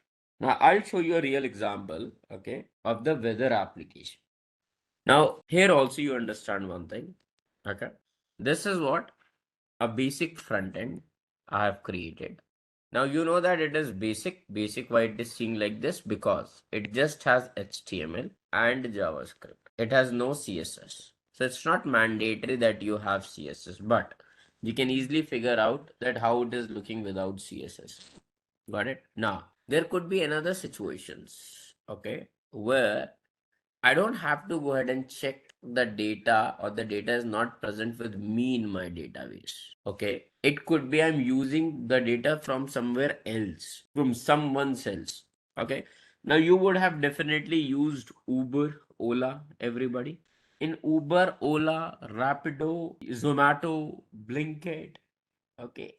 Everywhere you have map. Yes or no? To continuously track whether where your delivery guy is. Correct? Where your delivery guy is. Whether he has reached to the door or not. Correct? Now, do you think Ola, Uber, and these people are creating Google Maps as well? Creating Google Maps or creating maps in their application? Actually, they are not creating it. They are embedding the already created publicly available utility. So Google Map has actually created the Google Map, and then what it has done, it has made its code available in a form of a link, publicly accessible link. They might go ahead and take a charge for it, and this link is called as API. All the links which are bringing you functionality, which allows two features or two applications to talk to each other, are called as application programming interface. Got it? Now, another example, one is I told you, okay, you are calling the Google Map, okay, you are integrating it in your delivery application. So the link which is helping them, both these two things to talk to each other, is called as an API. Not only this, okay, let's say you are in Bangalore, and in Bangalore the weather is, let's say, somewhere 20 degree. You took a flight, you reached Delhi within 2 hours. The temperature there is 42. How your device got the weather changed? Because internally you have two applications, correct? One is the weather application, the other one is GPS, continuously checking your location, and the link that is helping them to both them to go ahead and talk and change the results is called as an API. Okay. Now in the same way here, okay, there are many open source companies which provide their database over the internet. You can just use, which means you can just use their API in your project, website, or application to bring out the functionality. So what I did here, I created here a front end. What? A front end. Okay, front end. And what I'm doing, from a website, I'm calling a API and embedding it in my application from a third party. That third party name is Open Weather App. Somebody's else, because I will take a huge amount of time for me, okay, to go ahead and figure out the temperatures. How I'll figure out the temperatures of every city, correct? But yes, few companies have already done that. So if I'll take you to Open Weather App, Open Weather Map, okay. So here within the this company, okay, has a continuous prediction, okay, of the temperature at various cities internationally. So in case if I can get all it's working in my application here, my people would be able to also access data that what is the weather in a specific city. So what I do, I'll come to here, I'll take the API, I'll generate the API. API looks in something this way. I'll show you. So how does the API looks like? This is the link. How the link looks like. Point number one. Point number two, as I told you, what is link bringing? Link is just bringing the database of the third service. How the database looks like? Mostly all the APIs data is stored in this format, which is called as a JSON format, which follows key, value, key, value, key, value.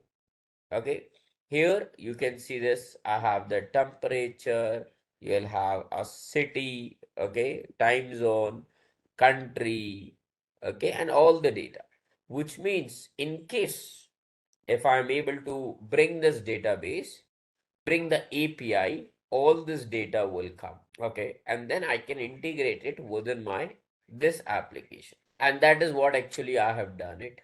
Okay, first of all, let me just try something. And it takes time for API to fetch the data. So you can see I have kept Delhi. When I clicked on this button, my JavaScript is going to that API and is asking what is the current temperature of Delhi? What is the weather category? Let's say haze. That's other thing. Come to the VS Code. So this is my weather.html, which is giving you that basic data. Then there is weather1.js, the JavaScript file. If you'll go to my JavaScript file, and I'll just show you a slide code, okay, you'll see that I'm calling a API URL, API URL. So whenever anybody is entering any data over here, okay, my API looks for that particular city. Now, how I was able to figure this out that these buttons should be used here, these names should be here in this way. That is what people learn JavaScript. People learn coding, but you don't have to do it. I'm just explaining you all this so that you have understanding, okay, how the websites work, how the really the code looks like. So, okay, what would be the problem in terms of development? Even in case if you're leading a team of development right now or in the future somewhere, okay, and then we'll see how this AI helps us out. Okay, now that is what, in case if I'll enter, let's say Bangalore, the API, the database that is being brought. So see, Bangalore is also being recognized with the name Bangalore. Okay. This temperature is normally in the Fahrenheit. I will write one line of code and it will be converted into Celsius. That's not a problem. Let's say Kolkata. Okay, we'll check for Kolkata. Does this API has the data for Kolkata? Okay, it's haze right now and 305.12 Fahrenheit. Okay, which means okay, different cities would go ahead and show you the data. Lucknow, let's say Bareilly, clear sky. Got it? So what am I doing? This is my front end. People are touching, clicking on it, and then clicking on get weather.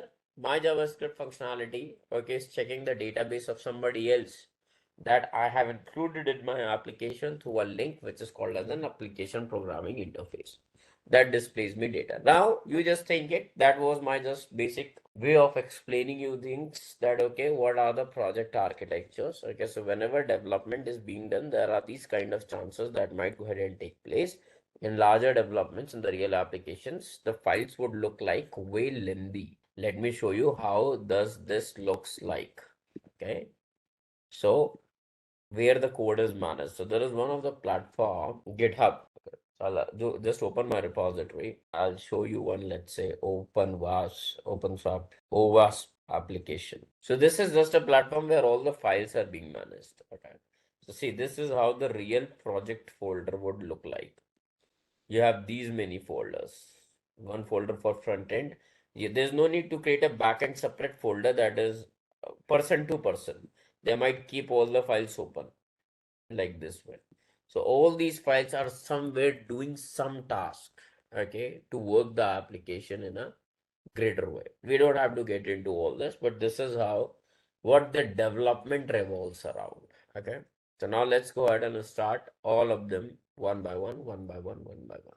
Okay. So AI in modern software development. We'll start some theory. Let's create a piece. Okay. So the point here is why developers need AI today. Okay. If I tell you my personally, see, when I think about the AI in modern software development, I'll see it as less of a tool and more of a game changer for how we build software today. Okay. First, the complexity of modern applications have skyrocketed. Correct. Everybody believes that nowadays our applications are doing the huge task. Correct. Okay. We are taking millions, we are writing millions of lines of code, multiple integrations. I just show you one integration of a third party API. And that has also made me use a lot of brain behind it and constantly evolving frameworks. Okay. Now managing all these manual things, whether it was writing the code, whether it was integration, is not anymore, not feasible anymore, I'll say. Okay. It's like to build a skyscraper, a huge building with a hammer and a chisel instead of using machines to put up the ceilings at a faster rate. Second, business demands are faster deliverable cycles. Every client coming to you would ask that, okay, please get my application developed as fast as possible. Okay, nobody is going to now accept that you are going to give them the application once a year. Previously, the time was for 8 months, one year, going to 2 years of building one application. Now companies want their updates weekly, sometimes even the daily updates. Daily some new feature is being embedded. Okay. That is where AI helps developers to speed up the delivery without compromising the quality, and almost like having a highly skilled assistant who anticipates your next move. Okay.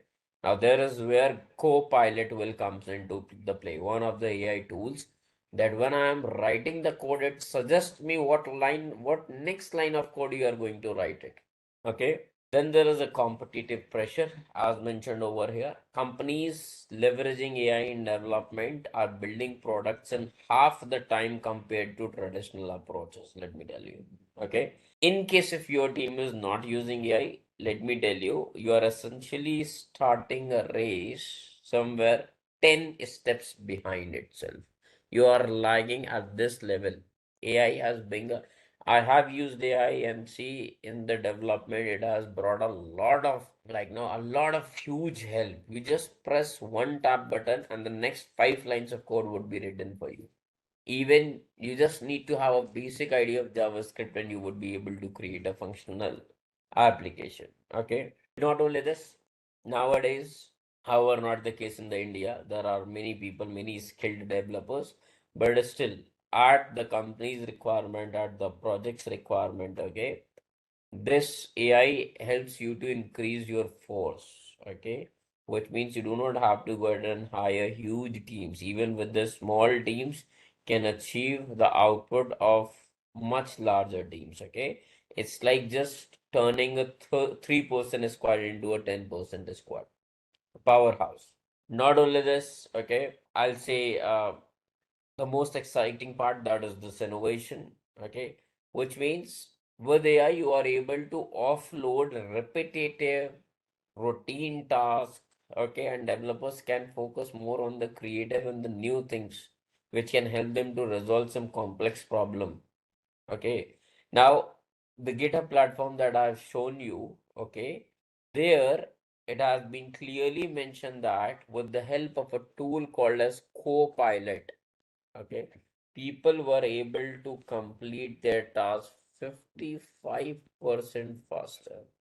And let me tell you, this is not just a speed, that's more and more time to innovate, to bring out new functionalities. That is what 50% has been faster. Okay. Implications of leaders, what you need to go ahead and do it. Make sure that your team is going ahead and like using the AI properly over here. Okay. Then I'll discuss the Copilot. I'll show you how does it functions and how does it work. So do not worry about it. Okay. So the takeaway for this complete slide, I'll say that AI isn't just a tool, it is a starting advantage of building software smarter, faster, and more creatively. So that is what AI in development is helping out. Okay. Now talking about how AI reshapes developer workflows. Okay.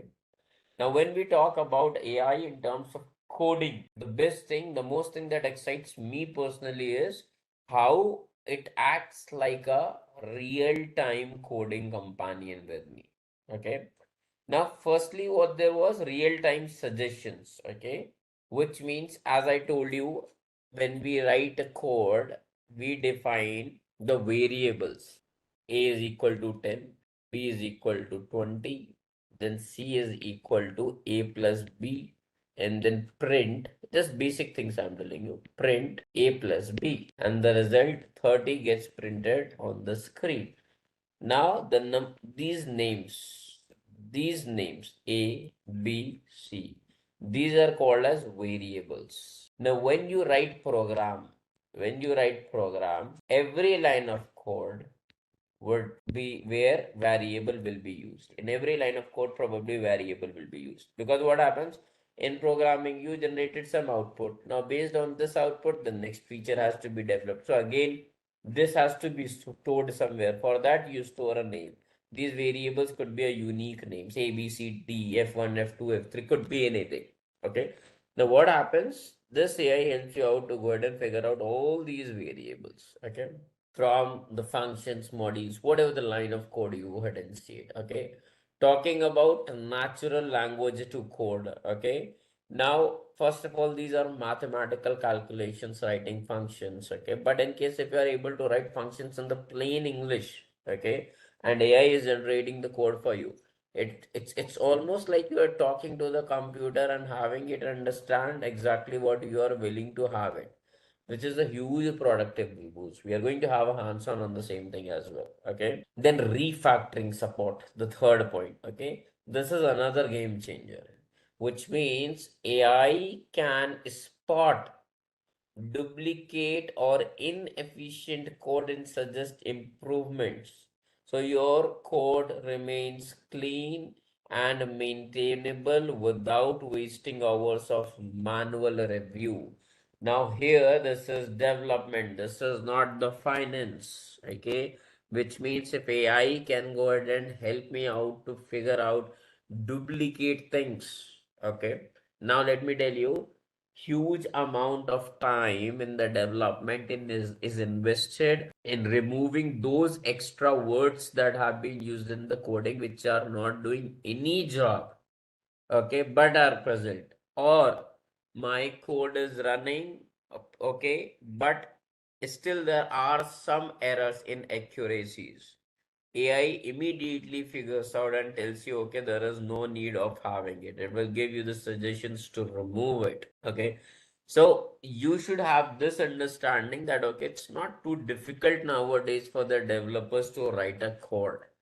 Okay, so in case if they're telling you, okay, it is going to take 4 months, then let me tell you, the team is going to be inefficient. It definitely depends upon project to project size, but you should have some cross questions to them. Okay, that why it is taking so much time for you to do this job. What would be the answers, the maximum answers you would be getting? No, writing the code is difficult. No, we have to write lengthy code. This code will take huge amount of time. I have to test against it. I have to go ahead and check for the errors and everything. Okay. Your next clear cut question to your team should be whether you are using AI, which AI are you using? So why it is not you are not able to go ahead and help out to figure out the error? That is where you need to understand. Talking about your code consistency. Okay. So okay, there is two things I'll explain you. I want to print hello world. There are two ways. Let's say I want to print this hello world 100 times. Yes or no? Let's say I have to print 100 times. There are two things. Option number one, I write the code print hello world. And I write this second time print hello world. I'm writing this 100 times, so on, so on, so on. This is your option number one. The option number two, if I tell it to use a loop for I in range 1 to 1 not 1, print hello world. The same job is done, only just 3 lines of code, and here you are writing 100 lines of code. Okay, so the systematic way to do the proper coding practices is also something that AI goes in and helps you out, which means to to scale your projects at a greater level without introducing new chaos. Because that generally happens due to writing lengthy codes instead of using the smart codes. Okay. Similarly, the integration help. AI can help you out with the various API calls so that you can go ahead and save your time, library imports, instead of sitting and creating the APIs and wasting your time. It's going to help you out to look for various APIs that are available and you can use it. Now, I don't think so. There's any need for me to explain the API, and that is where I explained it in the very starting. Got it? Then you have time savings. Okay. Now, time savings is reduces boilerplate writing, logging, error handling, and setup code. Let me also go ahead and tell you. This is the VS Code shortcut now. So, I'll come back here. Let's say I created a new file and I'm going to create a, let's say, genai.html. I'm creating a new HTML page. Okay. There are two things. Let's say I'm writing HTML code line by line, HTML head. My head is, let's say within the head, I give a title. You don't have to learn it. Don't worry. Title, Intellipaat class. Now this is what I know, so I'm writing it. Body. This is a basic structure I'm creating for the HTML. Title. In the body, what I want to go ahead and display is H1. My participants have some break. Let's have some unordered list. And within this, I'll define list. Okay. Ram, Kuntal, Saurabh. Okay. Let's say Swapnil. Got it. I'll just save. I'll open it with LiveServe. Got it? I immediately got a local host website, my participants with this size because I called it in the H1. And then the list of my people who were frequent on my chat box. Okay. Now, for just this method, even if I remove it, I am removing this list, control save. You can see the tab name, that is Intellipaat class. That is something that comes up from the title. Okay. I'm removing the H1, just the structure. Okay. A page is ready with the Intellipaat class. I can start designing it over here in the body. Correct. I have to write this much of common thing. Plus, in case if I want to call a CSS file, then I have to add and increase the line. Now, even to go ahead and save the time, if I'll remove it, instead, I'll just give exclamation mark, and if I will hit enter, it will give me the boilerplate. Can everybody see this? As soon as I'm hitting enter on it, okay, I got the same thing, that is HTML. It is a specifying language. Remove it. It's same. Title and HTML. This is two extra things it has given for coding level. That's we use it to specify few things, but I don't have to write it. By default, it has given me this much. First of all, I have written it manually. Got it? So that is what the second last point was telling us. Okay. So basically, it saves a huge amount of time. Reduces boilerplate writing. This is what the boilerplate writing is. Either for the logging, error handling, and setting up the code. We were setting up the code. Okay. Then definitely the developer well-being, which means minimizes frustration. All the emotional stuff is somewhere reduced when you do not have to go ahead and make efforts for such basic things as well. Now, benefits for developers for different roles. Okay. Now, junior developers, it is like a mentor, I would say, which is available to them for 24 into 7. They can learn faster by observing AI suggestions and understanding why certain approaches work, which accelerates their growth tremendously. Mid-level developers benefit by spending less time on repetitive, redundant, and routine tasks, like writing the boilerplate code, and instead they can more focus on software architectures and problem solving. So it's more like moving from being a craftsman to becoming a project designer. Instead of just writing it, you are putting your energy, efforts towards figuring out how I can make this project better. If I'll talk about the senior developers, they can use AI to review code, detect flaws, enforce coding standards.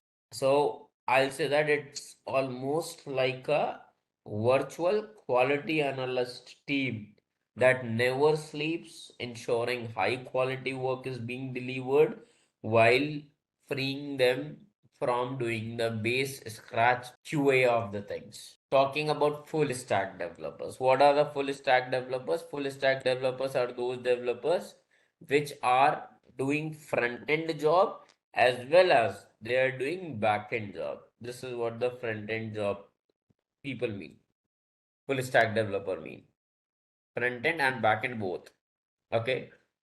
So that is true. Okay. You get a massive productivity help. Okay. Because AI helps you out to figure out writing the prototype within seconds. Okay. Within hours, I would say. Seconds would be a wrong word. Okay. Instead of days. Okay, connection issues. When you write front and back end file now, when you try to go ahead and create connections, you write different files for it.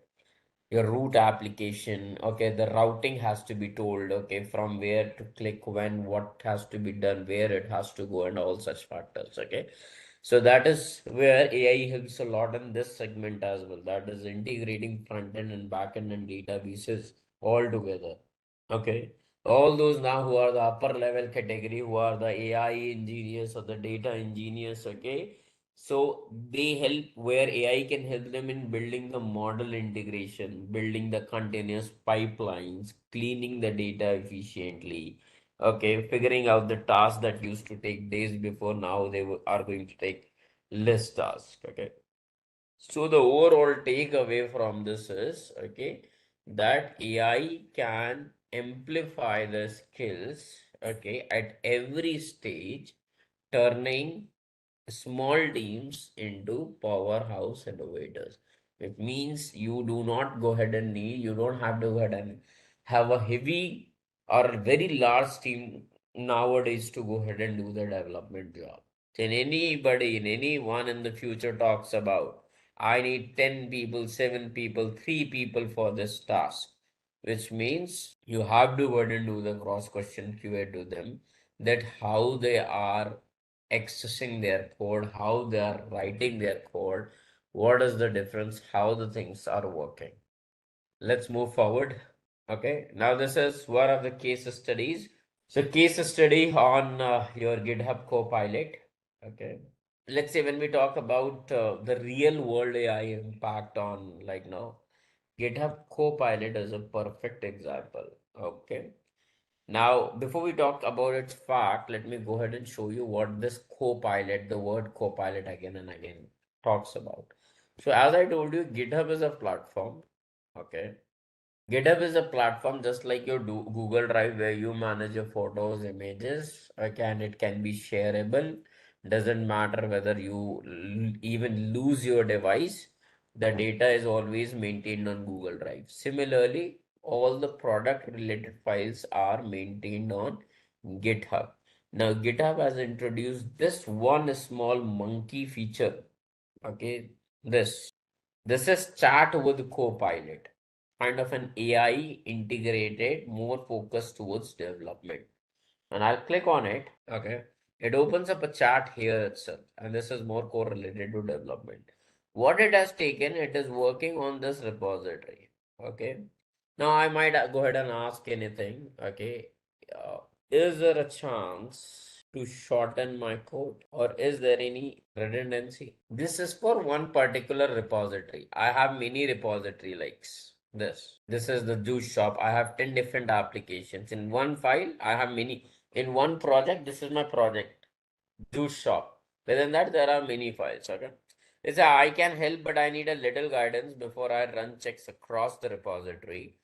Do you want me to look for redundancy and opportunity to shorten the code across the whole repo? Okay, I can run the automated scans and point out all duplicated functions, similar files, large duplicate blocks. Okay, tell me what option do you want? Okay, what I'll say is I'll just say the point number one, or it is saying within your project, do you want me to go ahead and look for a specific file content? Okay, so I'll just say, just to save this time, just look for my JS files. And I started searching the code base. What if we paste the code and ask for the suggestion? That's quite easy. That's so quite very easy. I'm just telling you this upper level thing. The code you will be writing and you will be asking the suggestion, it will immediately give you. That is going to be a simple job for it. Okay, you are providing the content. What here it is doing, it is going to the repository. You just mentioned look for my JavaScript file, JS file, and it has started looking for JS. That is what the intelligence we are talking about. Okay, this is I scanned the repository files. You pointed me at focused on JavaScript or TypeScript or the plain.js files. I could find in that set a quick summary of what I inspected and relevant finding follows. Okay, a number of root files in server code. These files are present in my code. These many files are present. Okay, these many files are present in my code. Okay, now what is the high level findings about the redundancy? Most of the code base in TypeScript, not plain JS. You requested that I look at JS files, with the repository largely uses the TypeScript file. What it says? No, the files that you are expecting me to go ahead and do it, it's more into a TS file than the JavaScript file. However, repeated static header markup across views. Okay, many times the headers in the program files are being overridden. Similar route handlers that serve private assets can be done. Repeated small utility code that can be centralized. Large inline data has been called. Now I know that these terminologies might new to be you. Okay, that what are these inline codes? So we cannot get into the development into few classes. It's a huge years of learning. But yes, the over point here is this code, it gives you the solution. Add a helper in routes, create views partial, then header.hbs, and replace the repeated header markup with it. It is telling the developers the exact solutions that have to be implemented. They don't have to go ahead and open. Let's say you just think of it. I'll ask somebody, okay, to come back and open all these folders and files. I'll open one folder. Within this one folder, I have many files over here. It's just think of it. It would be taking so much of time. It would take how much time? Within one folder, I have many other folders. Within this change password folder, I have many files over present over. Now doing the QA of all this, that is why it takes months to do the quality analysis. And just think of it, writing all these files, then properly arranging them into this folder architectures would be a huge difficult job. That is where your GitHub Copilot helps you out. Not only to do this, but also to give the future further solutions, okay, and debugging things. But still, let's come back. So that is what I'll say, that over 1 million developers use it on the daily basis. And this is what somewhere also tells you that, okay, how the technology is now being adopted. Talking about the second point, Copilot can complete 46% of the code in supported languages. 46% of the code in the supported languages. Okay. Now, it means developers are not typing every single line themselves. This is what it means. So, throughout the code, a project code is being written. 46% is something that the co-pilot is completing. Only 54% is something that the developers are writing. Rest is all suggestions. Rest is just a tab button that the developers are pressing and they are getting the suggested thing. Okay. Not only this, the companies like Shopify, okay, they have uh like now they have reported the 2x faster prototyping or the development of or the new features to be added in their current websites and applications using this Copilot. Okay. What's even more impressive is that Copilot adapts to each developer's style. The suggestion it makes feel natural, almost like it's like you are reading somebody's mind. Okay, which makes somewhere the workflow more smooth and more better. Now, what are these suggestions I'm talking about? Let me also go ahead and show you this without wasting time. Got it? So let's say I'll enable my Copilot in the VS Code. It has been signed out, so I'll just sign in. I'll just click on sign in. I'll just click on, let's say, continue with GitHub. Signed in as Rust to. Okay, so basically, Copilot, you get some credits. I hope I have not exhausted all the credits. Otherwise, there are different extensions too. Okay, there is present. Okay, I have present. Now see, I'm writing some code. Let's say I'm writing some code, writing a new file. Let's say index.html. It says already a file is present with the name. Let's say test.html. Okay. First of all, what I'm doing, this is a blank space for me to write the code. Okay. Now you'll observe something. Let me get the boilerplate to save the time. Okay. And here in the body, what I'm doing is, let's say I'm creating some boxes. Let's say div class container. Next lines, I have even completed it. That is what the Copilot suggestion is. It is assuming that, okay, what I am trying to go ahead and do. I'm trying, since my file name is test.html, which means the person might give one H1 heading, test page. Then he will write a paragraph that this is a test page for some kind of comparison. I'll just press the tab button. And as soon as I do it, the code have been written. I don't have to write it. Getting my point? Similarly, lines of code, huge lines of code. When I'll keep on writing, it will keep on giving the suggestion.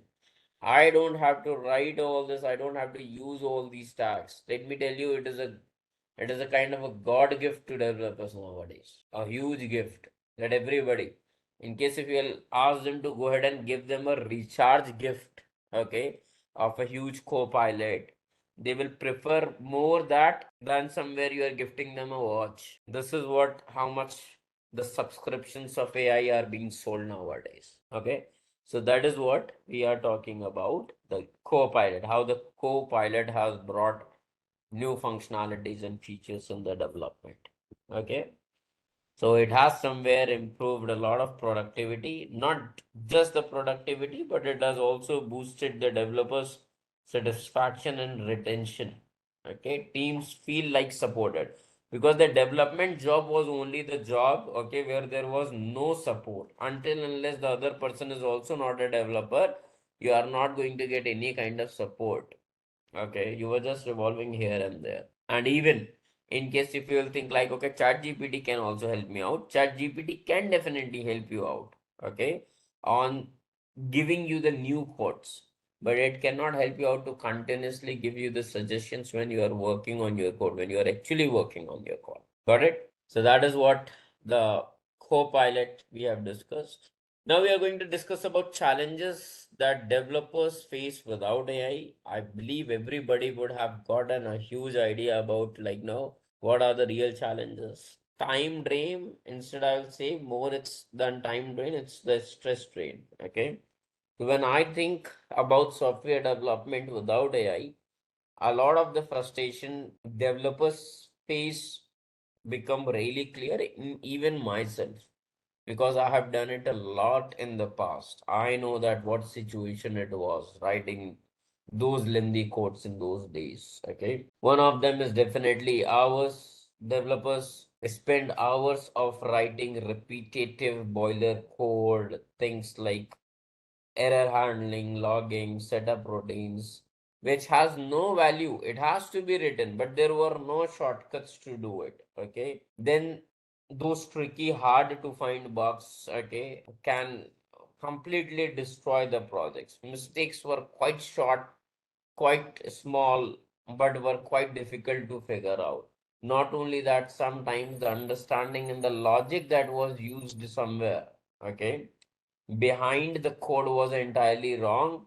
We were entirely going wrong somewhere in a wrong direction from the very starting itself. There were knowledge gaps. Okay. There were inconsistency. Developers may not always know which was the best library or what was the best syntax or approach for a problem, which lead to a lot of hit and trial that I've started developing something.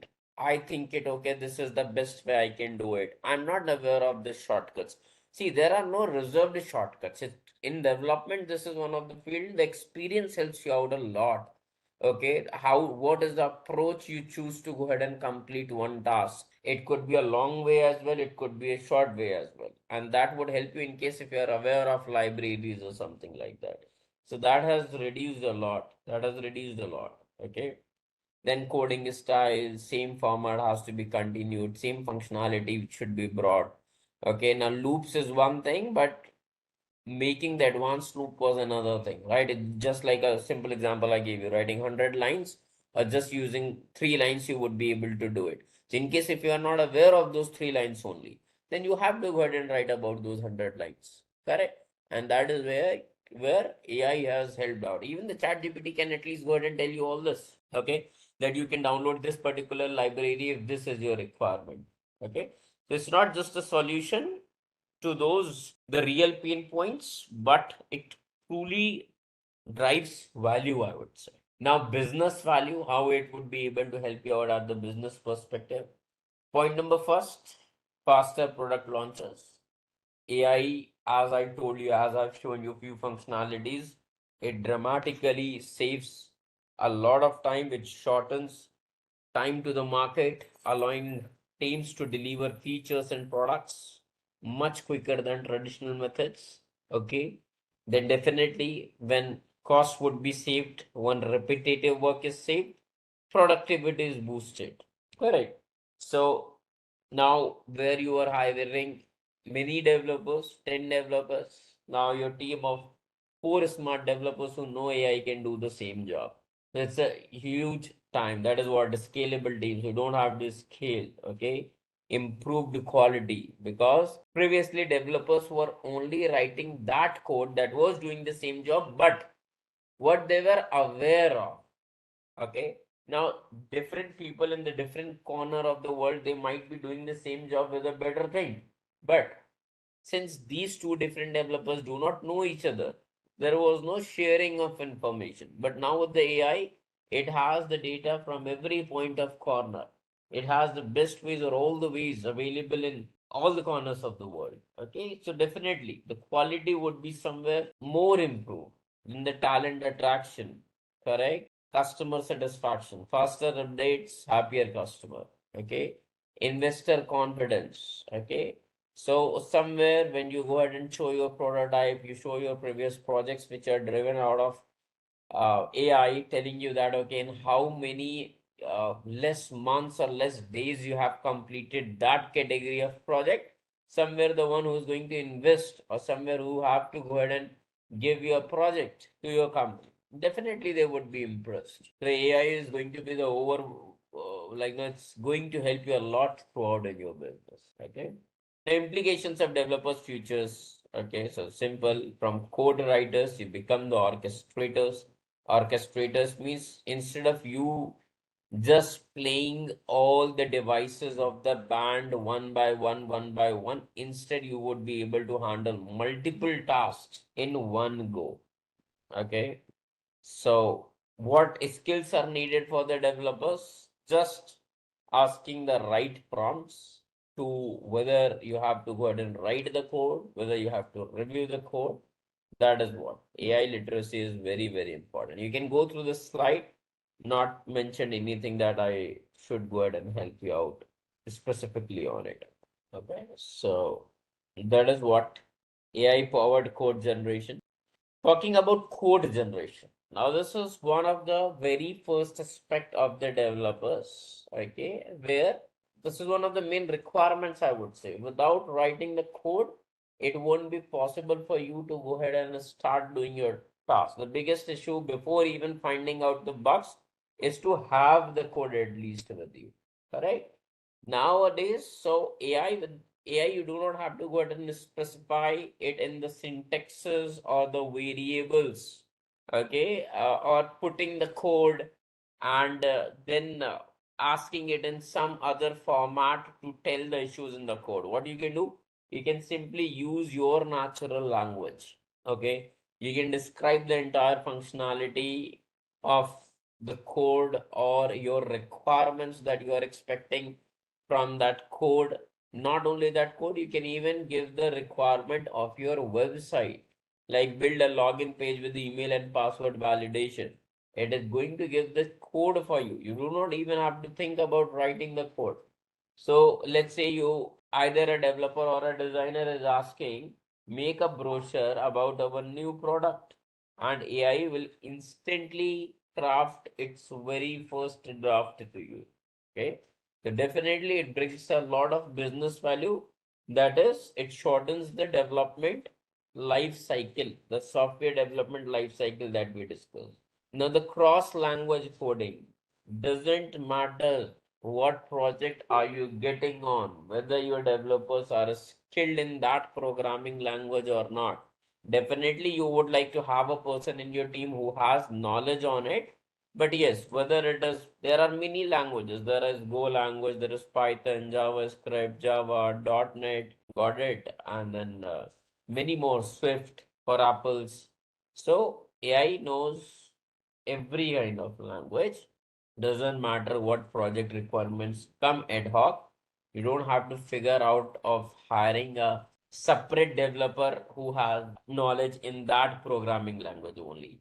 In case if your current developers know the programming, then in all the programming, the only difference is syntax. How the variables are called, how the brackets are closed, how the indentation is used, whether the colons are used, whether the semicolons are used, whether there are no colons used. Okay, so that is what AI here reduces the dependency on specific tech stacks or individual expertise. That is what the cross language coding is all about. Then talking about reusable code snippets. Okay, so most of the common components, I'll tell you, this more revolve around authentication, form validation, database connections can be immediately written by the AI itself. Okay, the CRUD operations. What is the CRUD operation? C for create, R for read, U for update, D for delete. Okay, for any kind of parsing operations, any kind of these four operations. Okay, you don't have to go ahead and write the codes again and again, because what happens in these are four operations, the CRUD operation, that you have to previously developers have to continuously write the same code again and again, again and again. So it can convert these lengthy codes into the reusable snippets by using the functionalities like functions of the classes of the OOPS methods. Not getting into that. Then complex AI callings, as I told you, calling API. As I told you, I had a URL that from Open Weather. By default, it was just telling the London weather. What I did a modification that where the word London was written, I brought it in my code in such a way that as soon as any user will input any value in the input field of city, the API should go and access the data of that city. This was one problem. Similarly, you might have many complex problems regarding the APIs. That is where this is one of the more very much important aspect in developers' life. Okay. Apart from the CRUD operations, we are just creating, reading, and updating and deleting things happen. Okay. Then whether it is memorizing the documentation, whether it's the learning, they want to go ahead and learn it. Okay. Whether it is quicker and the faster functional prototypes have to be created, proof of concept has to be done. Everything is possible. I'll say the strategic implementation is possible from the artificial intelligence throughout all the aspects, whatever category of code is being generated. whether it is CRUD operations, whether it is API calling, whether it is reusable snippets, whether it is from a specific tech or from various different tech, whether it is writing the and asking AI to write the entire code for your separate pages or your separate functionalities, and then integrating it with the previous pages that you have created. Everything is possible for AI. Okay. Just a quick info, guys. Intellipaat offers Generative AI certification course in collaboration with iHub IIT Roorkee. This course is specially designed for AI enthusiasts who want to prepare and excel in the field of generative AI.